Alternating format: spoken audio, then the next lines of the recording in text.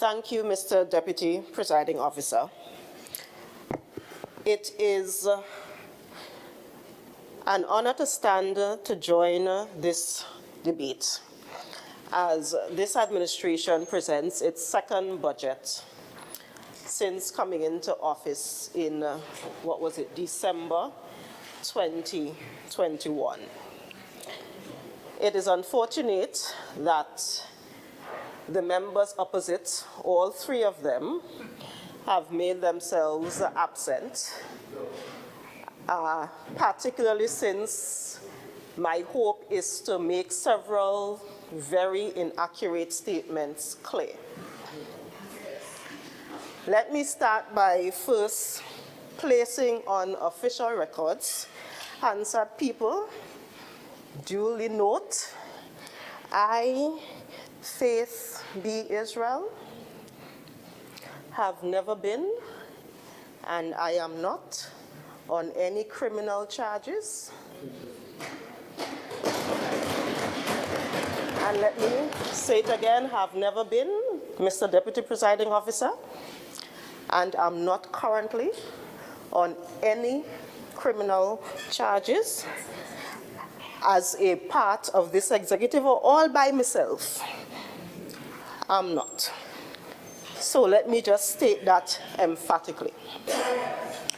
I am actually a little happy that we had about an hour's break to give us time to cool down. Yes, to be honest, to cool down after having to endure those 3 hours or 3.5 hours where the minority leader spent almost all of his time not debating on any of the substantive matters presented by the Chief Secretary and the Secretary for Finance earlier this week. So I had the hour to determine which direction I would go. Should I spend my 30 minutes rebutting every single thing that was said that was inaccurate? And I can.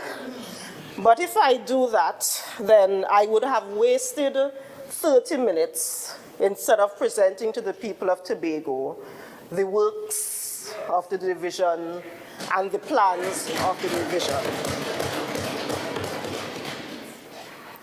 But I must say, though, that I, too, am going to apologize to the people of Tobago, because if wasn't a recitation,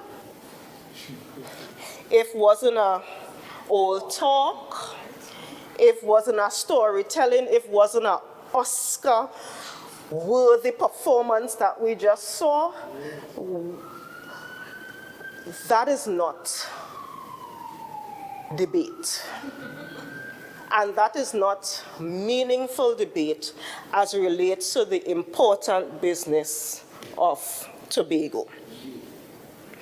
Let me also say that the minority side needs to pick a struggle. Yes. Seriously. Because I remember sitting here earlier this week, and when my goodly colleague got up, the Chief Secretary, Secretary for Finance, Trade and the Economy, every time he almost opened his mouth to say the audit word, those on the other side quickly jumped to their feet and indicated that this audit was a part of some investigation and some court matter and so forth, and therefore we should not be speaking about it.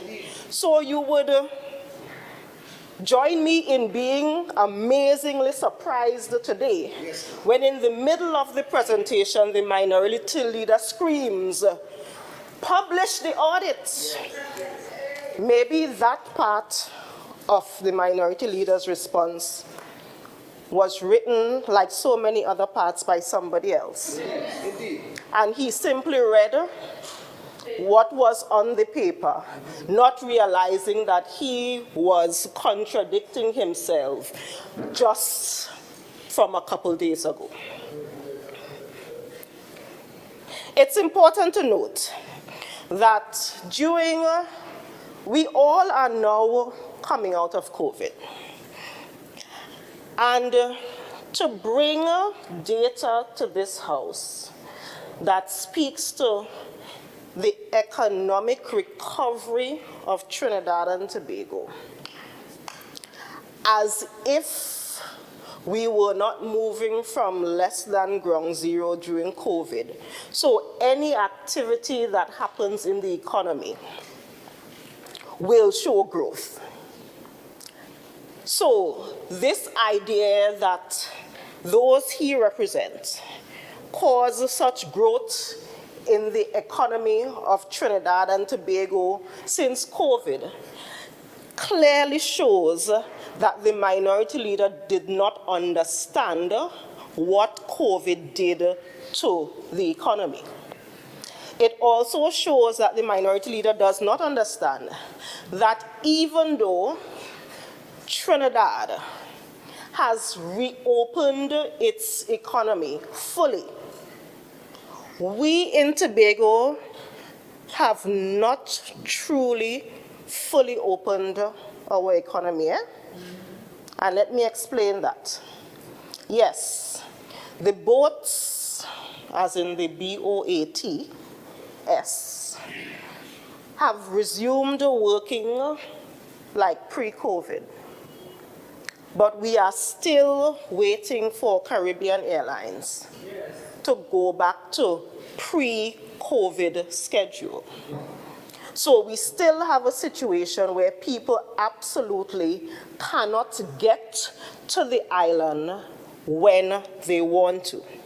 And therefore, it is hypocritical to try to compare the economic growth of Trinidad that has been open compared to the economic growth of Tobago. Mr. Deputy Presiding Officer, I will touch on maybe two more things that the minority leader spoke about. One is this: it is not even dead, it's rotten. Horse that they keep harping on, which is the Sandals horse. Yes. It dead, it rotten, it done. But I want to, again, Mr. Deputy Presiding Officer, because I'm afraid that part of the plan of those opposite is to continually repeat information that is incorrect. And when those on the outside do not have the correct information, they then run away with it. So I will correct for the record the information about Sandals, and this idea that Sandals was going to do so much for us, and this idea that Sandals was, foreign investment and all of that. Allow me to read, Mr. Deputy Presiding Officer, from the MOU that was signed between the government of Trinidad and Tobago and Sandals, dated the 10th of October 2017, where the signatures on that document are Minister Shamfa Kojo, member for Tobago West, and a Donna Delva representing Sandals. And it says explicitly on page 2, when it speaks about the responsibilities of the government, it says explicitly, and I'm reading verbatim, the parties agree that the government will finance the construction of the resorts built to the specifications of Sandals, and that the government may finance the construction by any reasonable means. What does that mean? It means that the government of Trinidad and Tobago, us, all of us citizens who pay PAYE, who pay VAT, who pay all of those things, all of us, it was our $8 or so billion that would have been jumping up to construct this facility known as Sandals. And when you look at it, and maybe it was really the Most High intervening when all of the environmentalists and so forth started speaking about it. Because if you look at timelines between then and now, COVID would have happened. COVID would have stopped the construction probably midway. So probably a $4 billion might have jumped up. And the project would not have been completed in time to affect the economy positively the way that the minority leader is trying to pretend to the people of Tobago that Sandals would have done. That is simply not the case. I was hoping that the minority leader would have just said one good thing in the 3.5 hours, which was that he agrees with the Chief Secretary and the Secretary with responsibility for finance. And he has been, since Monday to now, advocating with his colleagues in Trinidad to please, after the Dispute Resolution Commission's report came out in 2000,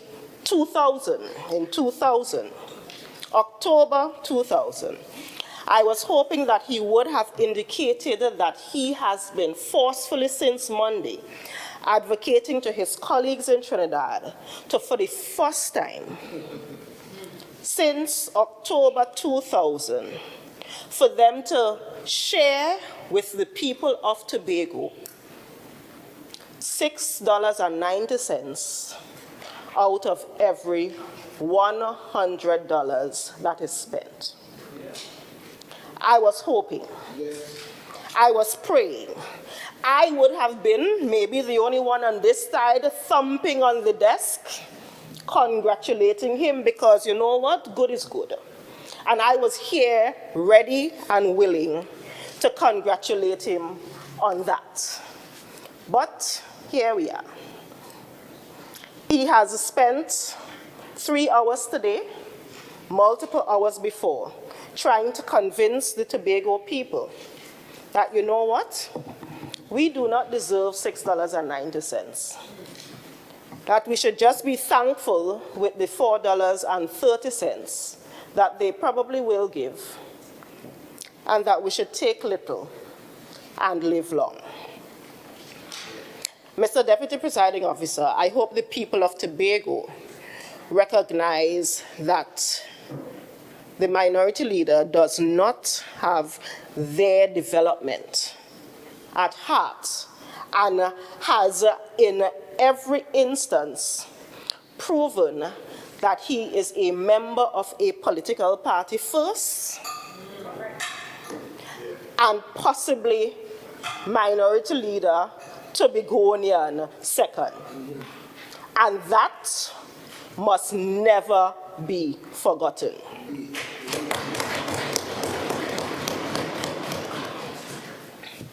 Mr. Deputy Presiding Officer, and this is possibly the last thing I will say about this whole rambling that happened this morning. It dawned on me, members, that the minority leader and possibly the entire minority council honestly does not know about budget statements and budget presentations. And it dawned on me that even though the rest of us got a package that had the budget statement, a package that had the recurrent estimates, a package that had the DP estimates with CPEP and URP and all of that, and a package that speaks to revenues. The minority leader may have only spent time between Monday and now looking at the budget statement, which I will be the first to admit, I thank God it was only 3.5 hours. Because if the minority leader expects to get all of the information that he's asking for in the budget statement, all now we sit down starting Monday. But I would draw his and Tobago's attention to this document. It says Tobago House of Assembly Draft Estimates, Development and Employment Relief Program 2024. And if you look at any page,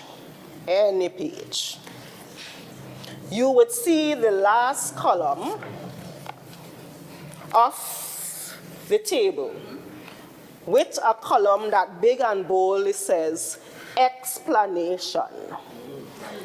And if you take a little bit of time to read the explanation for every line item, you would have gotten the answer, Mr. Minority Leader, for 95% of the questions that were asked this morning. Again, showing that instead of seriously looking through the books, instead of seriously working through what was written and talking to people and that kind of thing, they huddled around a corner. About 5 different people sent different paragraphs. They threw that together to make a response. And here we are 3.5 hours later with him asking questions that were all answered in the column that say explanation. Remember?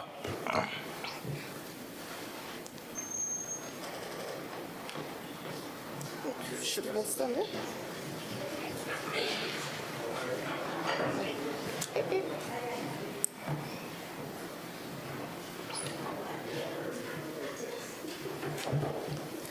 Deputy Chief Secretary, continue.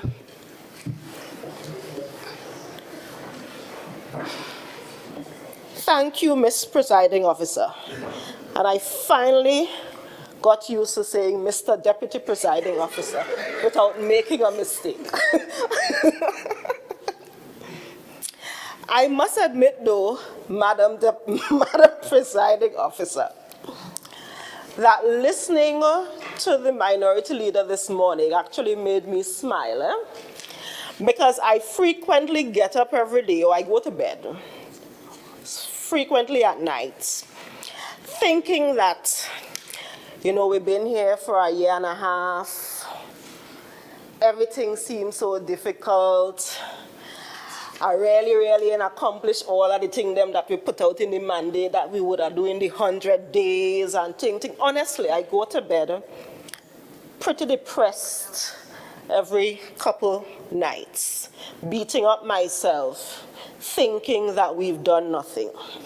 But as he was asking the uninformed questions, I said to myself, but Faith, all you ain't do too bad. Indeed. Because the answers to them were check, check, check, check, and more check.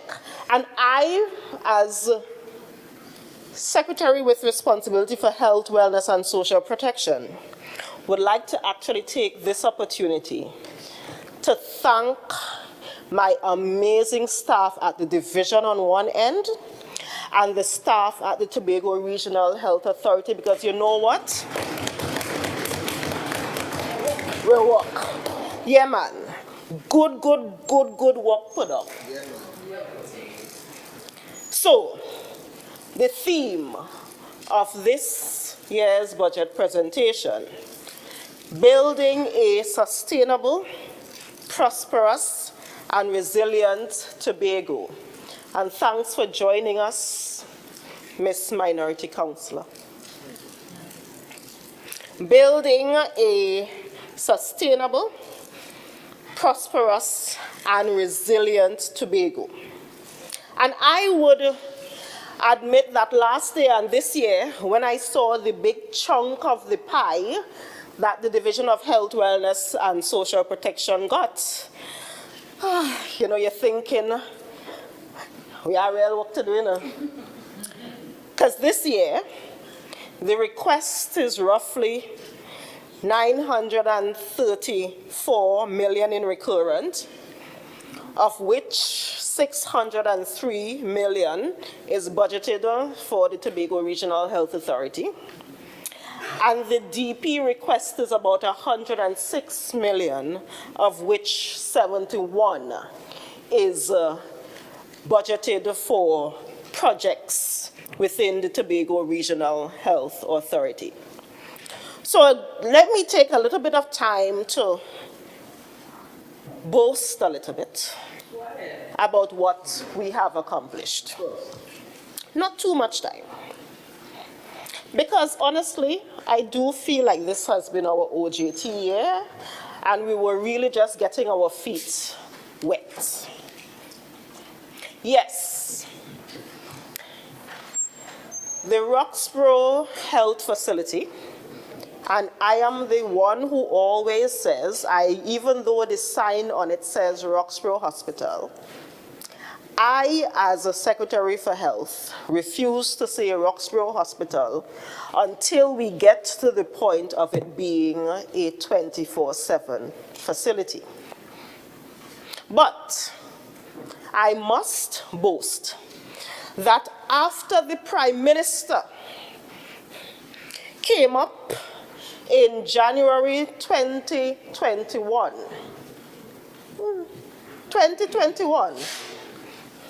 and after I hear they rent all kind of equipment to put in the hospital, and then when the ceremony was done, they take all of the equipment then and ship them back.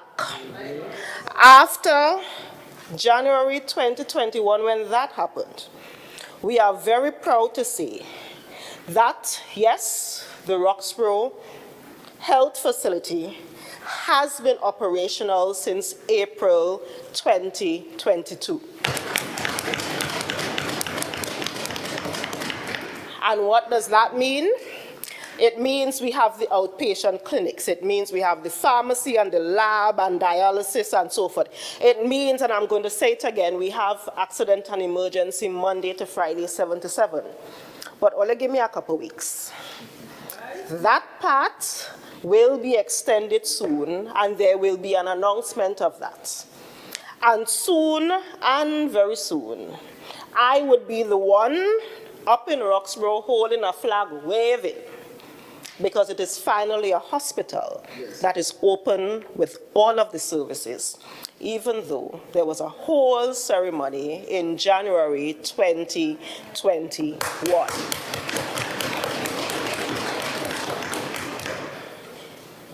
Now, may I also say that everything is not working the way it should. I will be the first one to admit that. I get the calls, I get the messages all the time. But we're getting somewhere. So I can also be pretty boastful about the fact that close to 500 cataract surgeries have been completed. And we are scheduled to do another 700 or so shortly. Now, those are people who, even before COVID, were waiting for their cataract surgeries. And now, I remember when I went up there very close to the beginning of the program, a gentleman started singing, "I can see clearly now." Because he had actually just come back that day for his post-op, and he was already seeing clearly following those surgeries. Yes. May I also say that one of the things that we discovered coming in was, again, we kind of blaming COVID. Some of it is COVID, some of it is not. Is that we really have backlogs of so many things. So we decided earlier this year to engage on the Don't Fear the Smear campaign so that we could get our young ladies in and do pap smears and that kind of thing.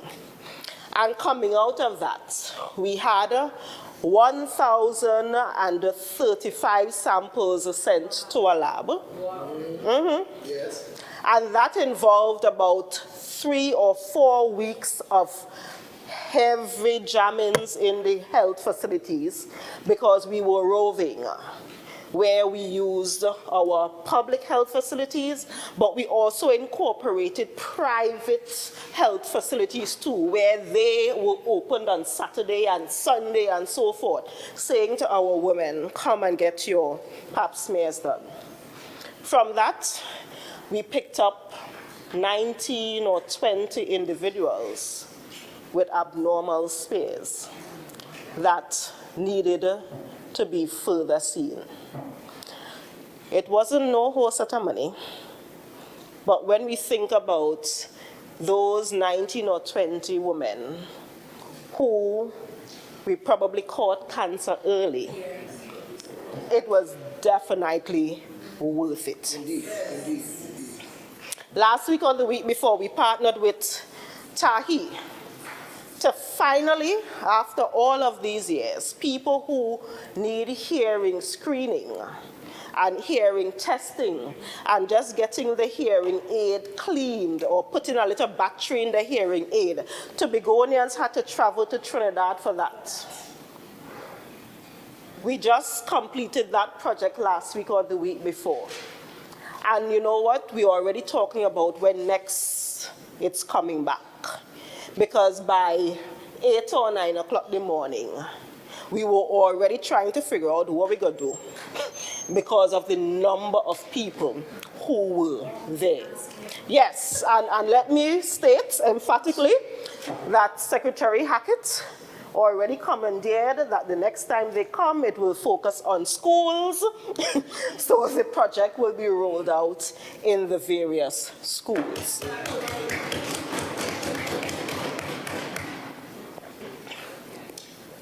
For public health, and again it goes back to all of the stuff that was said before. We had our mosquito awareness, and we've had our zero tolerance food safety policy rolled out. And yes, I get cussed because there were several establishments who got shut down because they were not following the rules. And some even threatened to call the chief secretary on me, yes. Member for Belgarden. Glamorgan, you have 1 minute remaining. Sorry. You just have 1 minute. So, yes. So, that is something that we are also proud of. Let me say in the 1 minute, and I'm hoping that I can get an extra 10 minutes, that we have also given over $600,000 in rental assistance, over $420,000 in household appliances, medical assistance in over $1.1 million, reach grants in over $300,000, and there's a huge backlog that we are still working on there. And let me state that yes, the case conferencing, and Ms. Minority Councillor, the case conferencing that we spoke about, the policy is done, and the social workers actually meet every month since, I think, probably February. They have been doing that, and it includes the TRHA, our social workers and health settlements. Member, your time has expired.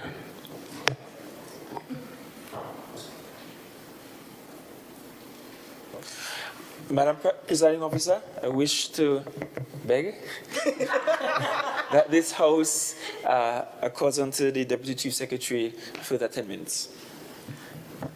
Honorable members, the question is that this House allows for 10 minutes of additional time to Member for Belgarden Glamorgan to complete her presentation. All in favor say aye. Aye. Any against? The ayes have it. Member for Belgarden Glamorgan, you may continue.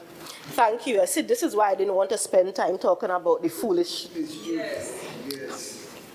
But if the minority leader had asked any of the social workers in any of the divisions of the Tobago House of Assembly, they would have told him that yes, the case conferencing has begun and they've been working since February. And by the way, they include other people as needed. So the TTPS is included when needed and so forth, depending on the case.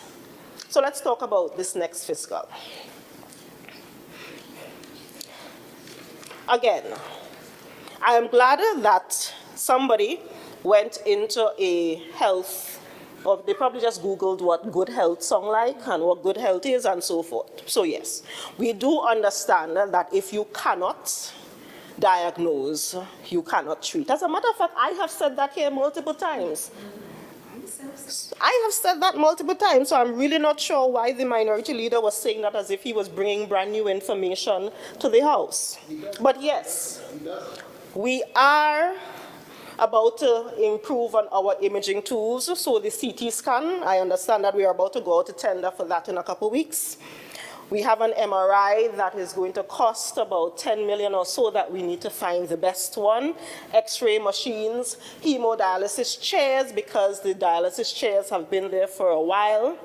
The ambulance fleet, and the minority leader spoke about the ambulance fleet, and they left 10 ambulances. What he neglected to mention, though, is that those, yes, he said they left 6. What he neglected to mention is that they were purchased in 2015. So they really are at the end of their lives. And what we are doing now is really tinkering with them, and every week they're going into the garage to be fixed. And that is why we are where we are now. But next year, next fiscal, don't worry, we'll be getting there. Expanding the oncology unit. And let me take 1 second. I know I said, Ms. Presiding Officer, that I will not speak about what the minority leader said, but this one thing actually annoying me to the core.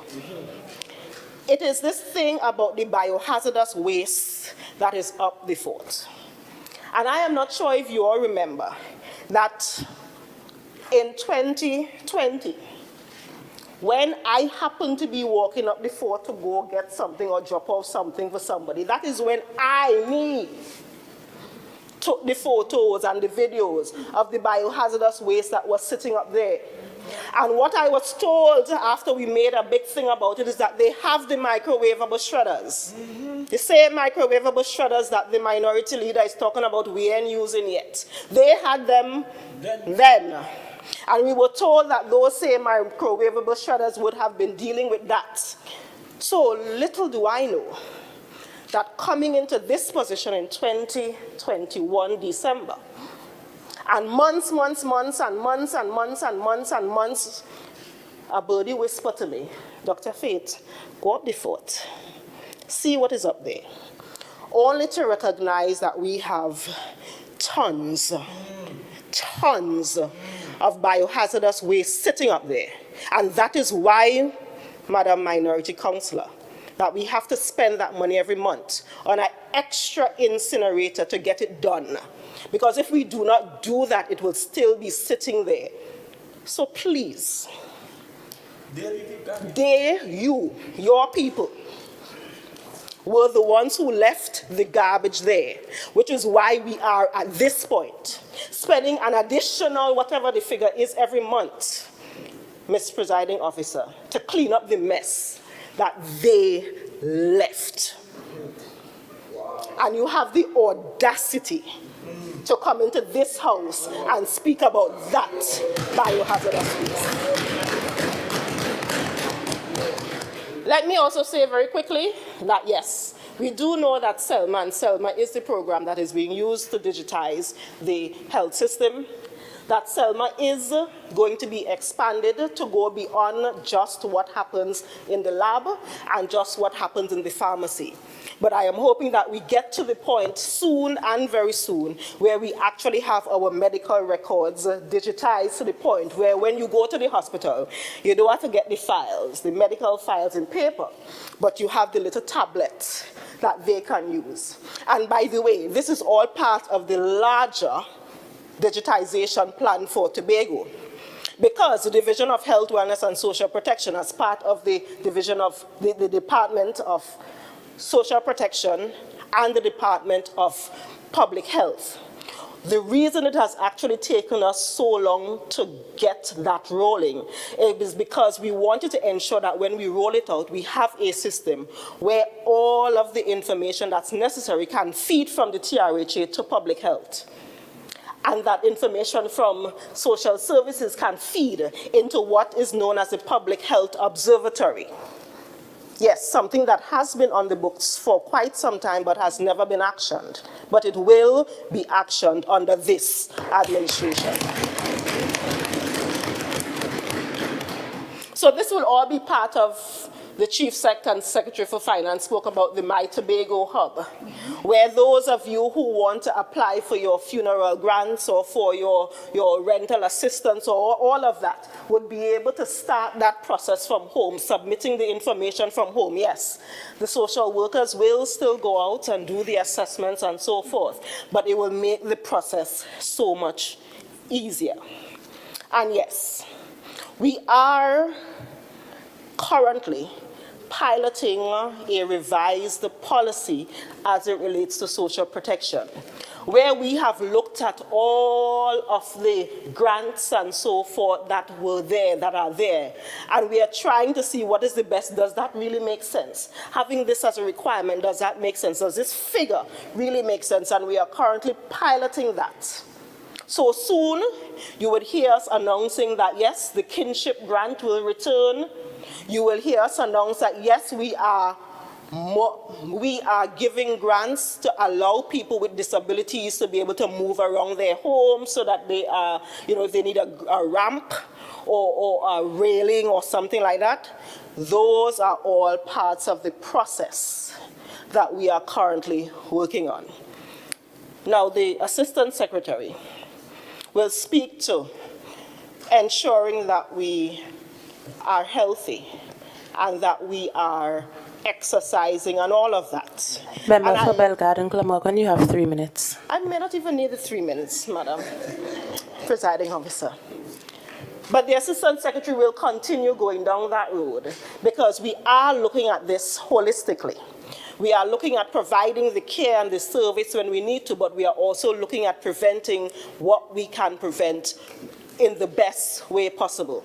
And with that, Madam Presiding Officer, I would like to thank the people of Tobago, thank the Division of Health, Wellness and Social Protection, thank the Tobago Regional Health Authority, thank my colleagues, thank all of the other members of the Tobago House of Assembly who've worked so hard to get us to this point where we can present, and the Secretary of Finance can present such a uplifting or such a budget that really is working towards ensuring that this island is sustainable, that this island is prosperous, yes, and that this island is resilient. And I want to thank all of you for giving us the opportunity to do this for you.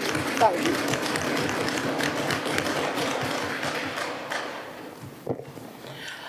Councillor Williams-Orr. You sure? I'm seeing that you indicated fire.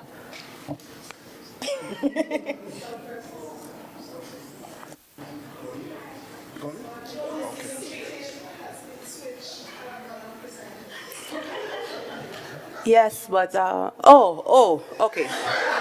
I'm sorry. It still shows as Councillor Williams-Orr. So that's something that we would have to rectify internally. Nevertheless, Assemblyman Sonny Craig, member for Bukumang Pleasant.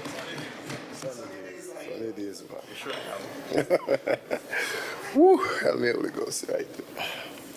Say good afternoon to everyone. I stand on the strength and support of the residents of the beautiful district of Buku, Mount Pleasant, and Canaan. Without their love and support, I wouldn't be able to be in this iconic house to join this debate. A debate that seeks to unfold the fingers of an administration in Trinidad, an administration that fears a developed, thriving Tobago.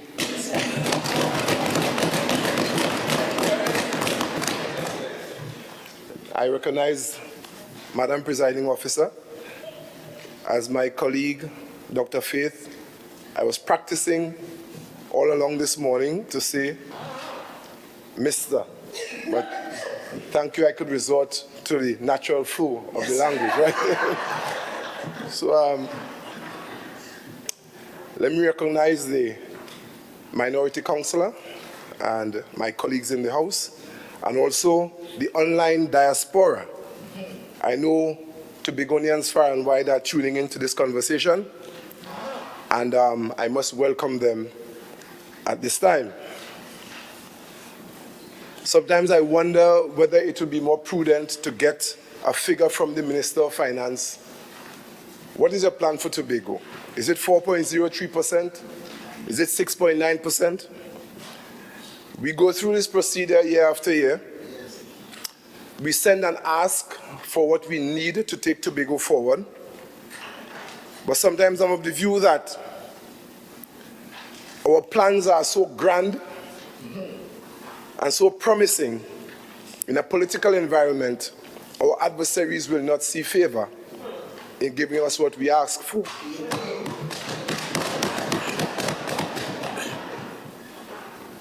The Minister of Finance, yesterday on the radio I was listening, he was justifying why he doesn't give Tobago all its money every year.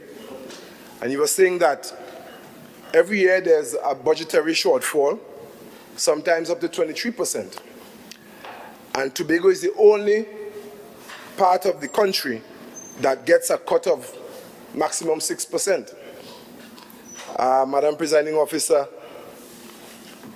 if Tobago is given its just due and allowed to embark on the development thrust that this administration was elected to undertake, we will be able to make such a positive impact on the national budget that the Minister of Finance would reluctantly, I imagine, thank us for rescuing the national economy.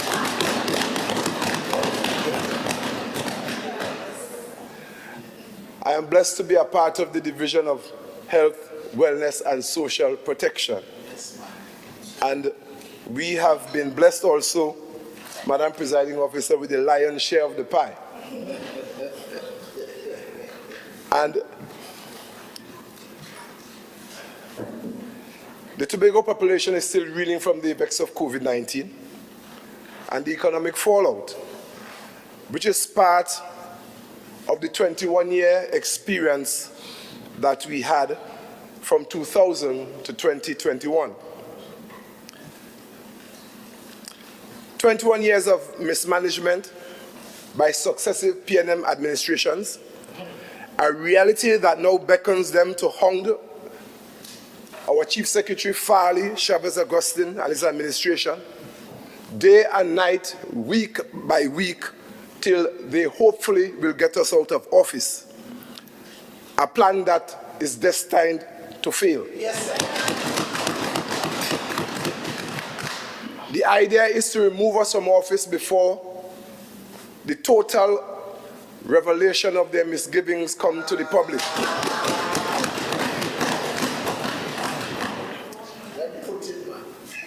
3 days ago, they were in James Park with their 11 supporters.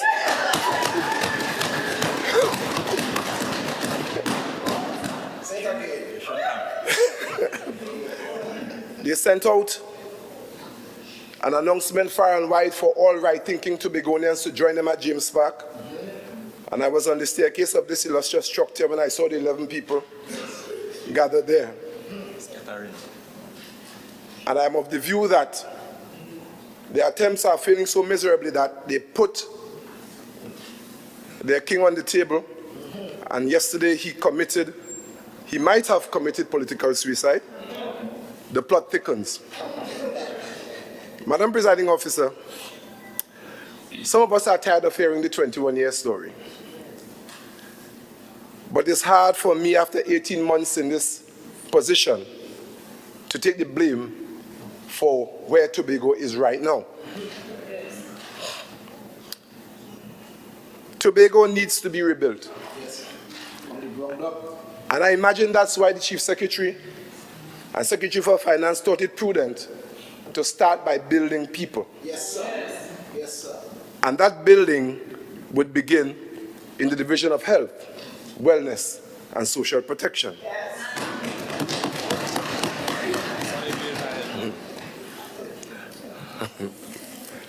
Our social support units are presently overburdened. We are understaffed, and I must join my line secretary in commending the staff at the division for going beyond the call of duty in meeting the needs of Tobago. Yes. The minority leader likes to speak about the suffering of the people of Tobago.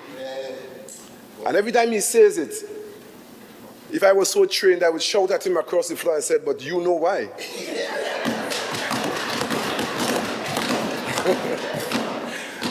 Yes, I'm not that courageous, lest I fall at the hands of your good self, Madam Presiding Officer.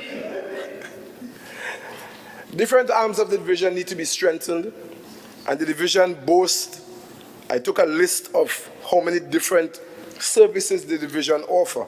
I will not go through that list this afternoon, but just to say that we deal with every single strata in Tobago, from the aged to the babies. And my conversation with persons in and out of my office shows that we are experiencing a measure of stress in the society that those of us who live at a more fortunate level might not be privy to, unless persons come to you and share their situation. At the division, I remember back in 2007, while watching local television, I saw an advertisement run by the division that spoke about knowing your numbers. And that sought to have people conscious of where they are as far as their health is concerned. Yes. You should know your weight. You should know your blood pressure. You should know your pulse. And all these simple things that I never took it serious, because in 2007, I thought myself still a youth. Yes. But now that we are in 2023, and we are trying to rebuild Tobago, we are trying to put the best minds and bodies on the front line in building a better Tobago. In conversation with Dr. Faith, I decided to embark on a program to seek, beginning at home in the division, to bring that health factor referred to in the name of the division, to bring it to the fore by starting at home. With the prevalence of so many lifestyle diseases, diet and nutrition will be one of our major projects in fiscal 2024. Overindulgence in certain culinary accepted cuisines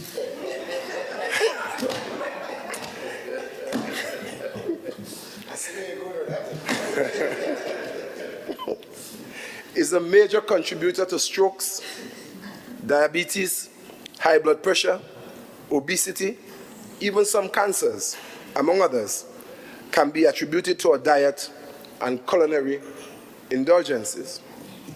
It's our intention during fiscal 2024 to seek to educate the people of Tobago that they could find comfort and find balanced replacements for bad habits. In addition to nutrition training, we have already begun an exercise regimen at the division, which we stream to some extent online, and we have opened the door for anyone who is interested to come on board with us. We are hiking, we sea bathing, and those of us who could are dancing. It's our intention during this fiscal year to seek to formalize fitness institutions on the island in collaboration with the Division of Sport, to have more qualified fitness instructors leading the charge, and continue to encourage those who have model fitness regimens to continue. Whether it be walking the French Fort Challenge daily, swimming with aqua joggers at Monturvin, training for strength and agility at one of our more popular gyms, it's our intention to publicize and to encourage this kind of activity to the betterment of our society. Historically, Tobagonians pride themselves in their physical, mental, and intellectual prowess, built on a fearlessness for hard work and building families and stable communities. It's our intention to restore these disciplines within the Tobago community. Should we embrace these disciplines, the load on our institutions, our hospitals, and health centers would be lessened considerably. Madam Presiding Officer, I'll be short this afternoon. Amid all the conversations surrounding the appropriation to the Tobago House of Assembly, the support of the people of Tobago is pivotal in this matter. I've had the privilege of listening to many African leaders on the now famous University of YouTube. And I'm listening to locals comment on their journey. And it seems as though every time a civilization has a mass of wealth, those who are opposite would always seek to divide, to rule. The people of Tobago are too divided. And I'm going to say it here for the second time. When the great Arthur Napoleon Raymond Robinson opened this chamber in 1996, he made reference to the shape of this desk as one that has physically, technically one side. We don't have two sides here. We have differences of opinion. And though we have been infiltrated by oppressors and house slaves, we cannot allow the coercion of an easy life to drive us into a false state of security. Building the greatest little island on the planet is going to take some work. I have a great uncle who back in the day traveled to Maracaibo. And I was looking online to see where is Maracaibo. It's a city down in Venezuela, an ancient city, but it was built with a lot of labor from foreign workers. What am I saying? He spoke with pride as to how hard he worked in Maracaibo. There are those who might have worked on the Eiffel Tower. There are those who might have worked on Hoover Dam.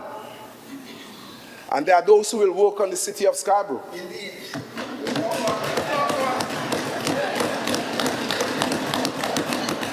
The Division of Health stand front and center to prepare our people for the battles ahead. I stand at this moment not just to share these words, but to encourage the people of Tobago. Let us rub shoulders together. Let us stand as one family as we go forward in building the greatest little island on the planet. I want to thank the Secretary of Finance for his wisdom. And by the thumping of the desk after I'm finished, he will know again how much we support him on this journey. I thank you. Yeah.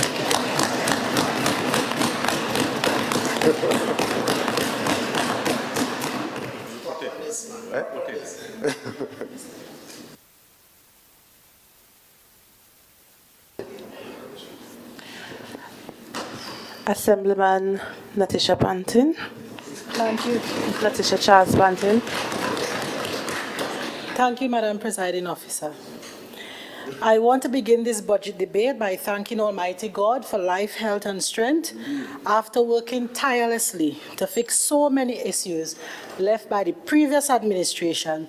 who seem to want me to fix 21 years' worth of issues in only 1.5 years.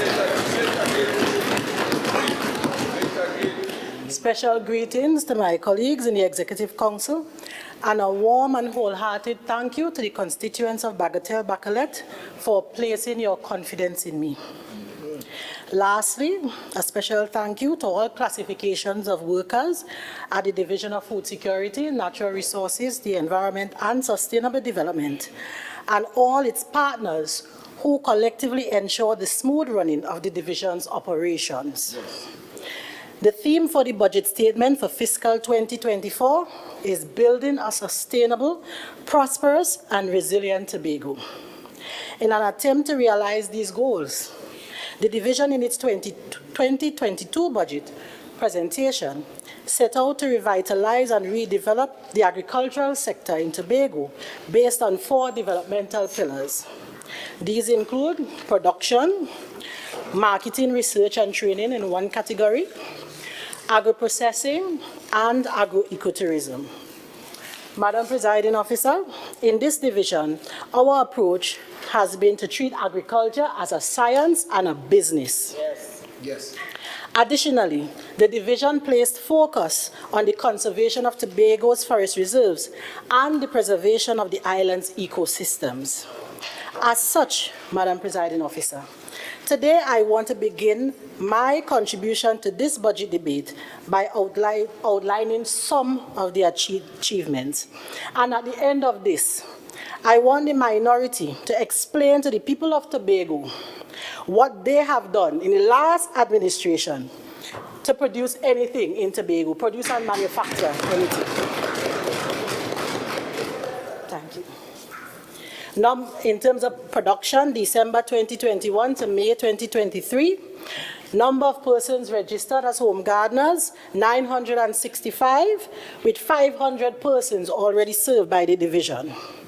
Seedlings and seed distribution, 34,189. Production of in vitro plants at the Tissue Culture Laboratory at Goldsboro is at 425,180. Approximately 0.4 hectares of bananas intercropped with sweet potatoes was established at the Kendall Farm School. Promotion of generally accepted as safe chemicals in production of roots and tubers. The division has embarked on the development of an integrated model sheep and goat farm utilizing assistance through a South-South cooperation with Cuban experts at the Bleming Sheep Project. The division hosted a visit for these experts from Cuba between the 22nd of April to the 2nd of May 2023, and this initiative will improve production and efficiency in embryonic fertilization in small ruminants, as well as the consideration of other aspects along the dairy value chain. Right. A new ArcGIS database system is being developed to collect and analyze agricultural data on commodities such as cassava, planting, and sheep production. Madam Presiding Officer, the last administration left me with rundown, dilapidated stations, woodlands, rats, and don't talk about depression, right? They coined the term depression, so don't accuse us of that, right? So we had to renovate all the livestock pens and shelters at Hope Farm, Charlotteville and Louis D'Or livestock stations. Charlotteville breeding unit 100% complete, Louis D'Or or Bottom Station 75% complete, and Hope Farm 70% complete at approximately $1.4 million. Good man. Small money, not millions of dollars. Construction of a fishing facility at Palatove, first phase, 85% at $820,000. This facility will provide a safe landing site for fishers in the northeastern region of the island. Distribution of 90 smart self-watering units to 57 schools geared towards introducing modern agricultural techniques to youths. And when the Secretary of Education finished building the Scarborough Secondary School in Bacolet, they will also get units.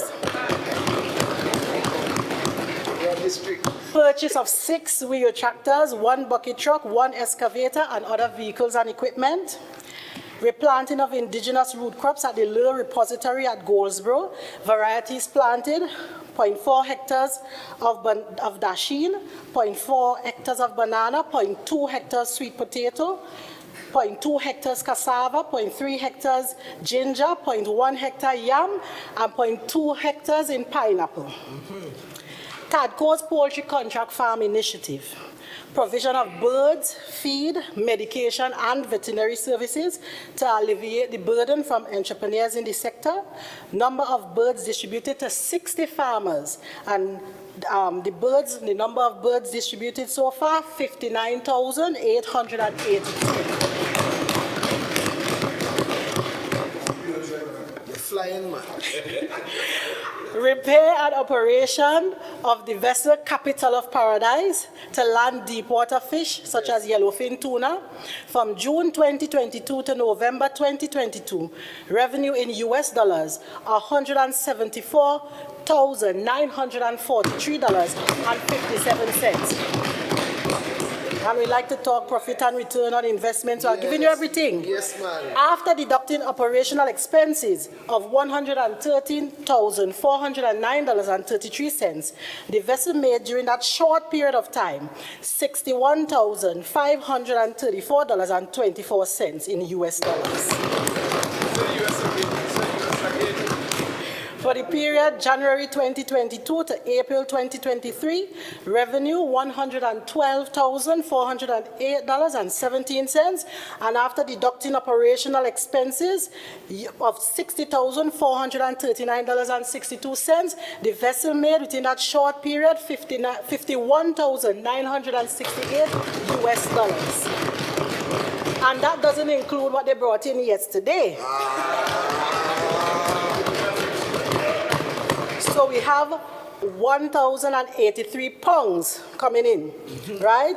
They caught 71 yellowfin tuna and the rest in bycatch. So you have ocean guard, and I want the minority to learn the terms. Yes. Just in case you don't know what kind of fish to go down by TADCO and buy. Ocean guard, dolphin, albacore, and skipjack. Yes, ma'am. Yeah. A partnership was established with the Division's Tobago Reforestation and Watershed Rehabilitation Program and the Trees That Feed Foundation located in the United States of America. Discussions with this entity surrounded the donation of 567 in vitro breadfruit plants for cultivation in Tobago. And the total number of incentives from 2021 to June 2023, approximately 1.03 million. On the marketing, research, and training, December 2021 to May 2023, marketing. The commencement of a marketing and promotional campaign titled Get to Know the Vendor to highlight and increase brand awareness on the different categories and specific goods and services offered at the Scarborough market. Opening of the Shore Park Food Hub in October 2022 to promote the space for small micro entrepreneurs. Revenue earned at the Shore Park Food Hub is at $64,633, and this can be attributed to nominal charges ascribed to the venue for rental. These prices provided for rental have been introductory. And exports of TADCO's products to Tobago Day, New York, and there are ongoing trade negotiations right now as we speak with Antigua. Research. The establishment and rollout of the Research and Development Information System with the unit now located at the Shervan Administrative Complex at Milsherv. RADIS is currently focusing on collecting and analyzing data to deliver quantitative information to assist with policy and decision making. Additionally, it has the responsibility to gather house information on national agricultural policies. Development of a digital farmers registry, which is ongoing. The division developed a database for fish landing based on species, assorted according to landing sites. the introduction of ArcGIS database system with KOBO toolbox platform to measure climate change impact on agriculture. This was introduced under the Green Climate Fund Readiness Project through the Food and Agricultural Organization. And under research, finally, development of survey instruments which would encompass all stakeholders in the agricultural sector in a robust information gathering project. Under training of farmers in poultry health and slaughter management, sanitation education workshop with engaged agro-processors, cassava production field visit in Trinidad for TADCO farmers, hosting of stakeholder workshops on the requirements for fishing, completion of training with master mix on accounting for poultry contract farming, completion of training with master mix on monitoring and evaluation of poultry contract farmers, and development of projections and plans for current and future demands. The 4-H Club and the Signal Hill Senior Comprehensive School students have also received chickens from TADCO and have been exposed to the contract farming initiative. Hosting of investors meeting aimed at growing Tobago's poultry sector. Pig production, herbs and spices, pineapple and ginger production seminars at the Kendall Farm School. Food safety for butchers seminar under the Department of Marketing. We move on to agro-processing. December 2021 to May 2023, a memorandum of understanding was signed with NAMDEFCO to include the National Good Agricultural Practices Program and the Farm and Farmer Certification Program. The Shaw Park Food Hub, 100% complete, and agro-processors and vendors do appreciate this space. They are the ones that clamored for it. It is about diversification. So we are hosting events in an attempt to increase foot traffic and business for the agro-processors. So the minority clearly showed today that he knows absolutely nothing about business. Adaptive reuse Louisdor processing facility, the design phase 100% complete. Increased distribution of broiler chicks 3,500 to 5,000 per week, and that was also included in the food box that they benefited from, the minority benefited from, and clearly didn't appreciate it. Didn't appreciate it properly. Products supplied by TADCO: cassava fruit cake, cassava farine, cassava waffle mix, plantain pancake mix, dasheen waffle mix, breadfruit waffle mix, and sweet potato waffle mix. All these were also provided in the food box, including pork as the... You can say it loud. You can say it loud. All right. And to clear the record, $2 million was not paid to Novo Farm. Right? Tobago agro-processors did benefit from this project. Agro-ecotourism, December 2021 to May 2023, the Main Ridge Forest Fitness Challenge was held on March 30th to commemorate the 247th anniversary of the establishment of the Tobago Main Ridge Forest as a protected reserve, and this challenge had 317 participants. Several tours hosted at the Lure Great River Cocoa Experience on 150 acres of cocoa estate in various package combinations developed and offered to the public, including the cruise ship operators. Collaboration with Resonate Mass Band to promote the Lure Great River Cocoa Experience and the Food Hub. Development of user fees for Little Tobago. A consensus was reached on the year being divided into 2 seasons. November to May is the peak season, $250 per week for tour operators, and June to October, $150 per week for tour operators. An entrance fee for foreigners, adults $10 which is 70 TT, children 12 and under $5 35 TT, and locals 40 TT, and children 12 and under 20 TT. Madam Presiding Officer, we move on to forestry, environment, climate change, and energy. December 2021 to May 2023, Northeast Tobago UNESCO Man and Biosphere Management Plan, 90% complete. Establishment of the Protected Areas Management Trust, swearing in of 5 precepted forest officers, appointment of 32 new honorary game wardens, establishment and inauguration of the Northeast Tobago Man and Biosphere Art Trail. 13 installations have been established in 7 villages. conducted inventory and monitoring activities at wetlands in Bacalet, Goldsboro, Petitrew, Rockley Bay, and Friendship, using both conventional in-person and physical monitoring. A total of 42 drone flights provided snapshots of the condition of the wetlands. 10 kilowatt solar PV system at Bloody Bay Orientation Center to power the entire building. The design output has excess capacity and can also be used as a disaster management shelter. 3 kilowatt solar PV system to power the biology and physics laboratory with excess power allowance for demonstration at the Speyside High School. A hybrid wind and solar unit to power phones was donated to MIC by Dr. Odesma Dalrymple, Associate Professor at the University of San Diego, to drive the renewable energy training outcomes. The department will work with MIC IT and Dr. Dalrymple in crafting capacity building courses, assessing ways of retooling and reskilling Tobagonians, and exploring the manufacturing potential of RE technology on the island of Tobago in preparation for the inevitable energy transition. Pilot testing of 2 automated met stations in Roxborough and Corland to monitor climate variability, agricultural planning, disaster planning and management, and infrastructural planning and design. Readings are shared with the Met Services Department in Tobago. Water quality laboratory upgraded through the acquisition of additional equipment to support testing for lead, sulfide, phosphorus, iron, and advanced testing for nitrates. The collection of plastic bottles and aluminum cans from THA offices, schools, and communities across Tobago, served by the litter eradication program. Recyclables collected 75,838 bags, which were equivalent to 274.64 metric tons.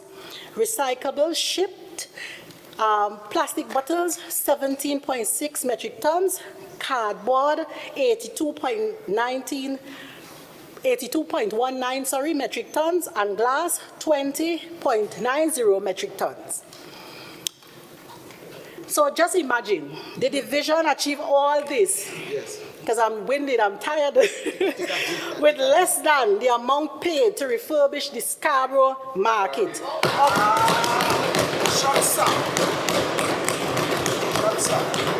$35 million paid to refurbish the Scarborough market by a Trinidad contractor. The initial cost was $25 million. Yes. So the variation was $10 million. Wow. The variation. We try to drink there for you, man. And we could throw in the Castara fishing facility. That was approximately $15.6 million. An associate of the minority, he will be able to tell.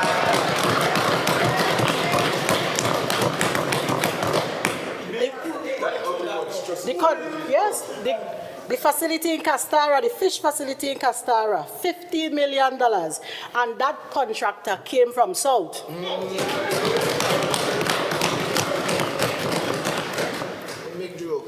Madam Presiding Officer, in 2023-2024, the following are projects and programs listed for action. We're going to continue upgrading the livestock pens, upgrading of the Louis Don nurseries to meet OSH standards, and also provide for propagation and distribution of healthy planting material to farmers. The upgrade of the tissue culture laboratory to comply with OSH standards, and also to acquire equipment and amenities needed to mass produce a variety of healthy plants for distribution. The upgrade of tractor pool facility at Shaw Park to comply with, so you see, I need to comply with all the OSH standards because of the rundown facilities that are inherited. Additionally, the reorganization and streamlining of the over 300 farmers that need tractor pool services.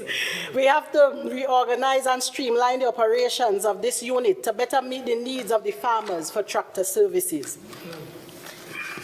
We're going to transform the existing fish facilities in phases to allow users to operate in conditions which comply with OSH requirements and meet HACCP standards. the completion and outfitting of the Palutové fish facility to provide an adequate user space for fishers in the area, the construction of the veterinary diagnostic laboratory to cater to animal health needs of livestock on the island, the establishment of 2 abattoirs to allow for slaughtering and dressing of carcasses, the construction of 2 food hubs or market-type facilities in Roxborough and Mason Hall to offer users a centralized space in promotion of economic activities, the continuation of the Bamboo Shade House project aimed at providing shade houses on all the agricultural estates throughout the island, the expansion of the Herbs and Spices project currently located in Goldsboro, the expansion of the quantity and variety of crops produced at the Lure Estate, not only to bolster the availability of fresh food on the island, but also to provide continuous input material to the manufacturing processes of TADCO and other entrepreneurs on the island. The establishment of 5 acres of breadfruit trees at the Indian Walk Food Crop Project towards the creation of a thriving industry capable of providing a suitable, locally produced substitute for replacement of existing staples and grain-based flour. Establishment of 2 mega farms. We are going to attempt to establish 2 mega farms, despite the minority believes it unrealistic. We're going to start with poultry because the feasibility has already been done and we are seeing that it is successful. And we're going to start with mixed crops in the first instance. Restart of the Agricultural Access Roads Program, the upgrade of Corland Heritage Park, begin upgrades to the Botanic Station with my good colleague, Secretary Trevor James. Yes, ma'am. The continuation of the Food Box Initiative to supplement the diet of those most vulnerable across communities. And it would be remiss of me if I don't mention a few plans in my area as well, my electoral district. The construction of a play park in Bagatelle to support the community beautification project. The construction of safety rails along the banks of Mason Hall River to promote the safe use of the river course, and the development of a recreational path at French Fort. Madam Presiding Officer, permit me to speak briefly about the Tobago Agriculture Research Institute, TARI. The Tobago House of Assembly, since its inception in 1981, has prompted several initiatives aimed at stimulating growth in the agricultural sector, improve local food and nutrition security, sustainable land use development, education and tourism development, and youth and women empowerment. Notwithstanding these numerous efforts, there remains a dearth of information and data regarding the state of Tobago's agricultural development. Additionally, there is expanding youth and academic population for whom a strategic charter must be developed if Tobago must benefit from its human capital development. This new charter, the Tobago Agriculture Research Institute, TARI, must be in line with the global development associated with artificial intelligence, smart applications, technology, research and development. According to EAT Lancet, a European Commission established in 2016, in which 37 of the world's best scientists were charged with the task of evaluating the health of planet Earth, they reported in 2019, 70 to 80% of the world's food is produced by smallholder farmers. The Commission recognized that agriculture and food are critical in meeting many of the 13 Sustainable Development Goals which were developed by the United Nations. Therefore, Madam Presiding Officer, the goal of TARI is to promote agriculture research that caters to the developmental needs of Tobago's agricultural sector. Also, the wider local population and the Caribbean, with special emphasis on youth, and to empower all beneficiaries of the Institute to make a global contribution by first effecting meaningful change in their immediate domicile. A few months ago, a committee was formed to chart the way forward with TARI. Madam Presiding Officer, the mission of TARI is to develop an agricultural education and agricultural educational research institute that will bridge the divide between modern science practice of the local population to form institutional linkages and stimulate global participation to its programs that will redound to the growth and development of the economy and society of Tobago. TARI will focus on the following areas: artificial intelligence in agriculture, climate-smart techniques in agriculture, alternative energy development, data management systems, crop development, livestock development, agriculture business development systems, farm enterprise and farm family development, soil and water development, genetic and biodiversity management, climate change mitigation and management strategies, and disaster management, damage and loss mitigation. Strategic benefits. Direct benefits of TARI to its stakeholders will be as follows: growth via deepening and broadening of Tobago's economy and wealth creation through investment in youths, a reduced dependency of the Tobago economy on Trinidad, a reduction in the high subscription role of the Tobago House of Assembly, and enhanced participation in the private sector in Tobago's economy through research investment, reduction in brain drain and forex expenditure from Tobago on aspects of agricultural education, research and development, and attraction of forex, knowledge transfer, and cultural fusions through acceptance of foreign students and collaboration with the global experts and the accomplished Tobago diaspora who are engaged in other countries. Improve the managerial skills and financial capacity within the private sector. Madam Presiding Officer, with all that being said, Member for Bacatel-Bacalet, you have 4 minutes.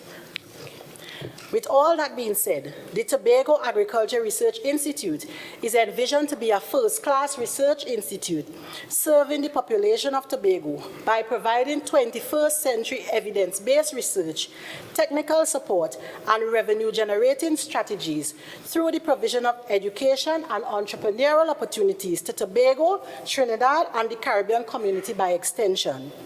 Draft estimates for 2024 recurrent expenditure to 263,843,750 TT. Development program 117,164,000 TT. TADCO 27,500,000 TT. Tobago Reforestation and Watershed Rehabilitation Program 16,700,000. Thank you, Madam Presiding Officer.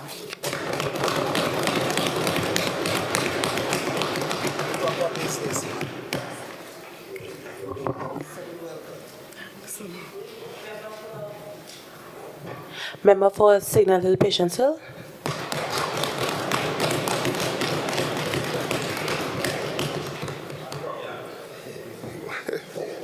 I'm going to wait on this Stanley.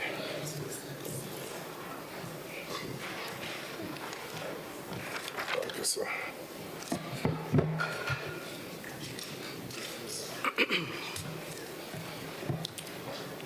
Madam Presiding Officer,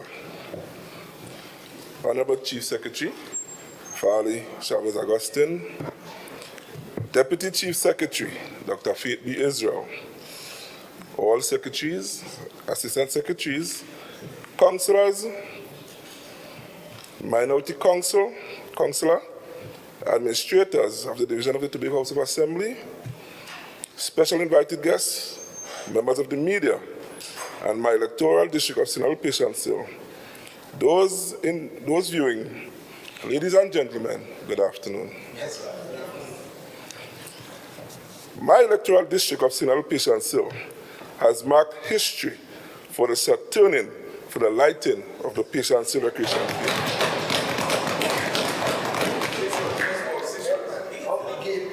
I must indeed say a special thank you to my Honorable Chief Secretary, Farley Chavez Augustine, the Secretary and Assistant Secretary of Community Development, Youth Development and Sports, Assemblyman Terence Baines and Assemblyman Wayne Clark, respectively, for your invaluable support at the turning for this historical moment. And I will repeat, for this historical moment, after waiting for all these years. Thank you so much. I will also like to express how elated I am in the implementation of the Shore Park Food Hub. That also is within my district. And I must say thank you so much for my secretary, Mr. Tisha Charles Panton. Thank you. And let me also add to all our divisions that created job opportunities for the residents of my electoral district and Tobago on the whole. I must say thank you all. I am happy to be part of this executive for the progress and development for the people of Tobago. My humble intention is to continue working passionately towards the development and support of my fellow Tobagonians, members, persons in my district, and in doing so, I intend to continue in the vein of having district sporting activities to encourage camaraderie among community, continue my good hamper distribution to households, my annual Santa Claus children gift and goodies distribution, which I normally does be Santa Claus. I'll be joining you, right? So, good. Right. Also intend to have signage and naming of streets, and also for my boat recreational grounds that are within my area. I want to continue to support all sporting groups, cultural groups, schools, and churches within my electoral district. As I continue to strive within my electoral district and Tobago in general, I continue to serve wholeheartedly by listening, taking and offering advice and guidance to persons in the most ways possible. I must say, working with this executive, with our leader, Chief Secretary Farley Chavez Augustine, I am privileged and proud to say that I have finally found my home.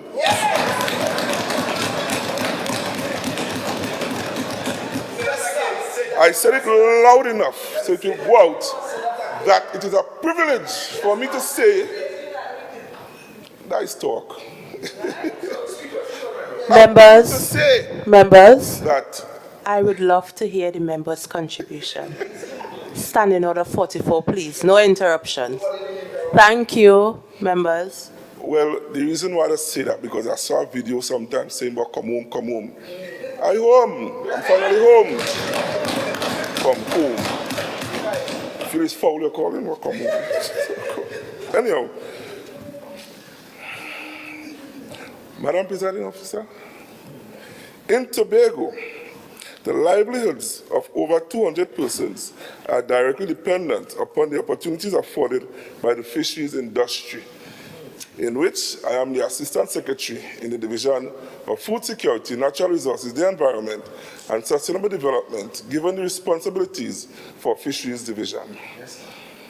In fact, small-scale fishers is a valuable contributor to food security, and fish products remain a major source of protein and other essential nutrients. The fisheries subsector in Tobago mainly consists of small to medium-sized commercial operators.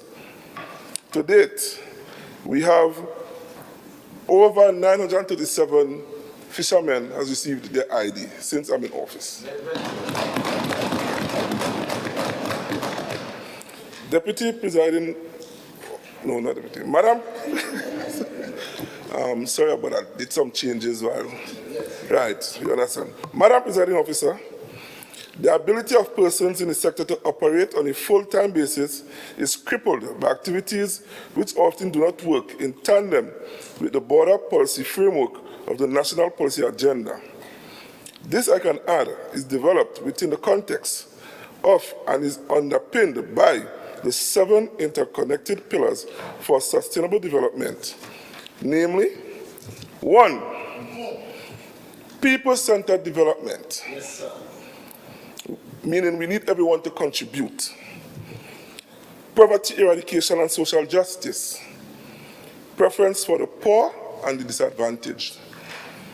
national and personal security, human security for peace and prosperity, information and communication technologies, connecting Trinidad and Tobago and building a new economy, a more diversified knowledge-intensive economy, building on the native genius of our people, good governance, and I want to repeat again, good governance, like what we are now seeing, people participation, and foreign policy by securing our place in the world.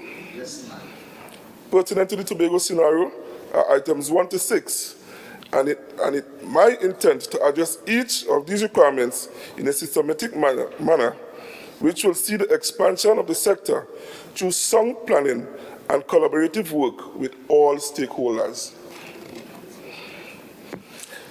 Madam Presiding Officer, as we stand today, it will be impossible to imagine improvements to the sector and positive impacts on the livelihoods of those who depend on the products of the fishing industry without paying close attention to the necessary developments needed to bring about changes in the way we obtain our catches. The focus must be on sustainable fisheries, which will serve to provide for us today while safeguarding our fish resources base for future generations. Indeed, our fish stock, habitat, and ecosystem may be zealously managed to achieve this objective. In addition to this, we must anticipate the numerous and varied stresses and shocks which appears to be inundating the industry with ever greater frequency. Today we grapple with climate change, loss of habitat, rise in prices, and of course the unprecedented fallout of the most recent COVID-19 pandemic, which placed a damper on the earning capacity of fisherfolk who were unable to operate to their full capacity and face decreased demand for fish as consumers fell with the necessary restrictions placed on the population's movement.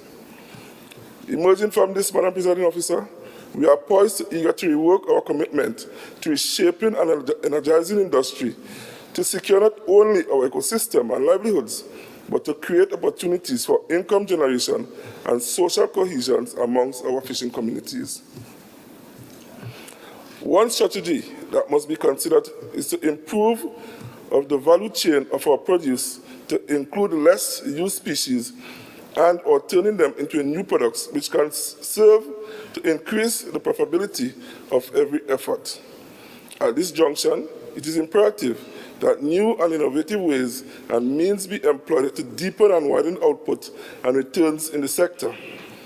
Towards this end, the Division of Food Security, Natural Resources, the Environment and Sustainable Development holds a crucial role in the rollout of the border policies and strategic plans which must be adopted to change the fortunes of the future of this sector.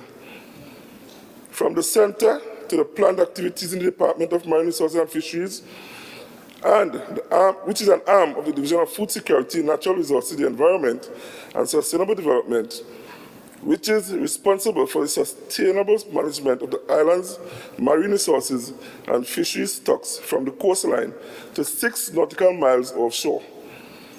Through this operation, the department strives to develop, implement, and maintain policies and procedures which will serve to preserve marine life on the island of Tobago over the long term.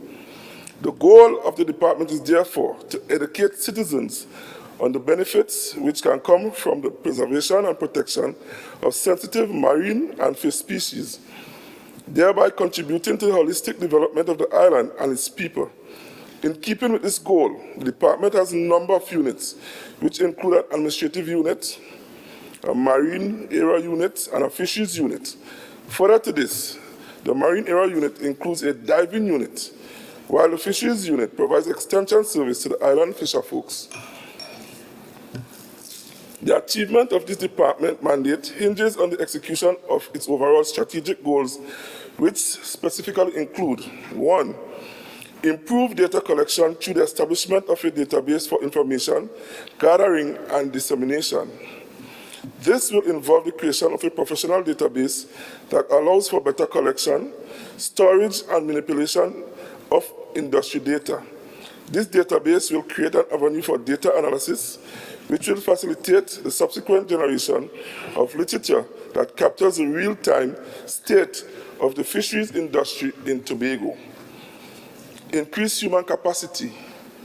This will be achieved through the acquisition of adequately trained personnel. The unit is currently in need of support manpower necessary to operationalize its stated goals. A human resource audit is therefore needed to identify critical areas of shortfall and the necessary actions taken to build out the appropriate human resources team, which will facilitate the smooth operations of the department. Improve industry-wide monitoring, the implementation of a comprehensive field monitoring system.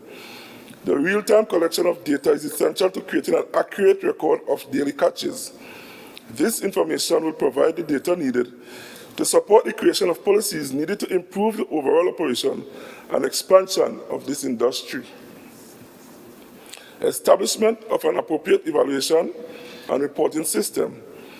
The assessment of short, medium, and long-term operations based on the projected goals for the development of the industry are crucial for the critical analysis of policies and procedures implemented. This can only be achieved through the establishment of an appropriate evaluation and reporting system. This effort will require the involvement of both fisherfolk and department personnel will work together. Also, will collaborate with all fisherfolk and stakeholders in Tobago. Implementation of a public awareness campaign. This will be achieved through the publication of an annual fish catch status brochure. This will act as a public information system for the productivity of the industry and will create an avenue for quantifying the value of the sector. Madam Presiding Officer, while the previously mentioned strategic goals outline the broader visions for the improvement of the fisheries industry and the related involvement of the division in which I am attached, it is prudent that I made mention of most of the recent activities which have taken place in the sector and the achievement amassed by the Department of Marine Resources and Fisheries. Therefore, during my tenure in office, some of the following were achieved. A marine stakeholder consultation was conducted. A safety at sea project was discussed with UWI and FAO. Comments were submitted to the JSC, Joint Fisheries Management Bill. Training in safety at sea for fishers was conducted and is presently continuing for all fisherfolk and stakeholders. Site visits were conducted to all fish landing sites throughout Tobago, and I would like to see some of the results from those site visits, right? An online data platform was launched. This will support the activities of the data collection unit, which will facilitate the wireless submission of data. Training in very high frequency radio was conducted in collaboration with FAO and United Nations. A gas rebate program was initialized. Boundary markers and navigational lights were reinstalled at Buko Marine Park. Research on seagrass was conducted in collaboration with IMA. Fisherfolk from Northeast Tobago, Charlotteville, Speyside, Delaford, and Belgarden were engaged in a training program specially designed for operators in fishing communities. The engine registration drive continued with approximately 80 engines registered to date. Fisherfolk were trained in the use of marine band digital selective calling, DSC, very high frequency VHF radio communication. The boat subsidy program was restarted. This facility will subsidize up to 25% of the cost of a newly constructed vessel. An outboard engine registration drive has commenced throughout Tobago. 3 navigational lights have been reinstalled at the Buko Reef Marine Park. Meetings held between the Division of Marine Resources and Fisheries, Trinidad and Tobago Police Service, Trinidad and Tobago Coast Guard, collaboration in managing activities within the Buko Marine Park during festive season. Meeting held between the unit and officials from TATCO regarding the proposed activities for the World Ocean Day 2023. We're building the replacement of 3 mooring blocks for the mooring of the department's reef patrol vessel, beach cleanups, collaboration with the bio-based team in the Bonaccord, Boko area. Now, there are 14 fish facilities on the island. 1 palliative care being constructed, and a very few of them is being utilized at this time. Barbados Bay Fish Facility upgrade to start in next fiscal. Hopefully, we shall get some work done on King Peter's Bay Fish Facility also. Hopefully. Madam Presiding Officer, we recognize that training in various disciplines is crucial to the growth and expansion of the fisheries sectors. Therefore, a series of training programs are being arranged to facilitate the upgrade the skills and capabilities of those who wish to make fishing their main source of income. Towards this end, focus will be placed on the following training initiatives: outboard engine training for fishers, development of a fisher's handbook and videography feature on skills in the fishing industry, net mending, fish pots, and boat building, with the intention to work with all fishing associations in Tobago. Precept training for senior officers, scuba certification for fisheries staff to bolster diver unit workforce, and safety and CPR training for all fishermen and stakeholders.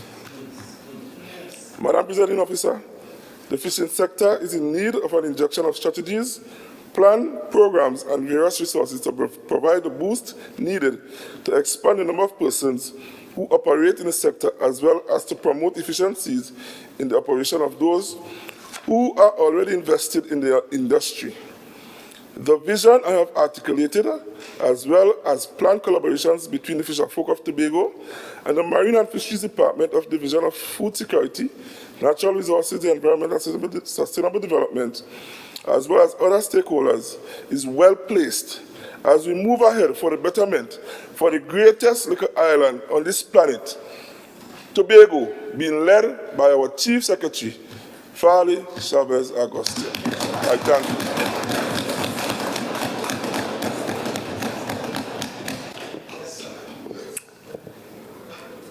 Member for Moncton George Goodwood, you may join the debate.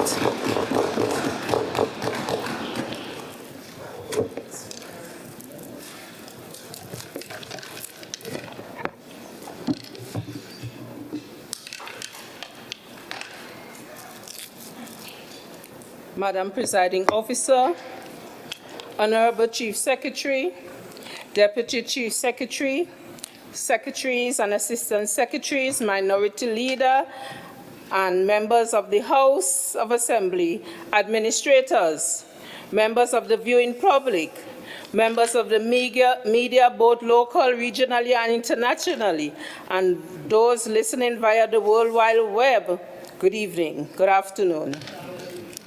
Madam Presiding Officer, it is indeed an honor and privilege to stand here today to contribute to this presentation on behalf of the Division of Tourism, Culture, Antiquities, and Transportation.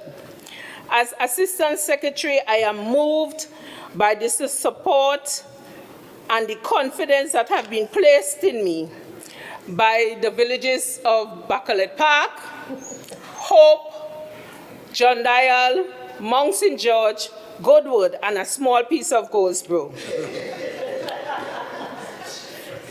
My colleagues, thank you for your support. And most notably, Councillor Tashia Grace Boris, my secretary. I have been ably supported and elected to serve not only the division, but the people and the island of Tobago as a whole. Yes. I can also state confidently that our achievements as a collective has encouraged me even more to push for excellence in the area of culture and antiquities, for which I hold responsibility for. Additionally, our Chief Secretary, the Honorable Fali Chavez Augustine, has constantly spurred myself and Councillor Boris on to achieve in our division, as our division is a dynamic one and it is a critical component in Tobago's developmental framework, and also plays a key role in how we seek to transform this island and, most importantly, aid in the economic recovery post-COVID. So my task here today is to highlight the achievement of our division. I will start. The following is an outline of achievements from January 2022 to date by our division, the Division of Tourism, Culture, Antiquities, and Transportation. We held public stakeholders engagement, marketing, collaborative efforts, and travels. Over 20+ meetings with stakeholders from development, accommodation, tourism, culture, the arts, environmental sector were held. We hosted the first ever tourism town hall meeting with over 100+ attendees. First ever. IDB banquet hotel development tours and capacity building. Branding for local properties. Meeting to continue for the further development of our boutique hotel sectors. All these meetings and collaborations were held. Madam Presiding Officer, we hosted successful diplomatic engagement with ambassadors from UK, Netherlands, Spain, Panama, Dominican Republic, Mexico, and the United States of America. Official investment pitch from Destination Tobago made to Spain Investment Group with a view of investing more airlift and other tourism industry investment to the island of Tobago. Meetings with visiting international students and faculty teams from Southern Carolina State University and the University of the West Indies. Discussion about forming a partnership and continued negotiation. Study tours with students from university facilitated in both 2022 and 2023. Discussions were held with IDB on Tobago's participation in the Blue Economy Initiative, technical support, expertise in the accommodation sector, development and funding through the European Union. We also, our Cultural Officer 2 was nominated to the National Committee for National Registry of Artists and Cultural Workers. Let me pause here for a moment. Let me highlight and recognize my Cultural Officer 2, Mr. Jesse Taylor, for his stunning contribution to culture on the island of Tobago. And let me also recognize his team of workers that has supported him in all the endeavors since we have took office and prior. We held collaboration to finalize the establishment of the Tourism Health Program Steering Committee, which created a proactively planned response to the health-related challenges that could affect the tourism sector. We successfully participated in the World Travel Market in London. The division also traveled to Berlin, Germany for participation in ITB. This allowed for many fruitful discussions and a renewed push for Tobago's representation and marketing in the Scandinavian market in Europe. Madam Presiding Officer, we hosted the launch of the Caribbean Regional Hospitality, Health, Safety, and Environmental Sanitation Standard Program. We collaborated with the Caribbean Agency and the Division of Health, Wellness and Social Protection to conduct health protocol training for the tourism sector workers. We engaged in strategic cooperation with the Tourism Trinidad Limited to increase effectiveness and efficiency of Tobago's marketing to the Trinidad public. This also included endorsements of Tobago as a local staycation hub. Madam Presiding Officer, we appointed a destination representative for the United States market as part of a strategy to deepen research in the U.S. market and extend Tobago's exposure and reach in capturing visitors from the North American continent. We re-established a Destination Tobago international profile and network through presence at UK, Rutland, Bird Fair, inaugural Tobago Festival, Toronto, Caribbean Travel Market in 2022. I am CTO, IATO Caribbean Aviation Day, Taste of Tobago Showcase in Queen's Hall, TIC 2022, FCCA 2022 Cruise Conference, Las Vegas and United Kingdom wedding shows. We launched the Man on the Biosphere Art Trail. We also signed a memorandum of understanding with the Caribbean Broadcasting Union, which saw Tobago successfully host the 53rd Annual General Assembly on August 15th to the 17th, and Caribbean Media Awards on August 16th.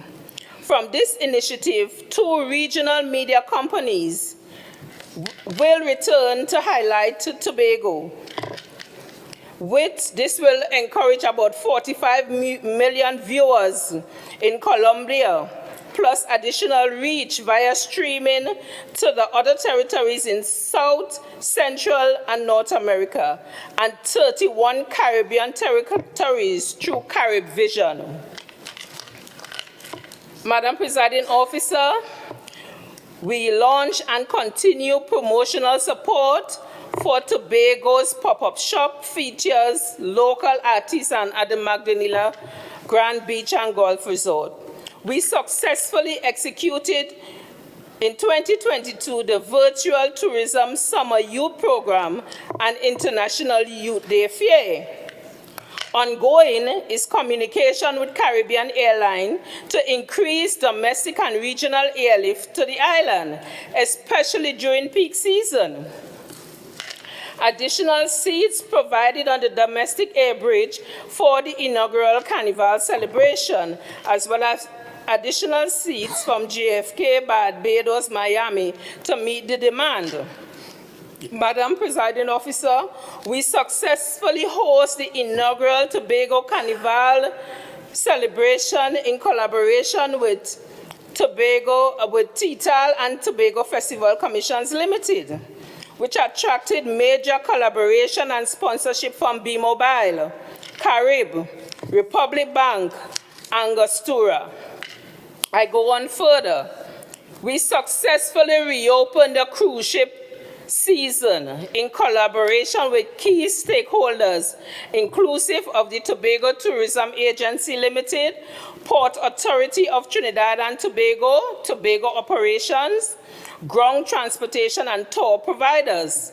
The season attracted a total of 23,685 crew members, 48,768 passengers, and 13,432 passenger engagement in official tours on the island of Tobago.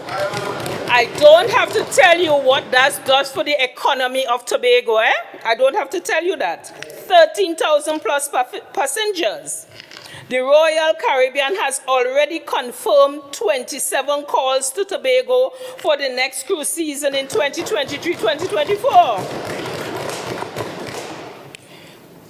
We had participation in the tourism sectoral innovation mapping exercise with NIHERS. We attended Caribbean All Ports in Dominica in this year in the tourism study tour. We secured tentative agreements for Tobago to host the destination in 2025, sorry. We spent 30 million TT dollars in development programs and projects, which spread across 20 projects across the island. This accounts for the largest expenditure in over 10 years. Madam Presiding Officer, we had construction and infrastructural work completed on Mantle Lodge with overhead, which hand over to Tobago House of Assembly, an RFP for operationalization or outright purchase to be published and tendered shortly. Complete and construction and handing over of the Charleville tourism staff quarters. Completed upgrade and ventilation and air conditioning system at Fort King George. We completed upgrade to Fort Milford. We handed over and commissioned lifeguard towers and facility at Bucco Beach. We completed upgrade to Colander's Mount given the damage done to this site during the landslippage from adverse weather conditions. We completed upgrade to Green Hill Waterfall site, which is in Mount St. George. We ensured the completion of repairs and upgrade to the Goodwood Sugar Mill and supported the successful launch of the Goodwood Mill Ruin Experience, which is a sustainable tourism product operated by a secondary school, the first of its kind on the island and in my district. We completed electoral repairs and rehabilitation work to the Pembroke Heritage Park. We installed dusk-to-dawn lamps at Fort Granby Beach facility in my area as well. As a matter of fact, I could hardly get the place to use now because people find it attractive now, so everybody wanted to use. But that's okay. We provided critical support and contribution towards the successful staging of Taste of Bucco 2022 Easter celebration. I think all can attest to that. We had the successful staging of the 2022 Tobago Heritage Festival, which have been absent from physical festivities post-pandemic. We also had the Junior Heritage Caravan in that period as well.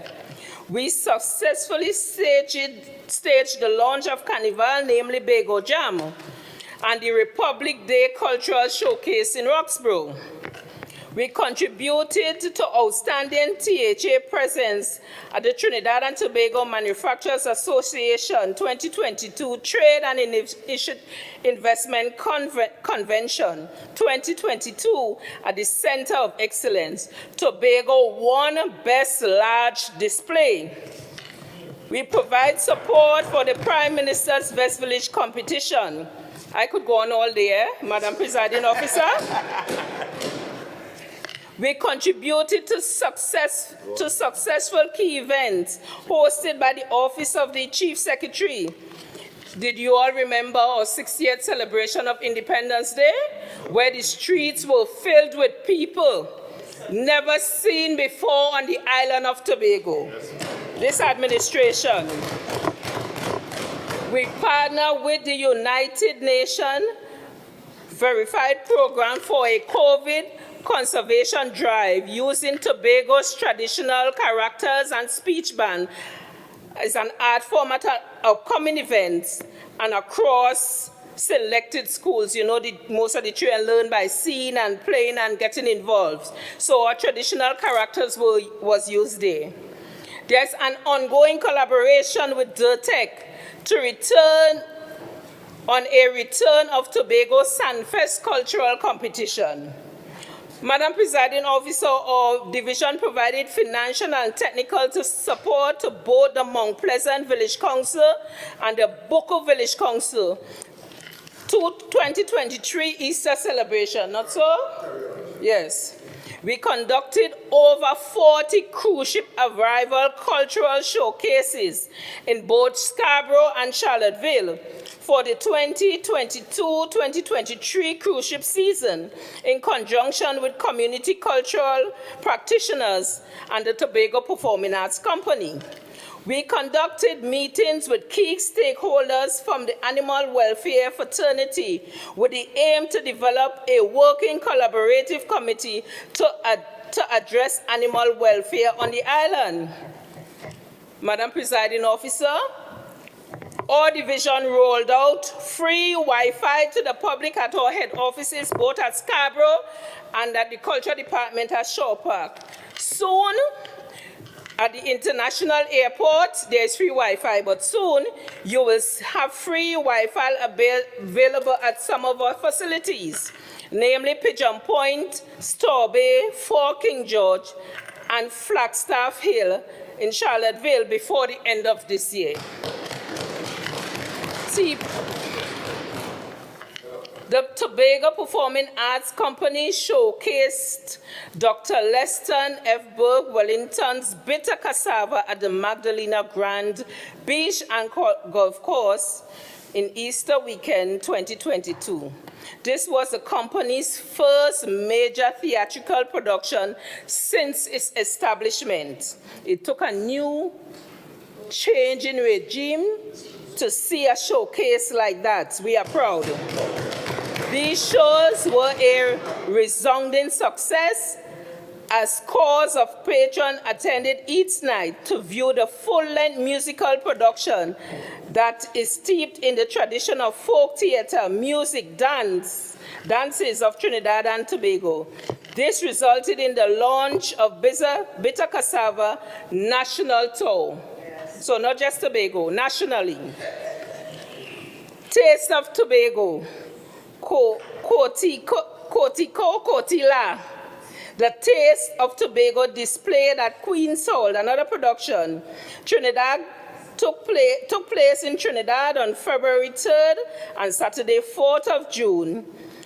The Micromatic brought the Tobago Performing Arts Company, the Tobago Hotels, the Tourism Institute, the Tobago Festival, the Tobago Tourism Agency, and Shaw Park Cultural Complex under one umbrella to showcase the best of what was made in Tobago.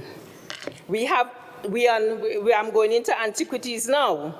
An ongoing engagement with management services units towards continued build-out of the robust antiquities department.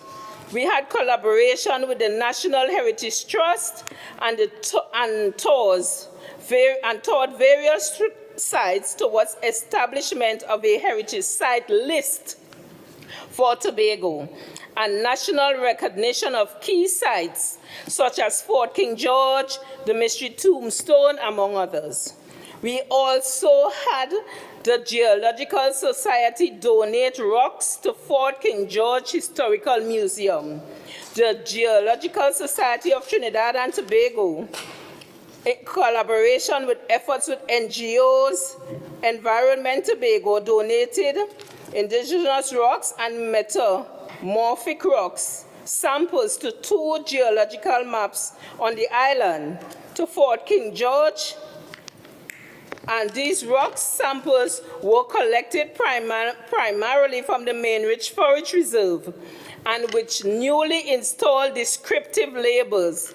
They will add value to the display at the museum while demonstrating the rich geological properties of the Forest Reserve and Tobago as an island in general. Madam Presiding Officer, I continue. We did refurbishment work. It started at the museum at Rockley Bay, historical ruins, subsea antiquities house at Scarborough Port premises, dive expeditions and training projects to be funded by UNESCO and rolled out of the Rockley Bay Historical Project by this year, November 2023. Look out for it. Commence and conceptualization and plans of the Antiquities Registry System to be implemented under the direction of the Antiquities Department of the Division. Madam Presiding Officer, there's collaboration agreements signed between the Tobago House of Assembly and the Embassy of the Kingdom of Netherlands in Trinidad for future cooperation for historical projects and support for the Rockley Bay Dive Expedition. There is also collaboration with the Tobago Visual Arts Association for successful exhibition at Shaw Park Cultural Complex and the Parliament Rotunda in April 2023. Collaboration with the Trinidad and Tobago Bureau of Standard, the Tobago Tourism Agency Limited, and other stakeholders in the drafting of a new Trinidad and Tobago beach operation requirement standard.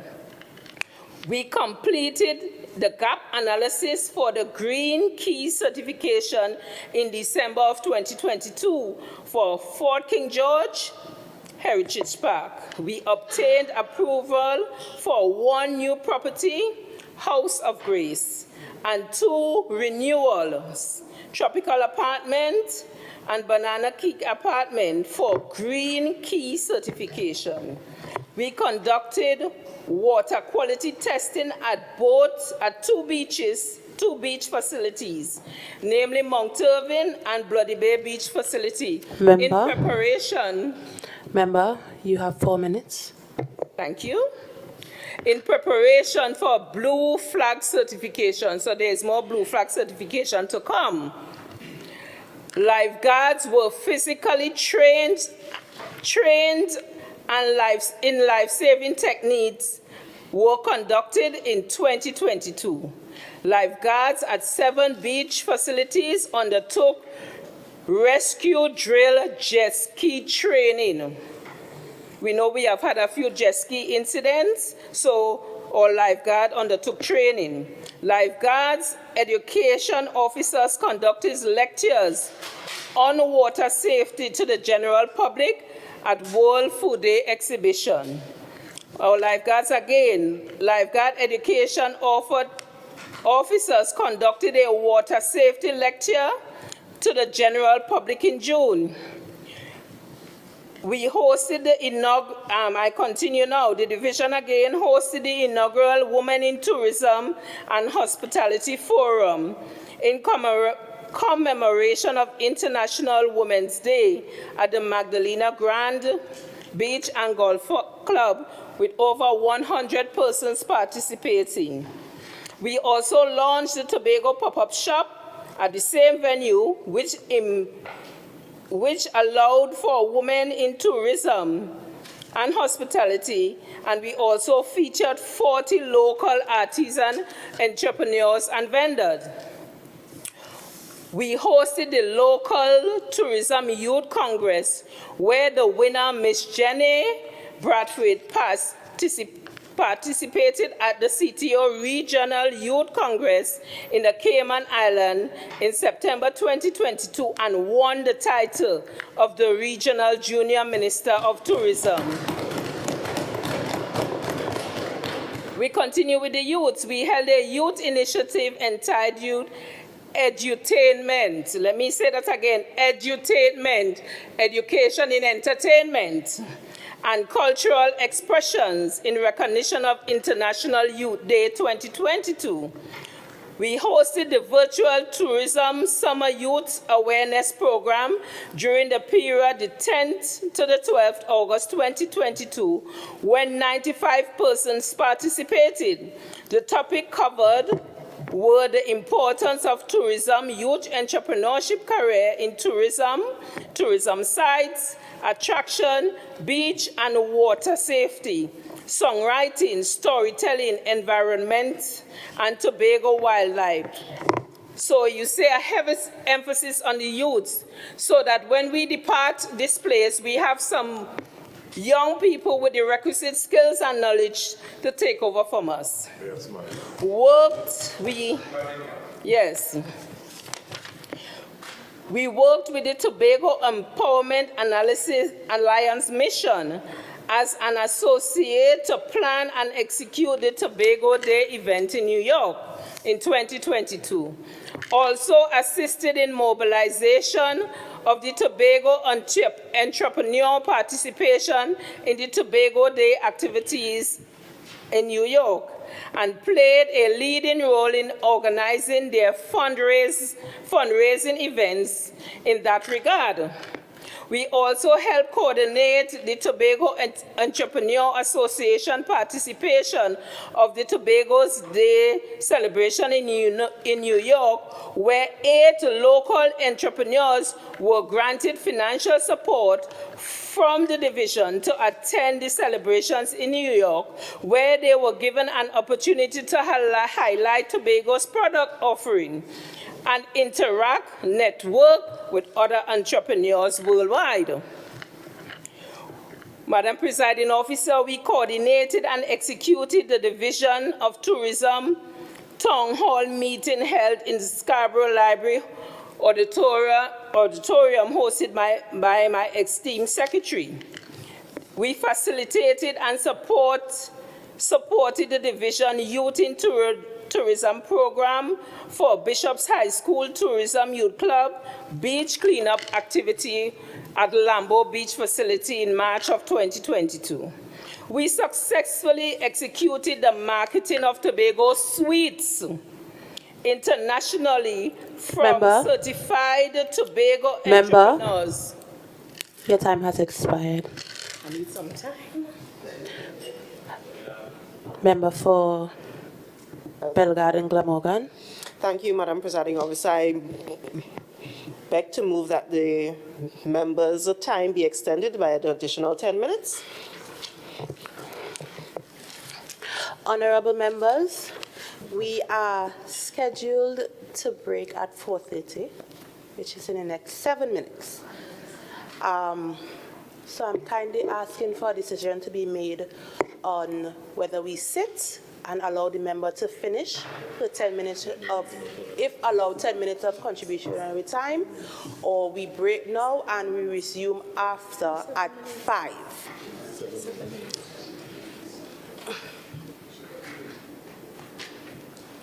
Member for Bellegarde Glamorgan. Thank you, Madam Presiding Officer. May I then amend my request to ask that the members' time be extended by 6 minutes? Honorable members, the question is that the member be afforded 6 minutes of speaking time to finish her contribution to this budget presentation. All in favor say aye. Aye. Any against? The ayes have it. Member, 6 minutes. Thank you, Madam Presiding Officer, and my extreme colleagues. I would never finish in 10 or 15 minutes, so I'll wrap up. Because they say we haven't done anything now. But if you look, you see how much pages, all of that is achievements. You understand? So the word thing I was giving them thing now. Indeed. You understand? So with that said, I'll do my closing remarks. Yes, I have to skip around.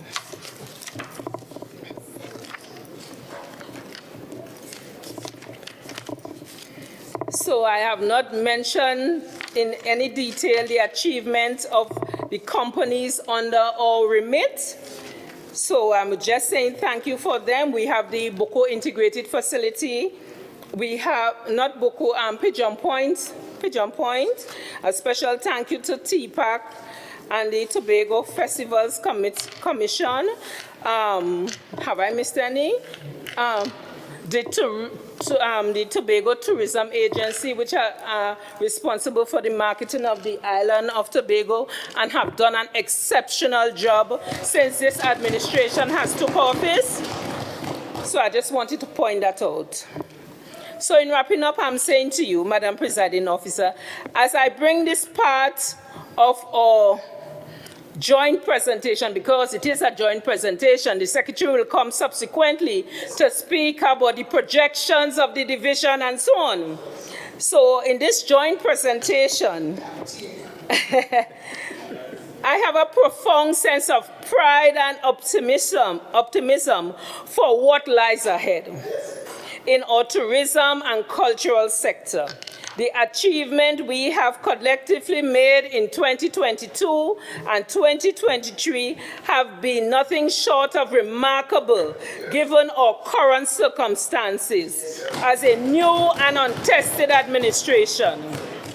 Over the last 18 months, our collective efforts have showcased the island beacon of cultural richness and highlighted her as a haven of wanderless lost soul. We have witnessed a dawn of a new era where arts, heritage, and tourism have intertwined even more seamlessly, casting a spell that has captivated the hearts of many local and visitors alike. Madam Presiding Officer, our tourism initiative have started to bear fruit after the barren of COVID in the years of 2020 and 2021.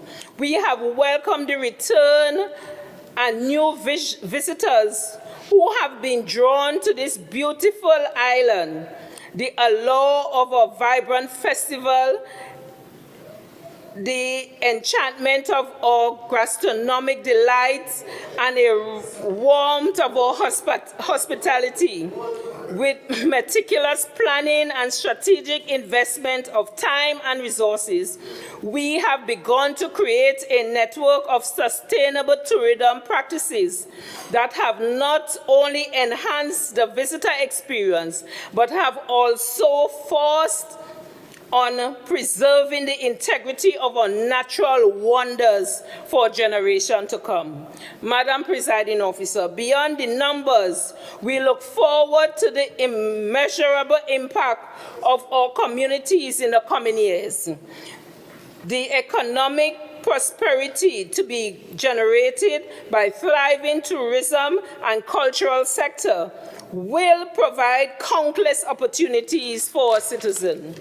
Looking ahead, the path we are on is one that is encouraging as we consider the many opportunities that responsible tourism development will afford us. We stand at the cusp of an exciting chapter, ready to continue the journey towards even greater achievement. Together, we will continue to push the boundaries, fuel innovation, and promote sustainable growth that aligns with our vision for prosperous and cultural enrichment. Madam Presiding Officer, I thank you.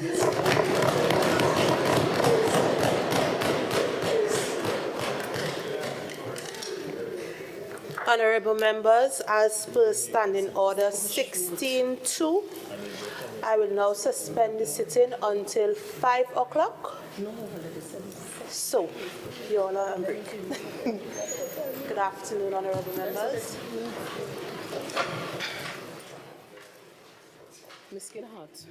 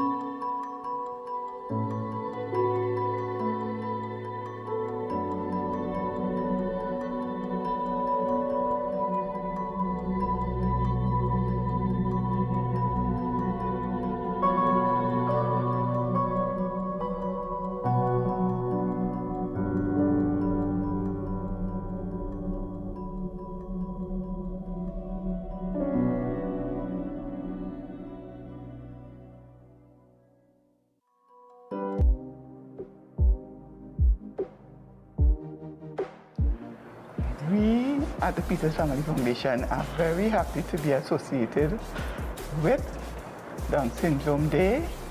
We assist persons with disability, not Down syndrome alone, but all the other disabilities. So we fit in on each day. Like for Down syndrome, we are here. For autism, we are here. Everything we are here to assist with. Jeremy inspired the Peters Family Foundation. My son Jeremy, he has Down syndrome. And my son who lives abroad, he's the one who really started it, because when he went away, he realized that they could do so much more than they were doing here. And so when he came back, he started the foundation. And since we have been, for the past 10 years, we have been assisting persons with disability. Dr. John Langdon Down, he discovered this was a genital problem. And after his research, he came up with the chromosome problem, that there was an extra chromosome. The normal persons, they possess 46 chromosomes. With the Downs, there's an extra chromosome. And this is what really created Down syndrome. We are happy for the awareness campaign. It comes every year on the 21st of March, and then that is it. We are hoping that from this year, persons could keep the momentum going. Need to feel happy and look after for the whole year, not just this one day. We are happy for the day, the recognition, the awareness, but let us keep them in mind all year through. I want to implore parents especially to take your children out, get them involved in every activity that they could be involved in, so that they will bring awareness to the community. The love they have, the love they give is so much more. They are such loving children. So let's celebrate them today. Happy World Down Syndrome Day!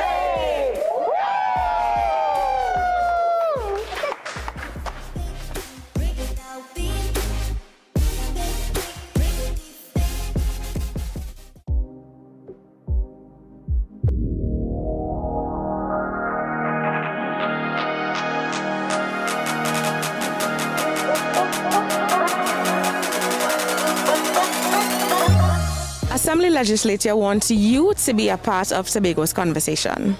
I'm going to ask you 4 easy questions. If you don't know, we'll learn something today, yeah? Where is the Assembly Legislature located? Opposite courts, Birmingham Street. Uptown James Park. In Scarborough, by James Park. Uptown opposite courts. I'll take that, but it is located Birmingham Street, Uptown Scarborough, all right? How often are sit-ins held? Probably once a month. You want to deliberate a little bit for me? One day, probably on a Tuesday or something in the month. The last Tuesday in the month. Every other Tuesday in the month. I do not know. You want to take a guess for me? Okay, once a week? 2 or 3 times a year? I don't know. That one hard for me. That's all right, but let me correct you. It happens the 4th Thursday of every month. Once every month, all right? Who was the first presiding officer? Mr. Davidson.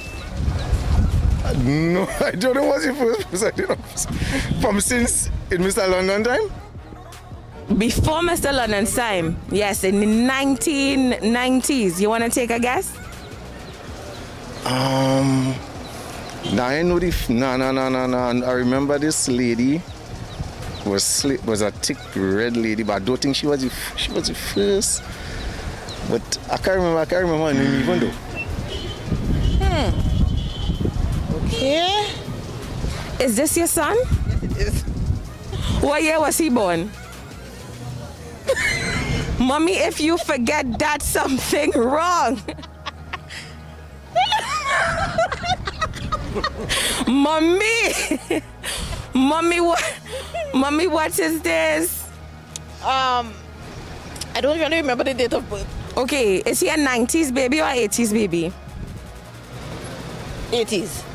All right, well, our first presiding officer was in the year of 1996, so I hope that hint helps. 1996.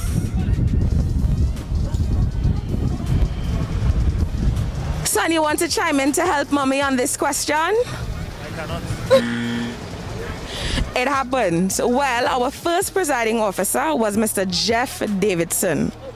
Woo! Really? My exams was easier than this.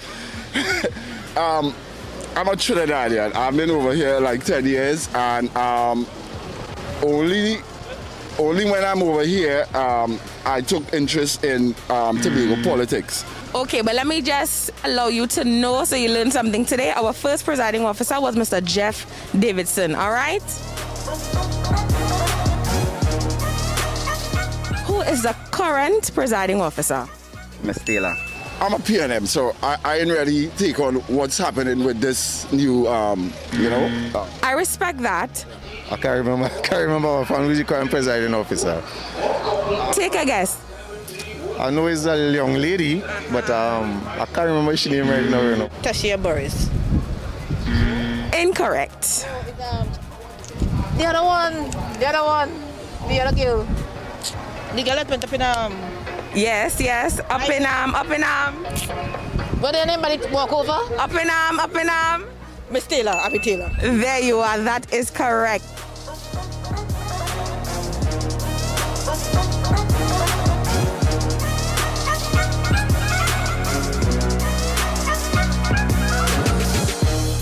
Because I had a girlfriend before I went away, but she deceived me. Yes, she did. She set me up.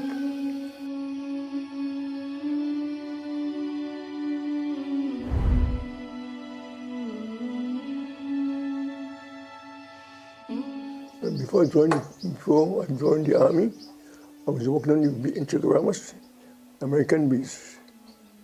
And one Sunday, I was working. I had a toothache, so I would stay home. Monday, I'm going to take it out. I reached down Park Street. I understand some guys. I tell me, well, they understand the taking soldiers. So I forgot about the teeth, and I'm going straight there. When I reached there, there was a lot of people, plenty men, plenty young men. They select you, same time and send straight to the doctor. If you pass health and so forth, you keep in camp. So I went back.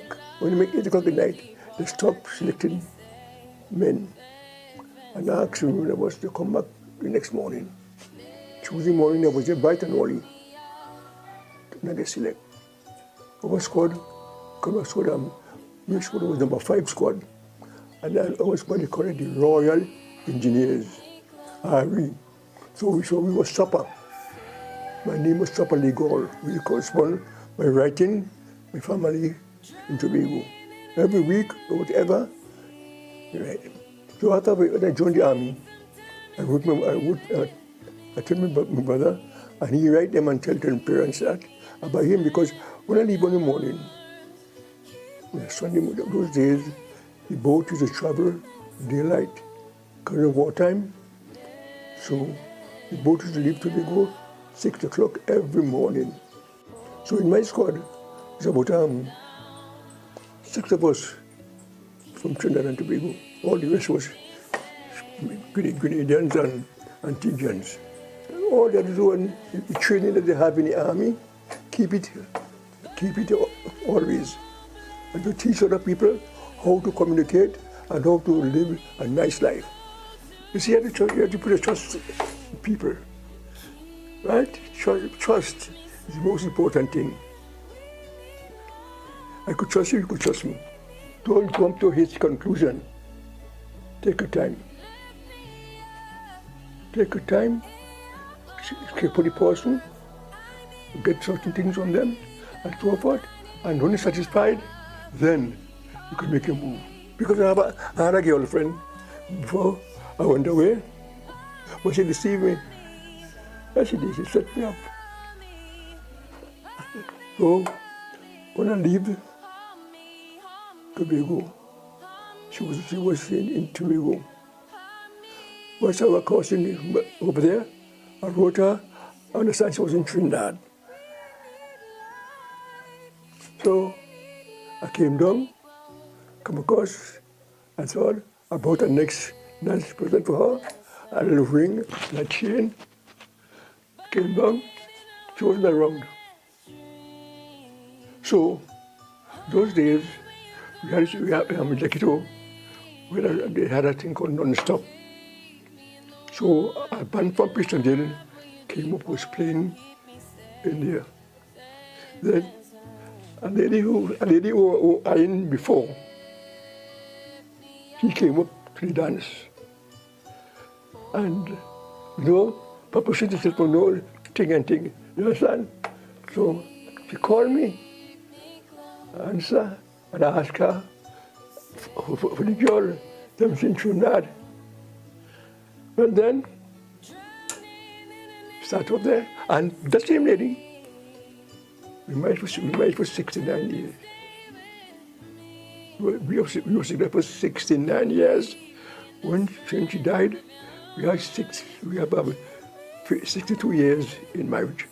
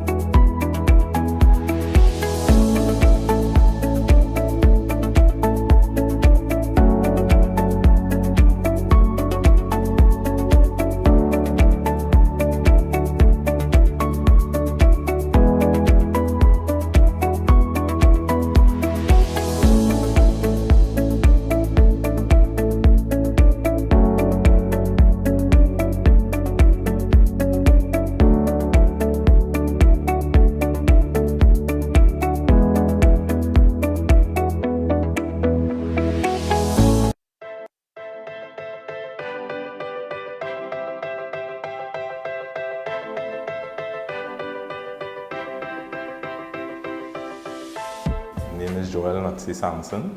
I am the Assemblyman for Bonaccord Crown Point. Also, I am the Deputy Presiding Officer of the Assembly Legislature. Added to that, I am the Assistant Secretary for the Division of Infrastructure, Quarries and Urban Development.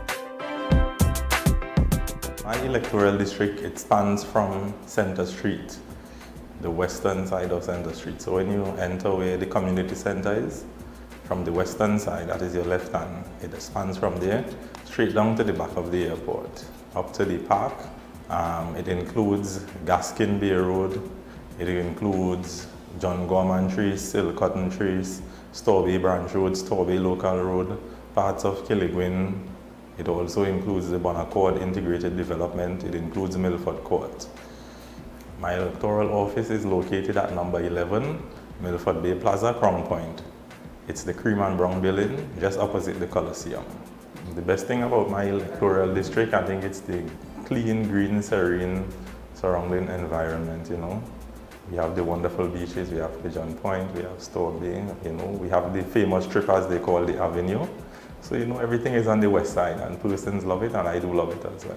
You know, added to the sand, sea and the sun, there are the reef boat tours, you know, you go out to the beautiful Nyland pool, you engage in a bath on the reef. They say when you take a bath out there, you look 10 years younger. So anyone who wants to look 10 years longer, just come to Bonaccord Crown Point. Let's take you on an adventure and a journey so that you will look that way.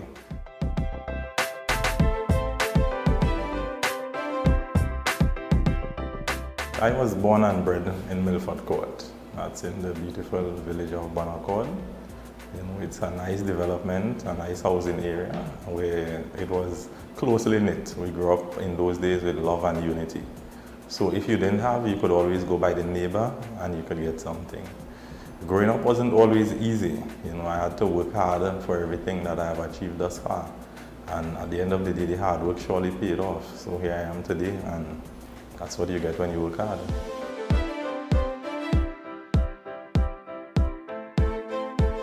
Nutsi, the name comes from far back, from since I was approximately 4 years old. I love nuts, peanuts that is. So when they bought peanuts for Christmas, I would eat out all. And when Grace would come looking for the nuts, the empty bottles will be below my bed. So you know what that spelled? That was trouble. I did not grow up with my biological mom, which a lot of persons don't know. They know Miss Grace as my mom, and that's who I consider to be my mom because she raised me from 3 months old. She has 3 wonderful kids and they have embraced me as their own. And the funny thing is, each and every one of us, we are 5 years apart. So you couldn't tell because growing up with them from small, they say, you know, when you grow up among persons, you all tend to look alike. So you couldn't tell the difference. But my biological parents or the siblings, we are very close as well. You know, we have a close relationship because I'm a loving person, so I embrace each and every one. You know, if it's one thing, she ensures that my shirts are sharply pressed, the pants seam are straight, cut to suit. So, you know, she makes sure that I'm good enough to head out to work. Someone even said to me at the division today, "Nutsi, you look so nice. What's different about it?" Because they're accustomed to see me in the button-up jersey and the jeans at Wassa. But you know, sometimes in life you have to make a change. When you want to make a difference in society, you have to step outside of the box. You have to think differently, and that's what I decided to do.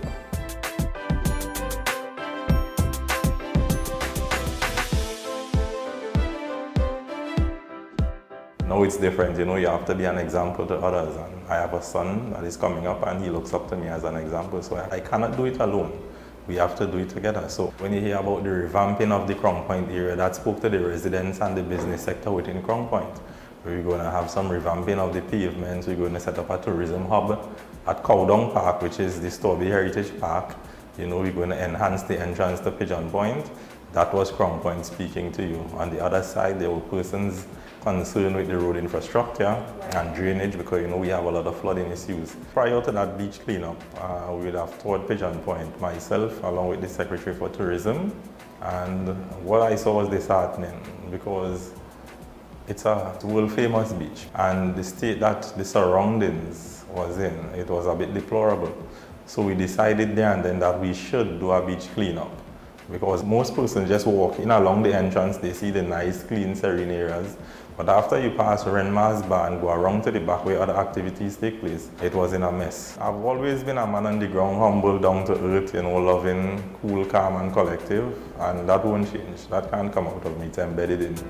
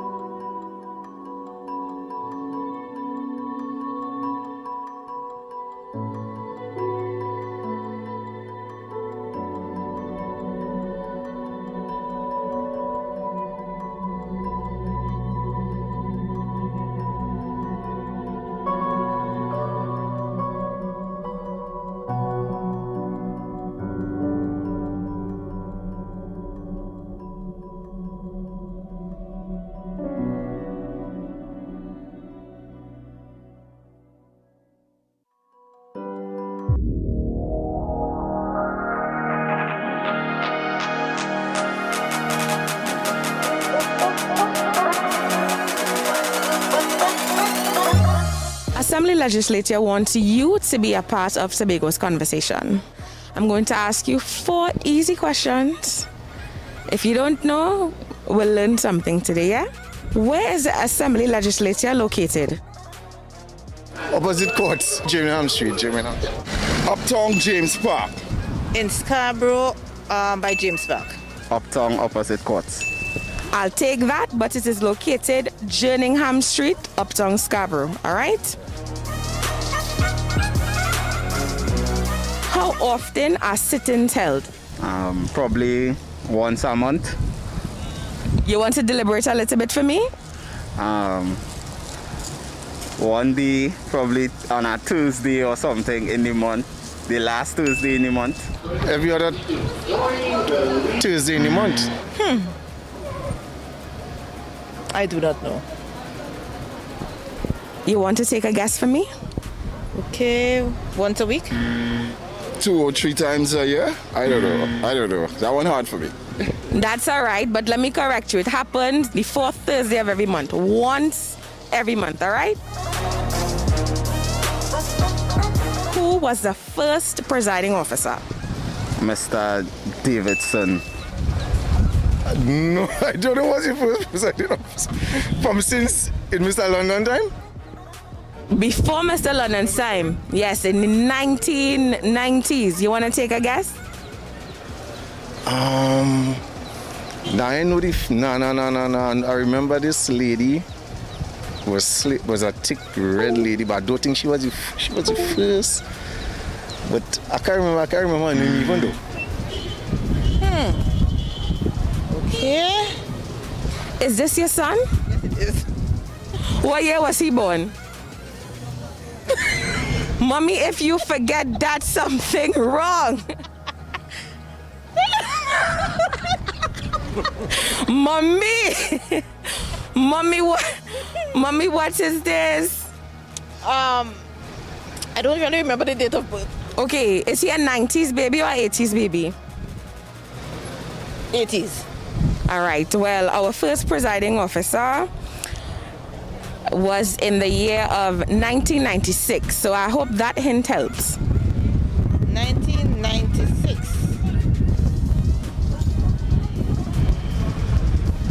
Son, you want to chime in to help Mommy on this question? I cannot. It happens. Well, our first presiding officer was Mr. Jeff Davidson. Woo! Really? My exams was easier than this. I'm a Trinidadian. I've been over here like 10 years, and only when I'm over here, I took interest in Tobago politics. Okay, but let me just allow you to know so you learn something today. Our first presiding officer was Mr. Jeff Davidson, all right? Who is the current presiding officer? Ms. Taylor. I'm a PNM, so I ain't really take on what's happening with this new, I respect that. I can't remember who's the current presiding officer. Take a guess. I know it's a young lady, but I can't remember her name right now. Tashia Burris. Incorrect. The other one. The other girl. The girl that went up in Yes, up in arm.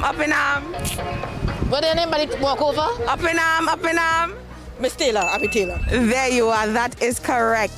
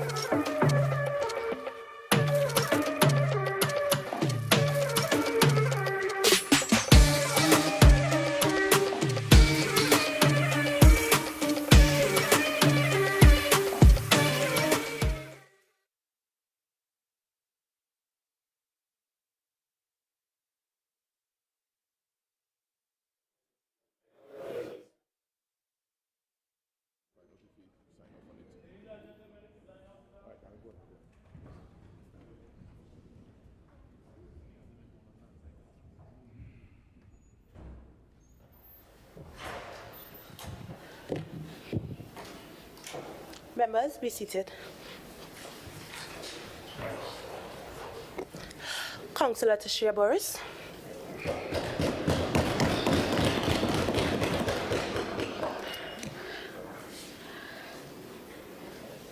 Good afternoon, Madam Presiding Officer. I stand before you still humbled and honored at the opportunity to serve the people of Tobago as an appointed member of this House. Please allow me the opportunity to start with thanks as I officially contribute to my first budget debate.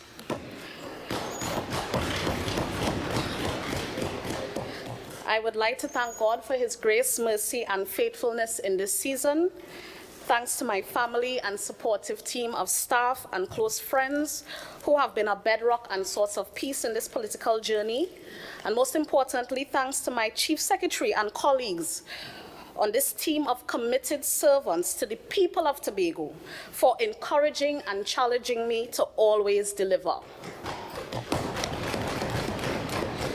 I also want to thank the people of Tobago, because regardless of where your politics lie, you have all shaped me, and I remain committed to service, and a service that makes you proud.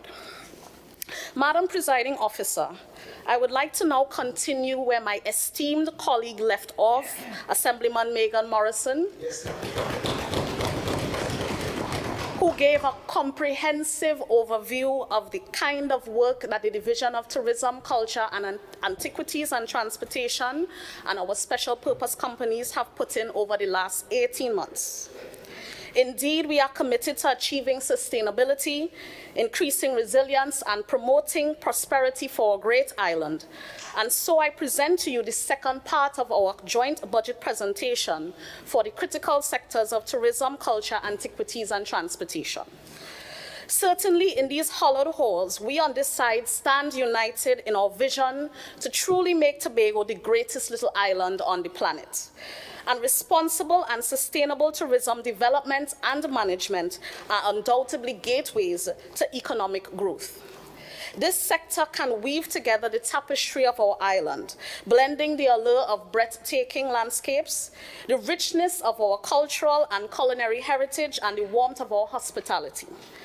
Today, this presentation is a public declaration of the commitment to invest in systems, infrastructure, marketing, and sustainable practices that will elevate our island's status as a premier global destination. Our culture and cultural expressions, which are inextricably linked to who we are, remain a defining feature of this island. And as an administration, we are committed to continuing to nurture and preserve both our tangible and intangible heritage through providing empowering artists and artisans and creating the perfect environment for collaborations, showcases, capacity building, and legacy development.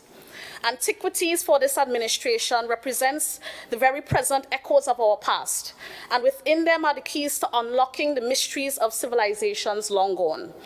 These living testaments and treasures of the ingenuity, resilience, and magnificence of our ancestors must be intentionally protected, preserved, and restored so that present and future generations can bear witness to the legacies that shaped us. Through strategic investments and partnerships, archaeological research, and innovative conservation techniques, we shall be true custodians of our history, a history that can still teach us valuable lessons today. And transportation, of course, the artery of connectivity, is the lifeline that binds our nation together, ensuring seamless movement of people and goods, and also the lifeline that gives the world access.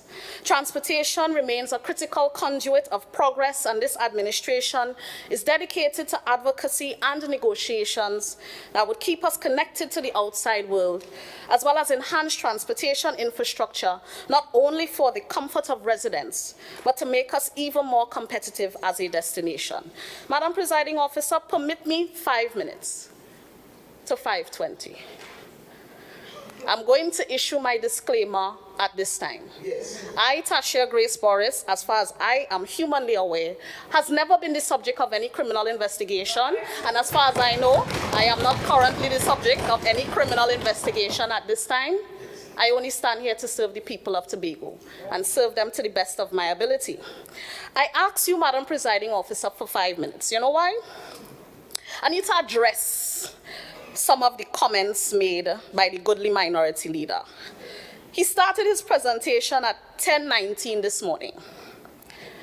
An hour in, I realized that I was present at the most boring political meeting that I've ever been present to in my entire life, because I'm still waiting for the substance to come through now. He finished his presentation at 1:07 p.m. 2 hours and 48 minutes of utter rubbish. Yes. Utter rubbish. He kept using old sayings that we know very well. And I could understand, you know, because after listening to his contribution, I now get to understand why they say empty vessels make the most noise. Because all I was hearing was noise. Noise, that's all we hear. Noise. And they have another word in the dictionary that he liked to use plenty. Wickedness. Because every time he say wickedness, I jump up because I was kind of in and out of the sleep now. So when he jump up and say wickedness, I get up. I say, all right. But you know when you open the dictionary and you look at the word wickedness, the synonym is PNM. So every time you jump up and say wickedness is PNM. Because them know about wickedness, it's only people who know about wickedness could talk about wickedness. All the time, so. So let me run down what I have to correct in the house today. Because one of the things he also likes to say is, we are the TPP, we are the toilet paper party. Well, that might be an insult, but when you really do check it, we might be the toilet paper party because we have plenty mess to clean up. Right? So we need all the toilet paper that we can get, right? So the first thing he helped on, 2% decline. 2% decline 2022, a sunken year after a pandemic. But the PNM sink the Heritage and Stabilization Fund to the tune of $913.5 million in that same 2022. That is the equivalent to 6.2 billion TT dollars. The equivalent of 3 budgets laid in this house for the people of Tobago. So PNM in Trinidad could lose away all that. But you are studying, were you studying Tobago and with 2%? I think you have bigger fish to fry with them people on the other side. So we're going down the road. We're going down the road. Right? We're going down the road. So you want to talk about the tourism agency. You gave a little overview, I listen. You talk about airlift, you talk about what we don't have. We all know these things, right? You want to talk about the tourism agency. Let me talk about the tourism agency a little bit now. Because you see, the thing is that the only thing that the minority leader could talk about is alleged propaganda. But when you look at the membership book, they deal with actual propaganda, because what you bring into the house today, because when you're gossiping, when you're collecting the gossip, make sure it's facts and not facts machine. Because you want to talk about the fact that this executive council took a decision to appoint someone who has more than demonstrated their worth in the last 14 months that they have been at the helm of the tourism agency. And you want to talk about the fact that there was somebody there who was a director of product development and they have a PhD and whatnot. But you see, again, you bring the gossip and you bring a fax machine and not facts. Because that same individual that you're referring to actually resigned the same time the CEO resigned. So that when the executive chairman was appointed, he wasn't even Honorable members at the agency, sir. But I could understand your confusion, you know. Honorable members. Thank you. Standing Order 44. I would like to hear the members' contribution. Again, I repeat, Standing Order 44. There are rules to this. If you need to speak, you rise on a point of order. I won't be tolerating anything outside of the standing order this afternoon. Continue. Thank you, Madam Presiding Officer. You stopped my flow, man. The thing is that the minority should know a lot about the tourism agency, seeing that both of them previously served on the board of directors. But the thing is that I don't have a microscope big enough to look for the contribution that either of them made during their tenure there. Then I know microscope big enough, I know how that. They just said two heads are better than one, but clearly that is not the case here. Because these are the same members of the Minority Council who sat on a board that had a chairman who lived in Barbados and who was flown in every month for a board meeting at taxpayers' expense, but that was okay for you. That was okay for you. You had a deputy chair who lived in Trinidad who was flown in for every board meeting at taxpayers' expense, but that was okay for you. But that is all right. That is okay. I want to clarify the clause for ITB. Honorable members, again, for the last time, I will ask anyone who disturbs the member again to kindly step outside. Collect yourselves and then come back in. Councillor, continue. Thank you, Madam Presiding Officer. Let me clarify the cost for ITB. Post-COVID, costs naturally went up. This was the first time that we were displaying after they could not display during the lockdown. So costs for everything went up. Plane tickets went up, hotel accommodation went up, the cost for the booth went up. But what they're not going to say is this. Because of this same board of the tourism agency, the current board that is led by the current chairman, they signed a strategic arrangement with Tourism Trinidad to share the cost of that stand. So we are supposed to get a rebate of over $700,000 from Tourism Trinidad. And you know what's the funny thing? They did not even show up. They did not even show up. And that says a lot about how seriously we take the work that we have to do to rebuild our tourism sector. If Trinidad is not serious, then Tobago most certainly is. Yes. On top of that, you want to talk about Carnival. Okay. You say nobody and nothing happening. You're talking about Carnival planning. You ever stop to think that we never stopped planning since last year? You ever stop to think that a lot of things are happening behind closed doors, behind the scenes, to make sure that what we put out this year is a great product?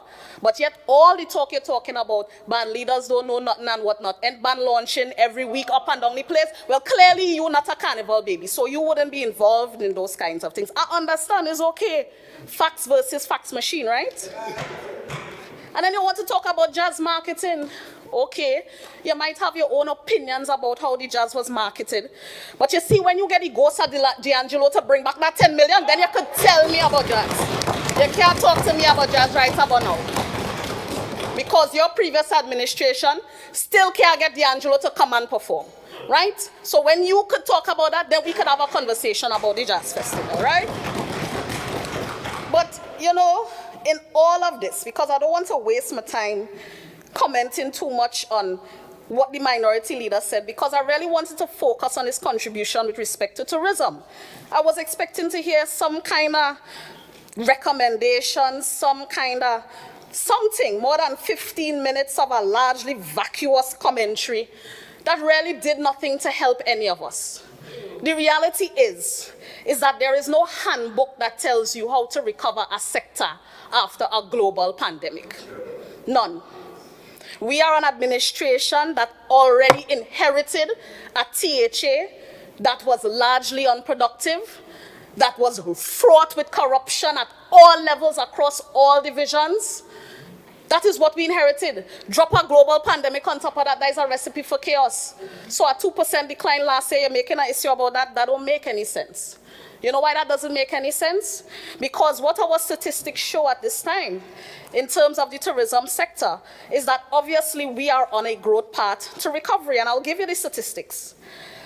That for 2022, the tourism sector generated approximately 234.8 million in value added, consisting of hotels and guest houses, which was 173.9 million, and distribution and restaurants, which was 60.9 million.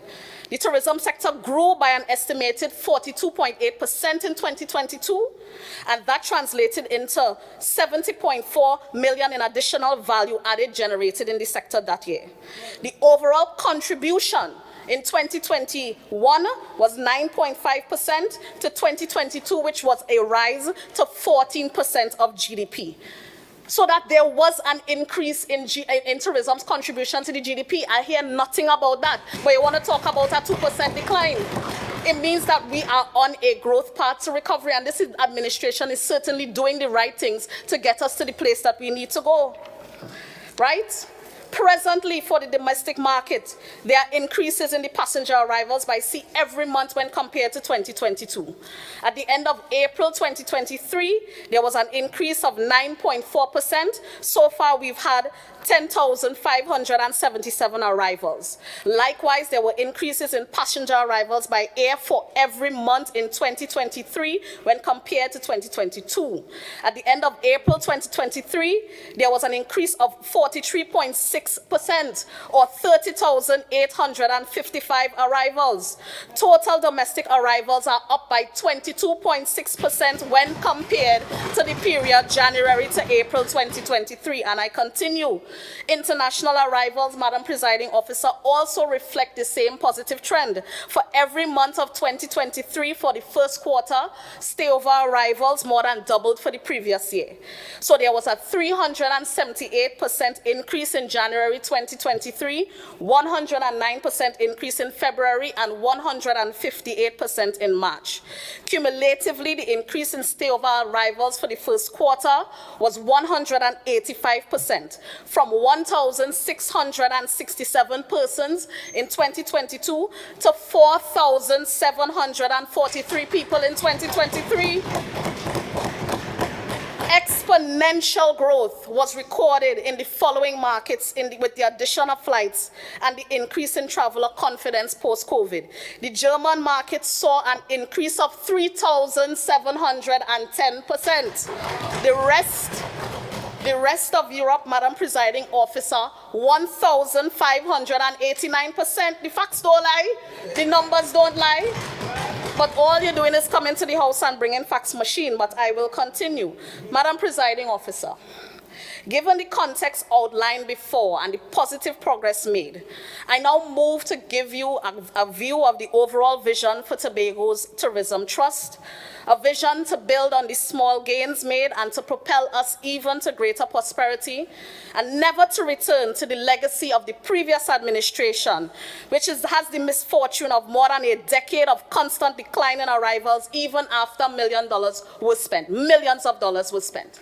These same two members of the minority sat on a TTAL board that continued to give a contractor an airline that was bringing single digits to Tobago, and they were happy. They were happy to spend millions of dollars to bring empty planes to land in the airport. And want to talk about the tourism agency now? They have done more work in the last 14 months that you all could have not done in the 5 years prior. So let me not even talk about them. The Division of Tourism, Culture, Antiquities and Transportation, and by extension, this administration, has identified the triple bottom line approach for sustainable development. And that is a major strategy and catalyst for building out a sustainable, prosperous, and resilient Tobago in keeping with this year's budget theme. So the simple explanation is that the triple bottom line looks at people, planet, prosperity, and profits. Madam Presiding Officer, this is a globally tested and tried, proven strategy that has seen numerous positive and impactful results on economies all over the world. And in envisioning the future of our tourism and cultural sectors, it is critical to adopt a holistic and forward-thinking approach that encompasses not only economic growth, but also social inclusivity and environmental sustainability. So we will strive to create this ecosystem where the triple bottom line of people, planets, and prosperity guides policy development, industry practices, and investment choices. Madam Presiding Officer, our goal is to increase tourism sector share of GDP from the current 14% this year to 20% next year. And to do that within a year requires a strategic and coordinated approach. So here are some key steps that we intend to undertake to achieve this goal. One, we have to enhance our destination marketing. We have to invest in comprehensive destination marketing campaigns to promote Tobago's unique attractions, natural beauty, and cultural experiences. We also have to invest in the use of digital marketing strategies, social media, and partnerships with travel influencers to reach a broader audience. We have already started a lot of this work. This work will continue and increase in the new fiscal year. We need to diversify our target markets. We have to identify and tap into new markets, both domestically, regionally, and internationally. We will have to do that market research, because one of the things that the minority will never say is that I inherited a division with no technical people. How can we transform an economy if we don't even have the brains in the room to begin to sit and strategize? So one of the things that we have to do is certainly build out the division of tourism to do that work.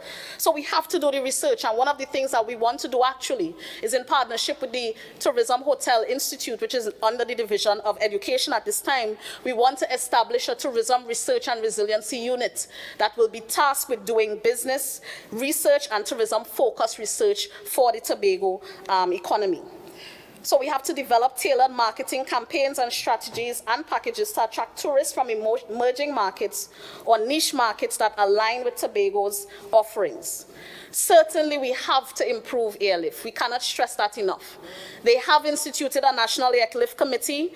Personally, I think it's all talk shop because they haven't had one meeting as yet.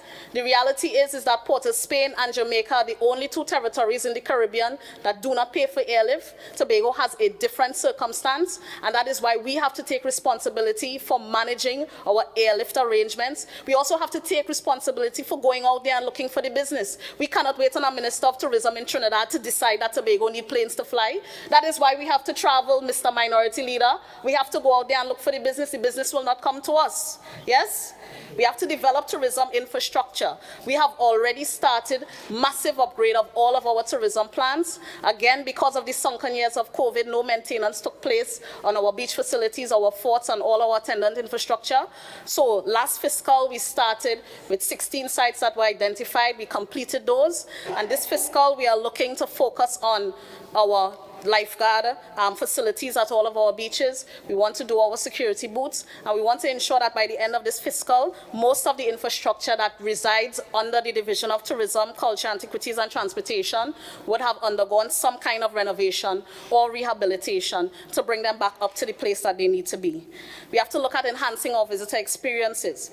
We have to focus on enhancing the quality of experiences to encourage longer stays. And this is why we have to collaborate. All our companies have to come together, the TFCL, the TPAC, the TTAL, the Division of Tourism, and then all of the divisions as part of the THA, as well as our major stakeholders in the hotel sector, the Chamber of Commerce, the hotel school, and all the other sectors to ensure that we can collectively create experiences that would make sure that people don't want to just visit Tobago once, twice, 3 times, that they will develop long-standing relationships with us, that they will continue to choose this destination over all others. We have to provide support to small and medium enterprises. And at this juncture, I want to say that we have continued our commitment to ensuring that we can provide support to our major sectors post-COVID. Part of that support was the continuation of us distributing grants under the Tourism Accommodation Grant Program, which is Relief Grant Program, which is on its second phase. They have already they have 39 applicants. They have already distributed $1.3 million in grants and the first tranche to the applicants. We have a second tranche that has started to be paid out in the tune of about $300,000. We also paid out ancillary grants to persons in the sector, persons who lost income during the COVID, to the tune of $1.3 million thereabouts, and that was done under the Business Development Unit. And we will continue to look for ways to provide support for our small and medium businesses in the sector to be able to diversify their product offerings and to not just recover, but to become resilient and to thrive. We also have to adopt sustainable tourism practices, because the reality is that the travelers that we want to attract to Tobago are interested in sustainable practices. They're interested in responsible tourism. tourism, the kind of travelers who look at Tobago as a destination and not your mass market type of tourists, but they want especially curated experiences. They want to experience staying in a local community. They want to go to Airbnbs and small guest houses. These are the persons that are interested in the type of technologies that these properties use. So we're encouraging the use of green technologies in these properties, so that we have to commit as a green island, the green island of festivals, as our Chief Secretary coined us, to promote eco-friendly initiatives such as renewable energy adoption, waste management, and sustainable transportation options. Last and most importantly, is that we have to continue the conversation with our stakeholders. They are a key element of our success. They have fed into all of these presentations that the Assistant Secretary and I have made, and they will not, we would not be here if not for their support. We thank them for their support. We thank them for trusting in us, and we ask that they continue to trust in us as we take Tobago forward. Madam Presiding Officer, I'd like to present to you plans and projections. Member, you have 5 minutes. Yes, thank you. Plans and projections for 2023-2024. So basically, Madam Presiding Officer, the Assistant Secretary laid out most of our achievements over the last 18 months. In adding to those achievements, Madam Presiding Officer, we have some key things that we would like to implement for the upcoming fiscal. We are looking at, in terms of improving our room stock, 2 strategies that we have developed are one, a boutique hotel program, where in conjunction with the Division of Finance, not the Division of Finance, sorry, the Office of the Chief Secretary would identify plots of land specifically for the development of boutique hotels under 80 rooms. We are asking in the first instance that 10 of these plots be made available to us. And the modality that we would look at is public-private partnerships, where we will be inviting persons to come in to develop these plots into small/boutique hotels, similar to like a comfort suites, if you want to have an example. We anticipate that once this program gets off the ground, that it should be able to add about 500 high-quality rooms to the Tobago room stock within the next 3 years. We also have on the books an Airbnb support program, where we want to encourage local persons to develop Airbnbs. We want to be able to provide grant funding for these persons to convert their properties of under 5 rooms to Airbnbs, so that they can now become entrepreneurs and contribute to the tourism sector. Also, Madam Presiding Officer, the build-out of the Antiquities Department continues. We have already started getting staff on board to staff that department. We have a technical advisor on board. And so far, what they have proposed for next fiscal is to expand their capacity through extensive and informative tours for the influx of visitors to museums, digitization, and the use of technology to document our heritage and historical data. They want to transform the operations of the Fort King George to include a cafe and gift shop. They're looking at a responsible tourism and destination stewardship program, development of the historical site at Cove, the implementation of an antiquities registry system, the commissioning of an archaeological excavation and ruins committee, and the rehabilitation program for windmills and wells, creation of historical site tours, governance, and public-private partnerships for operations of antiquity sites, capacity building through student outreach, innovation, and coordination of culture-based output at antiquity sites. Also, Madam Presiding Officer, we'll be aggressively going after the domestic market. There was no formal domestic marketing campaign on board before we came into office, so we will now roll out a domestic marketing roadshow that is also going to be expanded regionally and expanded internationally as well. We are also aggressively going after the airlift, as I said, and we are in talks with carriers from out of the Scandinavian market, with the hopes that we can add at least one new carrier in the next year, 2024. Madam Presiding Officer, with respect to Carnival, we are taking a more structured approach this year. The budget for the Carnival is going to be leaner. As I said, the planning has already started, and we are very excited to have the second installation of our Indigenous Unique Tobago Carnival experience in October of 2024. We are also looking to do the much-needed renovation and rehabilitation works at the Store Bay Beach facility, as well as rehabilitation works of the Pigeon Point Jetty, and development of a permanent blue food site at the Bloody Bay grounds that have been used over the years. We want to put a permanent site there. We will continue our maintenance and upgrade of our facilities across the island. In addition to that, our investments in the orange economy, Madam Presiding Officer, we are going to expand the work of the Tobago Performing Arts Company and the Tobago Festivals Commission Limited. With respect to the Tobago Professional Festivals Commission Limited, Madam Presiding Officer, the government makes very bad promoters. That's the reality.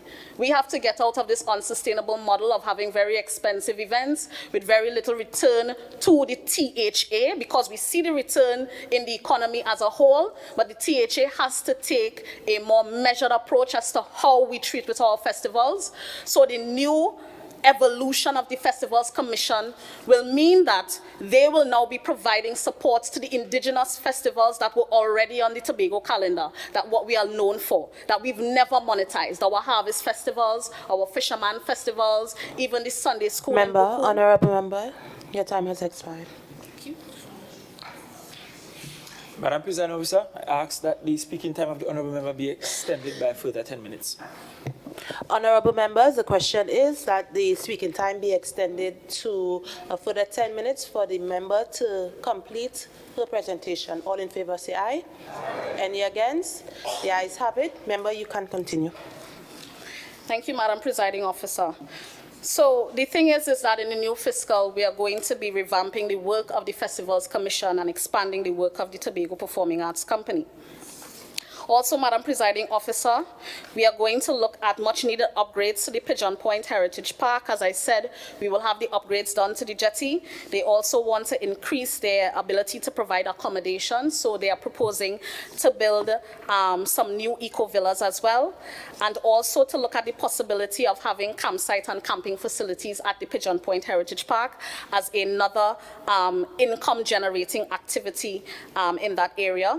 We also want to examine the feasibility of the interregional ferry service out of Tobago. This is something that our Chief Secretary has spoken about. It is time for Tobago to establish ourselves in the Caribbean, open up our borders. We need to establish diplomatic relations, and we need to establish linkages by air and sea with our neighbors, because Trinidad is not our only neighbor, and it's not our world, and it's not our alpha and omega. Tobago needs to stand on its own. We need to look for markets in other places. So this is part of that trust, Madam Presiding Officer. We also look forward to the refurbishment of the iconic lighthouse at Fort King George. That light has been out for a number of years, and maybe it's because a former regime was there. They never found time to fix the light. The light will be turned on next year, Madam Presiding Officer.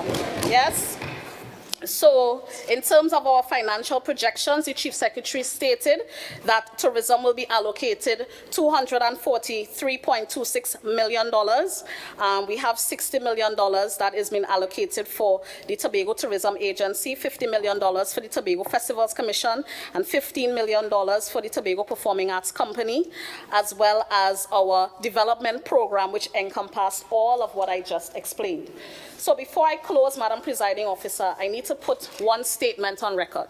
And that statement is basically the autonomy conundrum. And what this is, Madam Presiding Officer, is that Tobago has this millstone around its neck, right? The reality is that as far as I've traveled, as wide as I've traveled, as many conversations I've had with my Caribbean counterparts, Tobago is the best little island on the planet. And that is without a shadow of a doubt. The one thing that Tobago does not have, however, is our independence. And independence meant or means for our counterparts that they could have decided how long to remain closed during COVID. Most of them never really closed, or most of them closed for a short time and reopened. And they were able to recover their tourism sectors very quickly. Independence meant that they could promote citizenship by investment programs that contribute significant sums to their capital development. Independence means that they could determine who flies, when they fly, where they fly, because they don't have to ask any civil aviation authority that exists outside of them for permission. Independence means that they could make their own rules and they need no permission to act. So the absence of full autonomy weighs heavy on us, casting a dark shadow over the landscape of our possibilities. And decision-making, once a proud prerogative of self-determination, has been eroded and in some instances given up by our predecessors. We are coming for what is ours. And to this end, this administration will not stop in its quest to fully utilize and operationalize all its powers under the THA Act 40 of 1996. We intend to pursue the right for the administration, final approval, and issuance of tourism incentive and land license applications in Tobago as a start. Further, we would lobby for the revisions, updates to the Tourism Development Act to fall in line with best practices.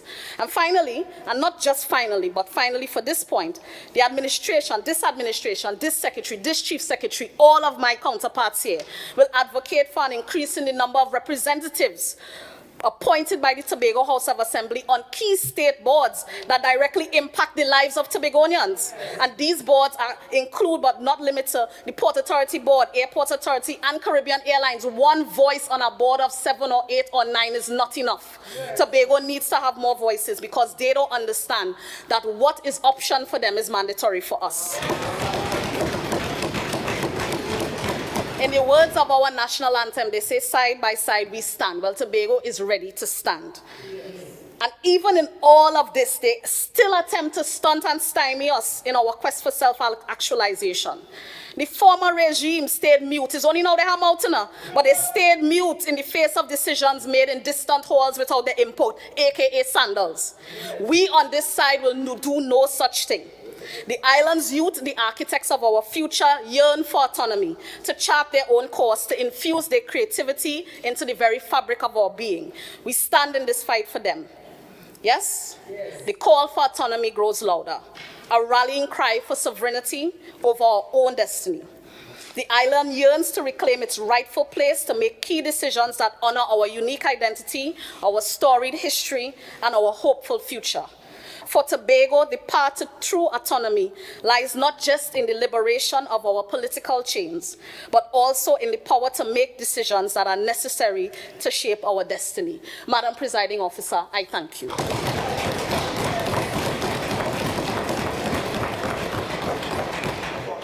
Councillor Williams.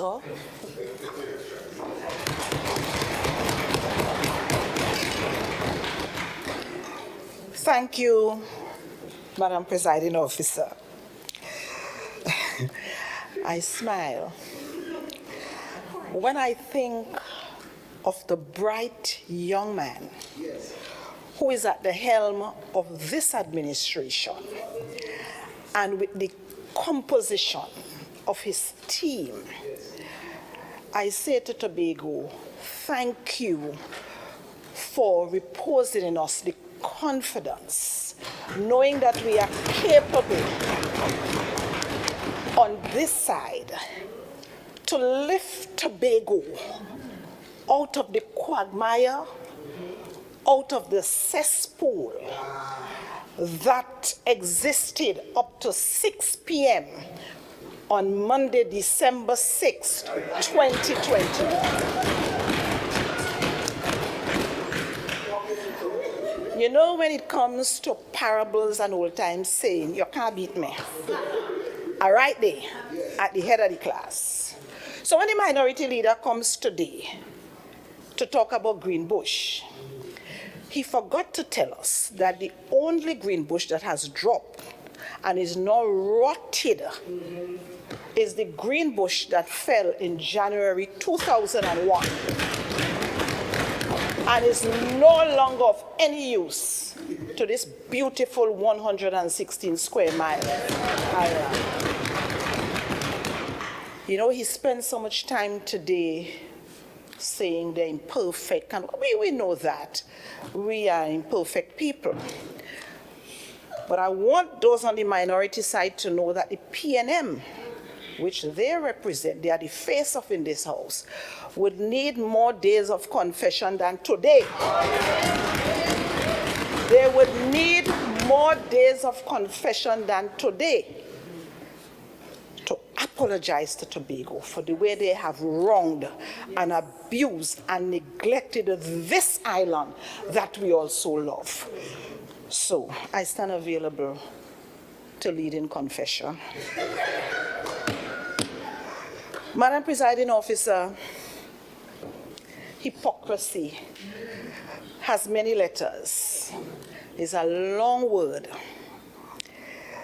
And if some people know what it means, they will stay far away from being hypocritical.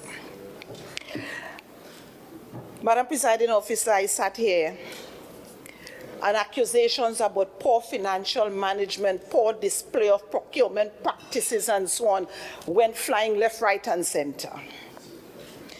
But hypocrisy. Madam Presiding Officer, allow me, I'm going to be very short. Allow me to read from the audit report. And it is the report of the Auditor General on the public accounts of the Republic of Trinidad and Tobago for the financial year 2022. And it represents the period October 1st, 2021 to September 30th, 2022. Talking about hypocrisy and procurement and poor management, I come in. And I want to read this extract. Division of Infrastructure, Quarries, and Urban Development. The expenditure under the development program for resurfacing amounted to $28.2 million. Procurement procedures were not presented for audit examination. Therefore, it was not possible to verify whether proper procurement procedures were followed for the development program projects. It was observed that a contractor addressed a quotation for works on the Buku Road under the road surfacing program to an assemblyman. The words via email were written on the— Honorable members, I won't have this tit for tat. Please be guided by Standing Order 52-1. A member is on her feet. Please allow her.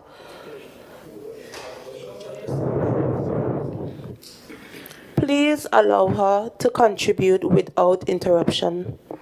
Continue, Councillor. Thank you. Please allow her to continue. Madam Presiding Officer, I am not about to give way. Minority members. The words Councillor, or continue. were written on the quotation letter addressed to the assemblyman. This is not the normal practice in the public service for the submission of quotations. In the absence of procurement procedures, it was not possible to verify the procedures adopted for the submission of tenders. 2 road surfacing development program projects were awarded to and carried out by the same construction company. The project located at Adventist Trace, Moriah, cost $5,135,000, and Rabbit Lane, Moriah project cost $4,836,600. Madam Presiding Officer, rest assured that these projects were not carried out during the tenure of the Farley Chavez and Boston administration. In both projects, the division was billed for bituminous asphalt. A site visit was made to the 2 projects on March 3rd, 2023. and it was found that the roads were not paved with asphalt, but were resurfaced with concrete. A variation of the contract specification was not produced for audit. This is the Auditor General report. This is not any forensic audit commissioned by the Chief Secretary, Farley Chavez Agustin. But more than that, Madam Presiding Officer, we heard, as we say, local parlance, Minority Leader whine and dance on the Secretary for Infrastructure, Quarries and Urban Development, and the cost of constructing a road at Smithfield. Apparently, the cost was $19 million, and the Minority Leader said it was inflated. He took a quantity survey, I think, to examine the roadway, and his advice is that the cost should be much less. But, Madam Presiding Officer, I want to place on record a note to Cabinet dated September 6, 2019. And it was a note for Cabinet, application by the Tobago House of Assembly, THA, to borrow $300 million on the domestic market. And that $300 million, Intelligent Island, $55 million, health centers, $20 million, indoor sporting facility, $25 million, housing, $50 million, Pigeon Point Heritage Park, coastal restoration, $54. I don't know if that is a little thing by the little bar there, I don't know. Thompson River Bridge reconstruction, $30 million. Smithfield Connector Road construction phase 2 and 3, $40 million. Wow. Smithfield Connector Road construction phase 2 and 3, $40 million. Where phase 1? Where phase 1? Signal Hill River Bridge, $26 million. And every day, my colleague, Assemblyman Tate, begging for that bridge. But more than that, Cabinet, by its minute number 1863 of September 12th, 2019, Cabinet agreed. Cabinet agreed, this is it. Cabinet agreed, as my colleague said, this ain't no fax machine administration, this is fax. So when they want to come here and lambaste a 18-month-old administration for what they perceive to be wrongdoing, and them sit down on 21 years of poor fiscal management in this land, poor procurement practices. They want to hide their mess and want to say they're coming to expose other people, but are they right here? Are right here, right? Cabinet agreed to the award of a mandate to the First Citizen Bank Limited for the issuance by the Tobago House of Assembly of a financing facility in the amount of $300 million on the domestic market for the purpose of financing Tobago's development program expenditure on the terms and conditions as summarized in Table 1. And you know, sometimes a note could go to Cabinet, and of course, it's not accepted in full. Cabinet has the right. But Cabinet agreed. Smithfield Connector Road construction, phases 2 and 3, $40 million. So they put in a note, that is going to cost $40 million to do the road. But he come here to yard out my colleague as being incompetent. A little bit more say, he say, is it'll be on parliamentary language. right? So let them know that we can debunk any inaccuracies. And by now, his political leader should tell him, I'm good at debunking inaccuracies. Should tell him that. I'm good at that.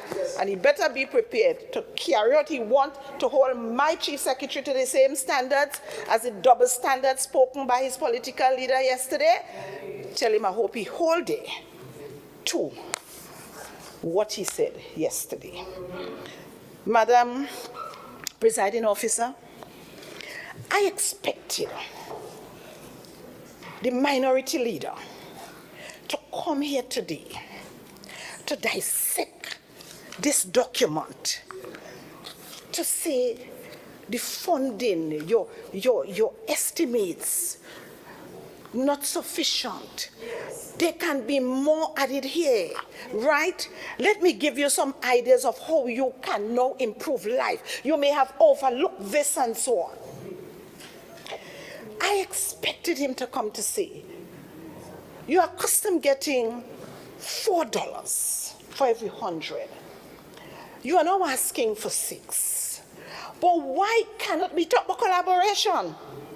Why can't we collaborate and edge to $7 for every 100? But Tobago, he calling Wake Up Tobago, tell him.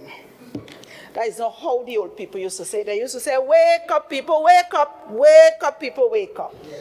But he should understand by now that Tobagonians do not want to hear any wake up from them. Labor Day should have spoken to them, right? The meeting at Calder Hall should have spoken to them. The closed door one at Charlottesville should have spoken to them. Don't come here and say wake up. Tobagonians are already awoke. And they are not going to bow to any latent cry from any dead person to say wake up. They already awoke. But you see, people like me are wrong long. And in 2023, in the hype of the THA election, and they were successful 12-0. People like me still have this. 2013, 10 years ago, Tobago. The PNM begged Tobagonians, you choose owning our heritage in defense of Tobago. And these were some of the carrots they dangled before Tobagonians. 8%, the Tobago budget should be 8% of the national budget. Them. 8% of the national budget. THA gets responsibility for all functions relating to the administration of Tobago, except for the 11 functions retained by the central government. The size of Tobago, up to 200 nautical miles. Up to 200, look at here. The size of Tobago, up to 200 nautical miles, according to international standards. This includes oil and gas fields discovered. The PNM, the Tobago Council at the PNM. The protection of Tobago's heritage and its institutions, especially the Tobago House of Assembly. The 2 Tobago bills for internal self-government with provisions for 200-mile boundary for Tobago and 8% of the national budget for Tobago's development. This minority cannot come to this place and cast any aspersion. I don't care if the chief secretary tried to fool Tobagonian and he said wrong or whatever.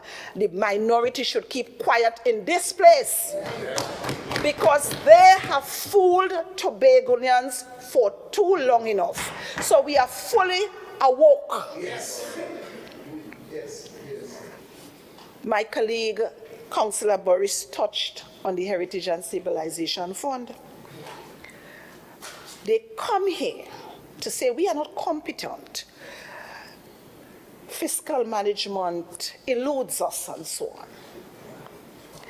But they're very quiet on the loss of US $913.5 million from the Heritage and Stabilization Fund during the last financial year.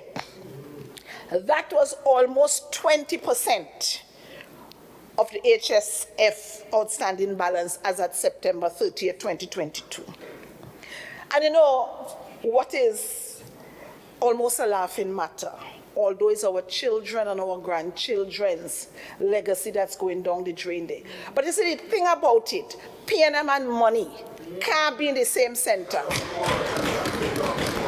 P&M and governance, good governance of money, cannot be in the same sentence. Corruption and P&M in the same sentence. Yes. Right? US $908.5 million of this loss was because of bad investment. Yes. Bad investment. So they sit down. Ringban is a joke. Right? Bad investment. According to a former governor of the central bank, it was described as grave fiscal irresponsibility, aptly described by Chawala Rambaran. Madam Presiding Officer, the budget statement for the next fiscal is themed in building a sustainable, prosperous, and resilient Tobago. Food for thought, proper theme. Sustainable, so it's not fleeting. It is not going to be here today and it's gone. What this administration, ably led by our Chief Secretary, is aiming to do, when you say sustainably, is lasting.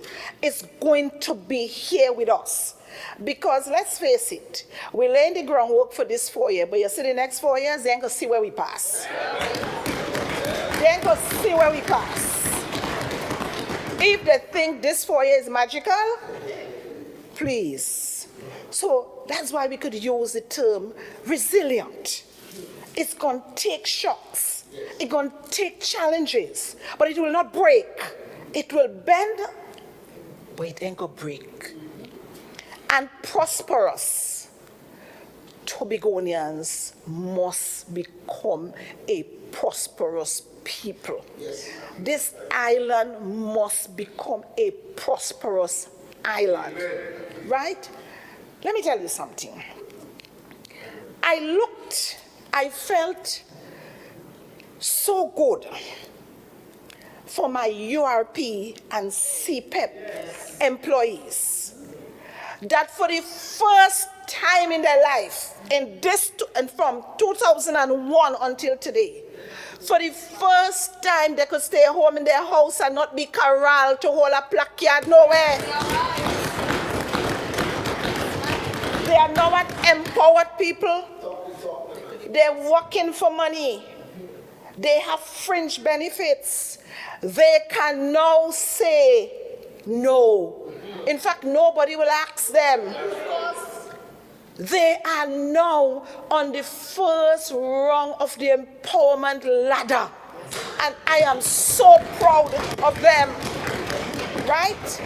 Imagine the police was told, I have been informed that, reliably so, that the protest gathering at James Park on Monday, the police was advised that we expect about 77 persons.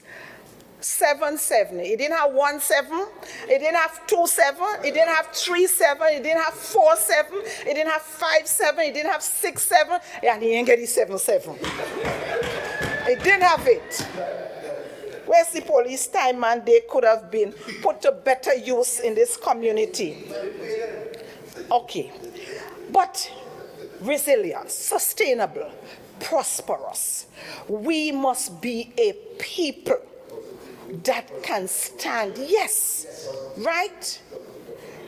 But to help us with that, Tobago cannot be retarded by the word and.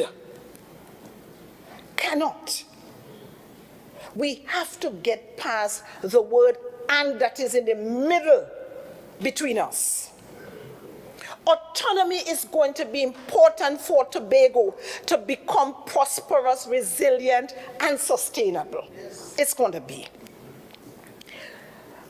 Almost 46 years ago, on January 14th, I think, 1977, the late A.N.R. Robinson stood in our national parliament and made a passionate cry, a passionate plea, and a motion for internal self-government for Tobago. And he gave about 4 grounds on which the cry for internal self-government stand. Madam Presiding Officer, why is it 46 years later, Tobago is still where it's at and not a fully self-governing island? The word "and" is in our way. The need, and being a former public officer, autonomy for me starts with the need to explore the rationale for a Tobago Service Commission to service the needs of the public service in Tobago. You see, this current Port of Spain-inspired fiasco in depriving the THA of a chief administrator since May 18, 2023, it doesn't sit well with me. It doesn't sit well at all. If we had the means to manage our own business, make our decisions along this line, we will not be in the chaos. I don't care how many dossiers or documents were given out in Parliament yesterday. That is not the issue. The issue is, since May 18th, the office of Chief Administrator THA is vacant. Right? And if all the right things were done, the THA did its part, eh? Nobody can accuse the THA of not doing its part. The THA did its part. But the word "and" across the pond messed up, and I say this without any fear of contradiction. And we have this. We saw the fiasco that happened here some weeks ago when our clerk was absent, right? Imagine the position of deputy clerk of this house was created by cabinet since this October 14th, 2004. And it remains unclassified up to this day because the office of the Chief Personnel Officer has not bothered with us. It remains unclassified and it remains vacant. And let me tell you further. We could have ended up in the same situation last week. There was no chief administrator in place. We got advice that the clerk would not be here. We had, thank God, that we had capable officers in the office of the Chief Secretary who now had to appeal to the Public Service Commission to get a replacement in time for the sitting to take place last week. Why we had to be going through this? Why do we have to be going through this? Right? Independent in 62, Republic for how many years? But Tobago still suffers. And I can speak for our teachers. Now, we had devolution of powers from the Chief Personnel Officer for daily rated workers and public officers since I think about 1996 or somewhere there. Member, you have 4 minutes. Right. Thank you, Madam Presiding Officer. The Service Commission delegated some of its responsibilities to the Chief Administrator and to the Director HR. But the Teaching Service Commission has not done that. need.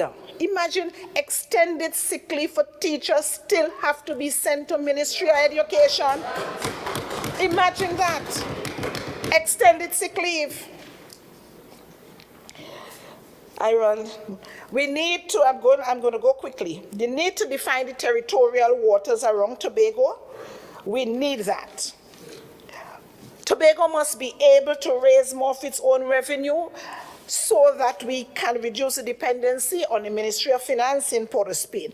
We need that financial autonomy for Tobago. Tobago must be given the right to its own self-determination instead of being made dependent on a parliament in Port of Spain to determine its future. We have some autonomy bills languishing in the national parliament ever since the PNM was soundly trashed at the polls in December 2021. We have to be free as an island from the political convenience in Port of Spain. Those two autonomy bills need to be redrafted. They must be redrafted to suit the needs of Tobago and not anybody who sits across the pond. We are a different people in some ways. We need to have our needs in those bills, right? The current bills can be aptly described as sheep in wolf's clothing to entrap Tobago in their schemes to make the island subject to the wills of the donor class in Port of Spain, who control the PNM in Port of Spain, and therefore Tobago must reject those bills. If these simple requests can't be granted, then let's have a federation that will put Tobago on equal footing. I listened to the Chief Secretary outline with pride the digitization that is going to take place. Tobago Online, My THA. I listen with pride about the Public Service Academy, in which there will be the importance of continuous training and capacity building cannot be overemphasized. Our business processes to our clients, Tobagonians, of course, that digitization, we wait for it. Injections will come into the performance of our people and the productivity. Madam Presiding Officer, as Robinson cried in 1977, Tobago must not have less democracy as in 1898. Therefore, I say, there must be greater democracy in 2023 for Tobago. I thank you.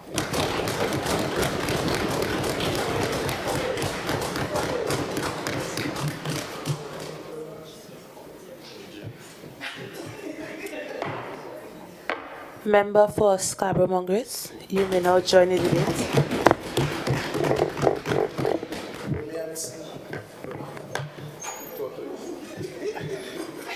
Madam Presiding Officer, members of the House, members in the gallery, members online, Tobagonians in Tobago, in Trinidad, in the region, in the world, good afternoon.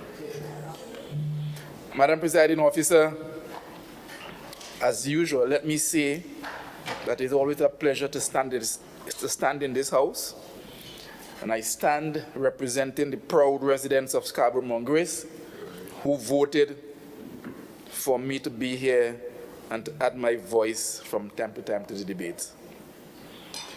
Let me first, Madam Presiding Officer, you know, when you speak after councillors such as Councillor Boris and Councillor Williams, you have to have two speeches lined up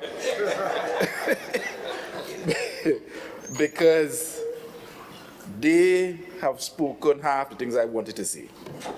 So let's give them another round of applause. Yeah? Yes, sir. The minority leader spoke a long time about the division of infrastructure, corridors, and urban development. And while I don't want to spend my time responding to some of that nonsense, I want to just deal with SPEL on the outset. SPEL was registered as a company under the Companies Act in 2017. At the time, They had 2 plants, rightly so, refurbished. When we came to office in 2021, 2022, the maintenance cost for those 2 plants was $600,000 per month. The maintenance cost for the 2 plants, the Norberg and the Cedar Rapids, was $600,000 per month. The good plant. 95% of the mobile equipment on the plant were down. We met a situation where Spell was renting excavators and front-end loaders to a significant sum. The operating cost, as we were able to calculate it at the time when we came in, was close to $900,000 per month. Spell. At the same time, they were selling Junior Sammy and Warner's Construction material from Spell at $14 per ton and at $9 per $7 for crush run and $14 for aggregate. Way below the cost of production and way below the standard market price at the time. That is the Spell that we have been struggling to turn around. So when the minority leader comes to the House, let him bring all the facts, and not facts for she. Yes, sir. Madam Presiding Officer, I continue to be concerned at this whole budgetary process that we go through in this assembly. And at times, over the years, I've felt it a little more than a farce, and certainly a misuse of public resources. It, however, allows us and the people of Tobago to be reminded of the depth and width of the unjust and unequal nature of this union that is called the sovereign democratic state of Trinidad and Tobago. In preparing this contribution, I kept asking, why must we debate this well-conceived plan for socio-economic development for the prosperity of Tobago and its people, when across the Bocas, their plan is to actively ensure that the plan we have does not succeed? Why must we come to this House and have to beg and ask for some 39 people in Trinidad to decide for us the resources that we have, how much they're going to give us? And why we keep doing that over and over and over?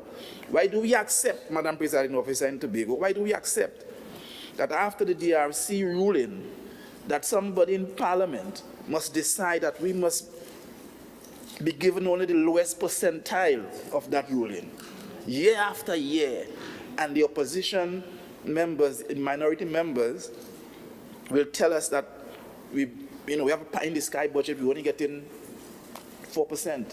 Why budget for last year? Why budget for 6%? Why budget for 5% when you know you're only getting 4%? And instead of joining with us and saying to Trinidad, we deserve more. But to continually go to Trinidad when a significant percentage of our financial resources being expended in Trinidad and is generated in Tobago, is to continue to exert power of a colonial occupying force that is contrary to human law and contrary to our rights and should be repugnant to right-thinking Tobagonians in Tobago. Madam Presiding Officer, sometimes, and I have to cut my speech, sometimes we play smart and in some cases bright with foolishness and put Tobago in peril. We remember C.S. London, after having presented many times budgets of $4 and $5 billion to the people of Tobago, will go to Trinidad year after year and tell the country he was happy with receiving 50% of his requests. He will change the words. Sometimes he is not happy. He's not unhappy. Sometimes he's contented. And he's not uncomfortable. Presenting in this house budgets for $5 billion and going to Trinidad when his bosses say, brother, you're getting 2.5 billion. He's happy with that. Saying to all of that, to all of us in Tobago, that Trinidad thievery and domination was acceptable. That is why we are here today, doing the same thing. Madam Presiding Officer, the economists who argued the case for the DRC was also playing bright with foolishness. They went to the DRC and presented an argument on population size, which argument was and is clearly not in our long-term advantage. What it did is guarantee us minimum wage while giving up our rights to our EEZ and severely limiting our ability to sustainably develop Tobago and position Tobago on a pathway to success. Sometimes, Madam P.O., we need our leaders to have a vision and a history of building things rather than PhDs. Sometimes, Madam P.O., the minority leader spoke about the budget presented by the chief for $633 million for the Division of Infrastructure. Let me tell the minority leader that the budget for the Ministry of Works and Transport for fiscal 2022-2023 was $3.748 billion. $3.748 billion. Plus, after the media review, an additional $400 million. In contrast, the division, through the budget statement, is asking for $633.14 million. That represents, Madam Presiding Officer, 0.15% of the budget of last year's budget to the Ministry of Works and Transport.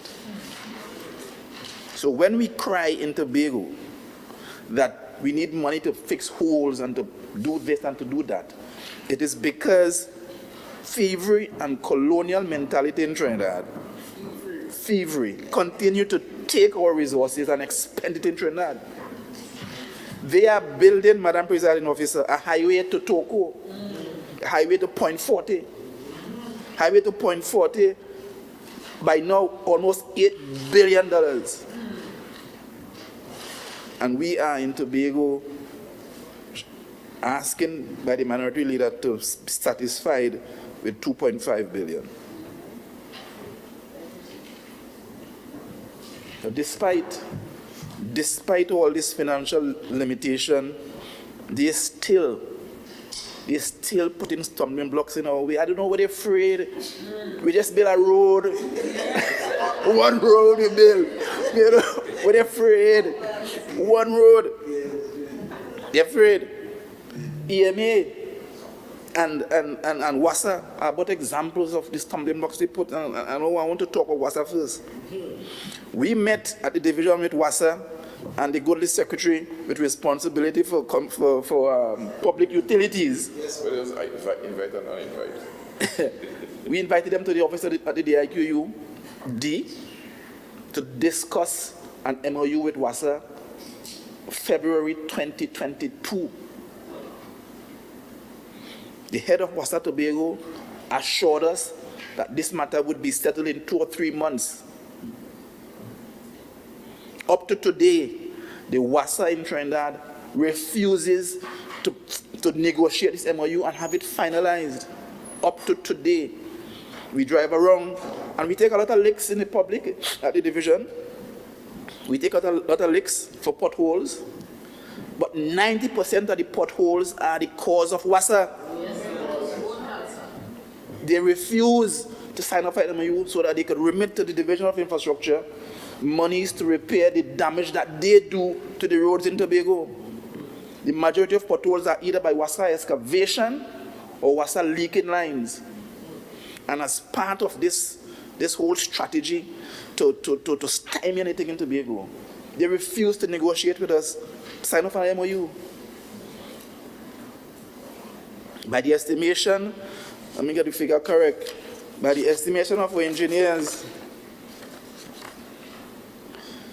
the damage, the money we have expended so far on repairing potholes that are caused by WASA is $5,240,000 to date. Bear with me as the technology.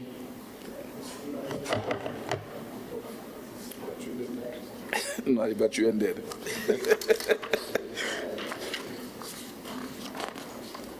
You see why you have to have two speech? The EMA, Madam Presiding Officer, the EMA has been weaponized against the THA because of a road in town. A road in town and as little reclamation in town. They have taken us and gotten an injunction against us for building a road that started, our road started on May the 8th. The EMA took out an injunction against us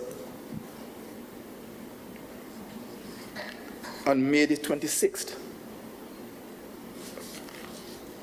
Let me just get the facts. May the 26th. 18 days later, the data we have, and I'm going to use the data from Tobago, not Trinidad, because in Trinidad is worse. The data we have shows that projects executed by the THA that required EMA approval. Castara Housing Development started on the 6th of January 2023. The date they applied, the 2nd of the 4th, 2003.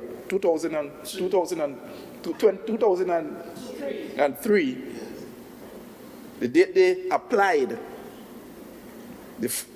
April 2004.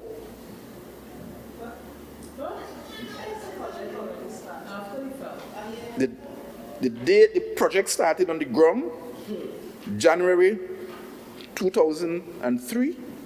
The date of application, April 2004. No injunction. No injunction.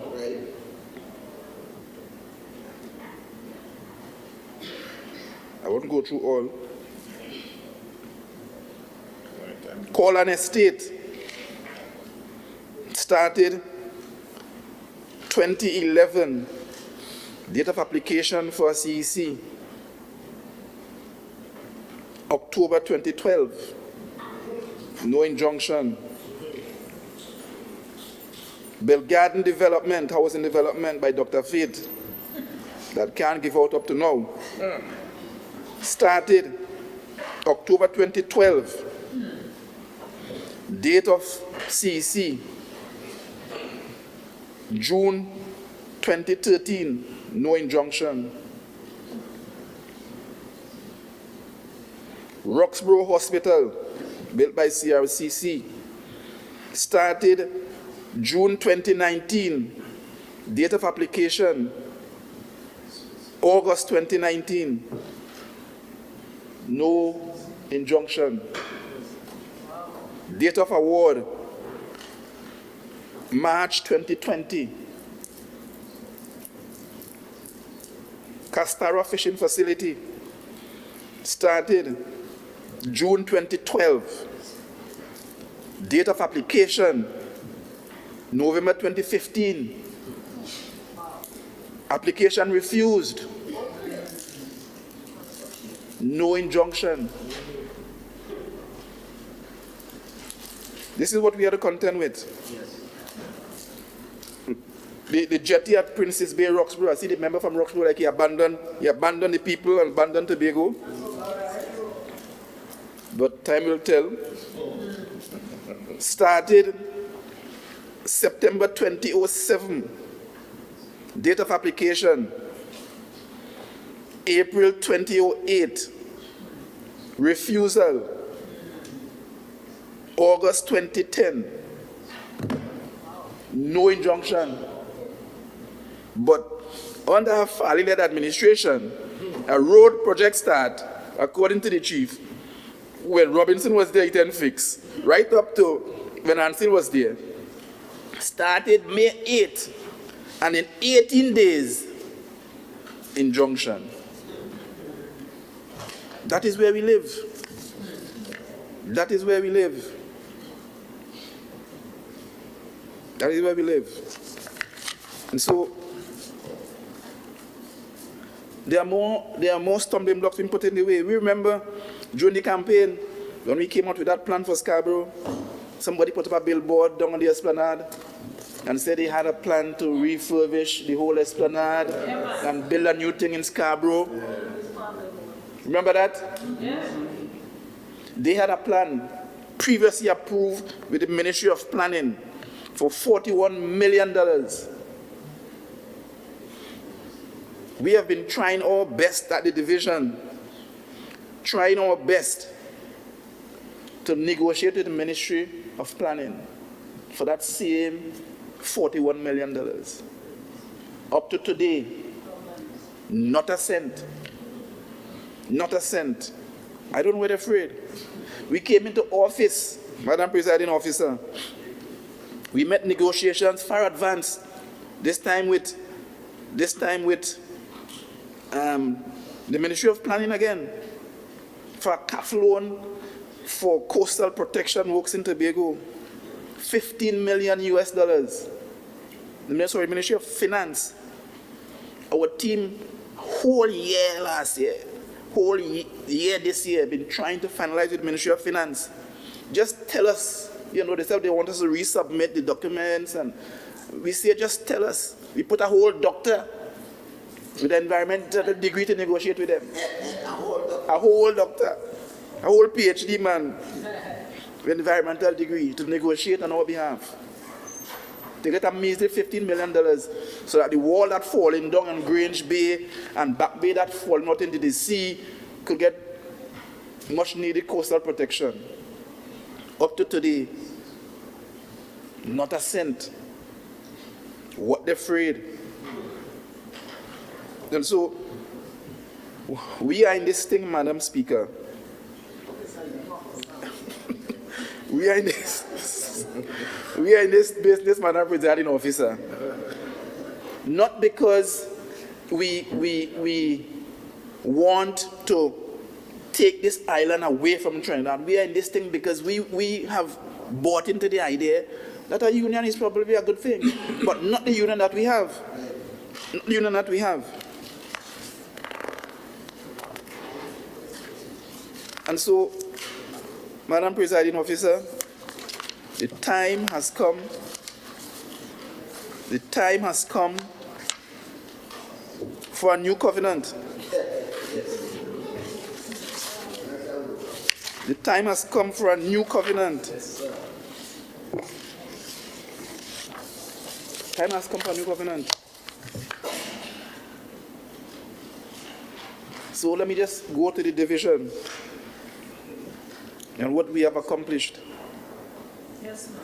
The Division of Infrastructure, Quarries and Urban Development continues to shine like a diamond. Yes. Black diamond. That's what Rihanna say? Shine like a diamond. From smart apps to record-breaking roads and bridges, countless walls and drains. We cut out mountains in Castara, coastal revetments in Roxborough and Magdalena. We continue to complete projects left by the corruptors. Yes. All over the country. Where they get paid for, where they start and can't finish, they leave, they abandon them and go on because the party lose. Yes. We created 1,300 temporary jobs. 1,300 temporary jobs when the minority in their time The minority in their time focused only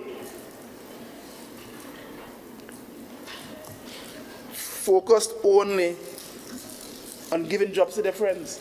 Yes. In 1 month, 82 sole select contracts awarded. Wow. 82 in 1 month. In 1 day, they gave in 1 day, the special contractor 18 projects in 1 day, valuing $60-something million, signed off in 1 day. And the minority leader comes to this house to talk about projects that we have done. He's been belaboring the 3 projects awarded to contractors. Oh, he's been belaboring that point. Now, let me say, carousel trading. Because like you don't know your own history in your own party. The project at King Peter Bay Road, where we, like the miracle workers, removed these 100 how much steps? 192 steps. The contractor, Unishore, who did the adjacent project, tendered for that job through us for $31 million. I think he's a Tobagonian contractor. And he had to be Tobagonian. We could count how much work they gave that contractor, because I had to say giving. Because when you pay them, giving out contracts is give. Because they don't tender. They just give them. So they give Unishore. The work adjacent. I come into that. They gave the Unishore. I'm told that he and the minister who works are good friends. They tendered, after we attempted to negotiate with them, from $29 million, their price went up to $31 million because they're sure they were getting the work. And this gentleman comes to this house and running around Tobago and talking about corruption. We awarded that project for $25 million and saved you and your children $7 million. The project at Cove that the minority leader keep talking about. Member, you have 5 minutes.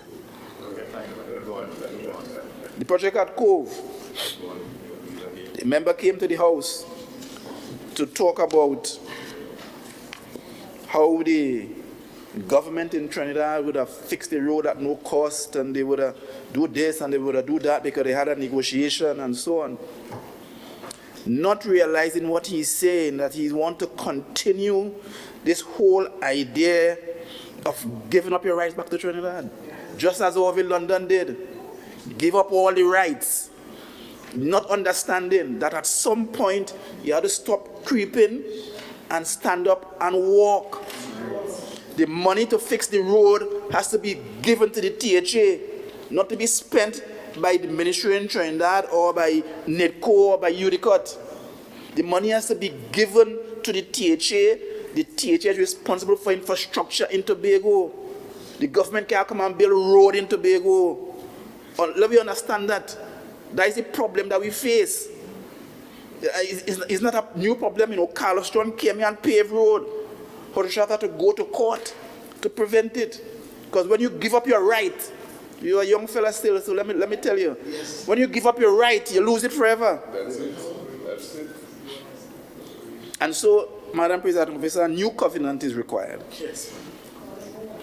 The time has come for us in this house and for Tobagonians everywhere to begin to support a new type of arrangement. Yes. My good colleague said a federal one.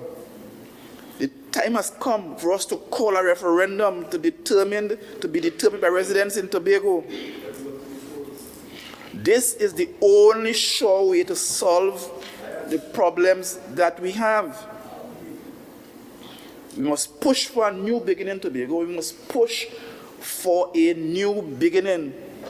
Tobagonians must know and must believe that we simply cannot govern ourselves without our resources.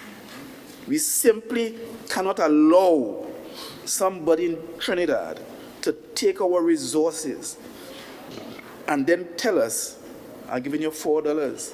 We can't allow it. And therefore, we must put the structures in place to hammer out a fair share revenue agreement between Tobago and Trinidad.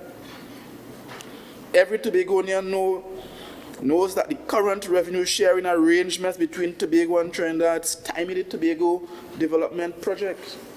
We all know it. Tobago will never achieve its full potential if we cannot establish our own vision, set our own goals and objectives and timelines in which we want to achieve them. Tobago certainly will not achieve its full potential if it cannot fund its own development projects. So, Madam Presiding Officer, the Chief spoke about the Calypso field, Northeast Tobago. So I wouldn't touch that. I want to just say to Tobagonians that there is a name, an acronym that the government uses to describe the blocks north of Trinidad. They describe the blocks, all blocks north of Trinidad, as the North Coast Marine Area. Blocks off Charlottesville and Palatove and Castara is Trinidad North Coast Marine Area. Like Tobago don't exist. And so, Madam Presiding Officer, we have to rebuild the wheel. We don't have to rebuild the wheel. There are different models out there.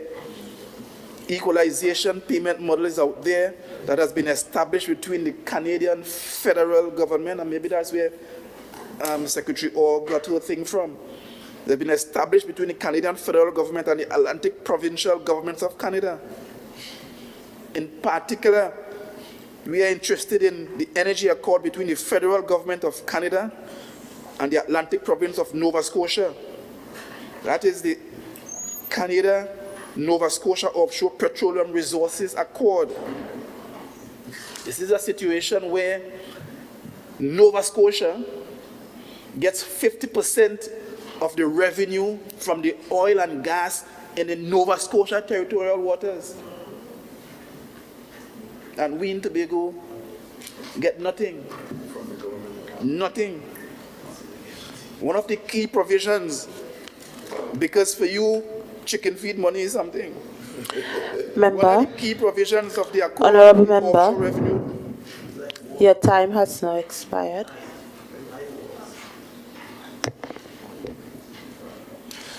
Madam Presiding Officer, I beg to move that the speaking time of the Honourable Member be extended by a further 10 minutes.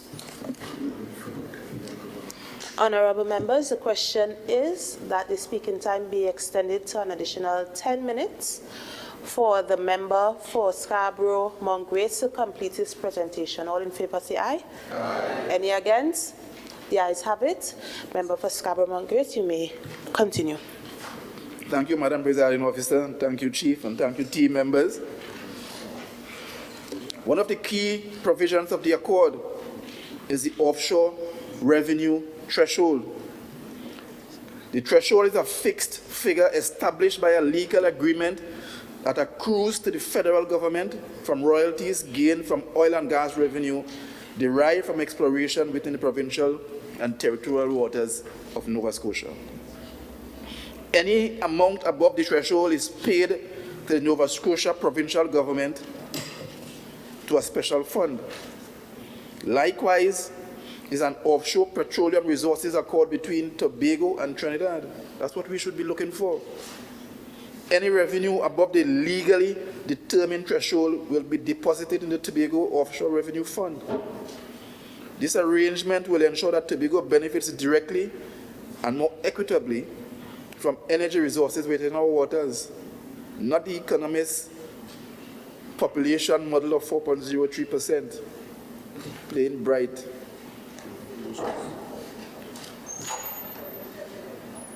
Madam Presiding Officer, the chief went to length to explain that if we had just 50% of the revenue expected to be generated from the Calypso field, 3.5 trillion cubic feet estimated, and we know in the business that when the oil company tell you it's 3.5, they really mean it's 7, eh? That's what they really mean. 3.5, that we will get $9.5 billion.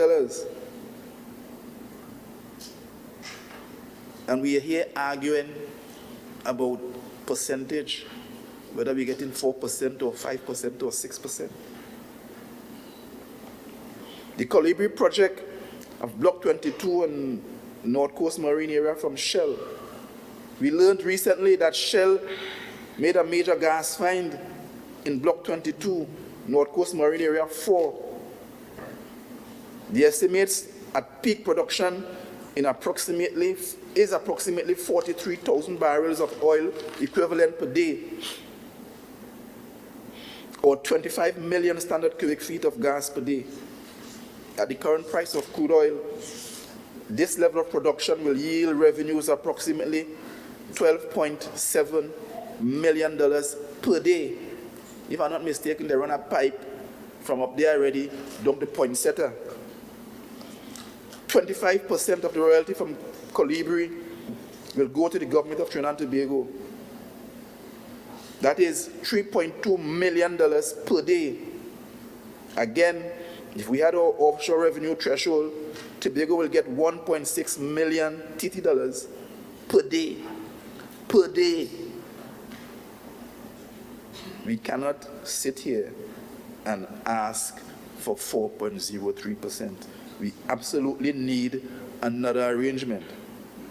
So, Madam Presiding Officer, let me close by saying to this House and to all Tobagonians, wherever you are, everywhere in the world, that the solution to the problem that we face in Tobago can be found in another arrangement, that we must find a way to ensure that our generation and the generations to come benefit from the resources that God has given us. We must ensure that no way ever again that what they have 20 seats in Trinidad or 19 seats in Trinidad must dictate for us what we get. And the only way to do that, and maybe Councillor O is correct, is to change this country into a federation and be like Canada and Nova Scotia, where Tobago benefits directly from our resources that are in our waters that God has placed us here. And the UN laws of the sea will determine the boundaries between Tobago and Trinidad, and Tobago and Barbados and Grenada and Venezuela, and out in the Atlantic Ocean for 200 miles, to ensure that we in Tobago are benefiting from those resources and that we can chart our own developmental course. I thank you.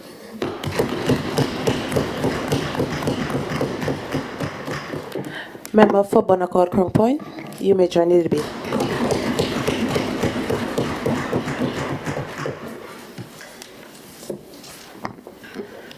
Thank you, Madam Presiding Officer.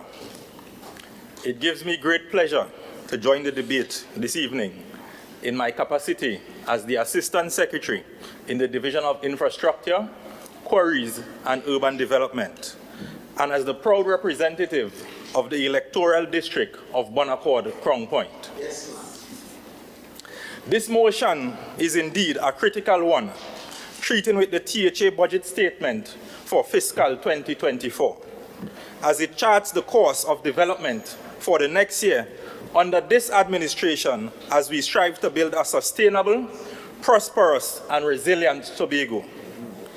Madam Presiding Officer, this is by no means an easy task.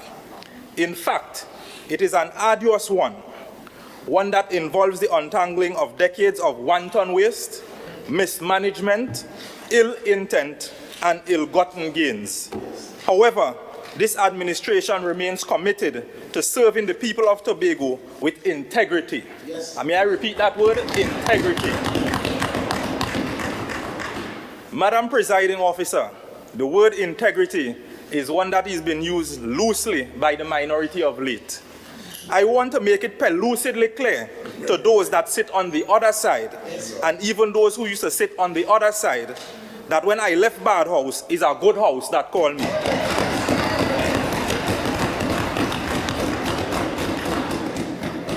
A house that holds the word integrity as a guiding principle.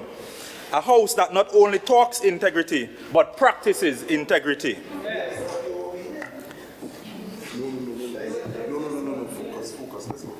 Madam Presiding Officer. Honorable members, I think I have cautioned members in this House about Standing Order 44. I won't repeat myself.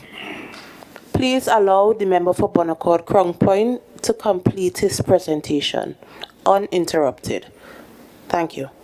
Madam Presiding Officer, you know when you go into primary school and somebody like you, how they does behave? That is why the deputy, the minority leader is behaving that way. He likes me and admires me, so I leave him. Madam Presiding Officer, be as it may, we continue on our quest to implement sound, research-driven programs and policies created for the benefit of all Tobagonians and not a select few. Permit me to thank and congratulate the Chief Secretary who presented, in my opinion, a comprehensive, skillfully crafted, expertly presented, well-structured budget statement. In fact, the only statement that I think may rival this one is the budget statement presented by the Honorable Chief himself last year. The intellectual capacity, class, insight, debating skills, and experience of the Chief Secretary really showed throughout his presentation. Madam Presiding Officer, under the astute leadership of the Honorable Chief Secretary, I have every confidence that we are well on our way to becoming the greatest little island on the planet. Thank you, Chief. It is clear to me and to anyone with eyes to see that as a countryman, not only can you run tongue, but you can run the entire island, contrary to the rantings of my predecessor. I think there is a lot the minority leader can learn from his schoolmate if he would just humble himself. In Matthew 24, it is said that whoever exalts himself will be humbled, and whoever humbles himself will be exalted. A word to the wise is sufficient. Madam Presiding Officer, I also wish to congratulate all my colleagues on the side of the House for the high quality of debate thus far. Yes. I think the presentations clearly demonstrated evidence of research, passion, and a clear vision for the respective divisions and for Tobago. Madam Presiding Officer, to avoid duplications, my contributions to this debate will be focused on my area of responsibility in the Division of Infrastructure, Quarries and Urban Development, that is the Unemployment Relief Program, URP, as well as the implications of the budget for the electoral district of Bonaccord Crown Point. Madam Presiding Officer, firstly allow me to expand on the Unemployment Relief Program. URP is one of the programs under the Tobago House of Assembly that not only creates employment for Tobagonians, but it also arms them with the skills needed to successfully initiate entrepreneurial activities after transitioning off of the program. The budgetary estimates of the THA makes provision to the tune of just over $92 million to operate the URP. Madam Presiding Officer, in the last fiscal year, daily rated URP workers received a much-deserved increase, with the lowest paid worker receiving an increase of 88.6%.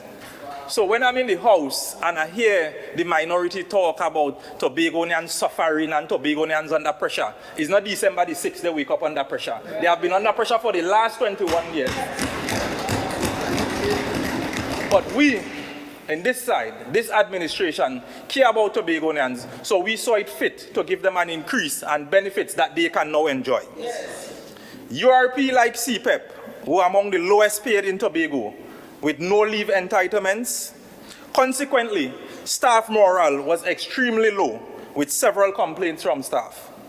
As someone with a background in the trade union movement, I was determined to fix the situation. Madam Presiding Officer, I am proud to say that this increase in the wage bill for the program was not one made in vain.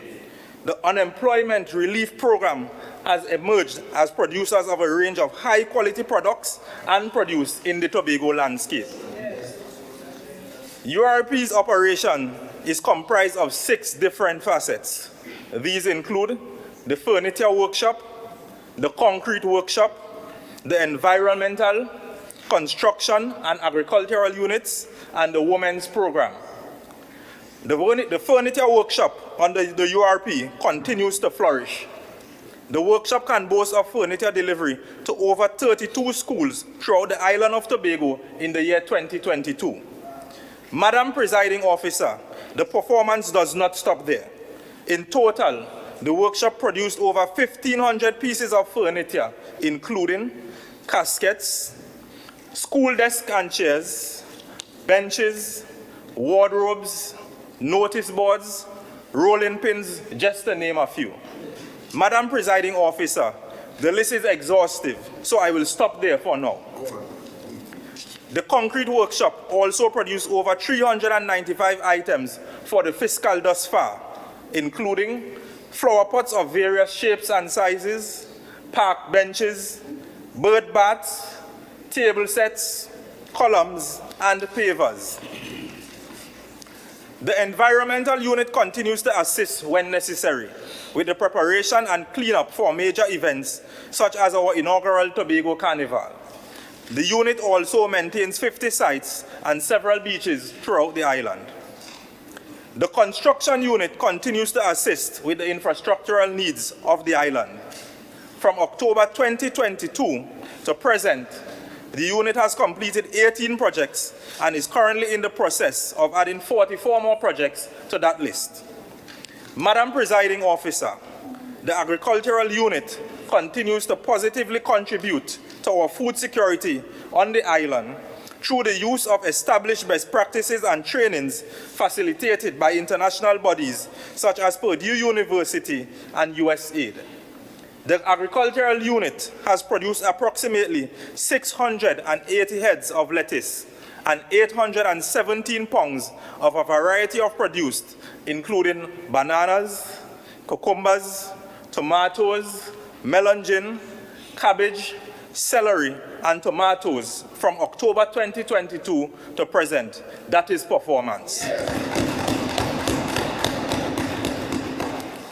URP's Roxborough Nursery has also substantially raised its standard of production, providing seedlings from among 14 crop types to farmers throughout the island. In addition, URP Women's Arm continue to provide sanitation and housekeeping services to several schools and THA offices throughout the island. To ensure continued viability of the program, revenue generation has been prioritized. In September 2022, URP hosted a booth at the THA's World Food Day event and recorded the highest ever sales in the amount of $42,228. The revenue generated over the 2-day period is record-breaking and included the sale of furniture, concrete products, and agricultural produce. Revenue generated for this fiscal currently stands at $201,816 with a projected $1.2 million in sales of furniture to the Division of Education, Research and Technology. The program also remains poised to assist in natural disaster response and major projects. Let me drink some water before I can find it. Let me drink some water. According to my colleague, mind the business.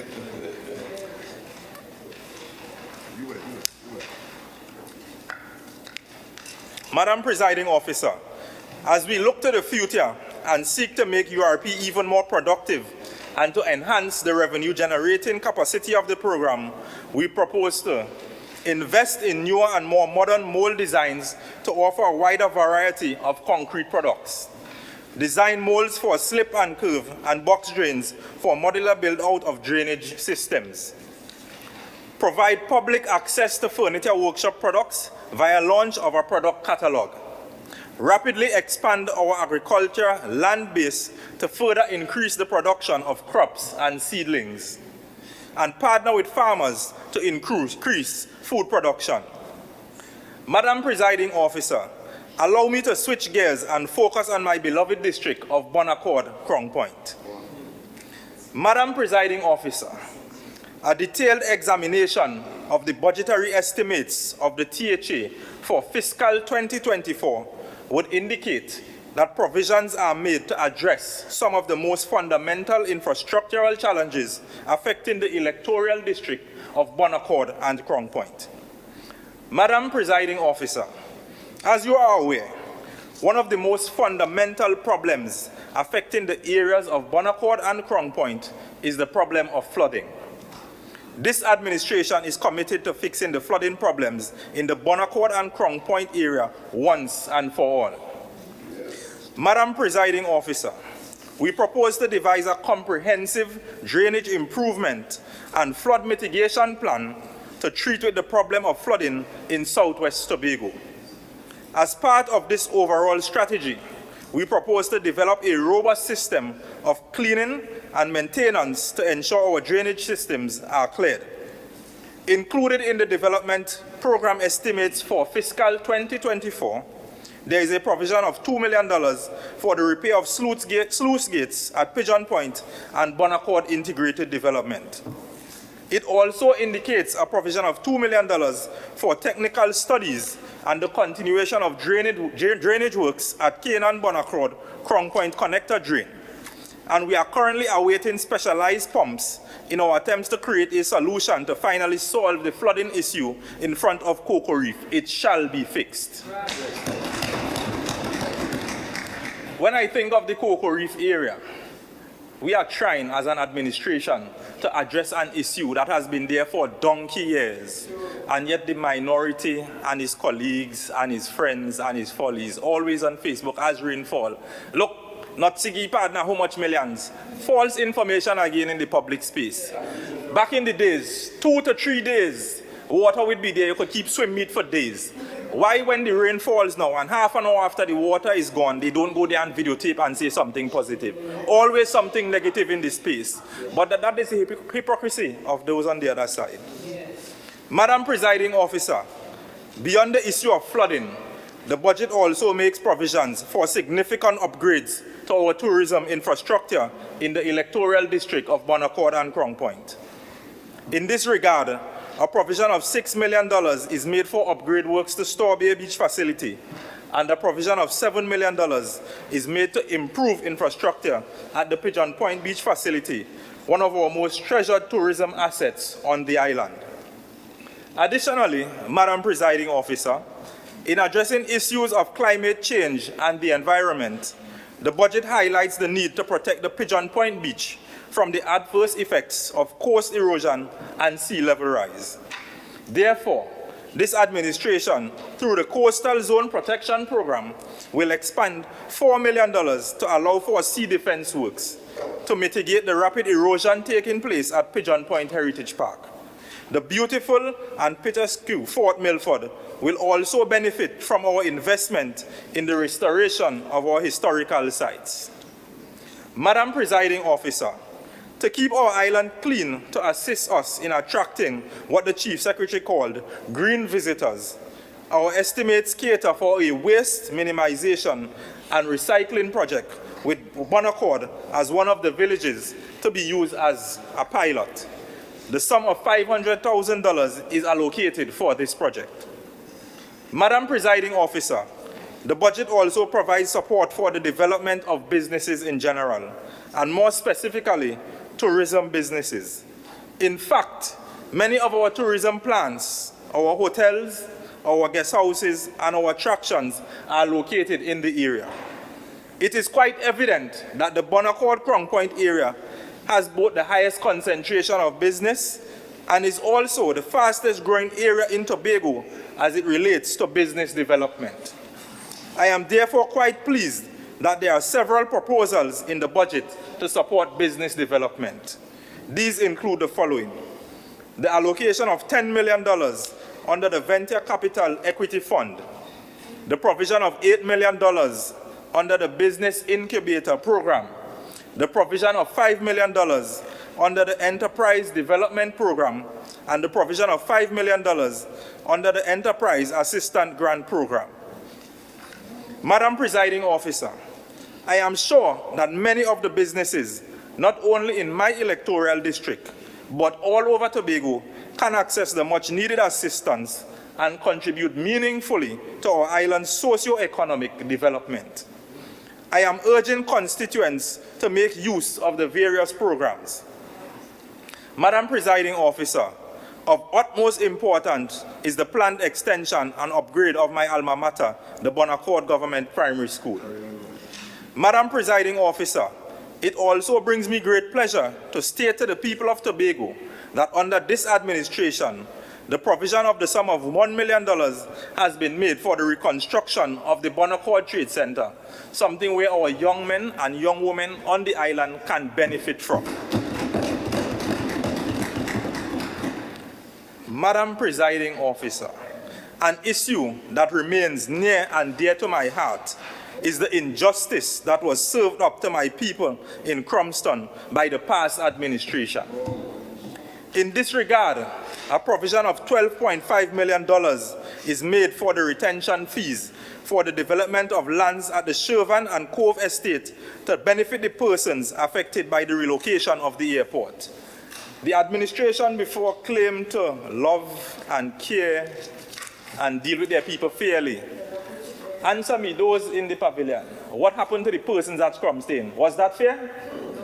Don't be afraid to answer, they can't beat you. Madam Presiding Officer, the budget also provides for improvements in our sport.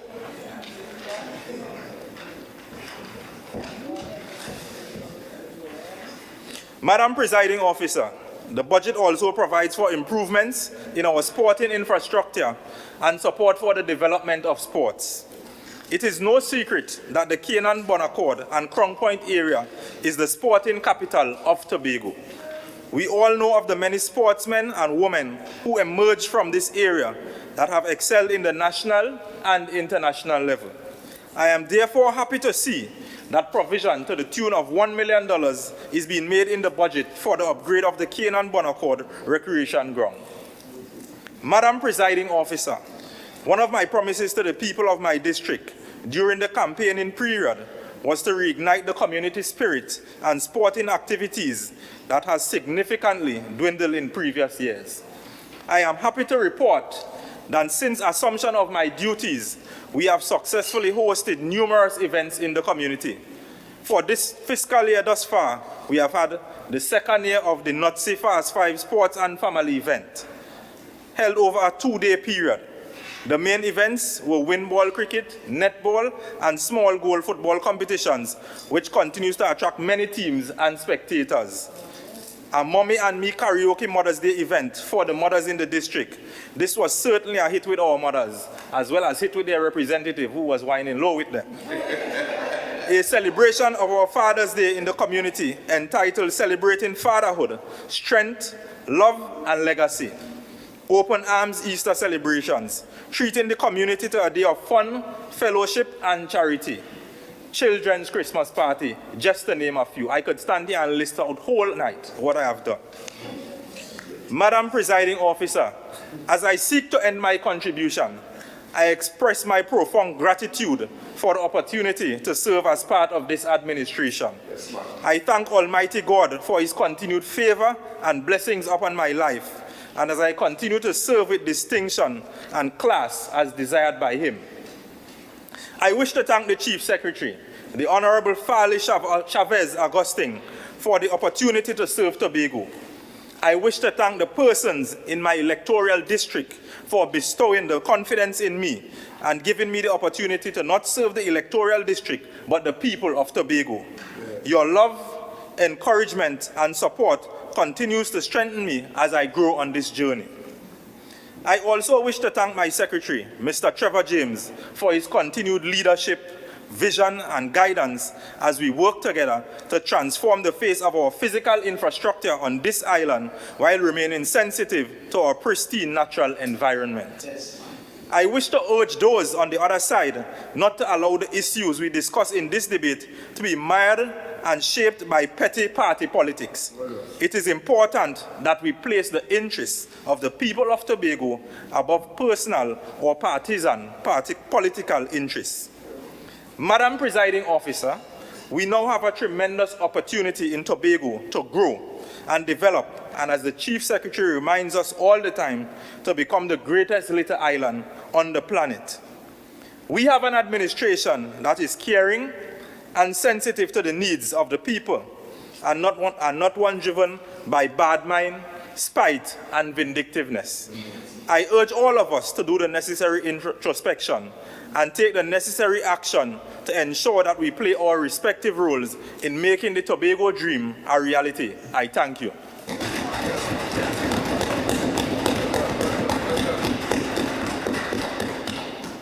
Councillor Petal Daniel Benoit. Next, Thank you, Madam Presiding Officer, for allowing me the opportunity to join the budget debate. Madam Presiding Officer, I want to start my contribution with a quote from a popular Tobagonian now deceased. And one of the things that he would say is, right must always be right and wrong must always be wrong. Madam Presiding Officer, members on the other side would have attempted to rebut statements made by the minority leader. And in attempting to rebut, they would have brought some information under the past administration that, in their opinion, was wrong. And I want to give some examples. So Councillor Orr would have indicated that a cabinet minute was approved, and it was for the bond facility of $300 million, and there were some projects identified in the minute, and one of them that she pointed out and focused on was the Smithfield Connector Road Phase 2 and 3, and trying to compare the cost that is proposed in a cabinet note of, I think it was what, $40 million. This is a proposed cost, Madam Presiding Officer, in the first instance. What the minority leader spoke to is a road that was completed that you have actual costs for. So the expenditure had already occurred. Additionally, Madam Presiding Officer, it is my information that the scope on the two roads are totally different. So where we would have seen a road from Scarborough RC there and all the connections that cost the taxpayer $19+ million, and based on the information that the minority leader provided, he said that a qualified quantity surveyor went there, and when he did his work, the road actually cost $7 million. So that is the issue, Madam Presiding Officer, and let us go back to the scope. So the scope that was being looked at in the bond financing minute to the cabinet, I am informed that land acquisition was required in that scope. An actual bridge should have been built, and the project would have been of a different scope to what is being quoted on this $19 million. So, Madam Presiding Officer, in that regard, I think what we are doing is comparing apples and the pears, so to speak. Madam Presiding Officer, another attempt was made in terms of looking at a Auditor General's report and quoting some information on the Auditor General's report and indicating that a former secretary would have met with a contractor, Madam Presiding Officer. Again, if we are claiming that that was wrong, Madam Presiding Officer, why are we condoning that kind of behavior under this administration, Madam Presiding Officer, when they came into government saying no to corruption, they will have no to mismanagement, no to a whole lot of things, and giving promises to the people, Madam Presiding Officer. Before me, I have a letter which is addressed to Assemblyman, Division of Infrastructure, Quarries and the Environment, Old Government House Road, and this is dated, this letter is dated, Madam Presiding Officer, Monday the 7th February 2022. What? And it's captioned Little Tobago Jetty Refurbishment Proposal. So, Madam Presiding Officer, the letter also is confirming from the contractor that he, as per our meeting, and again, this contractor is writing to the Assemblyman and the Secretary in the Division of Infrastructure, Quarries and the Environment. Wow. And the contractor is saying, as per our meeting at your office on Tuesday, 1st February 2022, Madam Presiding Officer. So the same thing that we are condemning, Madam Presiding Officer, we are seeing actually occurring. So if we are saying that it is wrong to meet a secretary because he has no role in the procurement process, if it is wrong for the secretary to meet with the contractor, and the contractor is indicating that after the meeting he's writing this letter on Monday, 7th of February, and Madam Presiding Officer, we are seeing arising from that meeting a contract sole selected, and is the same information, Madam Presiding Officer, that came out from this audit report. So I'm wondering under whose tenure the member was actually speaking about, and it says a sole select of this. This is a sole select contract, and it's dated the 31st day of March 2022. So, Madam Presiding Officer, my point is, if issues are raised, deal with the substance of the issue. Don't try to bring a wrong to try to justify why your wrong is right. Wrong is always wrong and right is always right, Madam Presiding Officer. Let us deal with the substance of the issue. Is it that under this administration, the cost for bitumen was $27,000?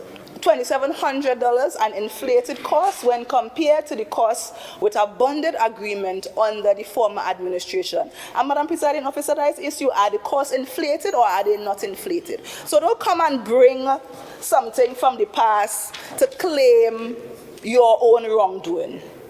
Madam Presiding Officer, the people of Tobago spoke. They dealt with us. You promised to do better. Show us the better that you are doing.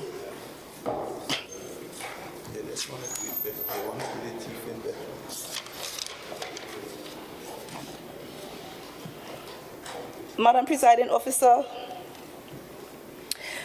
we would have listened to a number of conversations. And yes, since the budget has been read, people have been talking, both locally as well as nationally. And there's a lot of discussion surrounding the budget presented on Monday. And some persons has labeled the budget a fairy tale budget to nowhere. Some persons are saying it is a pie in the sky. Others are saying that it lacks vision. For some individuals, Madam Presiding Officer, it has actually left a poor taste. And Madam Presiding Officer, the member and the Secretary of in the Division of Infrastructure would have spoken about the 4.3% and why we don't collaborate and negotiate with our friends and our colleagues on the other side. But Madam Presiding Officer, we are using the words of the Chief Secretary, Madam Presiding Officer, when he was on this side. Madam Presiding Officer, when he was on this side on consecutive budgets, he recognized that the trend was closer to the 4.3%. And Madam Presiding Officer, all we are doing is regurgitating what the member was, when he was on this side, said. He looked at the trend, he analyzed the trend, he tried the past Secretary of Finance. There was one debate where he actually ran through a number of years and quoting what the allocation was and comparing it to what we requested. So, Madam Presiding Officer, now that he is sitting on that side, he has the responsibility and the authority. We are asking ourselves, why aren't you not taking the same advice and guidance that you were given then? That's all we are asking, Madam Presiding Officer. Madam Presiding Officer, one of the things that was noticed in this budget statement is the absence of some critical information. So, Madam Presiding Officer, on the campaign trail, this administration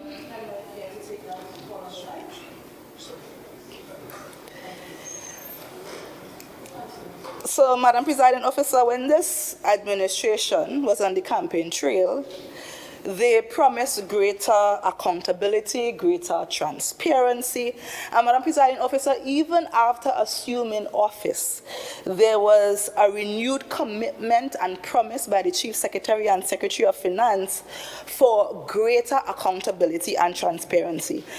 Madam Presiding Officer, now that the Chief Secretary and Secretary of Finance sits on that side, he has failed to provide the greater accountability and transparency.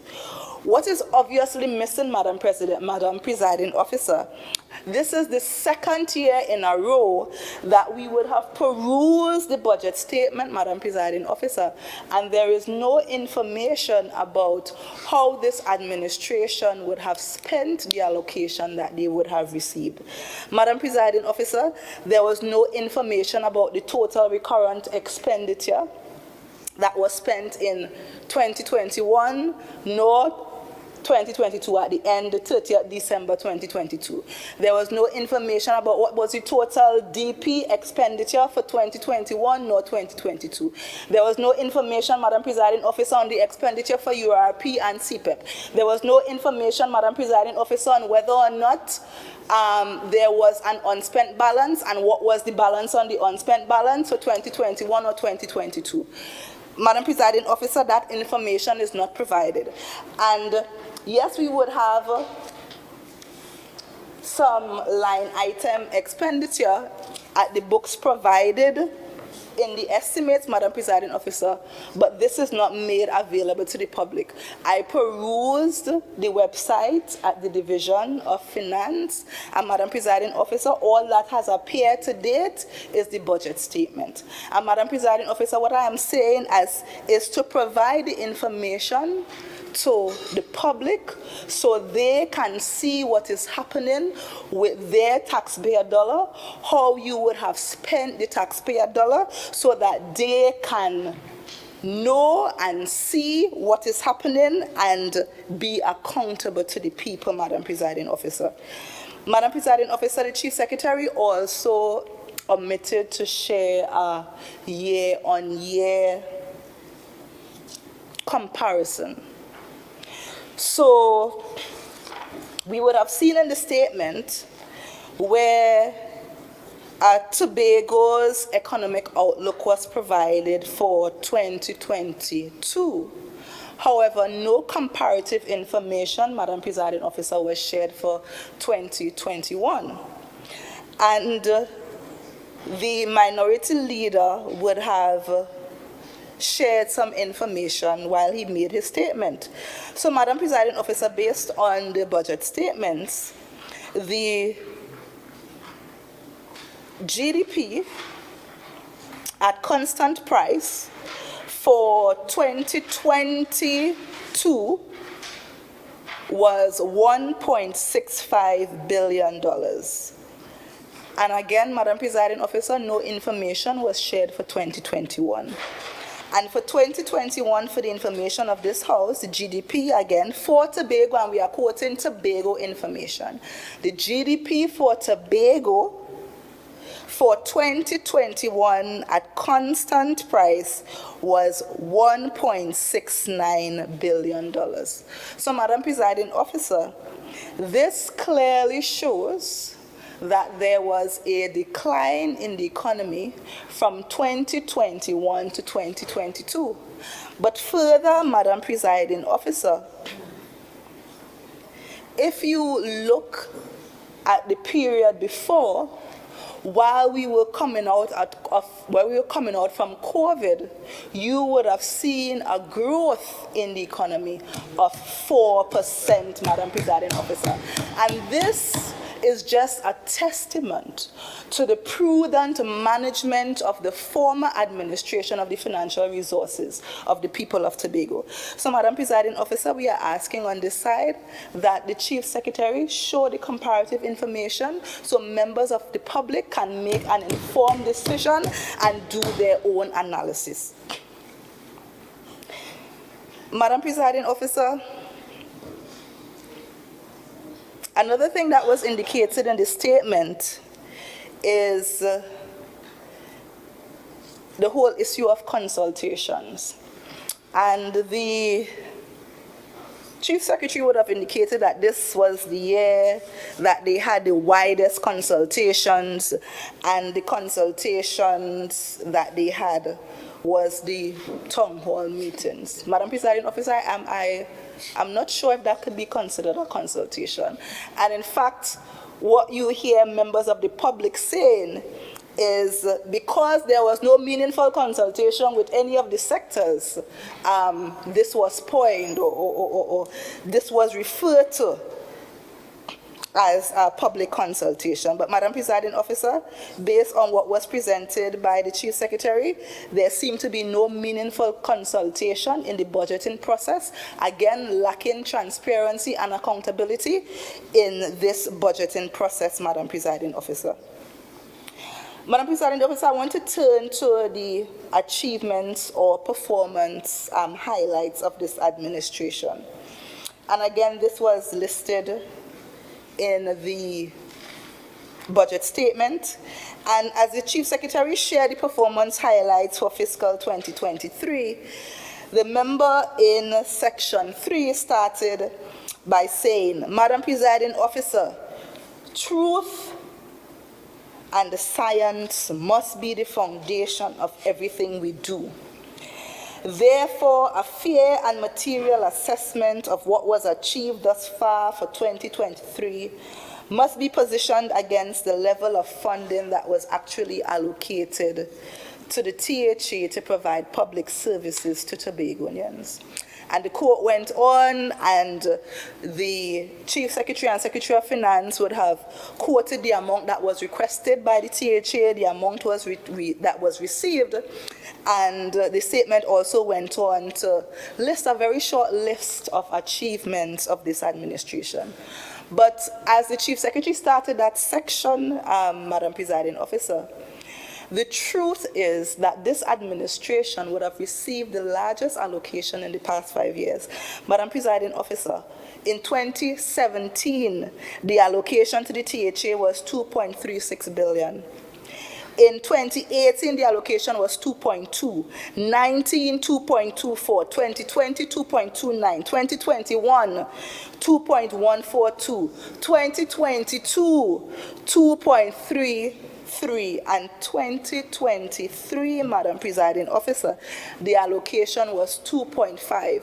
And further, Madam Presiding Officer, there was a supplemental allocation of $100 million, bringing the total allocation to the Assembly in 2023 Madam Presiding Officer, of $2.6 billion, the largest allocation of this administration. And although, Madam Presiding Officer, we had the largest allocation, we saw a decline in the economy.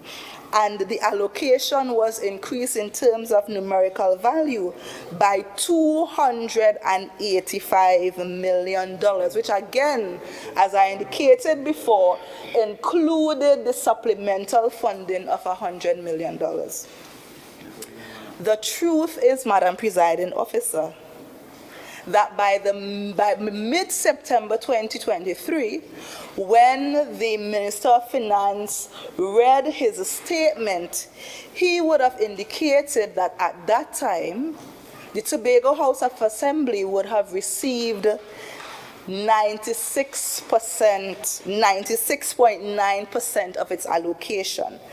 And he had committed, or he had expected, that the full allocation would have been received by the end of the financial year. Madam Presiding Officer, these comments were not disputed by the Chief Secretary, so we are left to believe that for fiscal 2022, Madam Presiding Officer, that the Tobago House of Assembly would have received its full allocation. And the truth, Madam Presiding Officer, is that the very short list, notably brief list of achievements that was included in the statement by this administration, Madam Presiding Officer, was a culmination of all the P&M policies, Madam Presiding Officer. What new policy, what new initiative has this administration implemented? Madam Presiding Officer, they boast about the Roxborough Hospital. That was a P&M project. Social assistance to the vulnerable, and the Assistant Secretary would have mentioned all the myriad of social assistance. What new social assistance have they brought on, Madam Presiding Officer? Another continuation of P&M project. Lighting of playing fields, Madam Presiding Officer, we would have lit playing fields. That continue to be a vision, that was a vision, and it will continue to be a vision when we get back in office, Madam Presiding Officer. That was a P&M project. Madam Presiding Officer, and I could go on. Housing, that was both. Madam Presiding Officer, I will come to housing. Manta Lodge, Madam Presiding Officer, P&M project. We are happy to hear that the Chief Secretary indicating that an operator will be coming, and we look forward to that, Madam Presiding Officer. Madam Presiding Officer, if we turn to strengthening our governance and constitutional framework, Madam Presiding Officer, in the budget statement on Monday, the Chief Secretary described the issue of internal self-government as being critical to the strengthening of the constitutional and legislative framework. And notwithstanding this being a vital item, and this administration, Madam Presiding Officer, well, first, it appears as if members of this administration seem not to be on the same page of what is autonomy to them, greater autonomy. So in one instance, we're hearing independence. In another instance, we're hearing federal. So they need to really get on board about what the meaning is for them of internal self-governance. More than that, Madam Presiding Officer, if this is such an important and vital item that forms part of your constitutional and legislative framework, Madam Presiding Officer, this is the second consecutive budget, Madam Presiding Officer, and nothing in the budget statement shows that any real and meaningful work has been done to advance the agenda of internal self-government. So to be with Madam Presiding Officer. So I don't understand how it could be so vital and crucial, but to date you have done nothing.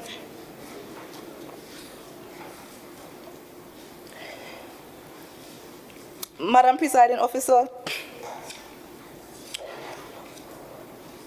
the budget statement spoke to initiatives implemented or initiatives to be implemented with the central government for further collaboration. And Madam Presiding Officer, one such project that was mentioned was the Tobago Online My THA e-government platform. And the minority welcomes the initiative, and we are happy to hear about collaborations between the Tobago House of Assembly and the central government. And in this particular instance, the Chief Secretary would have indicated that the THA is collaborating with the Ministry of Digital Transformation.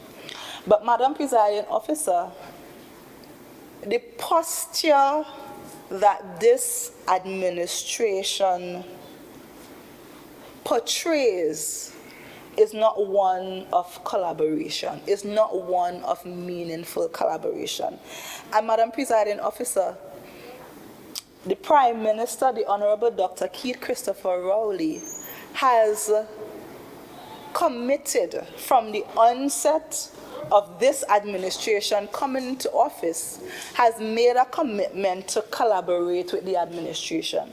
And we would have seen the collaboration, we would have seen meetings between the cabinet coming to Tobago, led by the Prime Minister, and the Chief Secretary and his Executive Council, meeting for hours, Madam Presiding Officer, it was reported.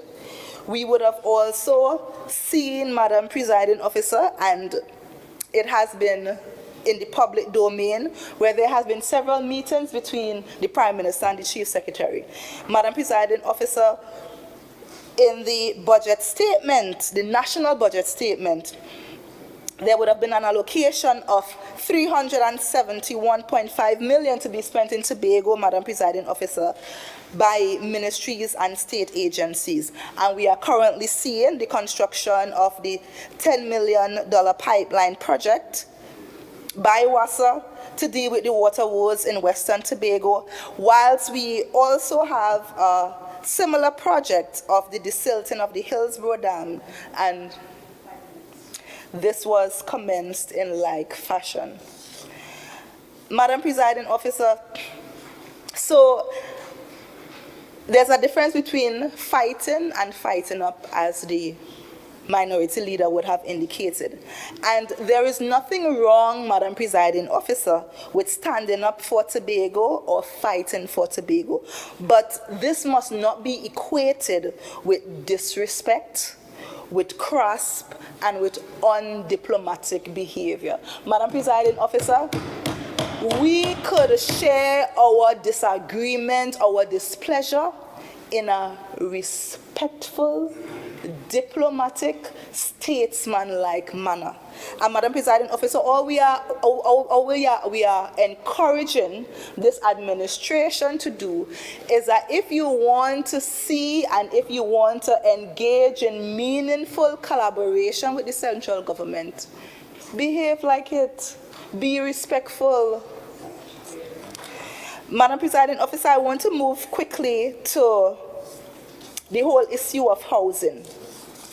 And Madam Presiding Officer, we start in this house for our last sitting last year, and the administration would have brought a budget, and they coined it a very ambitious housing program to provide 1,000 fully serviced housing lots in the first term, which was 250 units per fiscal year. And Madam Presiding Officer, the year was already in train, and they indicated that they have not yet started their housing program or whatever they were doing in terms of housing, but they would still do that 250 per year.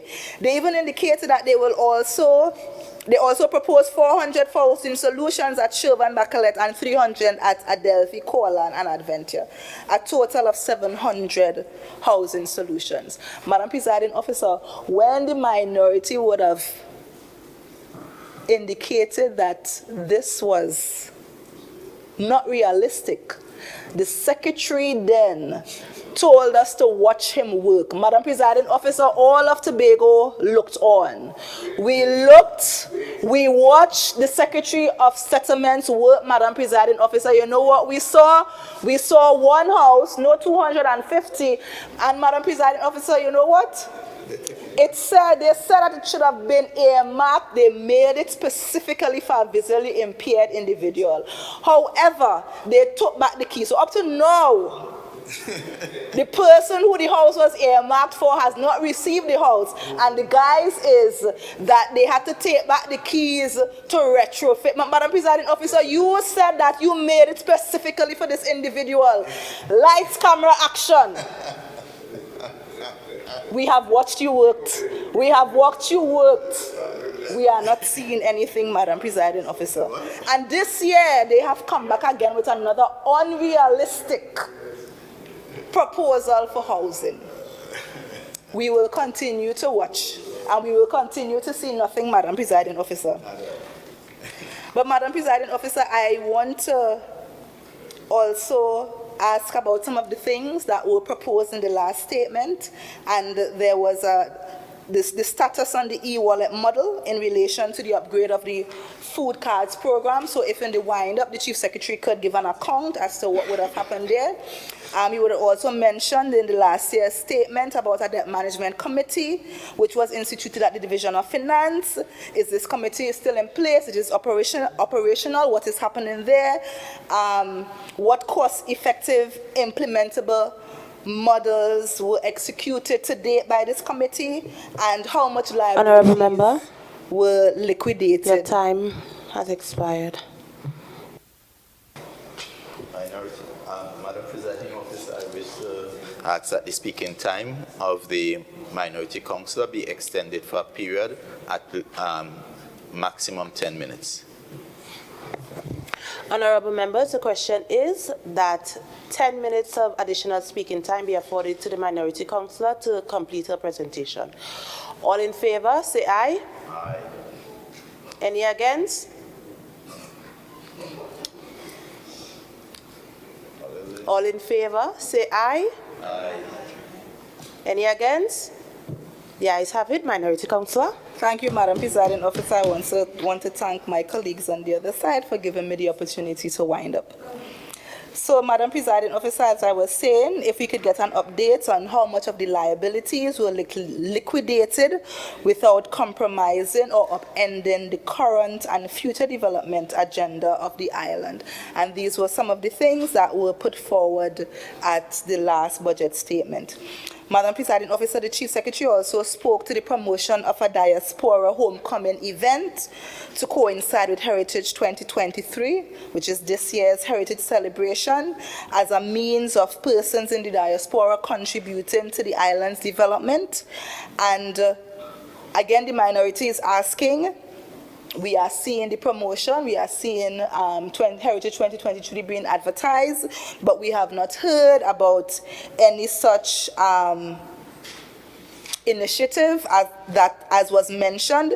So we were wondering if this initiative has commenced in keeping with what was proposed, and if it has, how much contributions and how many persons would have contributed to this diaspora program. Madam Presiding Officer, additionally, what about the BDU policy changes? We heard no mention about that in the statement, to include the funding for the purchase of stock and raw materials.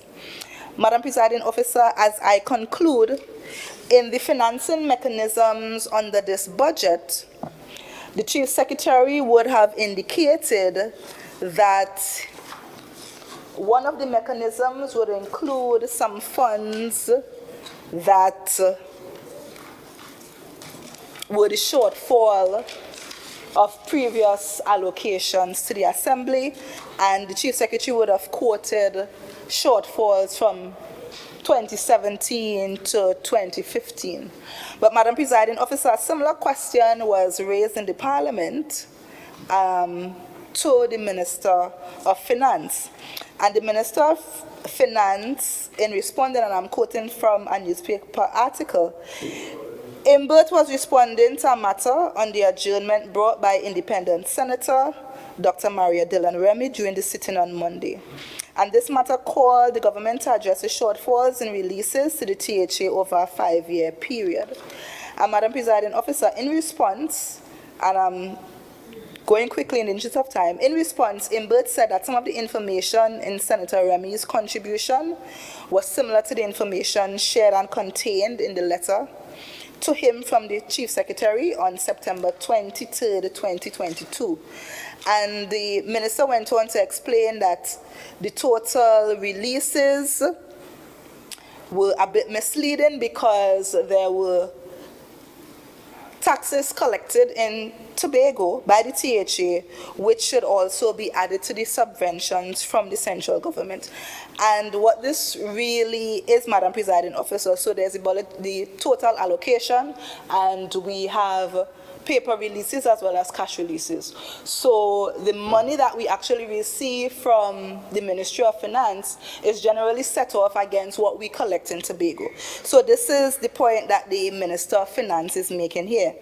And the Minister continues, by virtue of the relevant laws, the funding is kept by the THA, is not remitted to the Consolidation Fund, said Imbert, adding that non-cash releases which are taxes collected in Tobago have to be added to the releases from government.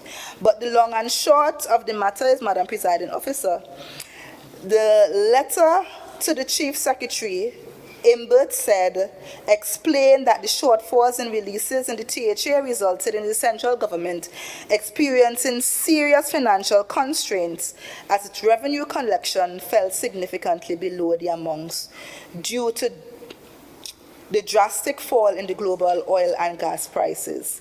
And the minister is basically indicating that under the law, he has the responsibility based on the circumstances to further reduce the allocation, so to speak. So, Madam Presiding Officer, I am not sure how prudent it is, because it seems to be unlikely that the shortfall that is used as a financing mechanism, it seems to be very unlikely that this funds will be received.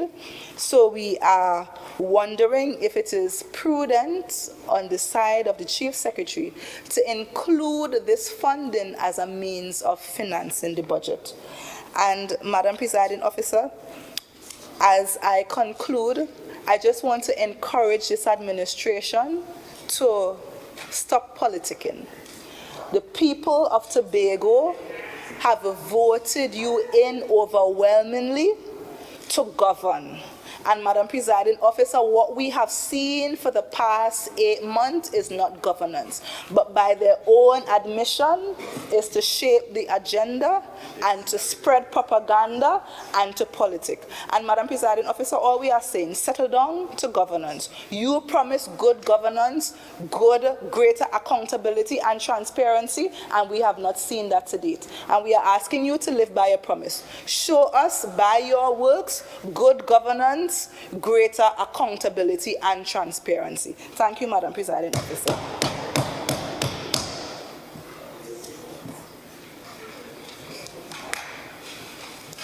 Member for Bethel New Grange.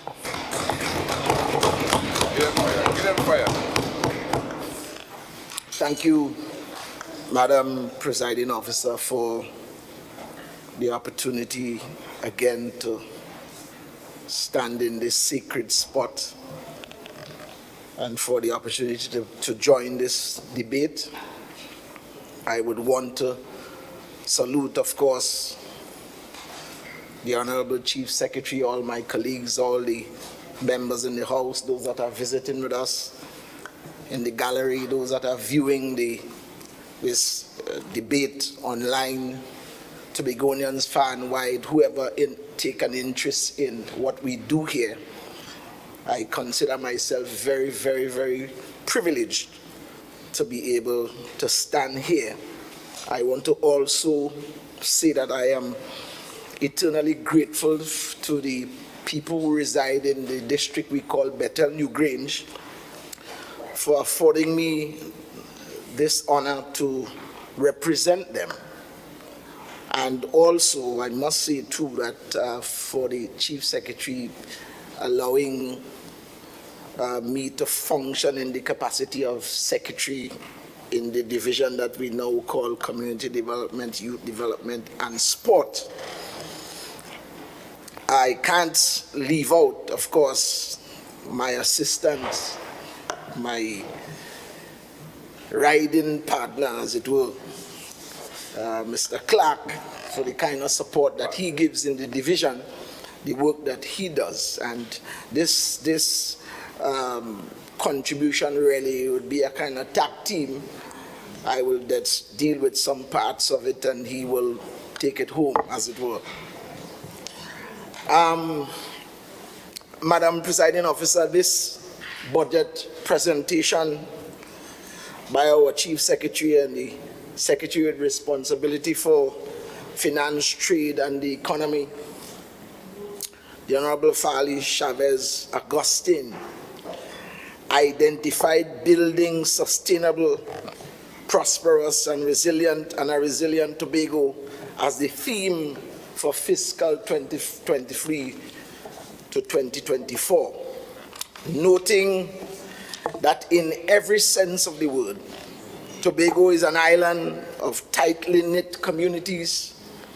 Therefore, the building of sustainable, prosperous, resilient communities, child by child, family by family, and village by village remains a key development goal to this administration.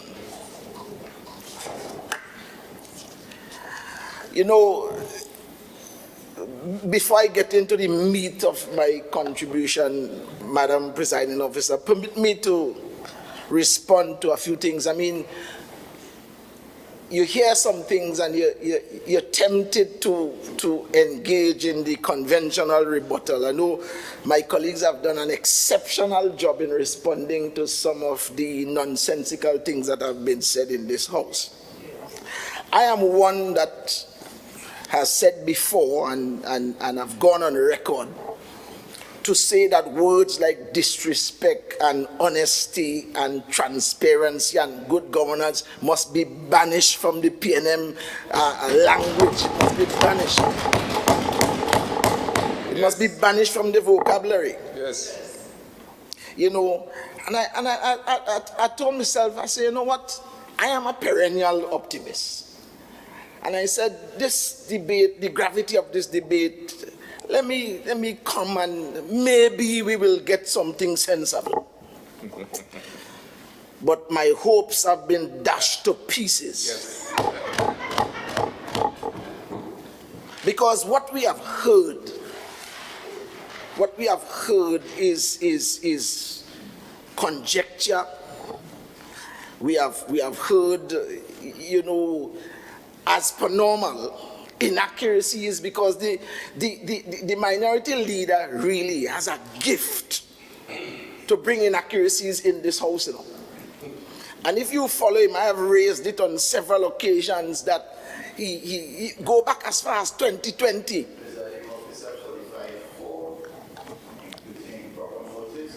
I will prove it. I will prove it. I will prove it. In 2020, he made some comments about. He made some comments. Make some comments. Members, please use better language. Continue, Assemblyman. Yes, ma'am. So he made some inaccurate comments about distributions of hampers relating to the Chief Secretary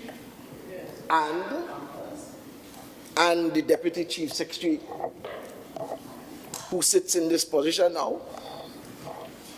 Also, he made some inaccurate comments on TV6 during the 6-6 time with Fazil Mohammed in Mount Irving. I acknowledge the Assemblyman at this time and him alone. Continue, Assemblyman Baines. He also, at one point, stood there and blamed he was the deputy then, for the sandals business and say that was the man responsible, when in truth and in fact was Afra Raymond who brought that to the knowledge of the population. He also went on more recently to say that we went to sign a MOU with a no-name university in Jamaica. You all remember that?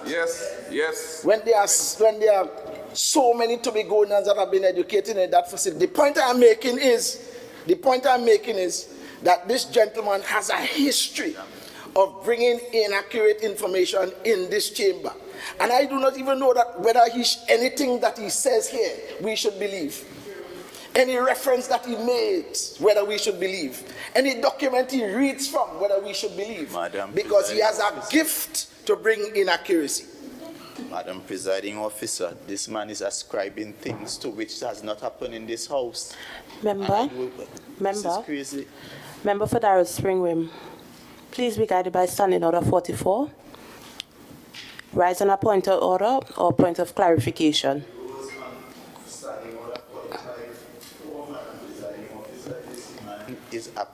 Is imputing improper motives. I don't agree with that. Continue, Assemblyman Baines. Misquoting my words. I've said nothing about hampers. Minority Leader, please have your seat. Assemblyman Baines, continue. I want to say as well that I, Terence Baines, join with the Deputy Chief Secretary and my other colleagues.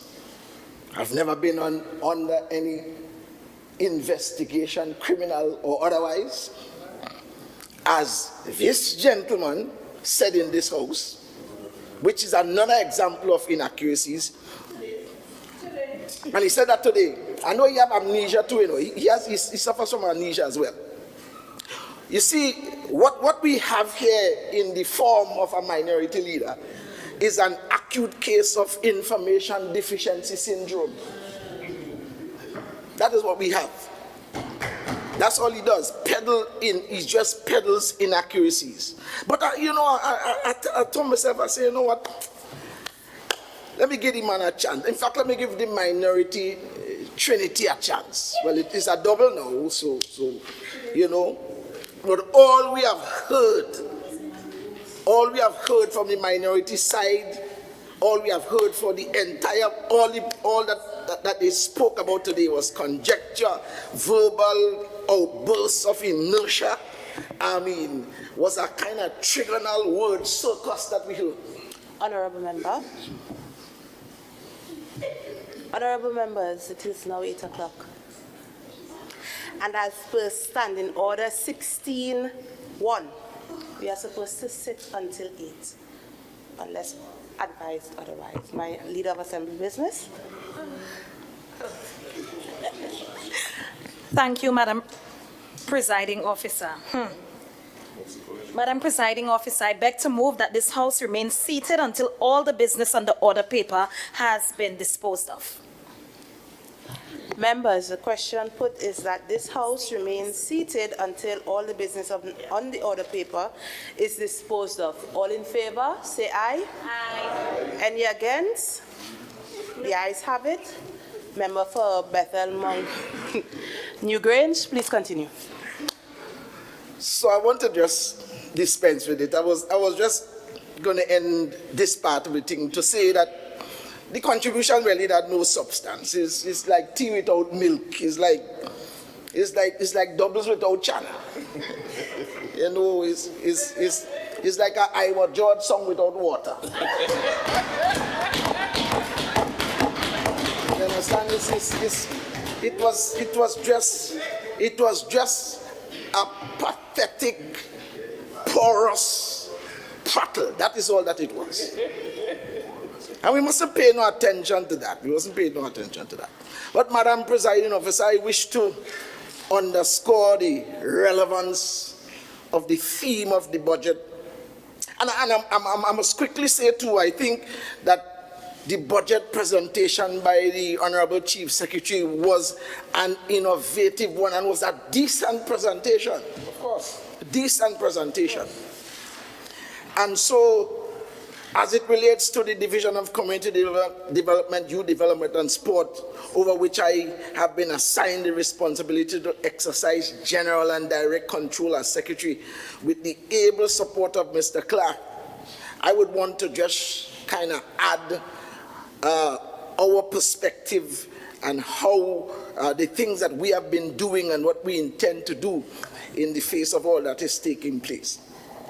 Madam Presiding Officer, the Division of Community Development, Youth Development and Sport has taken a painstaking journey to get to the part of full integration of our internal processes and the services we deliver to the communities. The natural synergy in the operation mandate of each department within the division allows for greater support and seamless delivery. With the focused view of deliverables outlined in the measures of the last fiscal presentation, the division is proud to have discharged its mandate with pride and take pleasure in articulating some of the major achievements for 2022 to present. In doing so, Madam Presiding Officer, as Secretary, I will present the achievements of the Department of Community Development and discuss in some detail measures to be undertaken in fiscal 2024. Assistant Secretary Clark will then present the achievements of the department in the youth development and sport and continue the discussion on fiscal 2024 measures. I want to begin by focusing on what I call one of our flagship programs at the division, and that is our vocational skills training program, which has been instrumental in equipping individuals with valuable skills for personal and professional growth. We trained 26 tutors and assistant tutors in the use of virtual platforms, enabling them to effectively deliver vocational skills training to all our participants. The program, which offered both online and face-to-face classes, saw a staggering 2,224 participants across various skill areas. Implemented at a cost of $1,180,750, proudly invested in the future of our workforce here in Tobago. The Handicraft Indigenous Program has been an endeavor close to our hearts. Through consultations and collaborations with stakeholders, we have formulated and drafted a national policy for the handicraft sector in Trinidad and Tobago. This policy aims to present handicraft as a financially viable industry designed for growth and sustainability.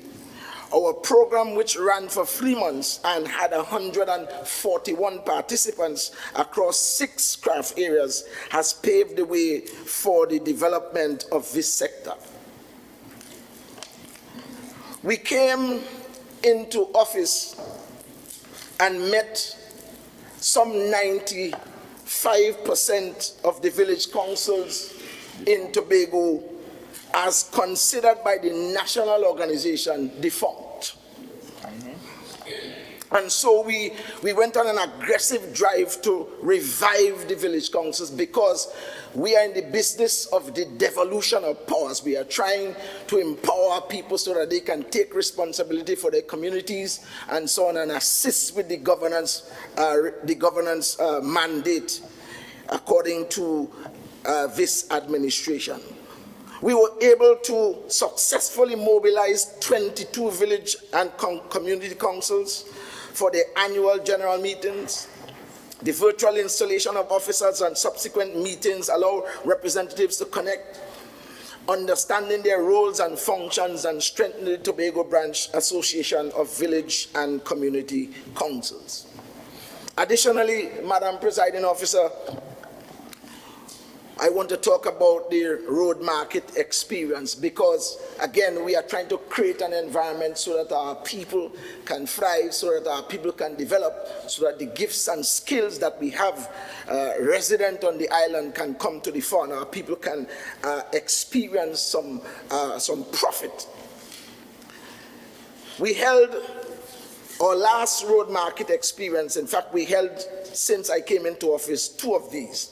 The first one was held at the Castara facility, showcasing the talents of small businesses, entrepreneurs, farmers, and artisans by emphasizing entrepreneurial development and business management. This event empowered communities and facilitated business networking. Approximately 34 vendors and a total expenditure of $132,471.78.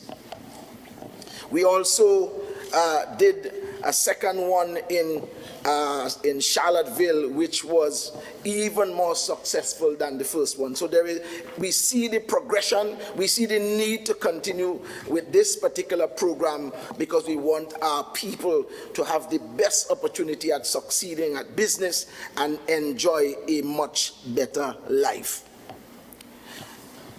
We believe that FBOs play a vital part in this development ideal that we have for Tobago and to accomplish this dream that we have for Tobago to become the greatest little island on the planet. And so we've talked about it in this house, about the Tobago Faith-Based Council. We have approved the policy document. We have outlining the framework and all of that. And access to the financing and technical assistance has been made available. In fact, we have to date some 40 applicants already, and we are just going through and making sure that they meet the various criteria, and we will begin to give the kind of support that is needed. Madam Presiding Officer, permit me to highlight some of the initiatives taken under the development program agenda for the Division of Community Development, which was executed by the Building Maintenance Services Unit and the Project Implementation Unit under the development program. The division manages 85 facilities of varying forms and functions, while the Department of Youth and Sport also engage in a number of soft sporting and youth development program projects. In terms of the Community Development Department, the following have been undertaken in fiscal 2023. The Dallaford Community Center is now 100% complete. At a complete cost of $2.2 million, after the 3-phase power supply was connected in February this year. In keeping with the division's stated intent, and I need to make the point that the scope of works as far as the division is concerned was completed. I know there is a power supply issue that TNTech needs to rectify. In keeping with the division's stated intent, the facility was then handed over to the village council for the management of the facility. Speyside multipurpose community facility is also 100% complete, Mr. Chief Secretary. The total cost of $897,000 as per the scope of the contractors. And there are some painting work and so on which are going to be done in-house, and some air conditioner fixes that are needed. It is estimated that this will be completed by August of this year. Hamden Lowlands multipurpose community facility also 100% complete as it relates to the scope of the contractor. What has happened is that some of the works have been given over to the workers that we have in the division. Right? We certainly don't want them to become obsolete. We certainly don't want them to just be lying around doing nothing. And we know there's a whole host of skills that reside in the division, so we engage them to do some of the work. And the cost of the repairs in Hamden Lowlands is $729,000 as per the original scope, while the internal painting by the division's artisan team is now in progress. The replacement of the air conditioning units is estimated to be completed by July 30th. We are also in the process of refurbishing the Y zones in the Colorado area. We're doing some work there, and it's approximately, it costs us about $80,000. These Y zones have taken a beating, especially because of COVID. A lot of them have been exposed to the elements and so on. So we had to do a tremendous amount of work on these Y zones. They've been playing a vital role in assisting our young people with connectivity and so on. And so we have to focus on that, and the spend on the refurbishment of Y zones is a reasonable and needed one. The Lescato Community Center. We have had some challenges with this, the startup of this project. We have had some issues, some contract-related issues, let me just say we have some issues. But I want to say today, especially to the secretary and area representative for that area, that 2 days ago, that we did a final sign-off for the works to commence in Lescato, and so we are trusting that the contractors will take, the contractor rather will take control of the site, and the refurbishments will begin with alacrity, and we expect,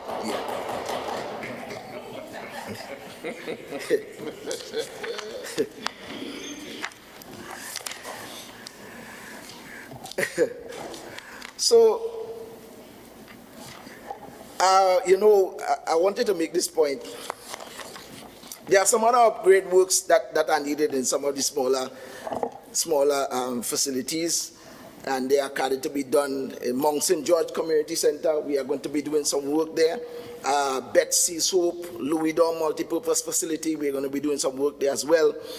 And there are some 50 community facilities under our purview, and the works, a combined cost of $1 million will be injected to make sure that these facilities get the necessary upgrades that are needed at this point. The minority leader made a point about, in fact, I'll come to that in a minute. Let me not distract myself. So, we want to talk about Charlottesville, because yes, he made the point about Charlottesville and the Charlottesville project stop and so on. And let me just take some time and explain what has happened in Charlottesville. The former regime broke down part of the Charlottesville facility where it was a pavilion, a change room, and a community center. That is what was there. They broke down part of it to put up the multipurpose facility. I'm sorry, the micro mall, and intended to just build back a pavilion for the people of Charlottesville. Udicott, who was the project manager, unilaterally decided to impose on the Charlottesville people a facility that is a step down from what they had originally. And of course, I mean, I don't know Charlottesville people very well, but any sensible person will say that you have to give back what we had or something better. Yes. But they went ahead and started contrary to the wishes of the villagers. And Udicott, is a creature of the past regime, right? And so the impasse that caused the project to stall has nothing to do with the Division of Community Development. In fact, it was an impasse that developed between the contractor and Udicott, because the original cost of the project was about $12 million. And because of the concerns of the villagers and so on, there was a need for a change of the scope. It moved the cost to $19 million.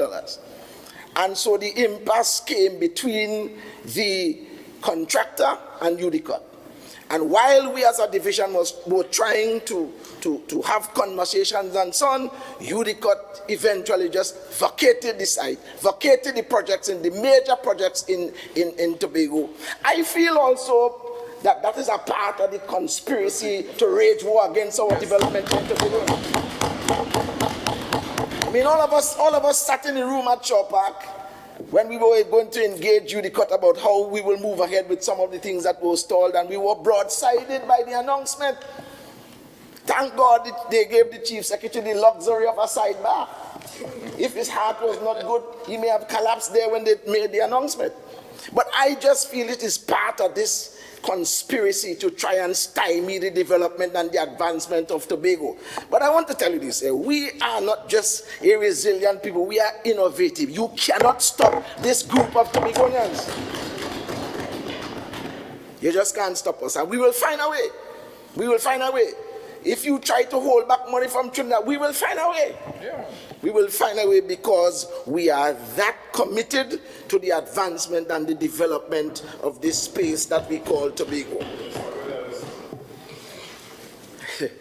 Now, the minority leader made a point about we on this side enriching our friends and all that and so on. And when he said it, I may try and make a note. Because there are some things that just get up under your skin. Yes. Especially who's saying them. I have in my hand here a document. It represents, and I am from Bethel. It represents what you call a final payment certificate. And I am not learned in these matters, so I make sure and ask questions about what this means. There is a road in Bethel that we call Sesame Street.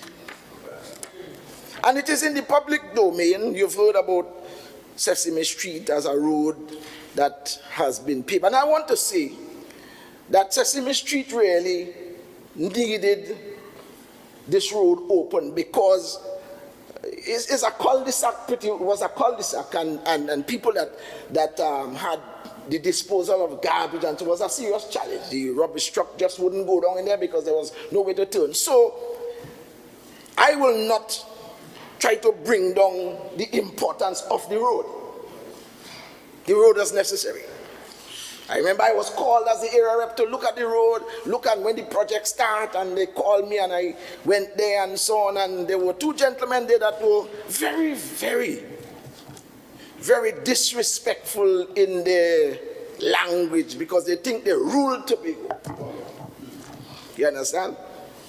But the document represents a final payment certificate for the road that we call Sesame Street, a road that I know, a road that I went there last week.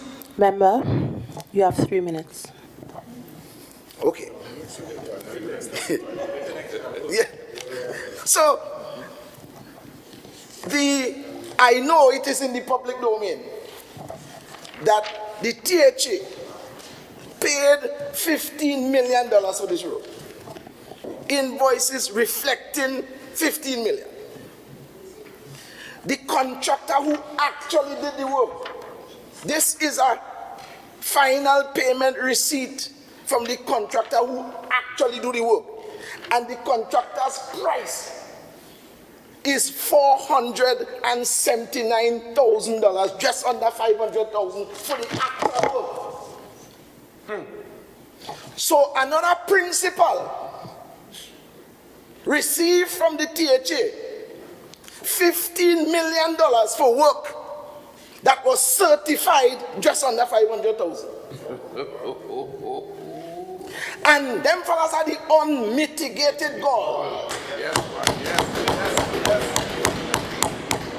to talk about poor people. Yeah. And is one Tobago contractor ripping off another Tobago contractor? Yes. Look, let me think to make your pressure go up. But you know, scientific information also is in the public space that the road could actually cost about $1.9 million. So let us just assume, let us say $2 million. What is the opportunity cost for that $13 million as Secretary James said, that was given to somebody. Secretary James and his team just had a program to assist people in Tobago with a 10 on, 10 off, spend $10 million on this program and employ some 800 persons. Do you know that with that $13 million save, Secretary James could have employed 1,600 people at least? And in Bethel New Grange, I could have had at least 44 more persons employed in Bethel New Grange.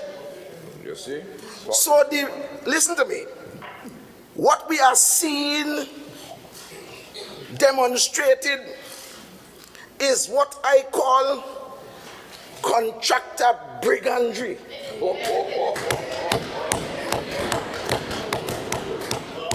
Honourable Member, your time has expired.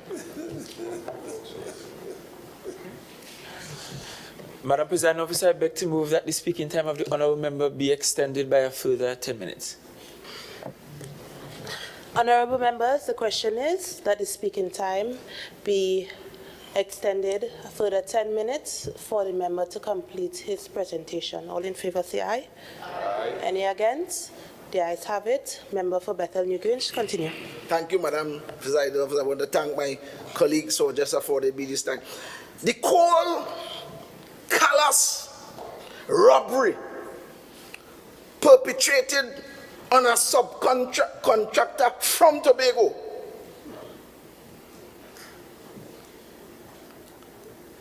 was a fruit of the collective conspiracy of the then Chief Secretary and the Secretary for Infrastructure, and by extension the Executive Council at that time. All of them. Because while some of the public officers are facing the music and every man, you know, you have to answer for yourself. But the public officers who sat in those seats and so on must not be allowed to get away either. They must face the music as well. And the thing about it is, I mean, we use the word hypocrisy upon us in here. Some of these same Decepticons find themselves in the public space talking about morality and going on different platforms and calling people's names. But as a popular Facebook personality who said he went to the prison, that it perhaps was God that sent him there so he can give tips to those who intend to come at some point. But we want to make it clear. We want to make it clear, and I am so glad that the Chief Secretary is our man. You know, people look at your disposition and figure you are low fence. They think, you know, the Chief Secretary is a man who's, you know, his humility sometimes can be misunderstood. But humility is not stupidity, no, it's power under control.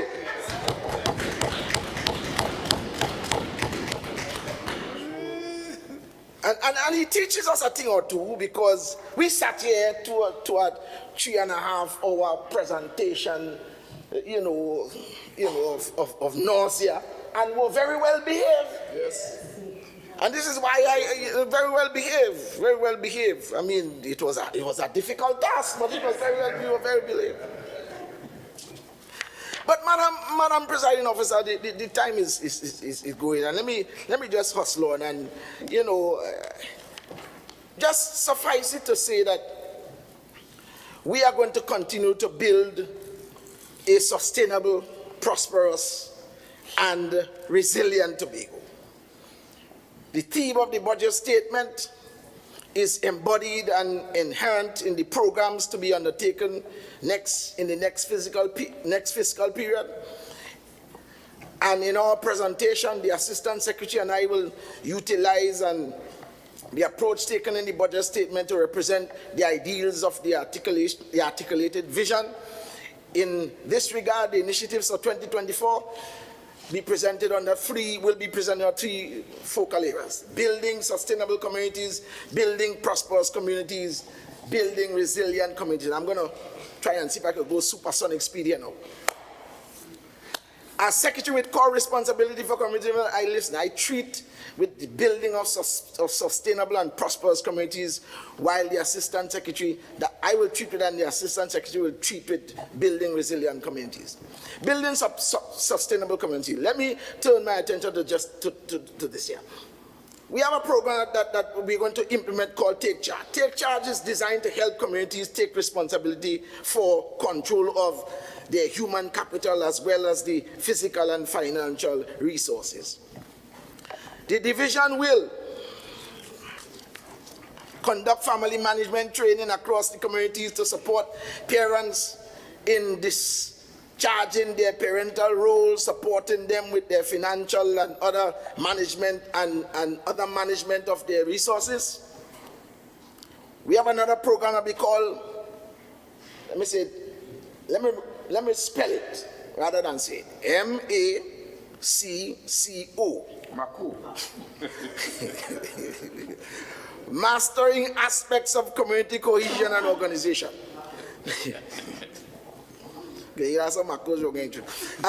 Targeting leadership training for community, youth and sport leaders, the gatekeepers, to help them understand the issues impacting the community, equipping them with the tools to support and manage the community resources. We have another one called CARE. Working through the Tobago Faith-Based Council, we shall establish with the mandate to facilitate and deliberate, to facilitate, deliberate, and recommend fair and equitable distribution of resources from the THA to establish FBOs. The council will undertake. Member, you have 5 minutes. Thank you. Will undertake the other measures to deliver on this mandate. Madam Presiding Officer, I had to say a little thing about CPEP, and then I would. I had to say a little thing about CPEP. Of course, we've done extensive work with the CPEP program, with the retooling and fixing and all of that. And as a result of the work that we have done, we were able to inject into the program in more recent time just about 56 new workers, and we are moving. We have to add about 94 more to make the full cadre of the CPEP workforce, and it is good. And I think it was Councillor Orr that said it. When I look out and saw the scattering in James Park, I said, thank God we give some dignity to CPEP workers. Thank God. Because I was down at the MIC Center when they were mandated to protest against the then PP government, when they had to put on jersey, when they were compelled because they had no real standing. You could have pushed them around, but thankfully we have given them some dignity by giving them an approved policy to operate by. Nobody will ever again advantage CPEP workers and URP workers in this country. That must stop. All right. Let me come down to the end. 2 minutes? All right. Madam Presiding Officer, sometimes I just get a little hyper excited. But since we started this journey, we have been experiencing some turbulence. But you know what I figured out? That you only experience turbulence when you're flying. Yep.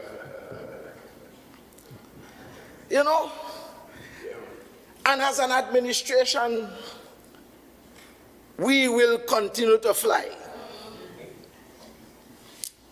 with supersonic speed, I guess,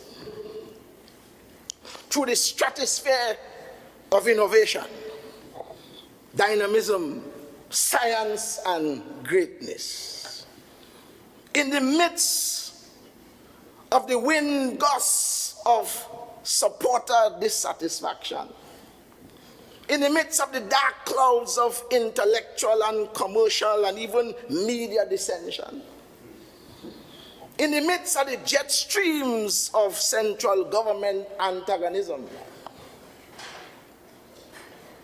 we shall fly on. You see, Madam Presiding Officer, the minority and those who think like him want us to remain on the ground of mismanagement, the ground of corruption, the ground of island stasis, which has been evident since, well, before, and came to an end, thankfully, in December of 2021. Member, your time has expired. Madam President, I thank you. Member for Lambo Lowlands, you may join the debate.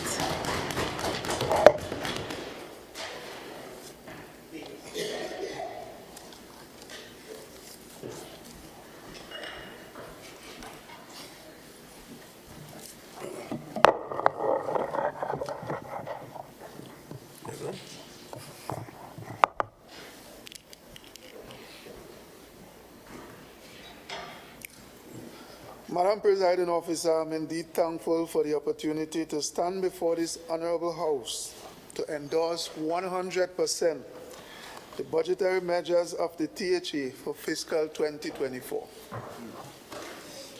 First of all, Madam Presiding Officer, please allow me to extend my hearty, sincere congratulations to the Honorable Farley Augustine, Chief Secretary of Tobago and Secretary of Finance, Trade and the Economy, for the clarity, forthrightness, soundness of socio-economic and fiscal programming that characterized the THA budget statement for fiscal 2024 presented on Monday.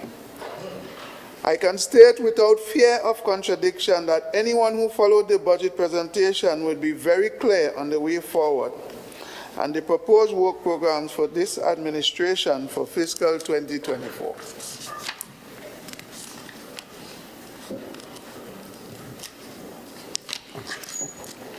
Madam Presiding Officer, in accordance with my stated portfolio as Assistant Secretary in the Division of Community Development, Youth Development and Sports, I will first highlight some of the achievements of the Department of Youth and Sport for fiscal 2022-2023, followed by an overview of the division's integrated fiscal measures for 2024 in building resilient communities and a resilient Tobago. Additionally, given that this is my maiden budget presentation, I would also briefly examine the implications of the budget for the electoral district of Lambo Lowlands. Yes.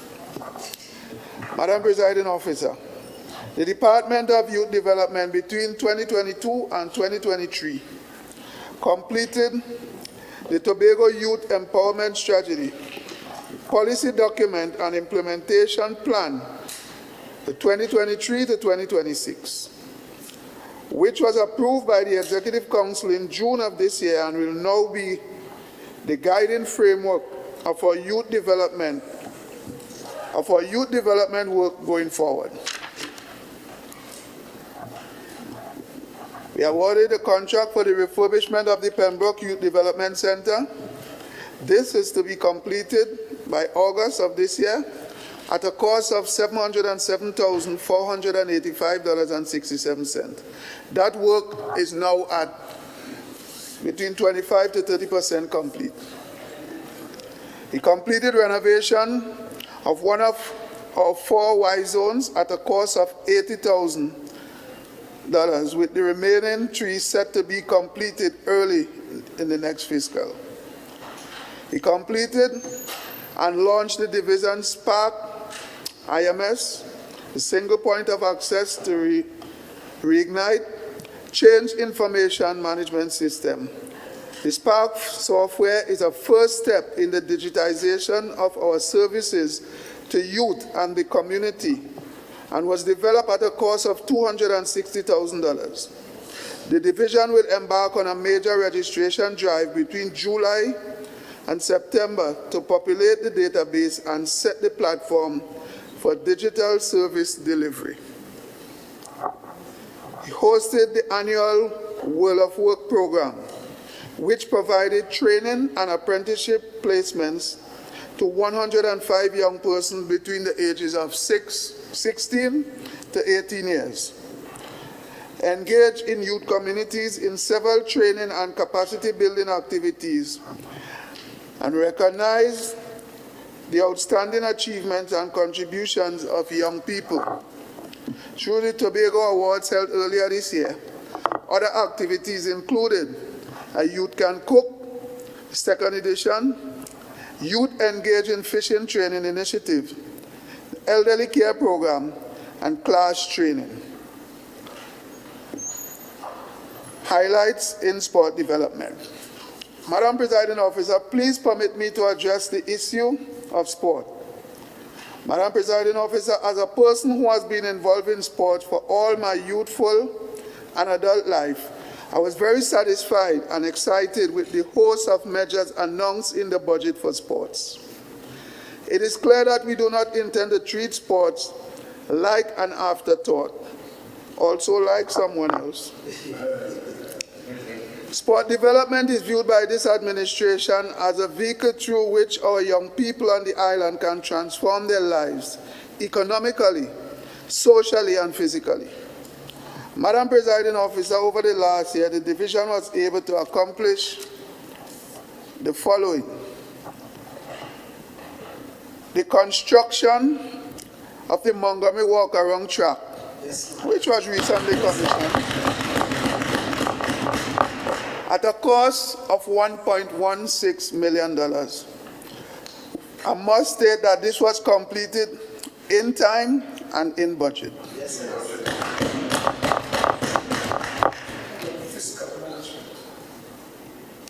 also completed was the geotechnical survey that has been completed on the Patience Hill and Louisdor recreation grounds, and the physical work is due to commence as soon as the monies are released, which is very soon. We completed the first phase of upgrades on the Mount Pleasant recreation grounds at a cost of $497,000, with additional upgrades to commence on the physical structure consisting of the pavilion and the drainage system. The drainage works at Shaw Park recreation grounds are 90% completed, and the work on the physical structure is ongoing. Madam Presiding Officer, I just want to pause a little to explain that just as any other department and any other challenges that we in the THA face, the recreational facilities was really run down and dilapidated coming out of COVID. And while not completed, we are working constantly to have them to a state where we could use them and be comfortable again, Madam Presiding Officer. This takes a lot of work, not to mention it costs a lot of money. But like any other challenge, we look at it, we measure it, and we will rise above this like any other challenge this administration face. The Shaw Park recreational grounds. We had to undergo doing over the drainage in the Shaw Park ground because, you know, as rainfall, that ground used to flood out. So we had to reopen the trenches, relay the pipes, and now I could say that it is, as they say on the street, it's 99% completed, and as such I could take the privilege to say, where the drainage is concerned, we are good to go. Yes. We did some upgrade works, which are presently still going on the Kendall pool and provided assistance to the YMCA for the pool down at Turtle Beach. We also re-established the Lalon Gordon Sports Fund and appointed a new management committee, which has the responsibility of looking at, I should say, more controlled ways and different initiatives whereby we could reward and support our athletes going forward. The Executive Council took the decision to provide, and I must say before I try to explain this, we understand the importance of support, Madam Presiding Officer. And we came up with the initiative to take care of one parent per child. The children who was selected for the national team to go to the Carifta Games, we decided to provide support to one parent per child to take them to the games to see their children perform. That is a first, and that proved to be very successful and appreciated by the parents. Honorable members.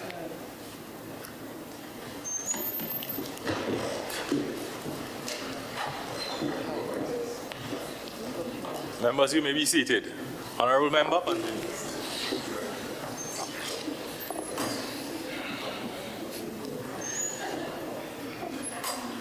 Deputy Presiding Officer,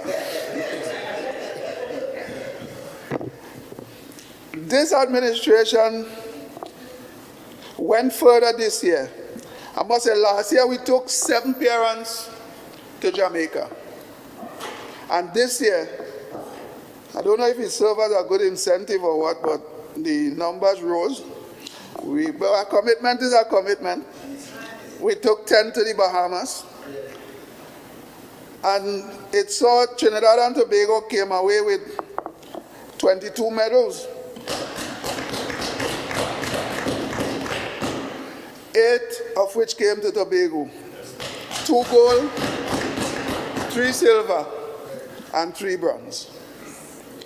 So, Madam Presiding Officer, we are not only committed to supporting the athletes on the field, we are also committed to supporting the people who support the athletes and who made their dream a large possibility.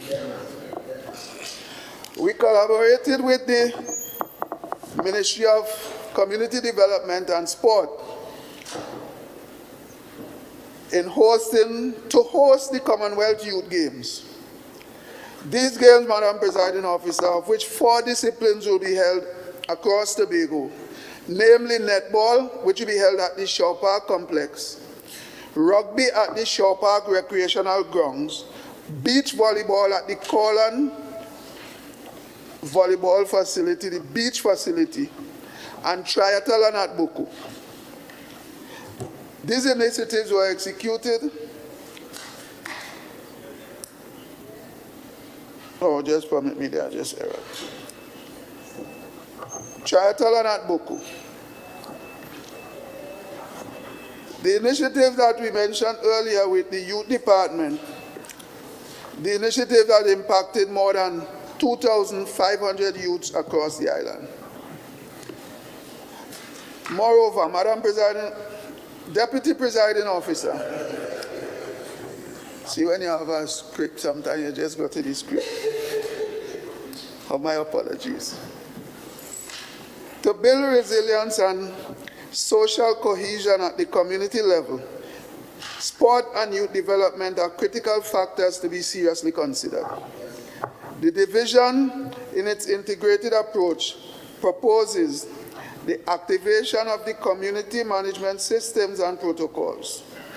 The division will support the mainstreaming of operations of village and community councils, youth councils, and sporting organizations.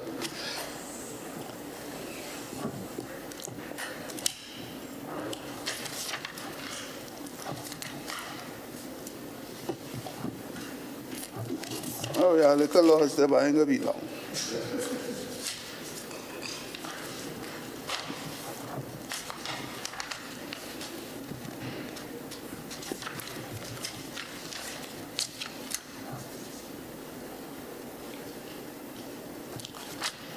through established standards of operations, certification, contribution agreements, and monitoring and evaluation.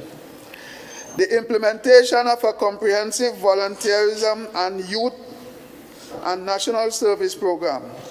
The implementation of a Tobago community safety program and safe community competition campaign. Deputy Presiding Officer, youth and sport development are vital for building resilient communities. Investing in youth empowers them to become responsible citizens, while sport promotes physical and mental well-being and fosters social cohesion. Youth development programs instill valuable life skills and encourage active participation, leading to more inclusive communities.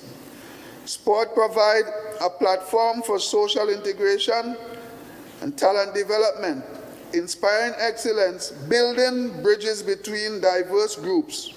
Together, youth and sport development create thriving and resilient communities.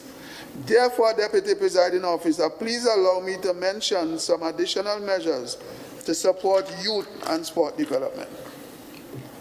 Deputy Presiding Officer, in addition to the measures outlined previously in the area of youth development, we will implement measures articulated in the Tobago Youth Empowerment Strategy, continue our digitization efforts, expand existing approach to improve job skill training to prepare youth for a more seamless entry into the world of work, with over 1,000 young persons benefiting annually.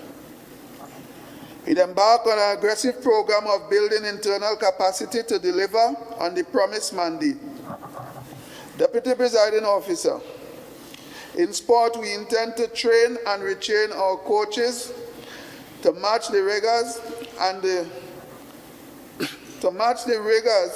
of 21st century skills and knowledge, with emphasis on sports science, health, and technology. To support our sportsmen and women to meet the academic standards required to obtain international sporting scholarships.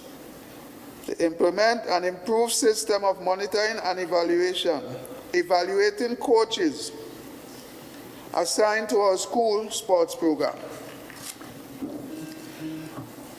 Provide up to $5 million to directly support Tobago's sporting organization.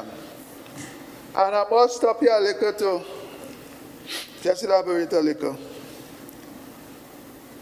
We pledge to support all the sporting organizations, Deputy Presiding Officer, once they have the ducks in a row. We provide, the division is providing not only the financial support, but we are also providing you with the support to have your books properly kept. We guide you along the way, show you how to have your organization up and running properly, and then we could get to the finance. Because over the years, there are a lot of people been using the THA for a hustle. And we have to try to stamp it out, whereby if we are successful in doing so, we could support much more of our young people who are deserving of that support, honestly. Yes. We're going to upgrade and modernize sporting facilities throughout the island to facilitate the seamless use of sports science and smart technology. Smart technology is important to this division. The upgrading of the facilities, I must mention that Canaan, Mongrace, Goodwood, right at the front of the benefit of this initiative right now, I ain't discarding patients, the patients will actually start. So, but you know, Canaan has a rich history with sports, and therefore we have an obligation to get to Canaan, do the necessary upgrades, likewise Mongrace and Goodwood.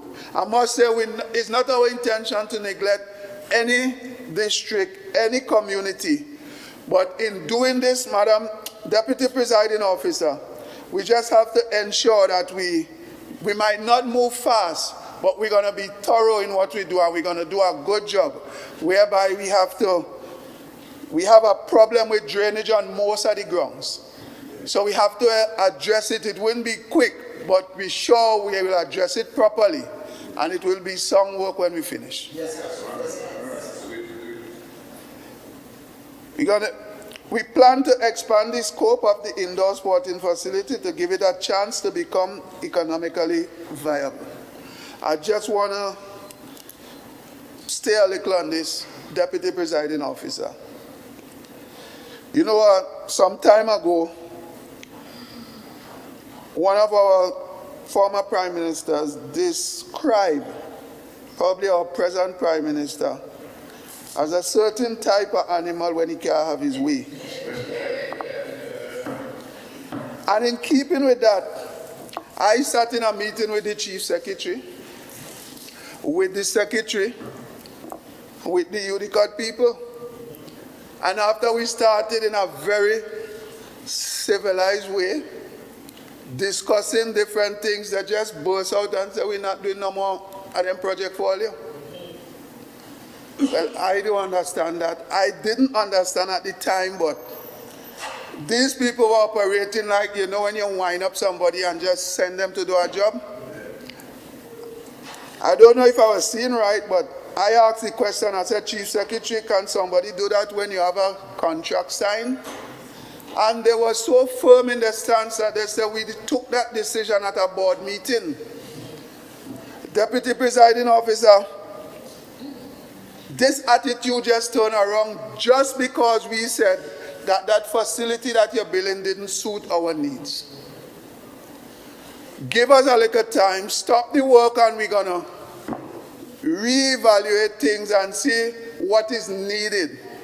We call in most of the stakeholders to a meeting. We had a meeting with basketball, netball, volleyball, all the sport that we hope to have played in that facility. And everybody was of the view, and you know they said 10,000 Frenchmen can't be wrong.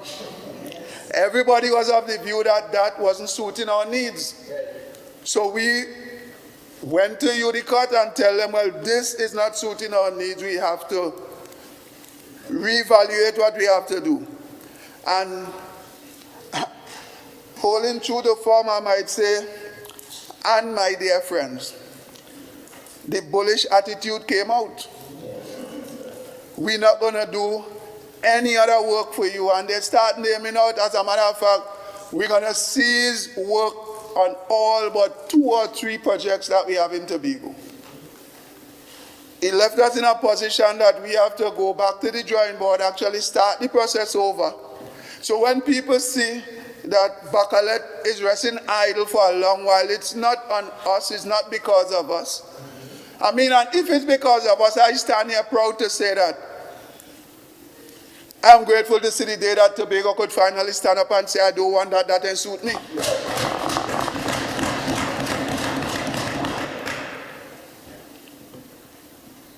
So, Deputy Presiding Officer, that was the situation with the Bacalet indoor facility. We're going to have the scope or whatever you call it redone. And we're going to ensure that we have a facility that not only Tobago can be proud of, but the world. We can open our arms and welcome the world and have them feeling at home with the state of this facility. Yes. The Goodwood Pavilion was a cause for concern again, as the minority would have mentioned, and rightly so. We look at the pavilion, we had our concerns. The Chief Secretary probably jumped the gun a little and mentioned it in the last budget. And the work was limping along all the time, but when the Chief Secretary mentioned about that pavilion, and they just sprint off with the work. When you pass up there a couple days after, you see blocks going up, everything going up, the frame going up. We got to the stage where the chief said, well, look, it's already at this stage, it costs us X amount of money. We're not going to be that confrontational and say we want to change it at this stage. Even when we had the town meeting in Mount St. George, Goodwood, the residents complained bitterly that they wasn't consulted. It was just something that was pushed down their throat. I don't know who did it, but as the song said, it wasn't us. So we're going to continue with that because of the advanced stage of the construction. We're going to complete it, and we're going to try to make the most of it. Deputy Presiding Officer, Fiscal 2024 indicates strong support for sporting activities. In this regard, the current estimates of the developed program estimates include the following. The Bacalet Indoor Complex that I just spoke about, $30 million. An allocation of $7 million has been made to the construction and maintenance of the hard courts across Tobago. Just to delay a little on the hard courts across Tobago. Some people take some things personal and take it the wrong way. But Madam Deputy Presiding Officer, is the kind of dressy looking thing here for. Deputy Presiding Officer, if I'm entrusted with a job as I have been... Remember, you have 5 minutes of speaking time. It's okay. Time flies when you're having fun. But entrusted with this job, with this portfolio, I am going to do my best to ensure that Tobago gets value for money and Tobago have the use of things that will be done and done properly, that we could have legacies that would live on. And with proper maintenance, it will even live on longer and long after us. Allocation of, I was on the hard courts. It is difficult to come into a job, Deputy Presiding Officer, and when you look across the island, every one of the hard courts are run down and dilapidated. I don't know if it's COVID caused it, but COVID has real rotten ply if it's that way.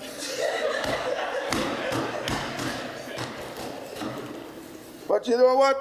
We set out to repair them one by one, and I'm confident that we get the job done. Yes. You see, people talk about who's fighting who and who's fighting who, but when you have people sitting in position to do a job, and when you look around every job that they're supposed to do, the facility run down, dilapidated, and looking just embarrassing, what do you do with the people?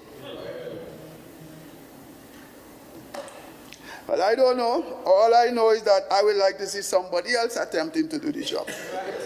I ain't firing nobody. I didn't say that. It wasn't me. You have an allocation of $5 million.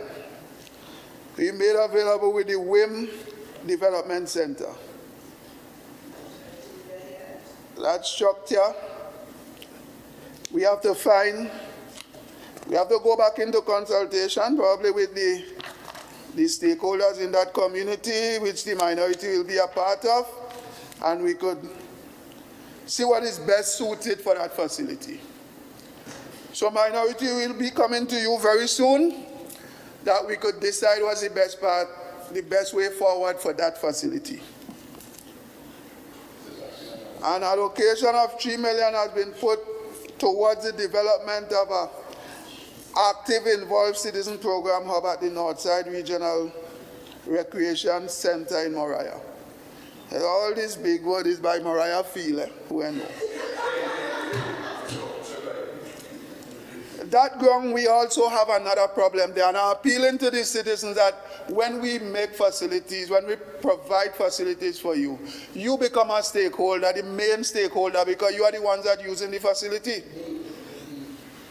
And a lot of people are aiding and abetting with people making our recreation grounds pastures. When it's not sheep, it's cow. When it's not cow, it's goat. I know. I expect to wake up one day and go there and see a chicken tie there.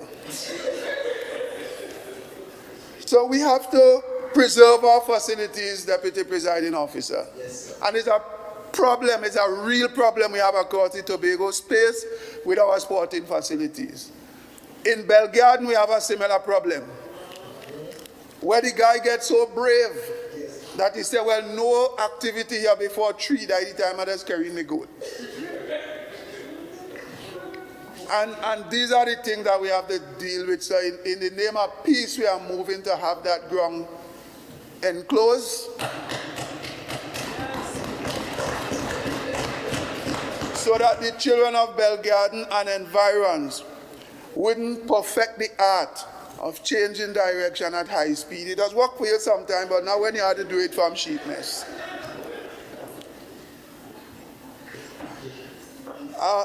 An allocation of $3 million has been made for the general upgrade to the pavilion and courts at the Shaw Park Sporting Complex. That's the recreation ground side. The courts there has to be totally redone. The tennis court, which, when completed, would make life a lot easier for the folks at Comfort Inn. An allocation of $3 million has been made to the construction of the changing room and worker areas at various other sporting facilities. Your time has expired.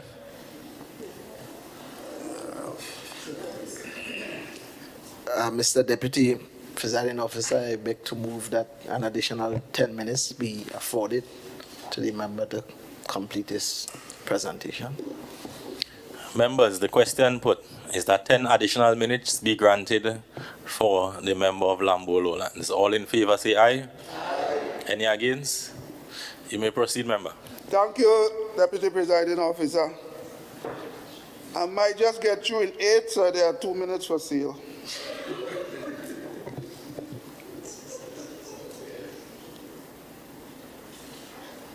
A lot of our facilities has no change rooms, have no toilet facilities, and it's very uncomfortable when you pass at a recreation ground and see young ladies recreating there, knowing that at some time they'll want to use a restroom or something or the other. And it's difficult to always have to walk with a big sheet or a towel to block them off when they want to do that. So we're going to do those upgrades. And it also comes in as a lot of the workers, Deputy Presiding Officer, shortcut the work on the basis that there is no toilet there. And they know the union agreement too bad when it's that time. So we're going to outfit these grounds with these basic amenities. Is that the word? Yes. Me how much big word in my vocabulary now, but I just come across clear. A provision of $2 million has been made for installation of a turf at the Mount Pleasant field. This is just proposed, but it will be done in consultation with the villagers and the various stakeholders, because we think that in upgrading the fields, it's difficult, Deputy Presiding Officer, to upgrade community fields to any high standard. And I want to explain that. When we did the research and did the asking around, when you upgrade these fields, in many instances, depending on the level that you want to go, they tell you can't have more than 10 playing hours for the week or 12 playing hours, which is not suited for our community ground. So we will endeavor to do that kind of upgrades in the enclosed facility where you could have a measure of control over it.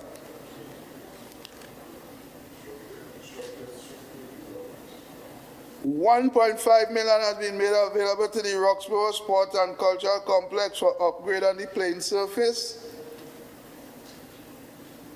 This is the closest we have now to an international cricket field. Upon asking around, it doesn't meet the required size, but until you get what you want, you have to work with what you have. Yes. So that's the situation with the Roxborough ground.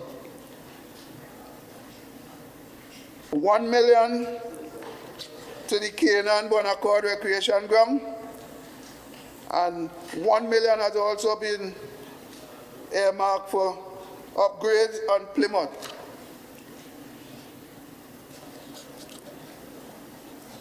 Deputy Presiding Officer, there's much more that could be said, but in the interest of time, I will just move along.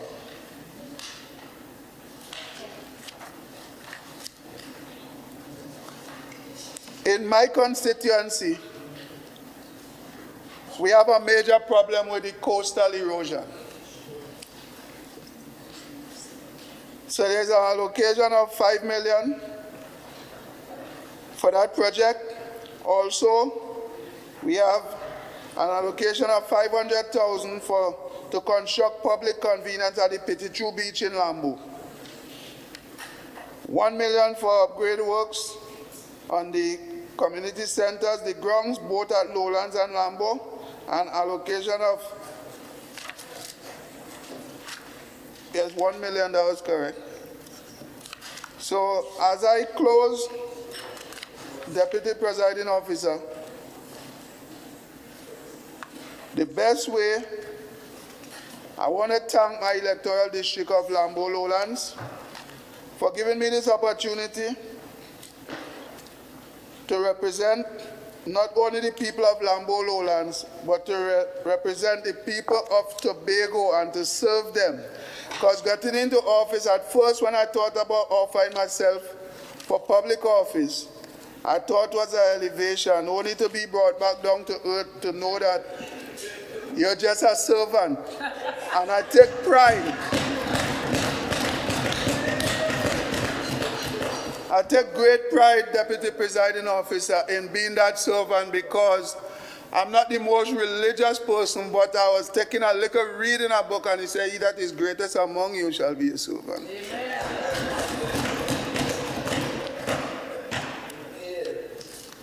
In wrapping up, we have a problem across our island with productivity. Productivity is a real problem, and I'm afraid if we all, minority and majority, all Tobagonians, if we don't face this thing and deal with it now, it could only grow and embarrass us. We have to get to the stage where, as much as we want to develop Tobago, we have to understand that being the largest employer on the island, Deputy Presiding Officer, you can't have the largest employer on the island have a whole workforce that's underproductive. Yes, true. We have to face this. We have to deal with it. The results mightn't be nice every time, and it might be difficult to get through to that place. But if we have to develop, we just have to do it. Yes. Just as if Tobago has to rise, there are certain stands we have to take, there are certain things we have to do, we have to band together, and we have to be able to stand and say, this is not right for us. The Tobago I vision, Deputy Presiding Officer, is a Tobago that all Tobagonians could stand proud, stand strong. They could continue to dream their dreams with the hope of achieving them. This place called Tobago must be developed at all costs, because it is very difficult, Deputy Presiding Officer, to say we have a union. And I didn't go much school, but a union must be the coming together of one or more entities. But how come we gone in the sea? You ain't go with no tape, but you tell me 6 miles from me, that means the rest is for you. To explain it on the ground, I was trying to explain it to some young men there. I said, well, the easiest way I could explain it is if you and your partner cook and all, you make 10 dumplings, but you tell you 2 is yours, which means all the rest is for you. Yes.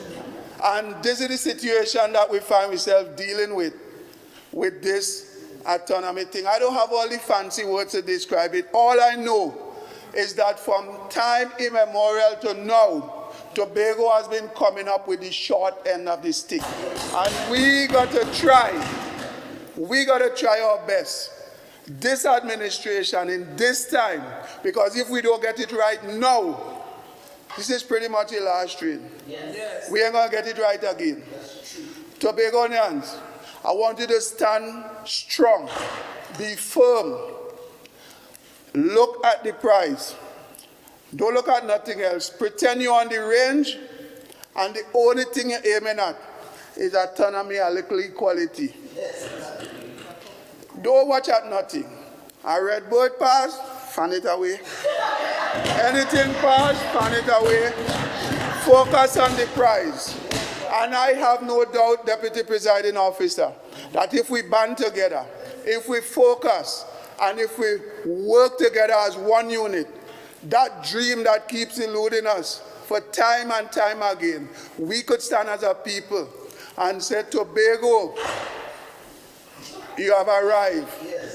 Earn your place, because you truly now are standing side by side and not one behind the other. Thank you, Deputy President.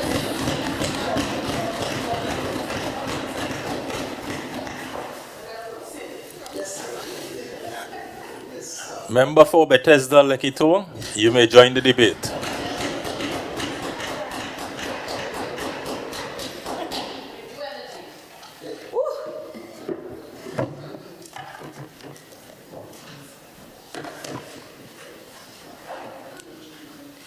Thank you, Deputy Presiding Officer. And before I start my presentation, I just want to make it abundantly clear in the House that I, Zorisha Amina Hackett, daughter of Clyde and Julia Hackett, mother of Zahara Chloe Hackett-Lewis and Zari Rain Hackett-Karut, am not under any criminal investigation, currently, past, or future, much to my knowledge, and I want to refute the words of the Minority Leader and Minority Councillor. To begin, Deputy Presiding Officer, I rise in defending this budget and the painstaking precision aimed at producing development program estimates of 40.5 million or 3.5% of the proposed spend. Deputy Presiding Officer, in the wake of a political climate filled with vitriol and countless distractions by the Minority Council, I urge Tobagonians to stay the course as we at the Division of Education, Research and Technology, which I now fondly call DIRTEC, place our focus solely on the advancement of Tobago's human capacity development. For far too long, we have sat around being satisfied with the sheer mediocrity that the minority refers to as better days, repeating the same cycles tirelessly while expecting a different outcome. Deputy Presiding Officer, in my short tenure as Secretary of Education, Research and Technology, we have accomplished a lot more in our trust towards improving education on this island than the consecutive secretaries of the past administration. Our accomplishments within the division are far-reaching and range from, and I'm going to list only a few: the launch of Project Impact to deal with the effects of learning loss at primary and secondary schools, as well as the soon-to-come-on-stream Community Impact to promote academic enhancement and skills training amongst our adults. Identification of a site for the new inclusive school that should provide quality education for the differently abled. Paid out over $25 million in gratuity and increments, a backlog left by the past administration. Implemented the Education District Health Unit and established the Infectious Disease Management Plan to prepare for and respond to any infections in schools and workplaces. Completed the largest school repair program and upgrades to 56 of the division's ECCE, primary and the secondary schools to the tune of over $43 million. Resolved long-standing issues within the school transportation service and provided maintenance and repair grants. Provided financial support to necessitous students for the purchase of school supplies, school uniforms, and glasses at a cost of $3 million. Purchased new assessment tools to facilitate effective student and teacher assessment. Strengthen collaboration between the student support services and the protective services to reduce the incidence of violence, bullying, self-harm, and drug use among students.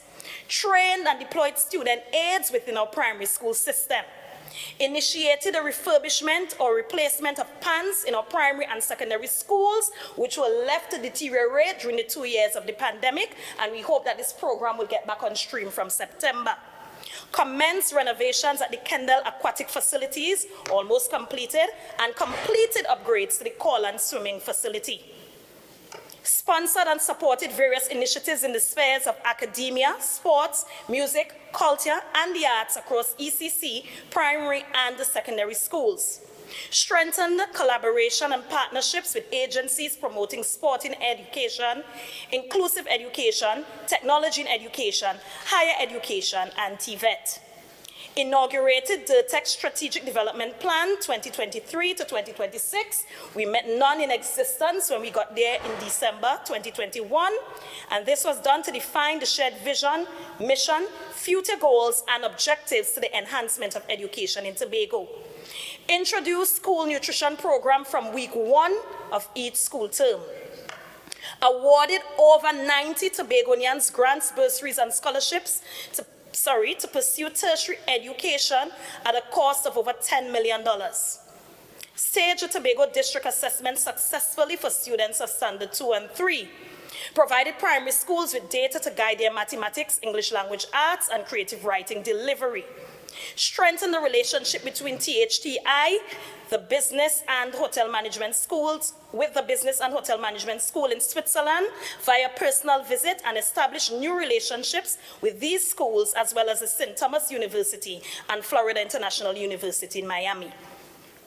Constructed a new training kitchen at THTI, purchased 50 new stoves, 3 new ovens and 3 new chillers, and rebuilt drainage systems in the production kitchen.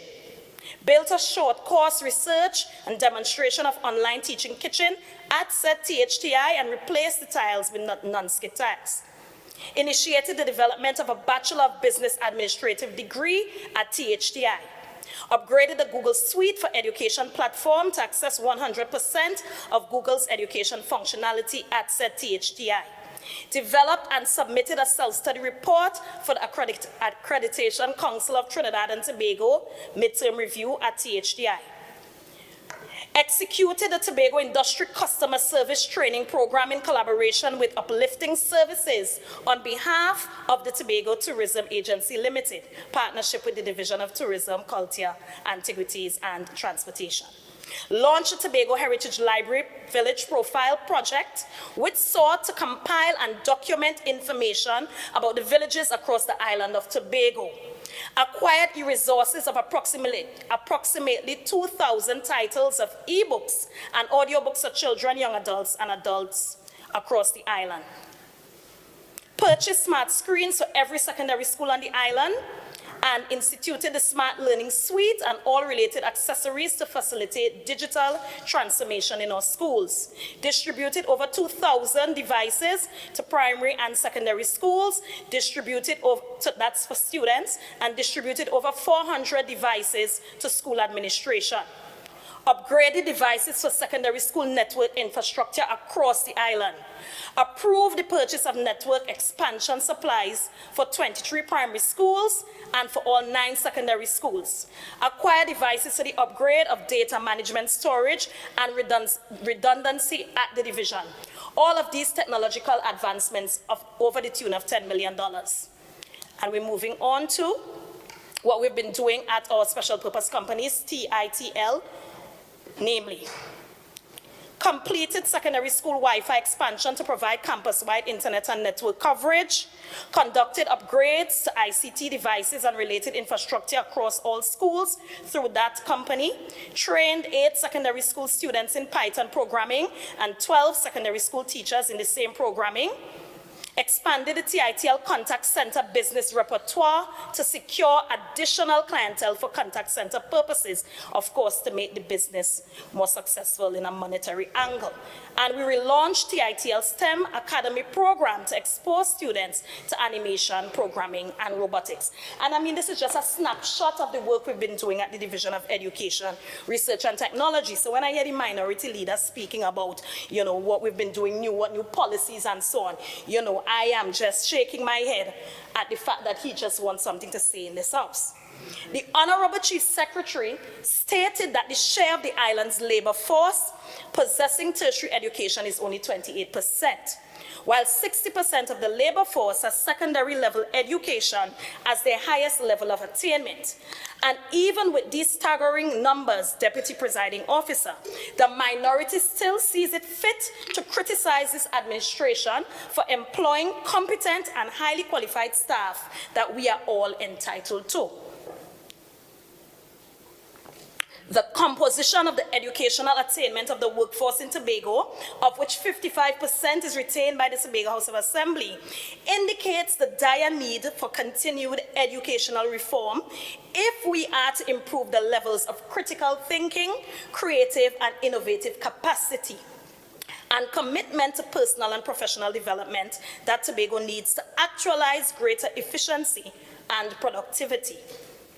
Deputy Presiding Officer, the vision of the Division of Education, Research and Technology is to be the supreme educational district that delivers quality service to all citizens and unveils the potential of the people to fully participate in the process of sustainable development.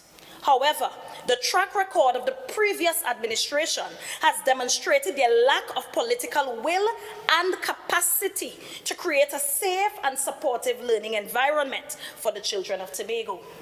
Deputy Presiding Officer, the minority has the audacity to question our progress, while their colleagues have depended solely on their counterparts in Trinidad to set the education policy, as they comfortably sat by and did as they were told. This is all while we have always been able to actually take up on the responsibility to craft the framework for teaching and learning that is most appropriate for our children right here in Tobago. Deputy Presiding Officer, the Department of Research must inform our policy design and implementation and guide the decisions that will prepare our citizens to compete successfully in all sectors of the economy on a local, regional, and even international front. It is no longer sufficient for us to base our decisions about our children's educational future on descriptive statistics such as percentages, mean, median, and mode.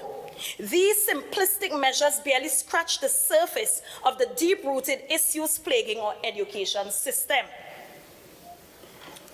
It is time to delve deeper and employ inferential statistical testing to determine the probability of specific outcomes among students based on relevant variables.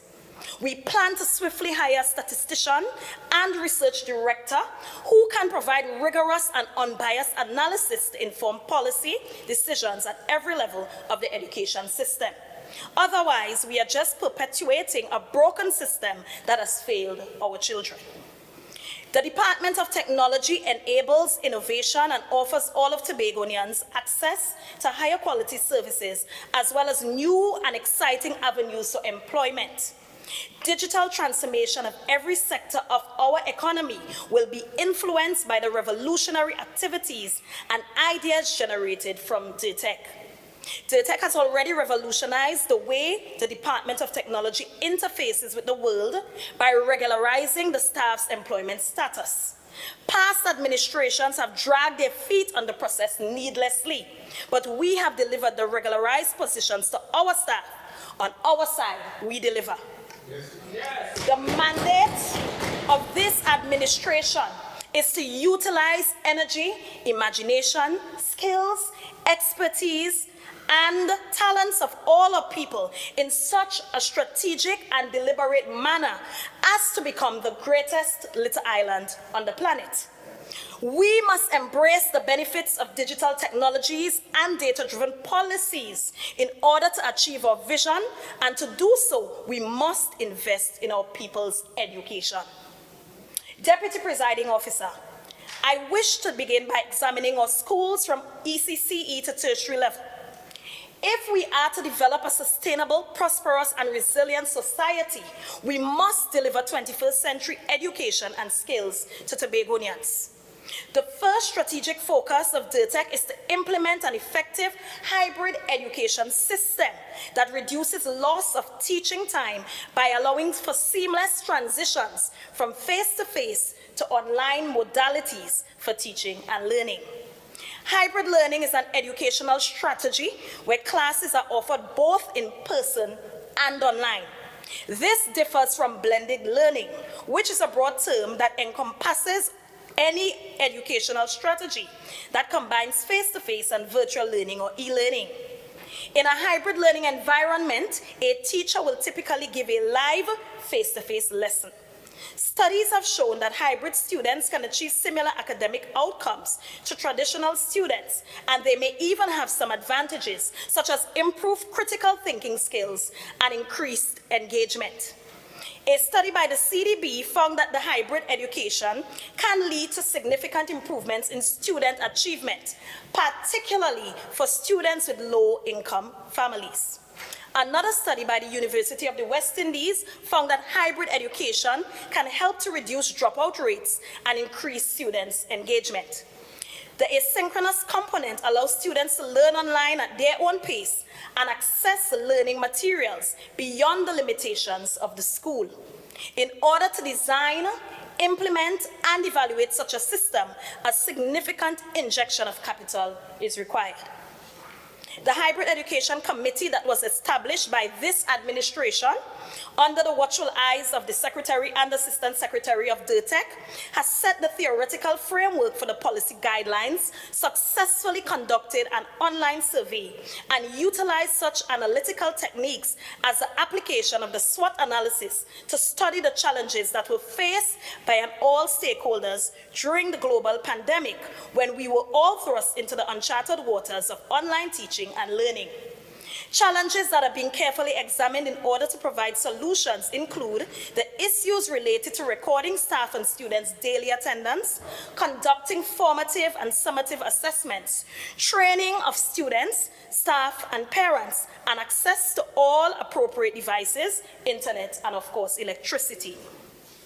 Deputy Presiding Officer, no discussion of hybrid education systems can be considered without complete building of an online educational architecture to support the self-directed and parent-assisted teaching and learning that was discussed by the Honorable Chief Secretary of Tobago. This brings me to the second strategic focus of DIRTEC, which is to enhance opportunities for adult continuous education in Tobago. The introduction of Community Impact as a program for adult literacy and overall improvements are being supported by the Ministry of Digital Transformation's establishment of 14 ITC centers in Tobago, and I want to thank the Honorable Senator Hassabakas for his intervention here. Collaboration can be a good thing. The model being implemented allows for the installation of devices and training of personnel to assist residents at centers that are strategically located throughout the island. These centers will afford access to enrichment classes that include literacy, digital literacies, upgrades in CSEC and CAPE studies, as well as technical vocational training and development programs. Improving our interactions will provide healthy alternatives to criminal activity and help the unemployable to become qualified for employment, or alternatively, to manage successful small business enterprises. Deputy Presiding Officer, we must provide the communities with opportunities for personal and professional improvement if we are to improve those critical thinking and problem-solving skills. 1 second.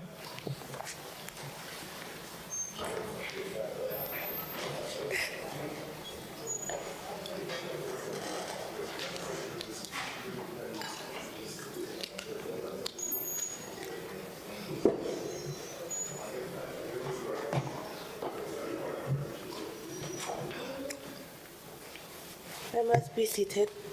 Leader, continue.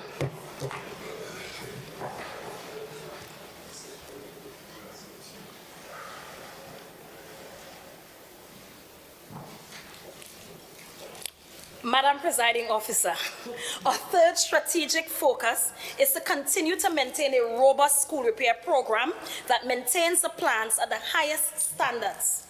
The establishment of the artisan team, which we had planned to do, proved to be a bit problematic, and we are currently organizing that HR element. The restructuring of the project implementation unit are vital steps towards ensuring that schools are open and can meet the needs of staff and students in a safe and healthy learning environment. Madam Presiding Officer, we must also build schools where there is need, and we are all fully aware of the coastal erosion that has threatened the structural integrity of Scarborough Secondary School. This administration commits to seeing the construction of this new school as the island's first smart school, and the model of technological integration for all other schools would be followed.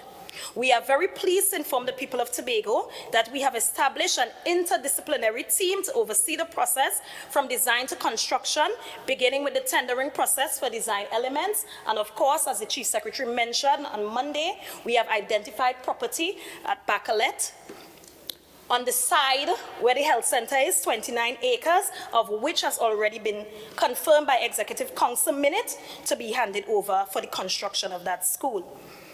Madam Presiding Officer, it is important for me to share some of the plans that we have to increase access to education in our special needs sector.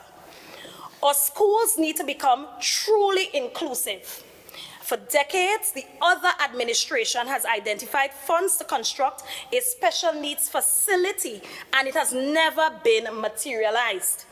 It is an area of priority to develop and design a plan for the construction of a new specialist school for students in the speech, language, and hearing impairment sector.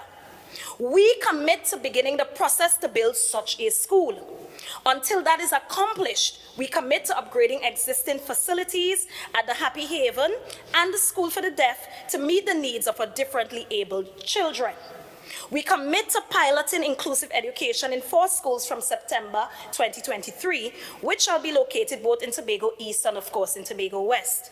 At these inclusive schools, students who can transition to the regular school system will be allowed to do so.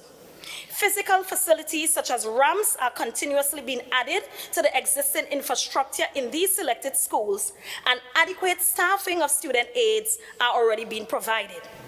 DIRTEC has begun the process of recruiting special education staff to support all stakeholders from ECC all the way up to tertiary, and to ensure integration of adult persons living with disabilities into the regular workforce. We will therefore retrofit existing buildings to accommodate children and staff with special needs. Schools must not only be physically safe, but must also support environments such as schools must not only be physically safe, but must be supportive environments as well. Inclusive schools would need adequate staffing and additional resources. Inclusion means that we must integrate the families of special needs students in all walks of life as much as possible, and in a manner where there is dignity. Madam Presiding Officer, our children are the reason that we are motivated to work harder and harder each day to improve the quality of education here in Tobago. Each day, we entrust their care and their learning experience to our valued teachers. Nova News describes teachers as a school's greatest asset, and this administration appreciates the abundant literature which advises policymakers that the best investment that any nation can make is to place a good teacher in a classroom. Madam Presiding Officer, this administration understands the value of good, supportive teachers. We recognize the challenges faced by teachers in accessing their hard-earned increments and gratuity over the years, and we have ensured that teachers experience some welcome relief so that they can meet their financial needs with dignity. This administration has high expectations of the teaching staff to drill down and transform the outputs of our student population. And as stated before, we have honored gratuity payments well over $25 million since this administration has come into office. A backlog the PNM has left to fester a backlog the PNM has left to fester for over 21 years. Our teachers inspire our children to learn, and in this educational district, we will invest in recruiting and retaining quality teachers at every school in Tobago. Teacher training and professional development are necessary on a continuous basis to ensure that our teachers are fully qualified to use instructional strategies that facilitate active learning. Our teachers must be culturally competent to adapt teaching and assessment methods to meet the varied learning styles of our increasingly diverse classrooms. Teachers must have a high sense of efficacy in technological integration, modern pedagogies, and must not be afraid to be creative and to dare our children to dream the biggest dreams. Our teachers must have empathy to our children and be able to demonstrate emotional intelligence. They must also be able to understand how the minds and emotions of our children work. And it is therefore our responsibility to motivate our valuable teachers.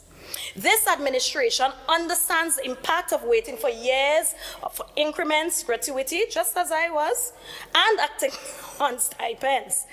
We understand the challenges associated with outdated human resource practices that delay opportunities for well-deserved promotion. It is time now for us to review the curriculum. The fourth strategic focus at DIRTEC is to develop a technical vocational sector that will recognize the technical vocational track as a viable option and integrate technical training with a critical thinking and problem-solving component. TechVoc is all but eradicated in the formal school system, along with capable teachers in this critical field. The impact of that decline in the sector has a ripple effect even on the school repair program. We must create opportunities where Tobagonians develop the capacity to construct, retrofit, repair, and maintain our schools. We have all but had the experience over the last 2 years of the importance of being skillful with our hands. Technical vocational activities such as hairdressing, culinary arts, tailoring, fashion and design are marketable skills that help many families to survive that period of lockdown. These skills must return to the classroom from as early as the ECCE level and must be offered to our special needs students as well. TechVoc teachers must be sourced throughout our Caribbean region in the immediate instance to be a part of the process of rebuilding this sector. Teacher training in the TechVoc area is necessary for sustainable development of this sector. Madam Presiding Officer, we are pleased to introduce a TechVoc apprenticeship program that will allow students to work with appropriate business entities who have the relevant expertise. Much more will be said about the public-private sector initiatives to be undertaken by this division later. Retooling teachers to support students in the CVQ program at the secondary school level is also essential as we seek to improve upon and expand this program to our students. Post-secondary opportunities for enhancement of technical vocational skills will also be streamlined to maximum use of the existing resources. The skills needed to build a dirt oven, to craft the costume of a traditional mask character, all of these, for example, will be taught with an authentic reflection of the origins and development of these aspects of our culture as far as possible. In order to achieve this goal, integral partnerships must be established with other divisions, such as the Division of Community Development, Youth Development and Sport, the Division of Tourism, Culture, Antiquities, and the Transportation, and of course, the Division of Food Security, Natural Resources, the Environment, and Sustainable Development. Effective partnerships have already bloomed in the work by employees of these divisions in revising Tobago's remedial education program for the July-August period, Project Impact. Stakeholders designed the timetable and the curriculum to be developed over the proposed 4-week period, and this model will inform approaches to infuse Tobago-centric content in mainstream education. A people seeking greater autonomy must know and love themselves and must understand what is exemplary about their historical journey, of course. Madam Presiding Officer, a safe and supportive school where children are well grounded in their sense of self must also be a healthy school. The sixth strategic focus of the division is to create and sustain a healthy school environment that will promote physical activity, healthy eating, spiritual well-being, emotional and mental fitness. DIRTEC has engaged technocrats in the revision of the school nutrition policy to address growing concerns related to wellness and health, as well as in response to our need to be cost-effective in this sector. It has become necessary to review and update the way that school nutrition program is delivered as a social program. The original concept of meeting the needs of the underprivileged has degenerated. There is an urgent need for a holistic approach to nutrition in Tobago that effectively coordinates the activities of all suppliers to ensure cost-effective delivery of quality meals. It is unclear what the true socioeconomic requirements are, but the following challenges have been identified. On a national scale, lifestyle diseases continue to impair the health sector. The cost of managing the program has become overwhelming for the Division of Education, and there's currently a current outstanding debt of over 90 million and late payments to caterers. The distribution of lunches to caterers needs to be revised because of constant complaints from patrons, principals, students, and parents. It is unclear what the hiring and monitoring and evaluation and disciplinary procedures are, but we plan to fix this. There's also wastage of specific types of lunches, and that in itself translates to a waste of money. New opportunities must be afforded to the island suppliers to qualify to deliver their meals, and all of these are areas we are working on. The seventh and final focus of DIRTEC's policy for fiscal 2024 is the audit and review of the management of private ECC centers in Tobago as an integral part of the national thrust towards examining the regulation and administration of public and private centers. While only 12 centers are managed by the Tobago House of Assembly, there are upwards of 43 private ECC schools requiring registration and alignment with international standards for operation and curriculum delivery. Madam Presiding Officer, this administration must advocate for resources to fully staff our centers and to provide the necessary guidance to help those in the private sector to upgrade their facilities and services. Tobago needs a minimum of 3 ECC centers to three more ECC centers to adequately provide for our children, and this is one reason why the minority leader and his friends on the other side must provide Tobago our full allocation so that we can fully develop our people. Instead of advising on who to pay 60 million to the senior officers from the senior officers in our nation's parliament. Your time has expired. Madam Presiding Officer, I stand to request an additional speaking time for the member to finish her presentation. Additional 10 minutes, sorry. Honorable members, the question is that an additional 10 minutes of speaking time be afforded to the member for Bethesda Lekoto to complete her presentation. All in favor say aye. Any against? The ayes have it. Member, you may continue. Thank you, colleagues. This is one reason why the minority leader and his friends in the other house on the other side of the pond must provide Tobago a full allocation so that we can fully develop our people. Instead of advising on who to pay 60 million, the senior officers in our nation's parliament would do well to advocate for more ECC centers, more primary schools, and the provision of the full cadre of senior staff to manage DIRTEC. Madam Presiding Officer, we must do our part to motivate our employees by providing stable and fulfilling work that contributes to their own self-actualization and to the collective need for sustainable growth and development. Employees who are motivated to achieve the vision and who are held accountable for their performance at an individual level are significantly more productive. Apart from the recruitment process that we shall be investing in, we will engage in our staff through continuous training and development. And I just want to stop here just to show my appreciation for the members of staff of the Division of Education, Research and Technology. I thank them for their dedication and commitment to service. I am pleased to report that a training and development policy was developed by this administration to ensure that staff are afforded opportunities for personal and professional development, and that the benefits are realized by the Tobago House of Assembly. There will be consultations and workshops that will ensure that we benefit from transformational and collaborative leadership at every level of the education sector. Emphasis will also be placed on policy development, implementation, monitoring, and evaluation. Of course, that will be added to logistics and supply chains and internal operations. Madam Presiding Officer, as I draw to a close, let me reiterate that the Division of Education, Research and Technology is the division. Our strategic planning exercises shall engage multiple stakeholders through the process to ensure that we can deliver quality service as the premier service provider on the island.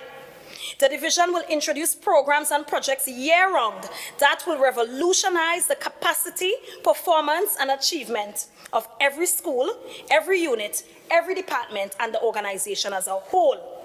Each school will engage in the school improvement planning so that all schools will operate at a standard that is attractive to students, teachers, parents, and the community at large.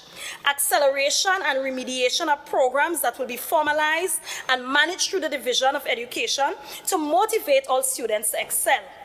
Applications will be open soon for the most productive teachers who have had a clear history of personal discipline and high output to participate in this after-school program. And investments in programs that support co-curricular activities will be aligned for a more targeted approach to student development. Our libraries are instrumental in supporting digital literacies, and so support will be rendered to them as we've always done. Madam Presiding Officer, despite the minority's selective ignorance on the fact that we are currently constrained in our spending by a measly allocation of a portion of the national budget, we will not be deterred by this reality that the withholding of much-needed finances is meant to stifle Tobago's progress.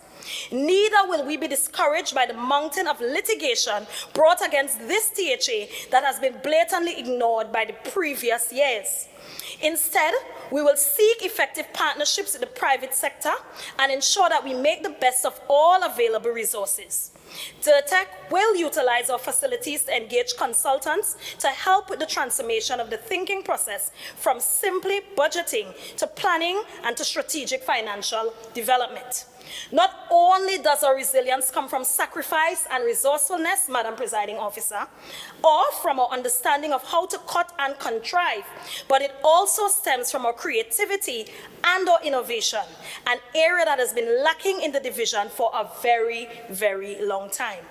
We are now calling on all Tobagonians, whether on the island, in Trinidad, or in the diaspora, wherever you are and whatever resources you have been blessed with, to take this leap of faith with us and reinvest in this island and our people.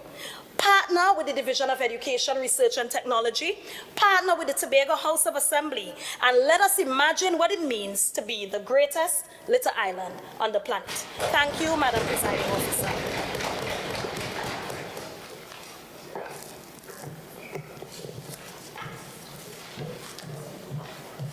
Member for Mason Hall, Moriah, you may now join the debate.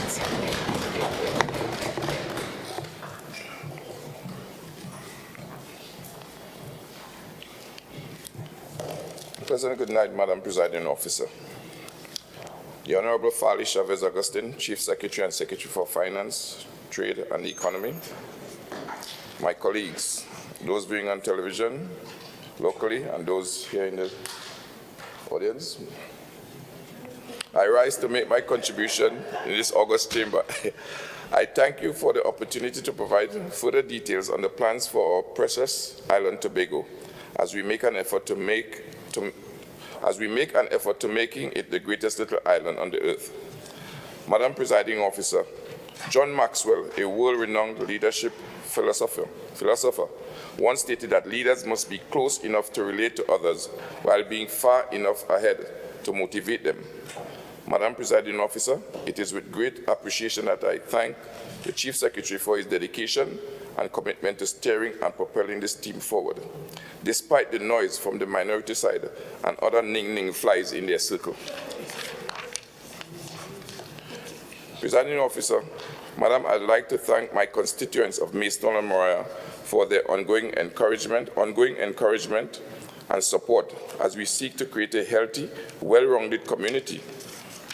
I appreciate your dedication to service, Mr. Carl Murray, and the staff of the Division of Settlements, Public Utilities and Rural Development.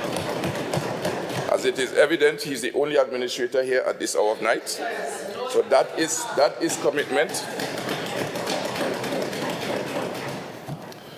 There have been moments when the weight of the responsibility feels overwhelming and thoughts of giving up creep in. But when I reflect on the countless individuals who depend on me to uplift them and help them unlock their full potential, I'm reminded that I have no other option but to press on. Lastly, I want to express my heartfelt gratitude to my beloved wife, Ms. Avian Duncan Pollard, my children, my grandson, and all my family members and supporters that have been there, that have been the unwavering support that had propelled me forward during this challenging period of service. I'll start by achieving an activities at the constituency level. Today I stand before you with great pride and gratitude as we reflect on the remarkable achievements made within my constituency during the fiscal year 2022 to 2023. Together we have forged a path of progress and transformation that has touched the lives of every member of our community. Let us not forget the neglect endured by Maidstone and Moriah for the past 2 decades, with the last 8 under the previous administration led by Mr. Sheldon Cunningham. So you see, they neglected their own, Madam Presiding Officer. First and foremost, I'm thrilled to announce the successful rehabilitation of the King Peter Bay Hill Road. For far too long, our residents had to endure the hardship of climbing the arduous flight of exactly 192 stairs to access their own properties. Under the relentless dedication of our administration, we have answered the pleas and delivered a tangible solution.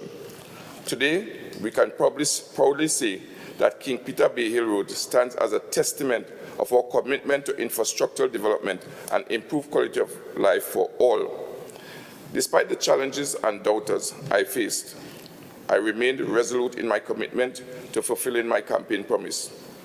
It is a testament to our unwavering dedication and collaborative effort that within a mere 6 months after the 6-6 tie, my good friend Trevor James of 46 years swiftly visited the area and brought this vision to life. I feel fifth cousin. These same residents were told by the last administration that it was impossible to construct a road on that hill.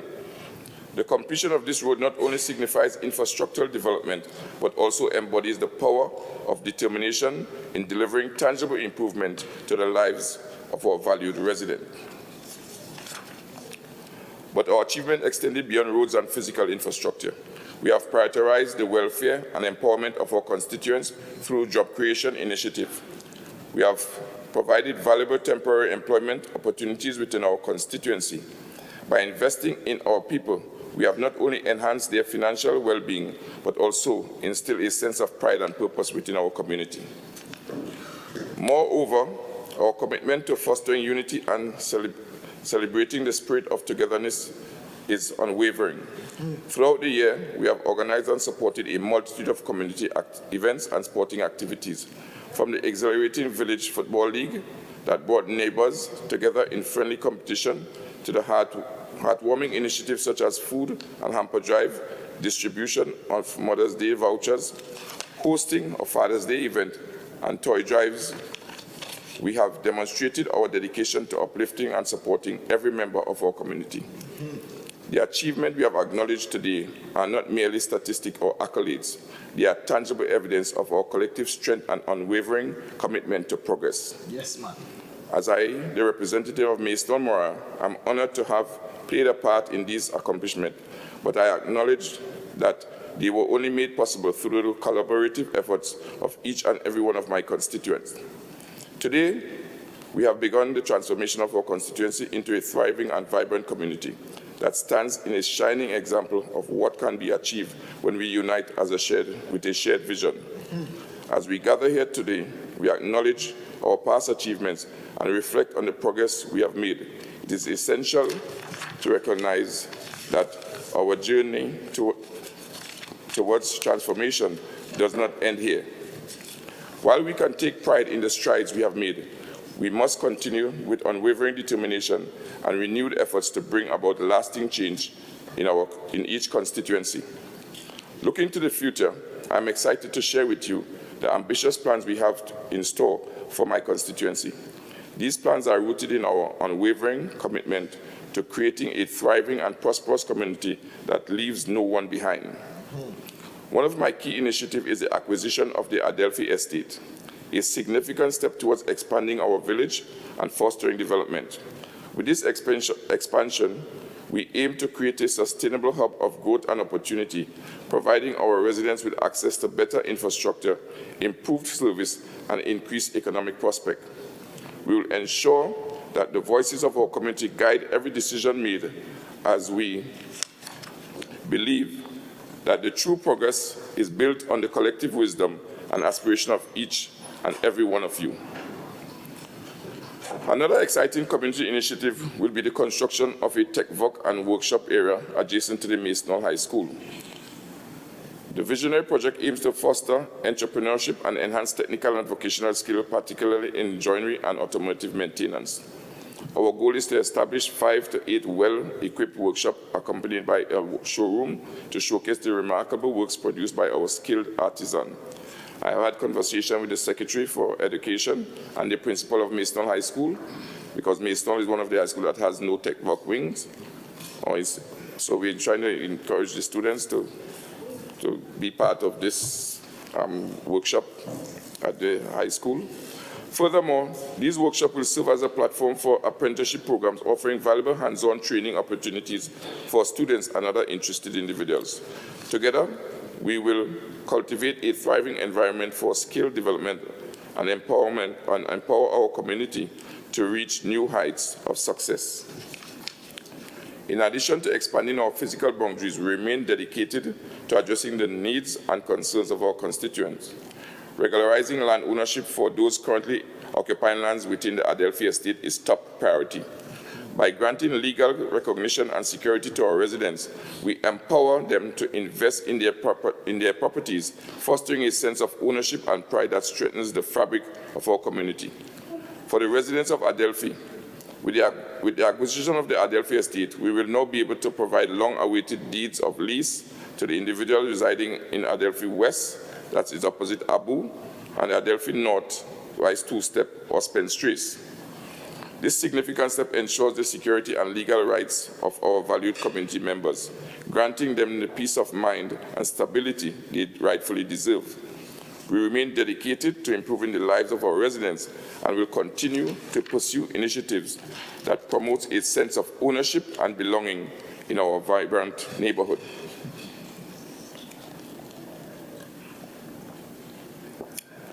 Furthermore, we will continue our commitment to creating employment opportunities within our constituency. We understand the sustainable livelihood are vital for the well-being of our residents. Through strategic partnership with local businesses and the implementation of skill development program, we will equip our community members with the tools they need to thrive in a rapidly evolving economy. I am fully committed to the development and growth of my constituency, and that includes creating space for recreation and community engagement.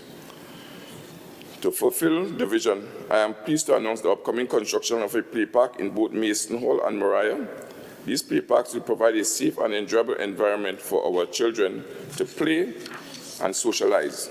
Additionally, in Moriah, we recognize the need for a long-awaited pavilion, and we will ensure that the project is carried out through extensive consultation with the Village Council and sporting fraternity and residents. Furthermore, within the Moriah district, a walking track will be constructed on suitable fields. On the suitable field, we are in discussion with the Secretary for Community Development after we saw what was done in Bethel. Yeah, man. A flagship project. It's unfortunate we can't have one in Mason because our field is not big enough.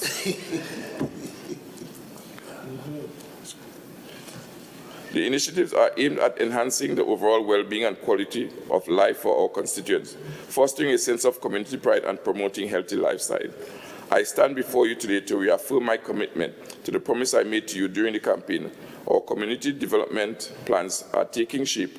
We continue to have discussion concerning the lands required for the construction of a much-needed service station and quick shop, equipped with an ATM machine right here in Mason Hall.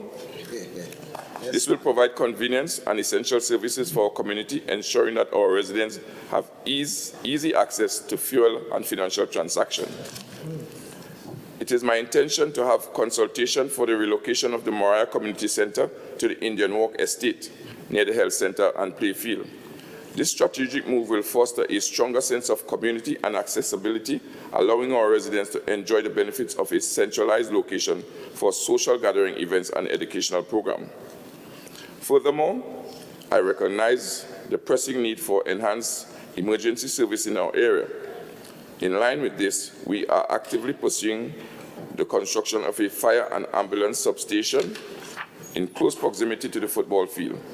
This will ensure quick and efficient response time during emergencies, providing our communities with the peace of mind they deserve.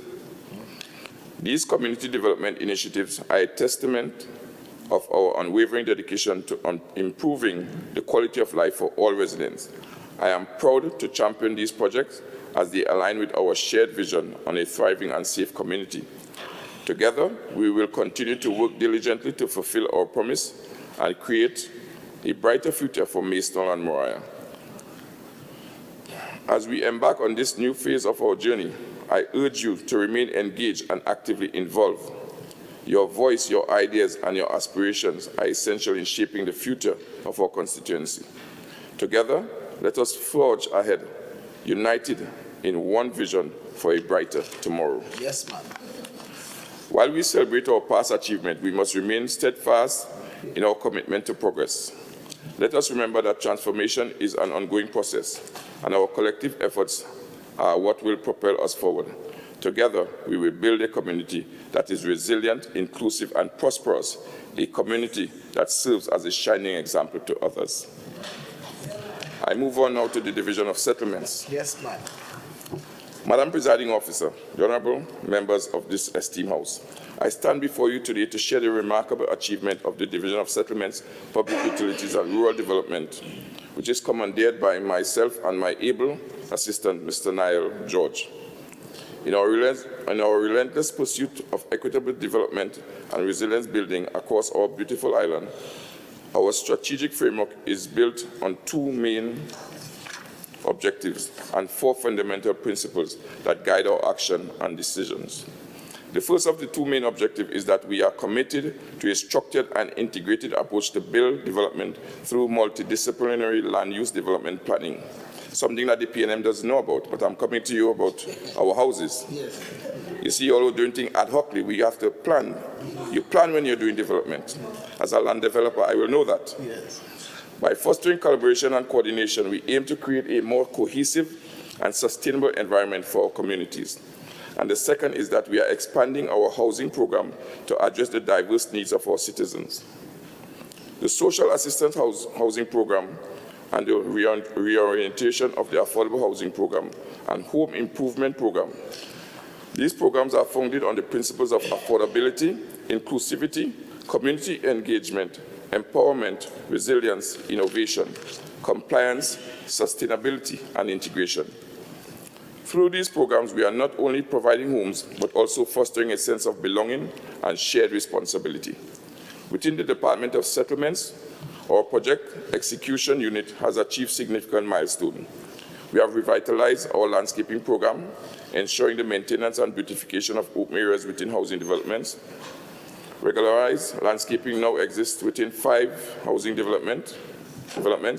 Additionally, we have prioritized the regular maintenance of wastewater systems to guarantee their optimal performance. Moreover, we take pride in completing upgrading works at one wastewater treatment plant, with preparation underway for the remaining 3.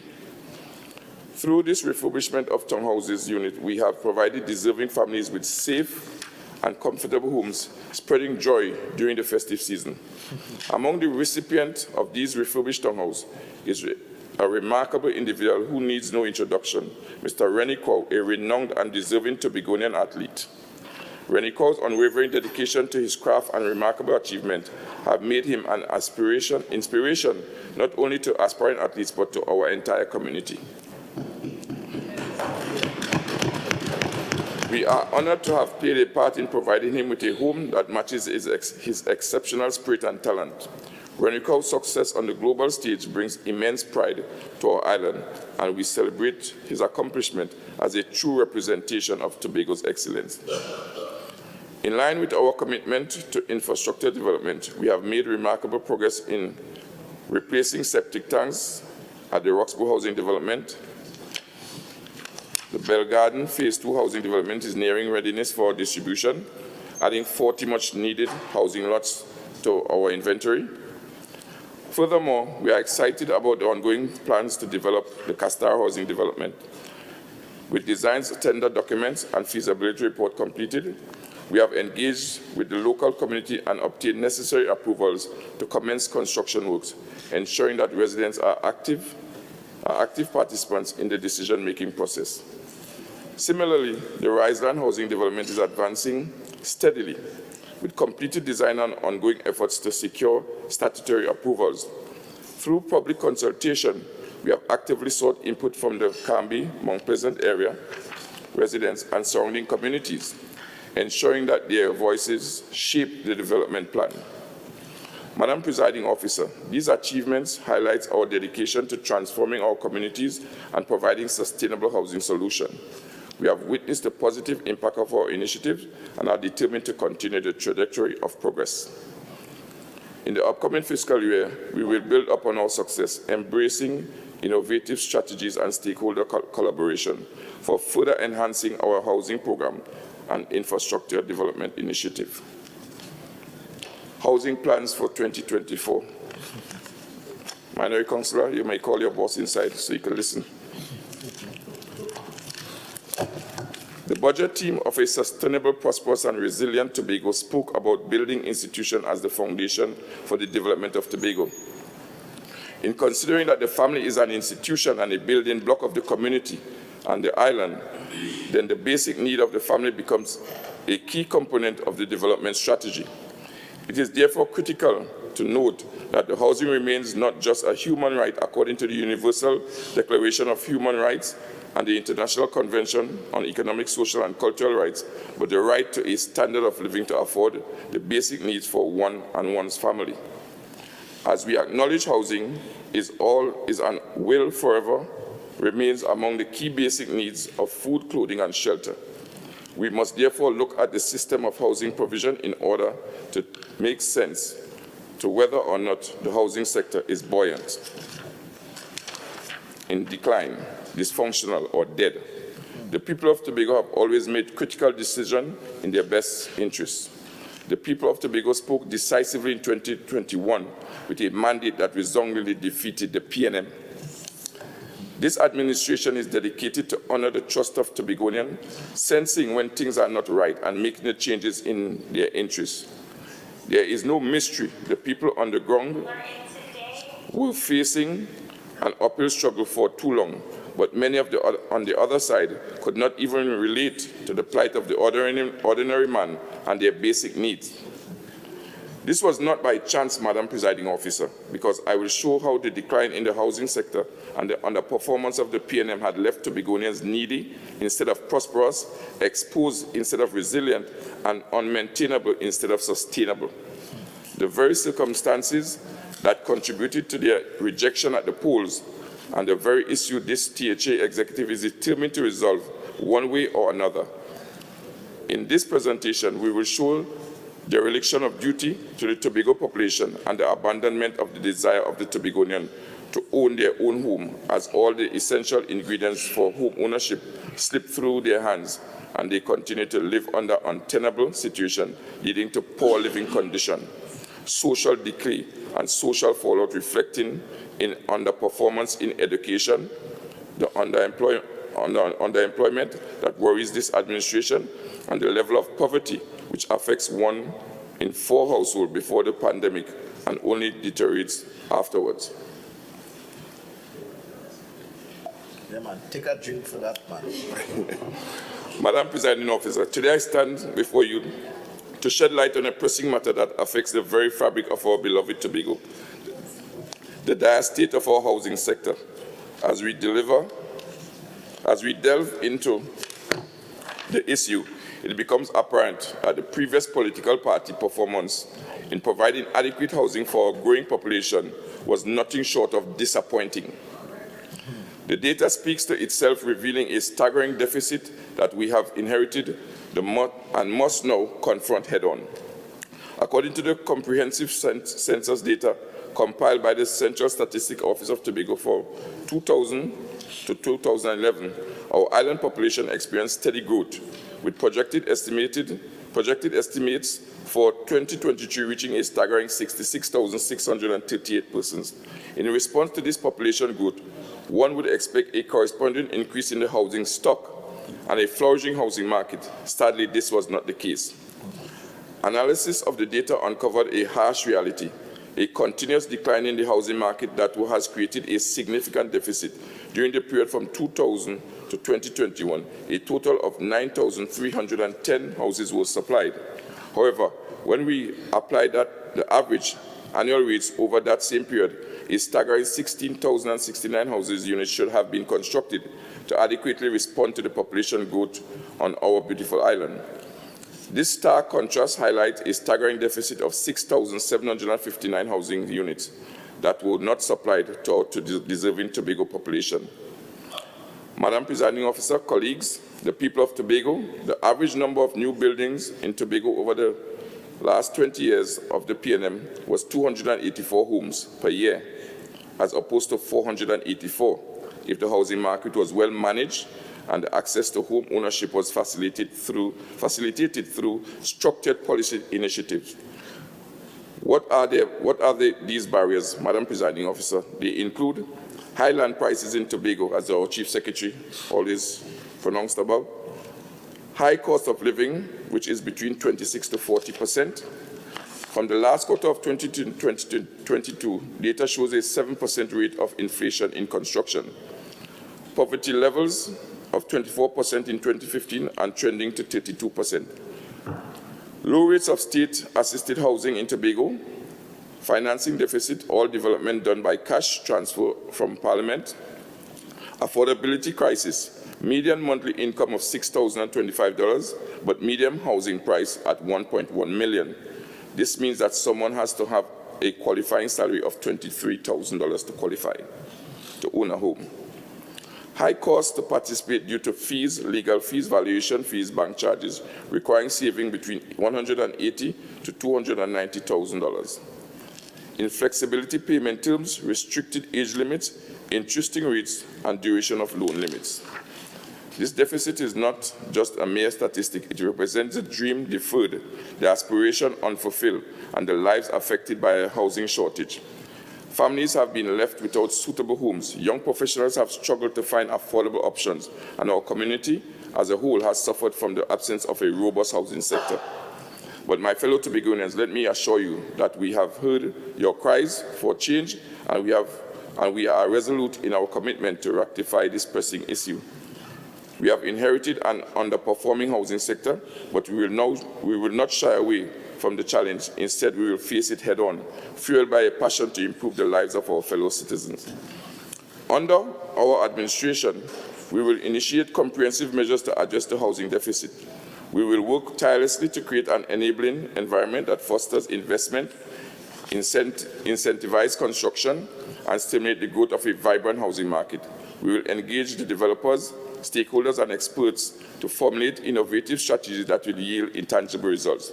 Affordable housing schemes, sustainable development practices, and strategic partnership will be at the core of our approach, ensuring that every member of our community has access to safe, decent, and affordable housing. We are committed to fixing the obstacle to making the dream of home ownership a reality for all Tobagonians.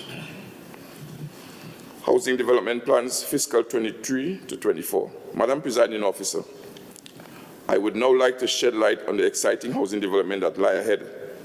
Get your pen and paper, Councillor, for the upcoming fiscal year. It is with great pleasure that I announce our unwavering commitment to improving the availability of affordable housing to low and middle income families, as well as our dedicated young professionals who have long awaited the opportunity to secure a place they can call home. I am pleased to announce that we are currently engaged in discussion with the First Citizen Bank to revitalize the Young Professional Home Ownership Saving Program. This program, aimed at supporting young professionals in achieving their dreams of home ownership, will provide them with valuable financial assistance and guidance.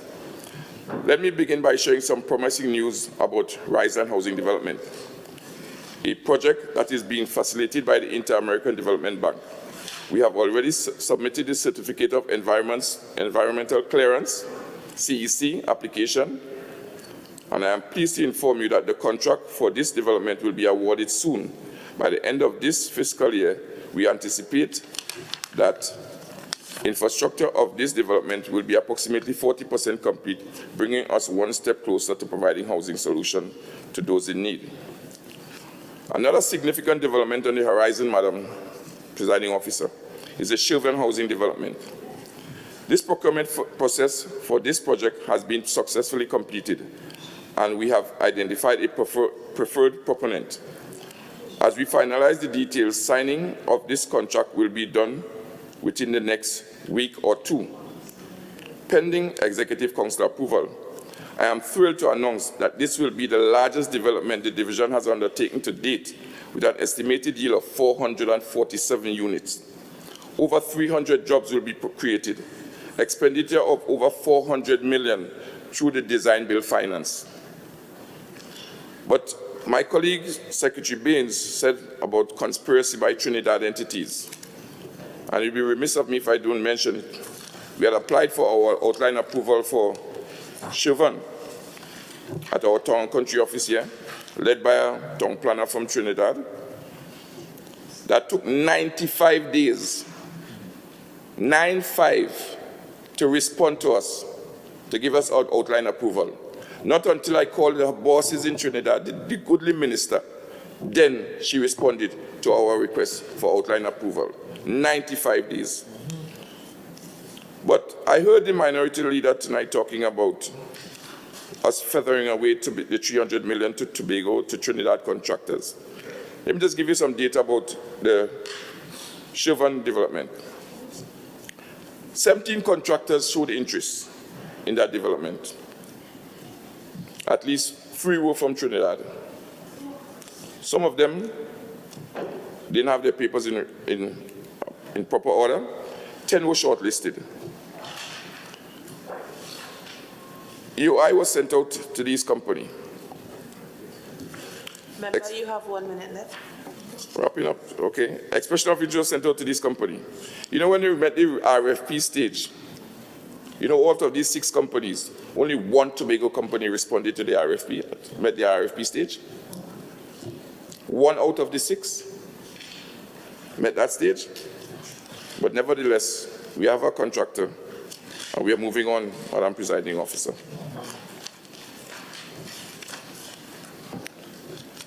Our plans for next fiscal year, with approximately 450 units slated.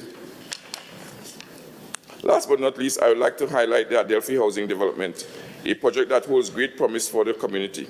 The development is expected to yield approximately 60 service lots, providing more opportunities for homeownership in the fiscal year. We will focus on clearing and grubbing works, as well as awarding of contracts for essential infrastructure such as bridge and concrete box culverts. The infrastructure works are crucial in paving the way for the development of this housing project, creating a vibrant community for our residents. The upcoming housing development signifies... Member, your time has expired.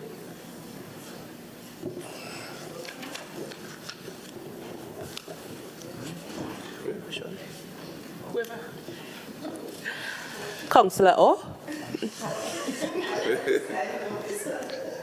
stand to request 10 minutes additional speaking time so that the member from Mason Hall Moriah could complete his contribution to this debate. Thank you. Honorable members, the question is, an additional 10 minutes speaking time be afforded to the member of Mason Hall Moriah to complete his presentation. All in favor, say aye. Aye. Any against? The ayes have it. Member, please continue. Okay, just wrapping up speedily. Beside the 447 units at Chauvin, we have the 150 units at Adventure, 52 at Riseland. Then we'll have 37 new lots in Castara, in Blemin, another 17, Bell Garden, 19, and Mason Hall, 60. And it's our plan to have 300 units, service lots distributed in Colon, giving it a grand total of 1,093 homes and service lots within the first 4 years of this administration.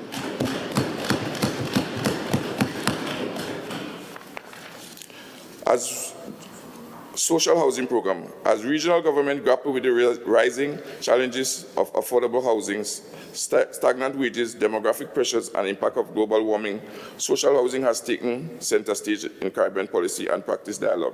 The administration recognizes that the shelter is not only an economic necessity, but also a fundamental human right. Our journey towards implementing a comprehensive social housing program has been shaped by valuable insight gained from 2 mission trips to Jamaica. During the trips, we meticulously examined their successful models adapting to the unique context and environment of Tobago. You see, I'm glad that my boss, the Chief Secretary, decided that he says he's not playing nice anymore. What I want to say for the first time to my colleagues and Tobago, on our mission to Jamaica, to observe the housing strategies and to sign an MOU with UTEC. Could you imagine the Attorney General of Trinidad and Tobago getting involved and trying to stop us from signing an MOU with the UTEC of Jamaica? Truly Foreign Affairs. We have never said that to anyone before, not even the colleagues around here. The present Attorney General trying to stop us from signing an MOU, not until the Chief Secretary pointed out in the THA Act that we could enter into MOU. Then he pulled up his handbrakes. And the minority leader said, the minority leaders talk about my colleague going on a birthday trip. Let me give you a quick rundown of our visit. 8th of March, arrival, Norman Manley Airport. 9th of March, Housing Agency of Jamaica, 1 p.m. meeting. The 9th, that's the next day. 10th, Woodford community visit, 9 o'clock meeting. That is going up into the Blue Mountains. The 11th of March, a Saturday, we're off. The 12th of March, arrival of the Chief Secretary. 13th of March, meeting PS Audrey Sewell. That is the PS to the Prime Minister, 1 p.m. The 14th of March, National Housing Trust and High Commissioner from 10 to 11:30. 15th of March, JSF, Jamaica Social Investment Fund, Chief Secretary visit to UE, Rex Netherford. The 16th of March, meeting with the PS Sewell National Senior Citizen Council, HAJ site visit, Catherine Estate, and Ms. Aldine Shillingford. 17th of March, Hope Project site visit, MOU signing. As the Chief Secretary said, the framework was done. So tell the minority leader that this was not a vacation trip. When we go to work, we work. Remember, it's a deficiency information peddler. But I want to say tonight, I had my colleagues in a bit uproar, but the recipient of our first social housing keys was distributed today. You see, instead of the minority leader taking our goodly past secretary here, Mother's Day grant, and giving it to the mother and causing couture and passing information on to the pseudo-journalist or blogger to create mayhem in the atmosphere, maybe they should have found out what was needed to bring the home to a completion and assisted. That is what is needed. Because due to the contribution of my colleagues, the member for Bethel New Grange, Bethel Zalescato, Mount St. George Goodwood, and Bonaccord Crown Point, who chipped in, also the Chief Secretary. Today, the last phase of what remedial work has to be done was completed, and the $4,000 that was needed to do that work today came from my pocket. You see, the only thing the state contributed to this house was one tank, because we want to show that commitment. The contractor used $300,000 plus of his own money to construct this for Tobagonian. So this is the kind of commitment we want. You see, Madam Presiding Officer, we have persons living here in Tobago in deplorable conditions. There's a family living in Palliative in an abandoned pig pen. The husband had 2 strokes, cannot move, 3 kids, and is living at least, could be more than a mile from the main road. These are the kind of persons that we're going to provide homes for in our efforts to bring people up to habitable living.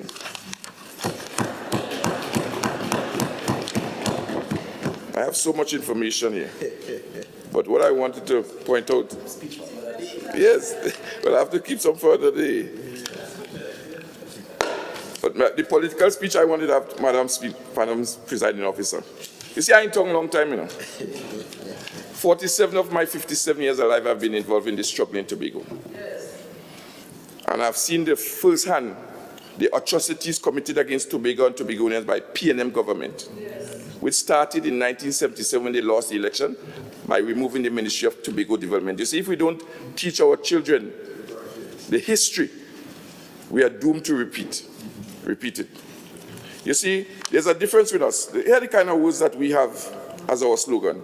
Make Tobago the greatest little island on the planet. This is empowering, positive affirmation, which would only bring positivity to each and everyone who embraces it. Compared to great is the PNM, which has a connotation that if you are not PNM, you are of lesser ilk. You are not worthy, but it is true to form. Just look at how they govern, only for themselves. They ain't great now, though. Member, you have 5 minutes. Okay. You see, only Secretary Orr and myself, who was in politics that long, could talk about the great as A.N.R. Robinson, J.D. Elder, Clarence Warner, Ken Jones, Edwin Caesar, Bernadette Devines, persons who were first elected in 1980 to the Tobago Officer Assembly, and the struggles from 1980 to 2001 that they encountered. But you see, the PNM does like to think that they are the bastion of Tobago and the governance. The first PNM Chief Secretary, Mr. Orville London, voted for the first time in his life in 1996. That is when he contested against Julie Bob. He never decided to enter the struggle of Tobagonians from 1980. Young men like myself couldn't wait to vote. Because in 1980, I was only 14 years old. We couldn't wait to vote. But he only chose to vote for himself. That is the care that they love Tobago. You see, they only love Tobago. They love Tobago just to rape the treasury, to empower themselves, their friends, and their finances. What morality do they have? What moral authority do they have to talk about our Chief Secretary to step down? They have a gathering. My friends said they couldn't follow, but they couldn't follow a Tida motor car with the crowd that they had. They couldn't follow a Tida motor car in their protest action. But they are talking about our Chief Secretary to step down. But you see, the former Chief Secretary, he has to understand that he probably was the inspirator to Farmer Nappy composing and singing this song. You pack up my bag, my clothes in a garbage bag, and put it on the ground by the roadside. When you talk about integrity, you must have that kind of integrity. So what is he showing the young people of Tobago, the young men and women? You have a voice, not going around thinking that you're blaming on my Chief Secretary. You don't have the moral authority. But I want to remind the minority leader that on the 9th of December 6th, we went to bed as winning everything. He lost. We went to bed knowing that saying that he lost his seat.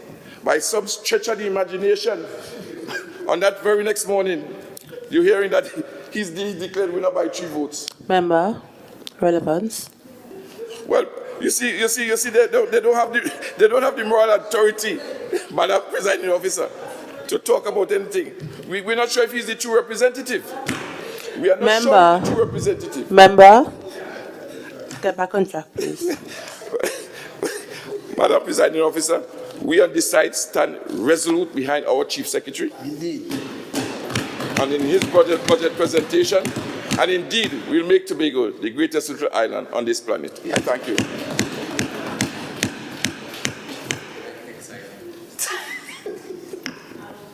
Member for Plymouth Blackrock, you may now join the debate.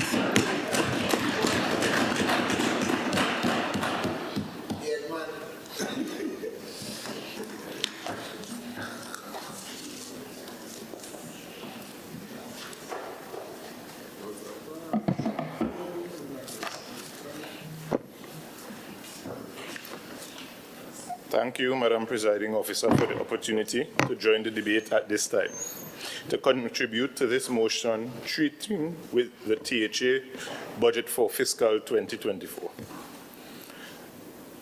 The budget debate is indeed one of the most critical debates in that it provides an opportunity for the executive to clearly elaborate its strategic policy agenda, as well as the various plans, programs, and financial modalities to make its desires a reality. It is in this specific context I am truly delighted and honored to contribute in this debate. Madam Presiding Officer, I wish to join my colleagues who spoke earlier in congratulating the Honorable Chief Secretary and Secretary for Finance, Trade and the Economy, the Honorable Farley Chavez Augustine, for once again giving us an outstanding budget presentation. Madam Presiding Officer, I can state without fear of contradiction that the budget statement was very comprehensive, well-crafted, and presented with the kind of oratory skills that grabbed your attention throughout. Madam Presiding Officer, the vision, strategic policy direction, and work program of the administration for the next fiscal year was so well articulated that it is difficult for anyone who truly loves Tobago not to endorse this fiscal package. It is against this backdrop, Madam Presiding Officer, that I have absolutely no difficulty to stand before this Honourable House and endorse this budget. Yes.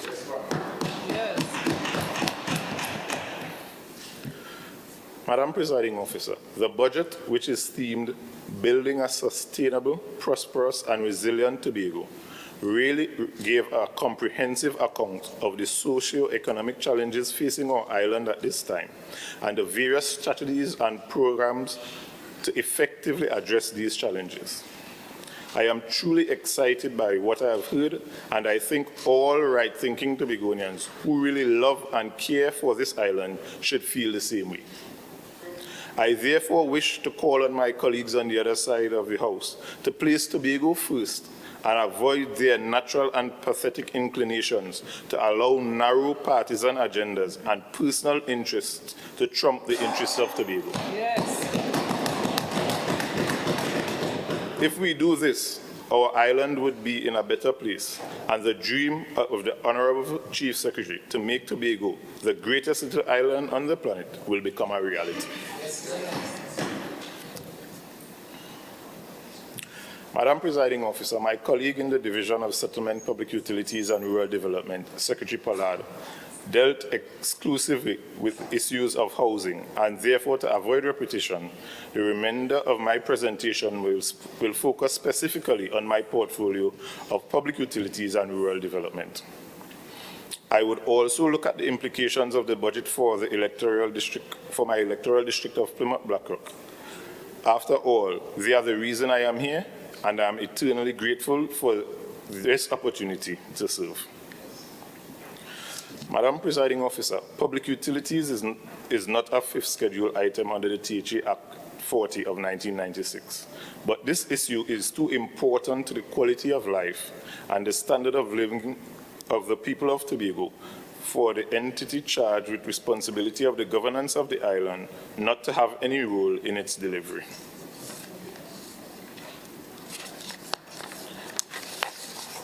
To date, within public utilities, in the fiscal 2023, 169 streetlights at a cost of $1,106,066.89 have been paid for throughout the island.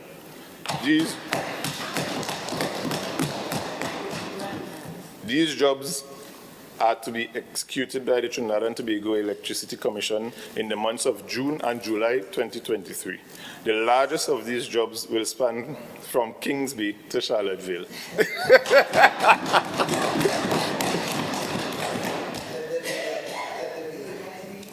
The programs for rural electrification involves the provision of electricity poles and attendant electrical infrastructure to households without an electricity supply.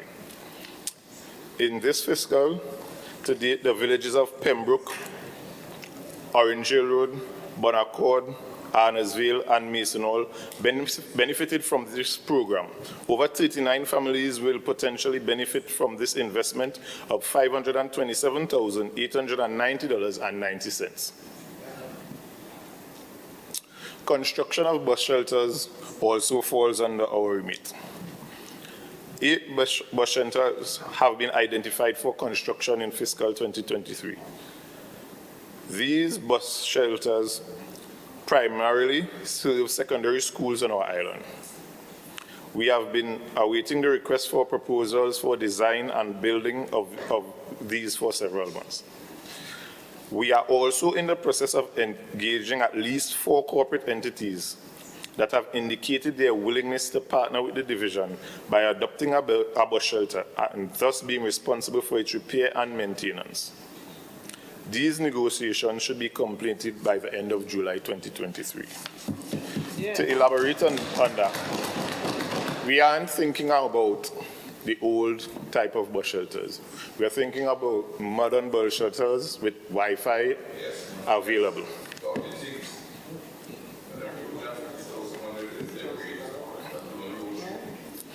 For fiscal 2024, the Public Utilities Department is currently working on an expanded mandate that will hopefully see the unit being officially recognized and staff regularized.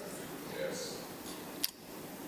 Imagine we have an officer in this unit that has been working for 5 years, month to month. Wow. Yeah. What? 5 years, month to month.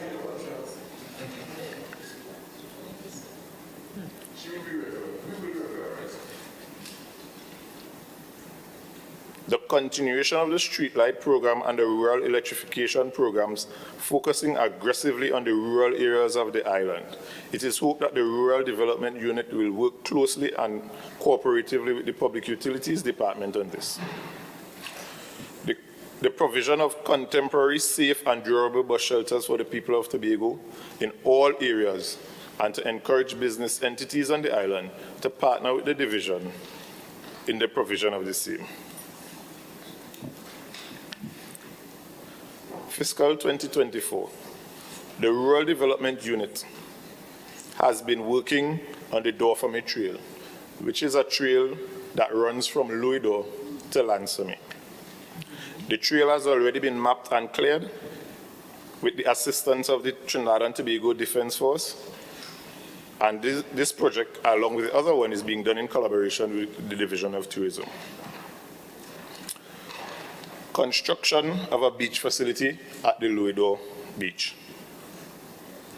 Stakeholder consultation has already been done, and designs are well underway for this project. Madam Presiding Officer, the THA budget makes provision for a street lighting program to the tune of $1.5 million.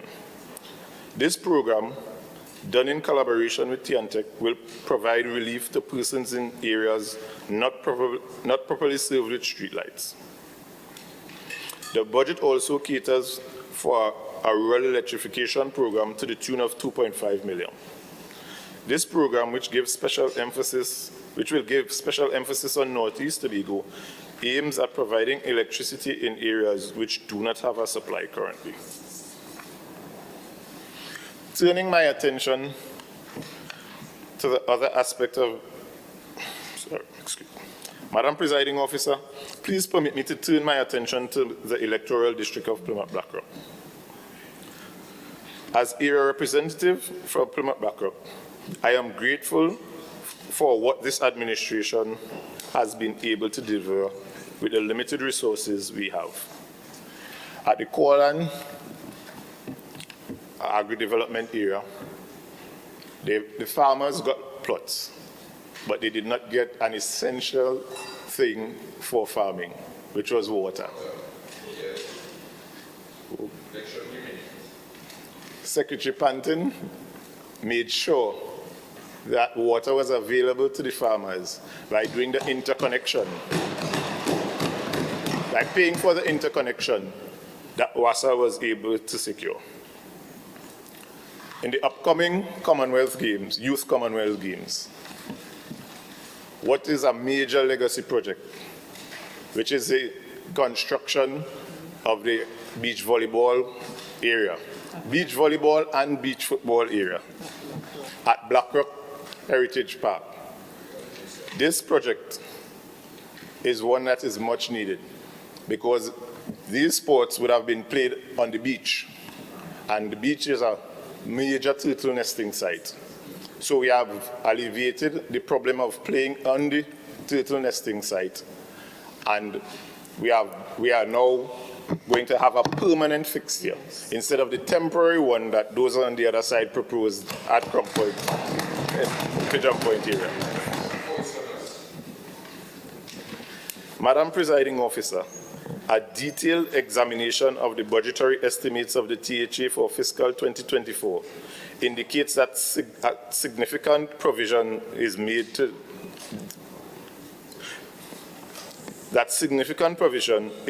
develop the social and physical infrastructure in the electoral district of Plymouth Blackrock. In the area of social infrastructure, provision is made for upgrade works to the Plymouth Anglican School, the Blackrock Government Primary School, as well as the Montgomery Government Primary School, as part of the annual school repair program. A total of $18.5 million is provision to upgrade primary schools on the island under the program, and all primary schools in my electoral district will be upgraded. In addition, the budget caters for upgrade works for the pavilion at Plymouth Recreational Ground and the construction of a pavilion and change room at the Blackrock Recreational Ground, and upgrades to the Blackrock Hard Court. A request of $1 million was made for the work on the Plymouth Recreational Ground, as was mentioned by Secretary Clark, Assistant Secretary Clark earlier. $1 million is requested for the works on the Blackrock Recreational Ground, and $600,000 is requested for the works on the Blackrock Hard Court. Moreover, Madam Presiding Officer, $1 million is requested for much needed upgrade works to the Plymouth Community Center, and significant upgrades are also planned for the Plymouth Health Center, as was mentioned by the Chief Secretary in the budget statement itself. It is therefore quite evident that due consideration has been given in the budget to improving the social infrastructure in my electoral district of Plymouth Blackrock. Madam Presiding Officer, significant plans are envisaged in the budget for improving the physical infrastructure in my electoral district. In this regard, there are plans in the budget to treat with the issues of coastal erosion that has been impacting several areas in my electoral district. Notably, a request is made for $4 million to construct a sea defense wall at Grange Bay area and Plymouth Back Bay. The coastal erosion in Plymouth Back Bay is dear to me. Even before being an area rep, I ran for the seat in 2017. And this area was exactly like that. Wow. Well, actually, it was better than that. And what is ironic about it is they actually started the construction of a seawall that stopped exactly before the first house in that area. Wow. So I challenge the minority leader to ask his colleagues, what was the purpose of what they did there before? Madam Presiding Officer, as you know, The problem of coastal erosion related to climate change and global warming has badly affected these two areas. Further, to treat with the problems of flooding in front of the Turtle Beach Starfish Resort, whenever there is heavy rainfall, provision is made in the estimate for desilting the Colon River. Improvements are also planned for some of the historical sites and tourist attractions in this electoral district. In this regard, upgrade works are carried for sites at the Colanders Monument, Fort James, and Fort Bennett. Provision is also made for the construction of a lifeguard tower at Coland Bay. Moreover, a request of $8 million is made to upgrade micro malls in Tobago, inclusive of the Adventure micro mall. Madam Presiding Officer, allow me to touch briefly on the area of housing. Madam Presiding Officer, in the area of housing, the budget also provides significant opportunities not only for the residents of Plymouth Blackrock, but for all of Tobago. In this regard, there is a provision of $12 million for Adventure Phase 2, provision of $15 million for the Affordable Housing Project, an estimate of $17 million for the Home Improvement Grant and Subsidy Program, and an allocation of $10 million for the Housing Development Incentive Program. Madam Presiding Officer, we are making adjustments to the various programs in the Division of Settlements to enable persons to access programs faster and to make the application process less bureaucratic. I urge persons to please send in your application. Whatever resources we have, we will try to assist. Madam Presiding Officer, as I close, let me once again extend hearty congratulations to the Chief Secretary and Secretary for Finance, Trade and the Economy for once again giving us an outstanding and informative budget statement. I also wish to congratulate all my colleagues on this side of the House for the high quality of debate thus far. And it's fitting that I am pretty much the outside of the Chief Secretary, the final debate. Oh. I am indeed honored to be a part of this great team of distinguished ladies and gentlemen, expertly led by the Chief Secretary, the Honorable Farley Chavez Agustin. I wish to thank Almighty God for his continued blessings and for guiding me in this journey.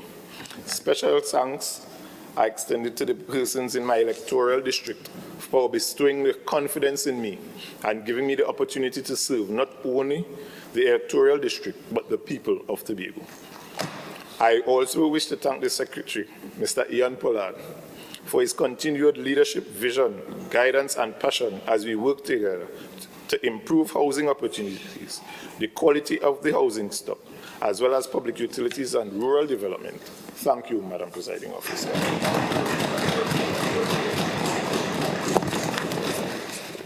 Councillor Orlando Kerr, you may now join the debate.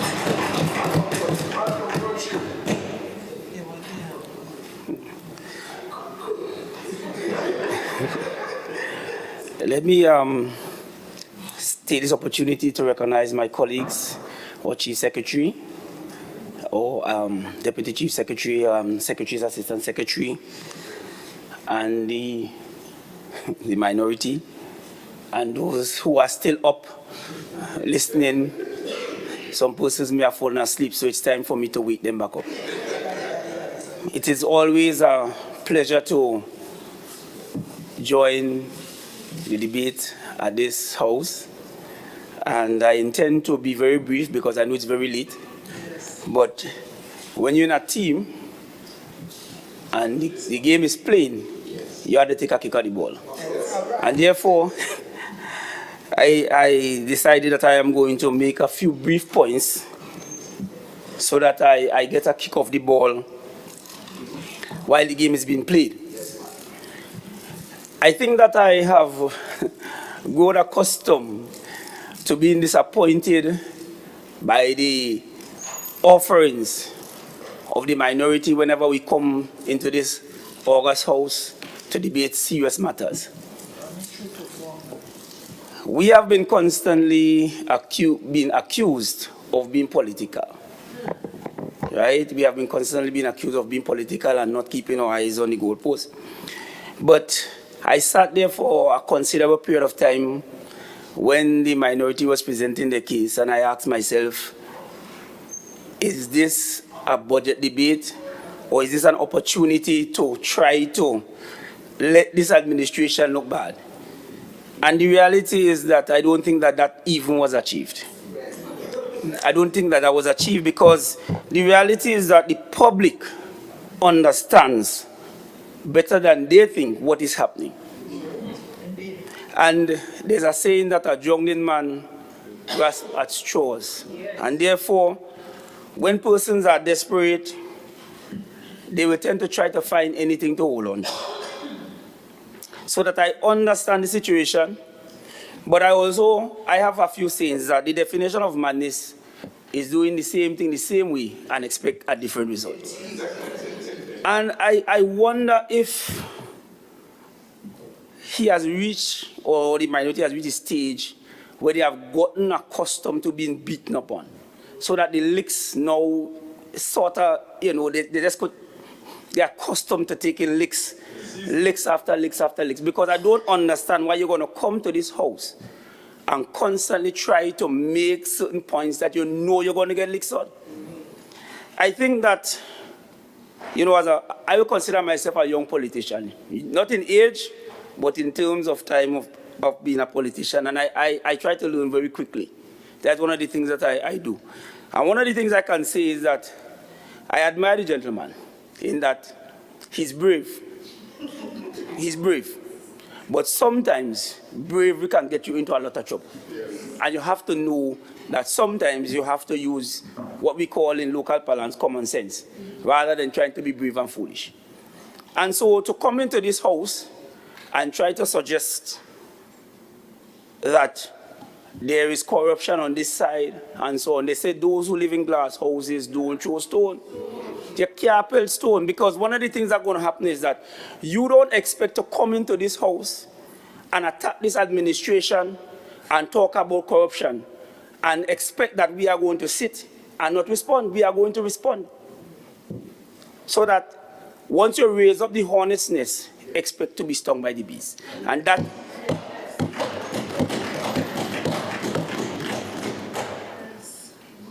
So that I try to listen a lot when persons are talking, and I remember when the Chief Secretary would have presented the budget, I saw a little clip of the interview, and the minority was asked if he's of the view, I can't remember the exact way the question was asked, that we deserve what we are asking for. And I listened attentively because I want to hear what the answer is to this question. I want to see what he's going to say. And rather than, as a Tobagonian who loves Tobago, say they should get that and more, bob and weave, and say that is what we usually does get. But I don't understand that kind of answer. Because one of the things that I have learned in negotiation, you don't ask for the minimum. You cannot ask for the minimum. Because if you ask for the minimum, you may get less than the minimum. That is the first thing. The second thing is that, listening to the budget presentation, we did not ask for what we want, we asked for what we need. And therefore, in my view, we should have actually asked for more. Yes. Because what we get, even if we get what we asked for, it is still woefully short, given the situation that we have found ourselves in. And that is something that Tobago must pay attention to. So that this wasn't a pie-in-the-sky budget. This was a budget that was founded on the developmental projects that we have in mind, the things that we need, and the needs of the persons who live on this island. And that is how that figure was arrived at. So that many persons claim that they love Tobago, right? But I have often said that in demonstrating love, it's not about what you see, but about what you do. And if it is that you are not behaving in the way to demonstrate that you love this island, then I can only conclude that you don't. Oh, yes. Every step of the way, the minority constantly, and if you look at how they posture, try to defend their friends in central government every step of the way. And I'm saying that at some point in time, put Tobago first. Let us see you put Tobago first. Because I cannot understand the argument that you shouldn't get it because we don't usually get it. That can't make sense. That argument can't make sense. Right? When you look at all the sound arguments that have been made on the opposite side, why we should get it and get more, you are saying that we shouldn't get it. Right? So it makes me wonder, you know, what is the real intention? Is it that the intention is to try to posture to make your bosses, because I say bosses because a lot of what happens in Tobago in terms of the minority, we know that comes from Trinidad. As somebody mentioned, that the speech is written for you, you can't even make an adjustment when you come to the house, right? Because you have to just read it. You have to just read it how they give you, so that you can't make an adjustment when you come to the house, otherwise you might get in some trouble. And this is what we're talking about, because we are talking about Tobago and Tobago's autonomy. And we are talking about persons who really care about this island. And based on history, and I know Tobago has not forgotten that every opportunity before now that there was a chance for you to stand up for Tobago, you all did not stand up for Tobago. You didn't stand up for Tobago. And I can talk to so many issues because one of the things I have been paying attention. Even before I came into this position, I have been paying attention. And so many wrongs have happened to Tobagonians. And nobody on the other side stood up. That's right. And now Tobago has an opportunity where there are persons who actually stand up for Tobago, who care about what happens to Tobago, who cares about our children who have to grow up on this island. So now we are in a position where we have to weigh what was happening before and what's happening now. And you know what the funny thing? They are trying to say to us that we must forget everything that happened before because we say we got to fix it. So we could ignore everything that happened for the last 21 years because we say we got to fix it. But the reality is that everything happens in a context. And therefore, we cannot simply ignore what happened before and say we're going to fix it. We are going to fix it, and we are committed to doing that. But we have to remind you that you cannot come to this place and be hypocritical and try to hold us to some standard that you cannot maintain or you never had and pretend as though that, well, right? It reminds me of, you know, I don't know if you all ever played football and you have a team 5-0 and they come and they tell you, last goal win. So your 5 and you score in matter. Right? So last goal win. So if them score 1 now, they win. Right? And that is the kind of attitude they're coming with. But the reality is, we have to look at what has been happening. Right? Let me just make the point quickly that I wanted to make because I know it's kind of late. Right? And I recognize that there's the representative for Roxborough Argyle.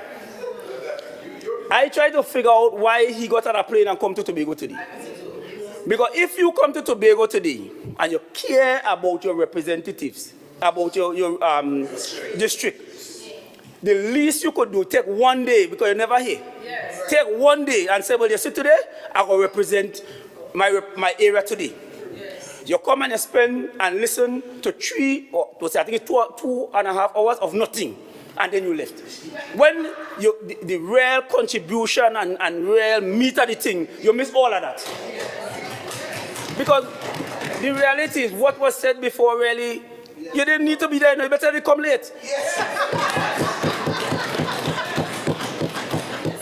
You better you come late and listen to speakers like Boris and Turtik and all the other speakers, then you would get something, right? But the reality is that since we have been in this house, the representative for Roxborough Argyle has not stayed for an entire sitting. Not for an entire sitting. Right? And that is what I was talking about when I say that it's about demonstration rather than what you see. Because if you are really interested in representing your area, if you are really interested in and you really love Tobago, you can't miss this. You will be a part of this. And that tells me that that whole thing is a farce. So that I want Tobagonian, and I always say this, it's not about what people say, it's about what they do. And when you look at this administration, and you look at what has been demonstrated by this administration, you can only conclude that we care about Tobago. I listened briefly to a discussion that took place post the budget. I don't want to call the gentleman's name, and I heard that he was suggesting that, well, they give you a certain amount, but the rest is based on the other things that they will do in Tobago. So that there are some national responsibilities in Tobago that must be handled by central government, and therefore that is the argument that why we have it. But that can't make sense. That cannot make that argument, and this is one of the things that I'm concerned about, because they constantly always try to shortchange Tobago. They constantly try to treat Tobago as the bastard child. And I am one of the persons who has always been of the view that, I'm going to say something controversial, that whenever there are independent senators, it should have independent senators from Tobago all the time. Because the Tobago perspective is totally different. And when you live in Tobago, you have a different understanding of things that people on the other island don't understand. That's right. And I would have had that experience when I was in tutor. And I had to explain to my colleagues sometimes why we think and act and behave the way we do. And they didn't understand. Because for the average Tobagonian, you must go to Trinidad. Yes. For the average Trinidadian, you come to Tobago if you feel. Yes. And there's a fundamental difference. So when you start talking about issues on the sea bridge and on the air bridge, they cannot relate, right? So that we as Tobagonians, we have to stand together, and we have to be able to treat with these issues that are affecting us, right? So that now I have half of a representative, because I live between Lansobi Speyside and Argyle Roxborough. So I have half of a representative, so I have to do with that. But one of the things that I have attempted to do is to try my best to assist the persons in that area, because I realize that we don't have a representative, right? And therefore, I want to say to the people of Loido, I'm not sure if it was said when I was out of the room, you need to say to the people of Loido that they will be getting their light soon. It is important for us to see that, right? Let me just say as well that education was mentioned. And I heard a boast about how well, I think he mentioned education and health, and I was like, where he live? If he live in Tobago. When we came into office, now I was in tutor, so I knew about some of the issues that plagued education. But when we came into office, we had to fix everything. Every single thing we had to fix. And some of them, we are still fixing. And that is the reality of what we inherited. We inherited huge debts. We inherited so many things that are not functioning well. But one of the things that I want to talk about as it relates to the budget, and I want to wind up quickly because I know thing, is the contract teacher issue that we have in Tobago and how that affects our finances at the level of the Division of Education. We have over 200 contract teachers in the system. And over the years, nothing has been done to fix the contract teacher situation. I remember at the level of tutor, we always talk about contract employment, and politicians like people on contract because when people are on contract, you tend to have a measure of control over them. But this administration don't want teachers on contract. This administration wants teachers to be regularized. And that teachers can have security of tenure and so on. And of course, we know the Chief Secretary was a teacher, and the Secretary of Education was a teacher, and I am a teacher, right? So that we have a situation with over 200 contract teachers in the system. And we are moving towards trying to regularize those teachers. But you know what is one of the greatest challenges in doing that? the Teaching Service Commission. If it is that we were able, from where we stand, to regularize those teachers, we wouldn't have had a challenge. We wouldn't have had a challenge. But we have to depend on the Teaching Service Commission to do the interviews and also to do the appointments. And as much as we would want to have this done quickly, we still depend on the Teaching Service Commission in Trinidad to find it within their hearts to try to assist us. And that is part of the challenge that we're having. Because if the Service Commission does not assist us in this process, we are not going to be able to achieve it. And therefore, I am saying that that conversation, where we still have to go to Trinidad, and I think Councillor O alluded to it earlier, where extended leave and all of that has to go to Trinidad. In 2023, we shouldn't be doing that. So that we have to have these hard conversations, and I think that a lot of Tobagonians don't understand. When we talk about our own self-determination, I think that we have to explain to Tobagonians some of the hardships that Tobagonians undergo by virtue of living in Tobago, and that cannot be right. The anthem says, every creed and race finds an equal place. But when you are born in Tobago, it seems as though you start at a disadvantage in many instances, right? And therefore, we have to have these difficult conversations, because one of the things that will happen is that once we are able to regularize or contract teachers, it is going to relieve the burden that we have to pay all those gratuities every 3 years.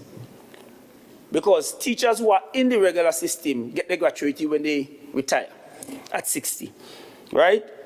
But there has been no real move in this direction over the years, because successive administrations have come, they have left it because they felt that that was too much work for them to do, so they decided they're not going to fight up with it, right? But we have decided that we are going to deal with it.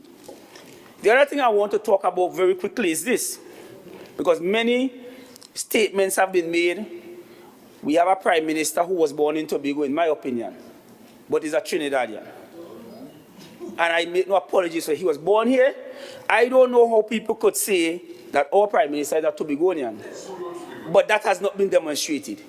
I keep saying that it's about demonstration. It's not about what you say. And if you consider yourself to be a Tobagonian like you and I have fought many battles for Tobago at all kinds of levels, and I always fighting for Tobago, then you will join the fight for Tobago. And you will not be one of the persons who pushing Tobago down. Right? And based on the actions that would have happened over the last month or so, I think that I can make that statement without fear of contradiction. Because I don't know if somebody could tell me, but as far as I'm aware, as of today, we still don't have a chief administrator. So regardless of the toing and the throwing and who is responsible for what and whatever, I would think that the objective is, rather than going in the parliament and making statement, and a statement totally different to the first two statements that you make, and they say when you're lying, you doesn't remember, so you're not consistent in what you're saying, why not simply do what you are supposed to do?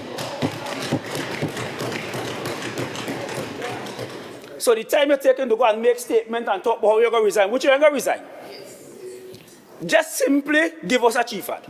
That's what Tobago needs. Just give us a chief ad and forget about the long talk. Because I think that we have exhausted that topic, and I think that any smart individual listening knows what happened. Yes. All you need to do is not look at what I say. Go back to the first clip, look at the second clip, and look at the clip in Parliament, and you realize where the problem lies. Right? I am hoping that when next we come to this house and we have such important matters to debate, that my good friends could shed their party cloaks and put on the Tobago cloaks, right? Because at the end of the day, I think I remember the chief said something in this very house, and it stuck with me. And he spoke about the house slaves. You know, long ago you had those slaves who worked in the house, and they felt that they were better than the slaves that work in the field. So they sided with the oppressors, right? And they sell out them in the field when those in the field were planning to rebel and so on, because they felt that they were getting a piece of bone from the table, and they felt that they were better off. And that is the same scenario we find ourselves in right now, where those on the other side, they are willing to sell out Tobago. And I don't know. I'm trying to figure out what is the reason for the blind loyalty, because they are about party first and everything else after.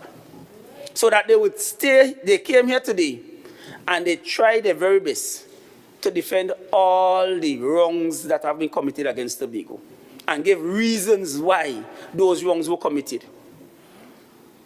And I understand, you know, but I'm saying that at some point in time, I expect that you will grow a conscience and that you will try your best to. I know the politics, I understand that too. But at the end of the day, right, we all live here. We live here, our children will grow up here, and we have to want what is best for Tobago. So that the budget that was presented, right, I'm not saying that it's a perfect budget. Very good budget, but nothing is perfect. But I'm saying that let us try to build it together. See, I expect you to come, and if there are deficiencies or things that you feel should be added and so on, but to come here and talk about politics and talk about a set of things that you wanted to talk about all the time and waste with time, right, and not make any positive contribution in any kind of meaningful way, I'm saying that we have to go past that. We have to go past that, and we have to try our best to put Tobago first. Thank you very much, Madam President.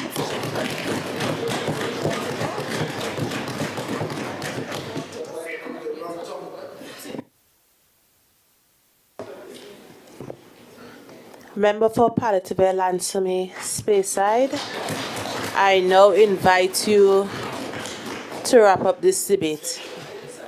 Thank you, Madam Presiding Officer. And I want to start by thanking my colleagues, including those opposite, who have been able to stay the course until this time. And we are not yet at the committee stage of the proceedings for the evening. We still have to do the committee stage, so we're not there yet. But having listened to the minority, Madam Presiding Officer, I will try my best to be brief, and I will try to keep my responses in three parts. In the first part, I want to quickly respond to some inaccuracies or some intent to deceive. The second thing I will do is I will talk a little bit about the vanomics that were brought into the House. And the third thing I will do, and perhaps be brief about as well, is to share one particular insight concerning the matter with the Chief Administrator. I came to the House on Monday, and I asked for $6.90 out of $100. Just $6.90 out of $100. And I never thought that being Secretary of Finance will put me in a position where I have to beg. And I feel like I'm begging.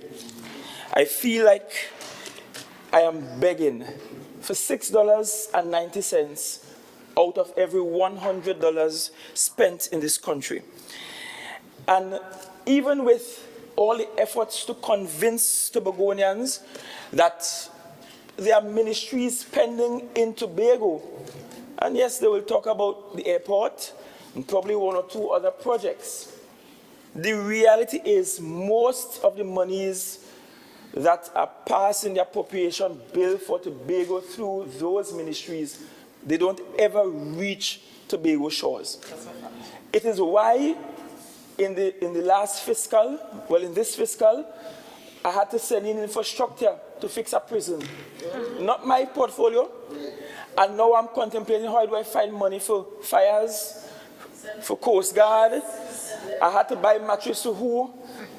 Responsibility from ministries. So all the millions they claim ought to be spent in Tobago by these ministries. They don't reach. And then the minority leader reminds me of, I'm not saying he's this way, but he reminds me of abusive husbands. They are usually the most apologetic. They're usually the most sorry after an instance of abuse. They're usually the most tearful.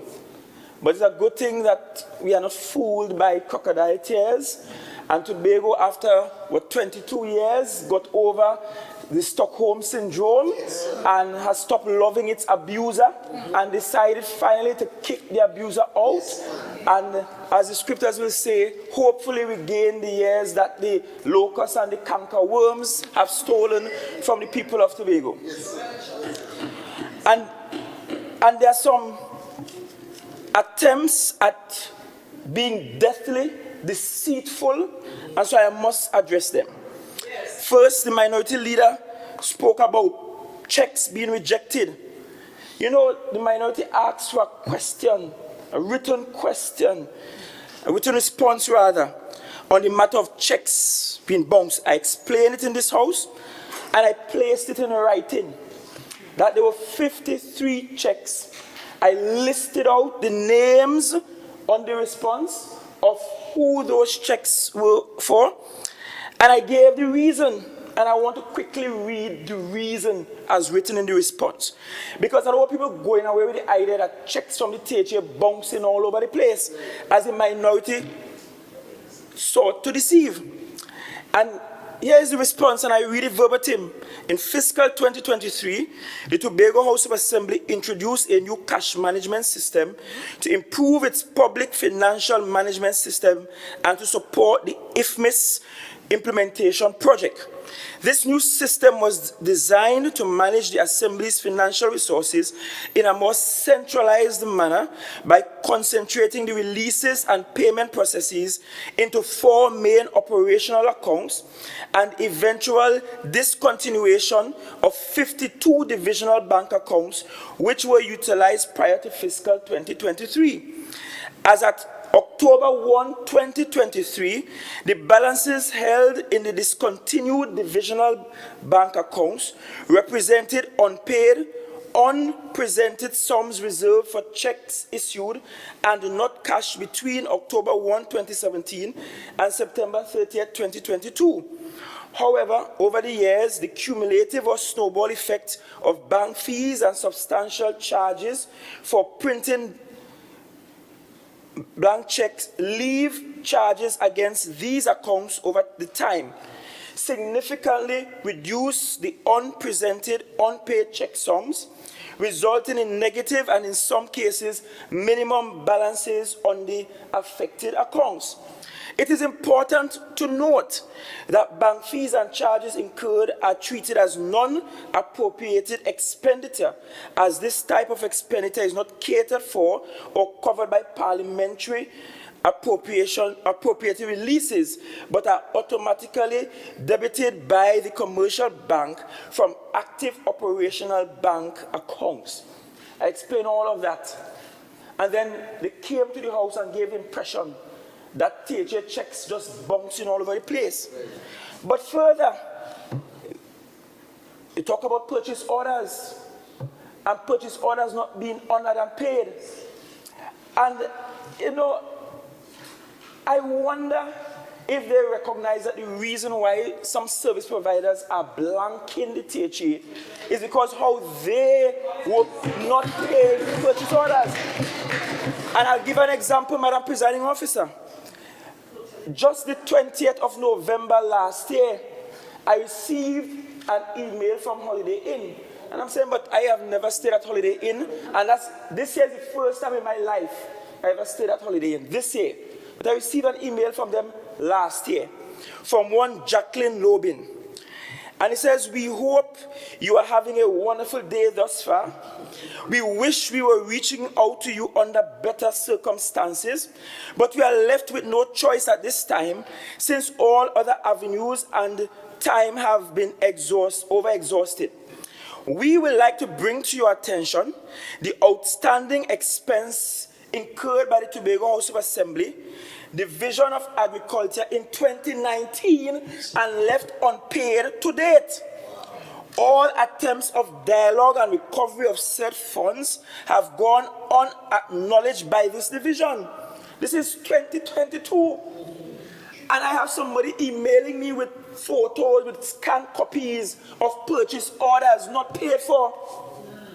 They came out of office in 2021. Yes. They didn't pay for it.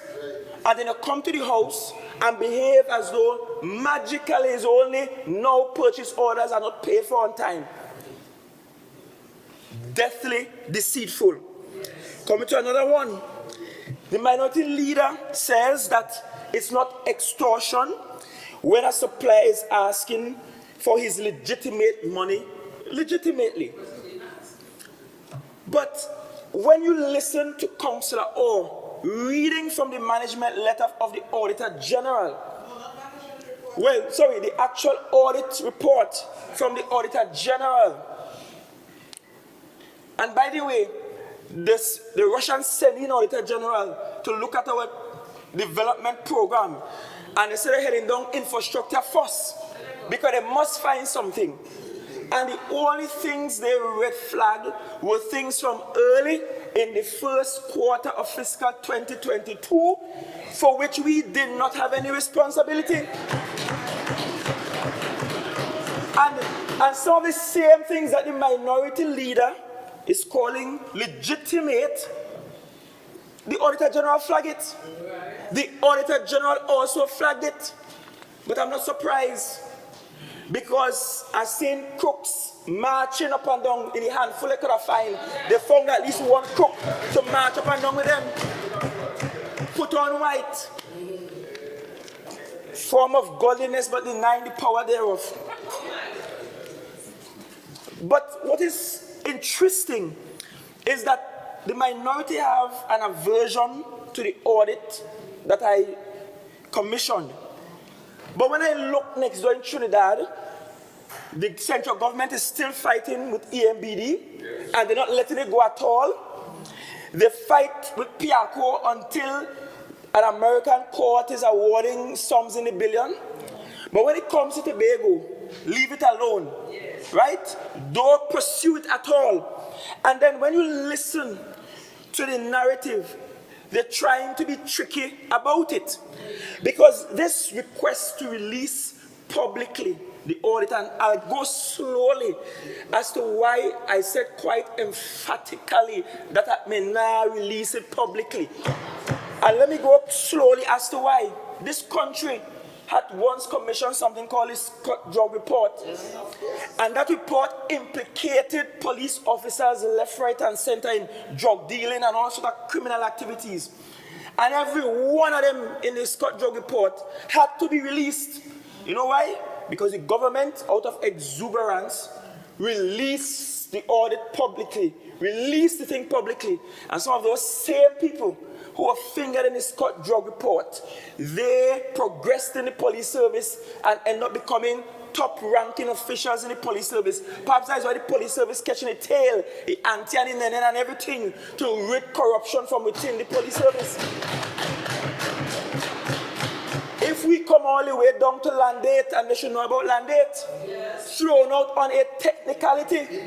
And I say this, when I brought to this house the preliminary results of the audit, I was very careful to ensure that the lawyers reviewed what I was going to say, that I wasn't going to call the names of any contractor, and that I was going to speak generally on what we were seeing from the audit.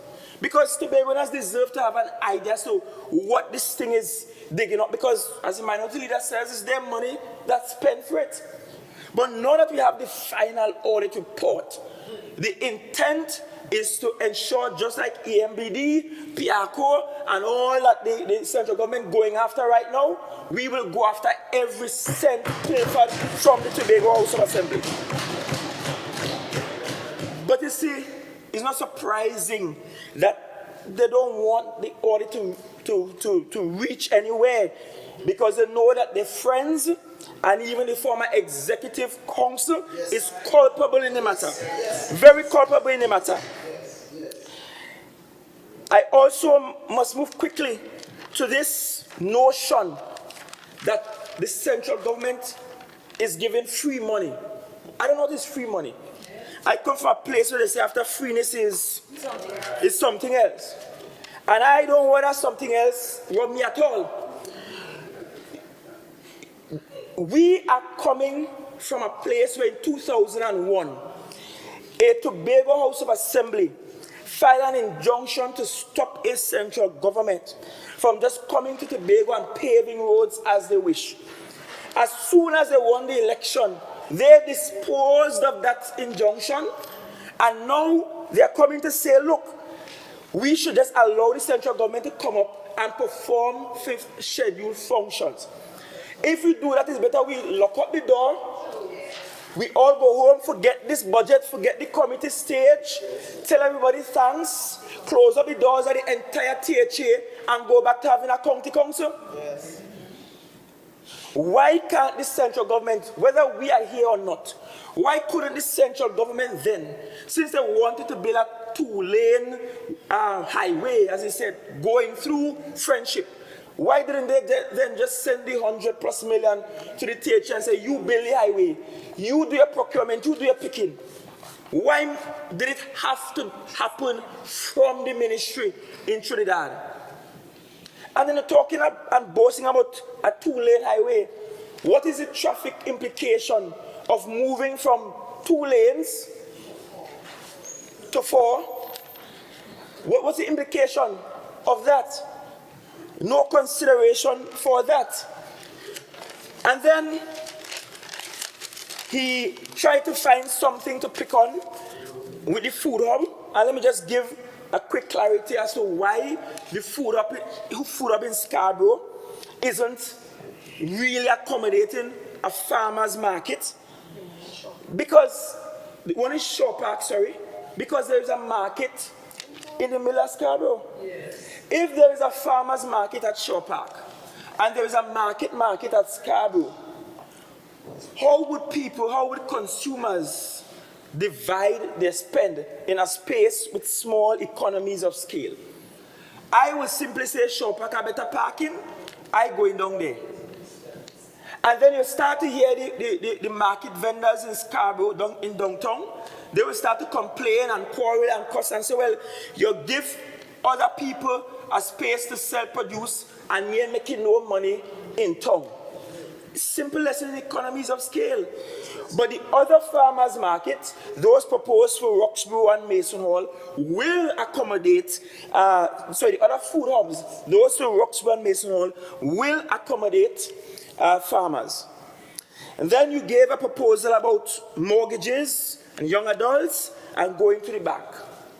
Well, I'd like to inform the minority leader that on the 25th of April this year, I held a meeting, second such planning meeting, but this one, the 25th, had the Trinidad and Tobago Mortgage Finance Company, First Citizens Bank, Republic Bank, Royal Bank, Scotia Bank, Tongue and Country Planning, Public Health, the Division of Settlements, Land Management, and that meeting was to work out the mechanics of giving young adults in Tobago mortgages, with this Tobago House of Assembly providing land at almost no cost to the young adults so that that land can be collateralized and that they can build their own home, and working on a plan whereby we can get at least 100 young professionals into homes by Christmas, or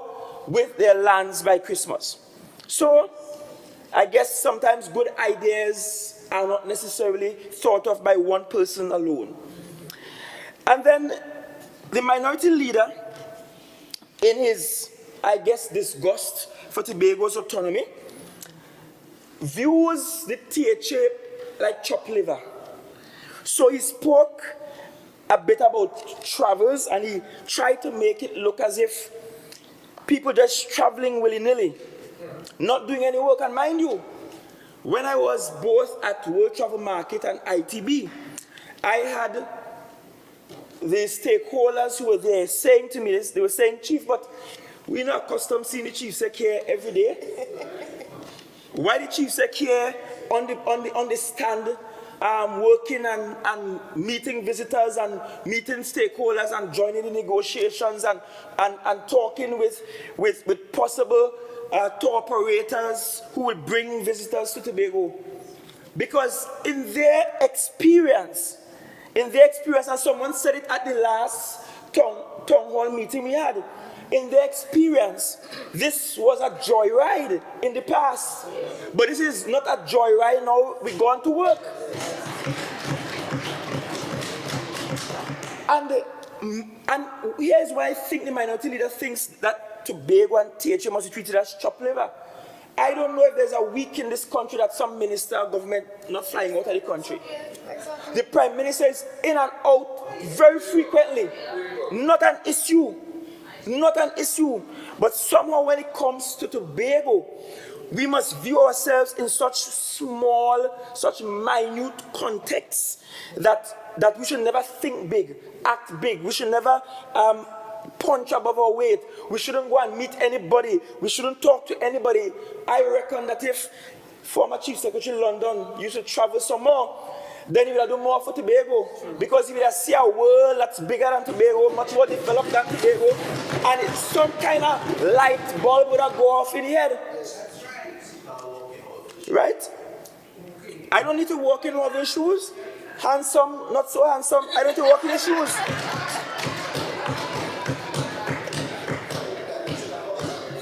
The minority leader also spoke about demoralized public servants. There was a whole section of the budget dedicated to capacity building for public servants, training, retooling, equipping, and also I spoke at liberty about how poorly remunerated the public servants are. I spoke about it. In fact, he could ask his political leader about the last conversation we had. And if his political leader is honest, right, and perhaps are ready to work with a third wheel, such as Old Cross's council across there, to verify the conversations. But if he's honest, he will tell you that I raised the issue of the salaries of our public servants in Tobago and how unfair it is that an administrator that is an accounting officer, an administrator that has a budget larger than any DPS in Trinidad can manage, is paid significantly less than a DPS, and how unfair it is. And it was not the first time it was raised. When we had the joint cabinet exec council meeting, I raised it there as well because the Minister of Public Administration was also in the room. So it was the second time I was raising it with the political directorate in Trinidad. And that's because public servants are demoralized. And the secretary is just whispering something important here. A PS that sits down in CAS, I don't know what CAS has to do, what budget CAS has. The smallest division in THA has a larger expenditure than CAS. But the PS that sits in CAS is paid more than an administrator in the Tobago House of Assembly. And this has happened for years. For years. Nothing had happened. But all of a sudden, you care for the public servants. All of a sudden, you care. Sports was also spoken of. And I spoke quite a lot about sports.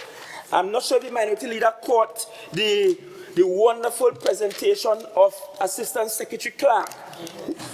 excellent presentation in what is intended for sports. And I will take the opportunity to talk about one area in sports that I'm very dissatisfied with. Dissatisfied to the point that I called a meeting that included the administrator in the division, the head of PIU, the engineers in the division, the secretaries in the division, and that is the state of our sporting facilities on the island. Very dissatisfied. Very dissatisfied that I'm looking at releases to the division, I'm looking at what they have, and I'm just not seeing any movement on our basketball courts, our lights, our playing fields. I'm not seeing the movement at all. And I'll be the first in line to say something different has to happen with regards to the management of sporting grounds. And in the budget, I reiterated a pledge made in the mandate, which was to move to a place where we start using sporting organizations and community groups to manage some of these grounds for us, some of these facilities for us, whereby they will receive some payments and they can in turn use that back for the development of their clubs. That was raised, but quite a lot was spoken of in terms of sports. Allow me to move quickly to the attempt at bringing Vanonomics into the house. You know, I happen to have also seen something written by esteemed economist Dr. James on the matter of the budget. So they came and they repeated it about fairy tale to nowhere. So they repeat the buzz lines. No problem. And they sought to pull some data from what he spoke about, and you know, if you don't understand it, you cannot cross it. And in pulling the data, and again it speaks to the hypocrisy, it speaks to being deathly deceitful, because the minority came and gave all of Tobago the impression that over their entire tenure, GDP never dropped, not once. But over the last 10 years, for 7 of those 10 years, there were declines in GDP, in real GDP. And I want to give you the figures. There was a 2.3% decline in Tobago's real GDP in 2012. Remember, the global recession was between 2007 and 2009. No excuse, no COVID, but GDP dropped by 2.3% in 2012. There was a 1% decline in 2014, a 5% decline in 2016, a 4.5% decline in 2017, a 3.9% decline in 2018, a 1.9% decline in 2019, and in 2020, which is expected, and I will excuse because somewhere in March we locked down for COVID-19, there was a 5.7% decline. And then they tried to say, well, 2021 had an increase. Well, naturally so. Between 2021 and 2020, 2020 were like almost at zero in terms of activity and productivity. But when you look at 2021, we tried to have an Easter. Remember, we tried to have an Easter, go to Tobago for Easter, and then we had to lock back down soon after. We had some activity that will naturally lead to an increase. So when they say that there's a 2% decline and behave as though the sky is falling, the chicken licking theory, everything dropping through, when they had years of 4.75% decline, in fact, in the very first year that Mr. Charles was Chief Secretary in this house, his new administration that took over from Mr. London experienced a 4.5% decline. In his second year, there are 3.9% decline. If in our first year we only at 2%, we are already outstripping and outpacing the previous administration. We are, but more than that, what the proponents of Varonomics won't tell you, and they won't share with the public, is that nominal GDP was at a 6% increase in 2022. Member, you have 3 minutes. Sure.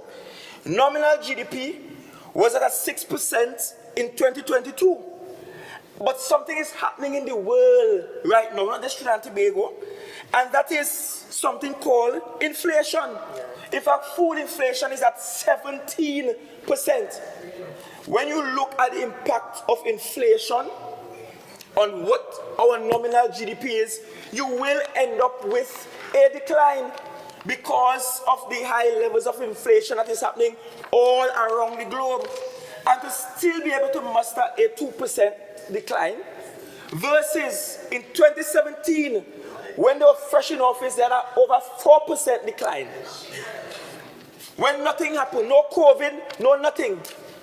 Caribbean Airlines giving them plenty flights. Members, I still want to hear what the and now we Chief struggling to Secretary. get back Caribbean Airlines to give us. Sorry. I'm trying to hear the contribution of the member for Palliative Lansome Speyside. Please allow him to conclude his presentation uninterrupted. Thank you. Thank you, and I hope I'll get back that 5 minutes. Right, but the point I'm making, Madam Presiding Officer, is that no conversation is happening in their economic discussion about all the measures taken to stymie the Tobago economy. Yeah. But they're running out talking about a 2% decline. But more than that, I note that they're talking about the productive output of just over $1 billion. And you know, something tell me to pull up a document from 2012 called the Tobago Economy, Provisional Updates of the Initial CSO Estimates, done by Vanos James. And I'm just going to read a little excerpt from the introduction. You see, this document, I'm sure, was handsomely paid for. And I guess if I handsomely pay for a document, I might get good reports. Yes.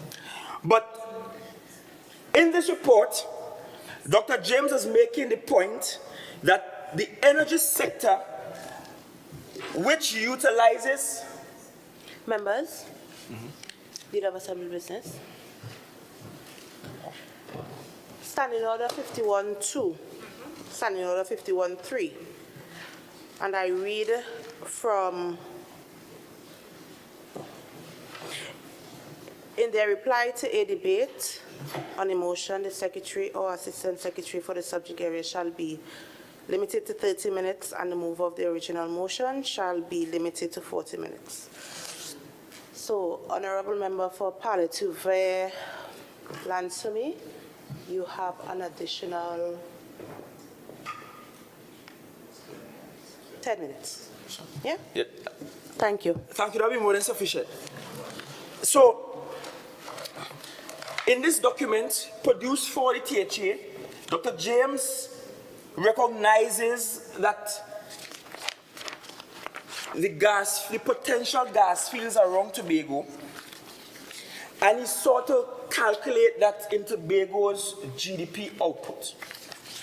And I want to quickly read something. He says, and this is a report produced in 2012, and I'm quoting, he says the Tobago economy generated value added of $4.85 billion in 2011 and grew by 27.4% in nominal terms from 3.8 billion TT dollars in 2010. In 2012, he puts the GDP of Tobago at 6.3%. He said on a conservative baseline estimate, the GDP of Tobago is likely to be rising about 15.2 billion by 2015. The review capacity of the economy, assuming prudent policy of 30% tax on the GDP and borrowing at 46.6%, will be 3.7 billion in 2011, rising to 6.5 in 2015. This would make Tobago the richest economy per capita in the Caribbean. There's a reason why I read on Hansard this report that the THA, I believe, paid handsomely for. And I'm reading it on the Hansard because in the presentation, I mentioned the potential for Tobago to earn from oil and gas revenues. Unsurprisingly, the minority are not addressed at all. Right? Unsurprisingly, because they don't want to have a conversation about why Tobago must be defined in any autonomy bill and why Tobago must be given jurisdiction over its waters. They don't want to. Because they want Tobagonians to always feel like we're begging and that we are not worthy contributors to the national purse. And that's the furthest thing from the truth. Finally, I said I'll talk about three things. And Councillor Kerr preempted me a bit because the Prime Minister's story changed 3 times. You know, the Prime Minister returned to the country from the Bahamas and immediately blamed me for there not being a chief administrator. In fact, he insinuated and gave the impression to the public that somehow I am the reason why there's no chief administrator, and I am the reason why a senior public official at CAST wasn't picked to be chief administrator, ignoring the same process that he talked about in the House yesterday or whenever it was. I even saw a dossier of documents with 2 letters I have never seen in my life. So I don't know where he sent those letters to, but I have already started investigating my own office to see if by chance it came and nobody brought those letters to me. Because I saw a letter, for example, dated March 3rd last year, indicating that he wants to start the consultation process. But there's a letter from me to him on March 10th, complaining that there is no consultation and a chief had show up and changeover happened without any consultation. Clearly, I'm not mad. If you had written me and I had received this letter on March 3rd saying we need to consult, then there would be no need for me to write him on March 10th complaining and using such strong language. But more than that, where I have a serious concern, because in his latest diatribe, he's trying to proportion blame to the Public Service Commission. He's trying to say more or less he did not know, his PS knew some things, the Public Service Commission knew some things, but he did not know. How can we in a country where a senior public official, as senior as a chief is retiring, and a Public Service Commission is only beginning the process the day of the retirement or the day after the retirement? And how can that happen in a context where an entire month before the PS to the Prime Minister was written? Well, if he didn't get that communication through his PS, he needs to find a way to fire his PS. Because if you are notified more than a month before, why do I have to 2 days before write you to say, look, are we consulting or not? It is almost what? It's almost a month. Well, more than a month. More than a month. And I have every right to believe that it was deliberate and that it was meant to leave me out of the process completely and that they could install who they want. That is what I believe. They really wanted to soul select a chief.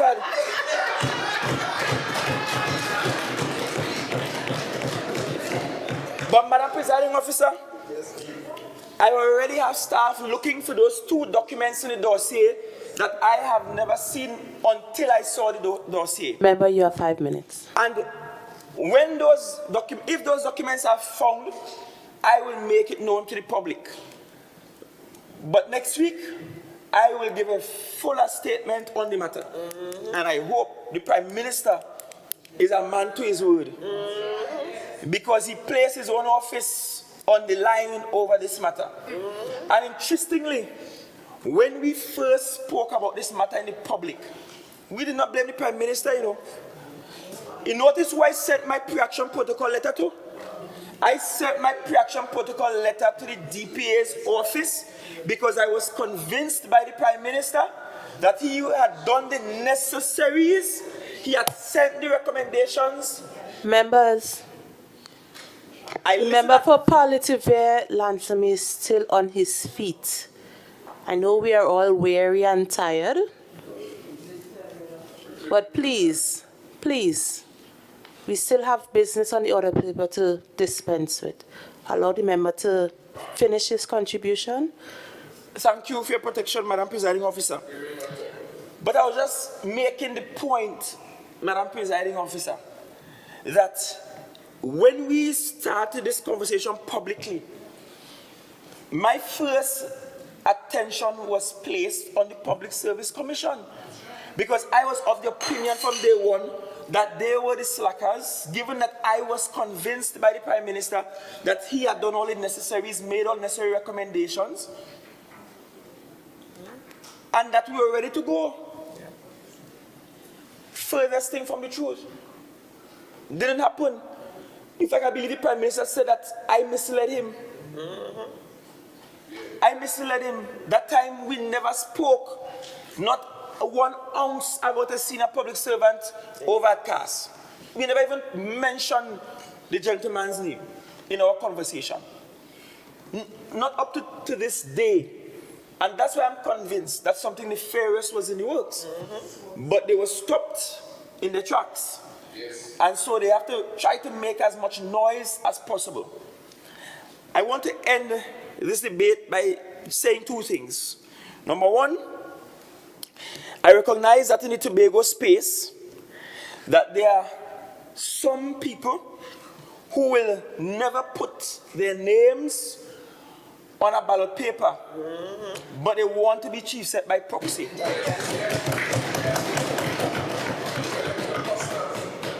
I am not anybody's rubber stamp. Of course.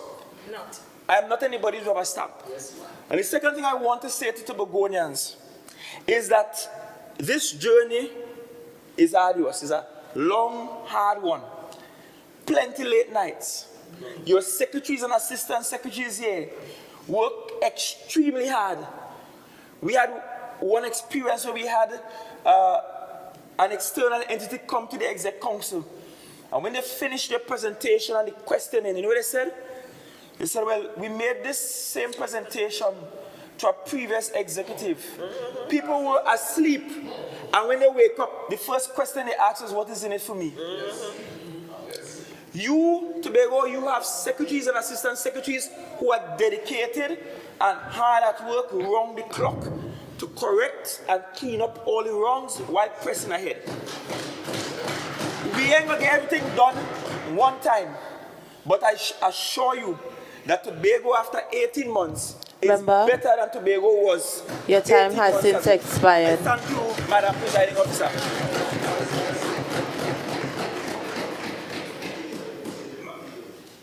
Madam Presiding Officer, I beg to move that the House goes into Finance Committee stage, where we will make the final deliberations on the revenues and estimates of expenditure of the Tobago House of Assembly for fiscal 2024. Honorable members, the House will now go into Finance Committee stage. The House is now suspended for a closed session of the Finance Committee for further deliberations on the budget. I will now ask that all visitors in the gallery, the administrators and media, please leave the chamber as the House enters the committee stage. I ask that cameras be turned down for this closed session.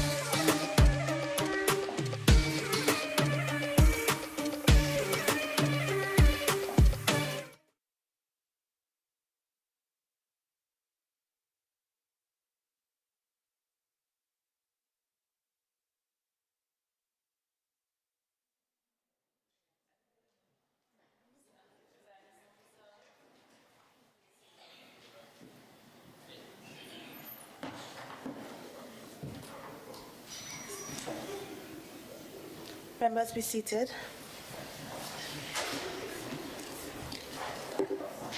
Delia.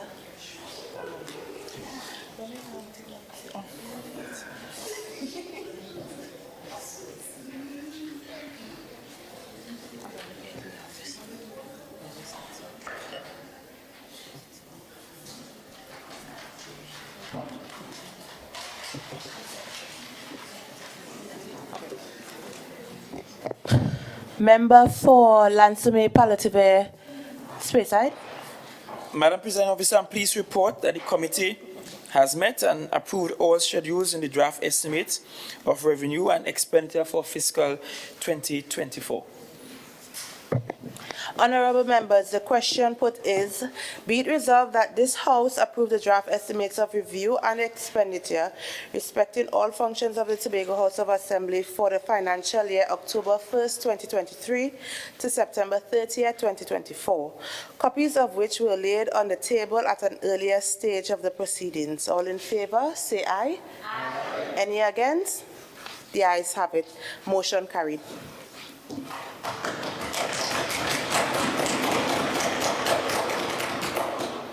Motion for adjournment. Leader of Assembly Business. Madam Presiding Officer, I beg to move that this House now stands adjourned for a date to be fixed, which most likely would be in September. Thank you, Madam Presiding Officer. Honorable members, the question put is that this House now stands adjourned for a date to be fixed. All in favor say aye. Aye. Any against? The ayes have it. This House now stands adjourned for a date to be fixed. Honorable members, good morning. Good morning.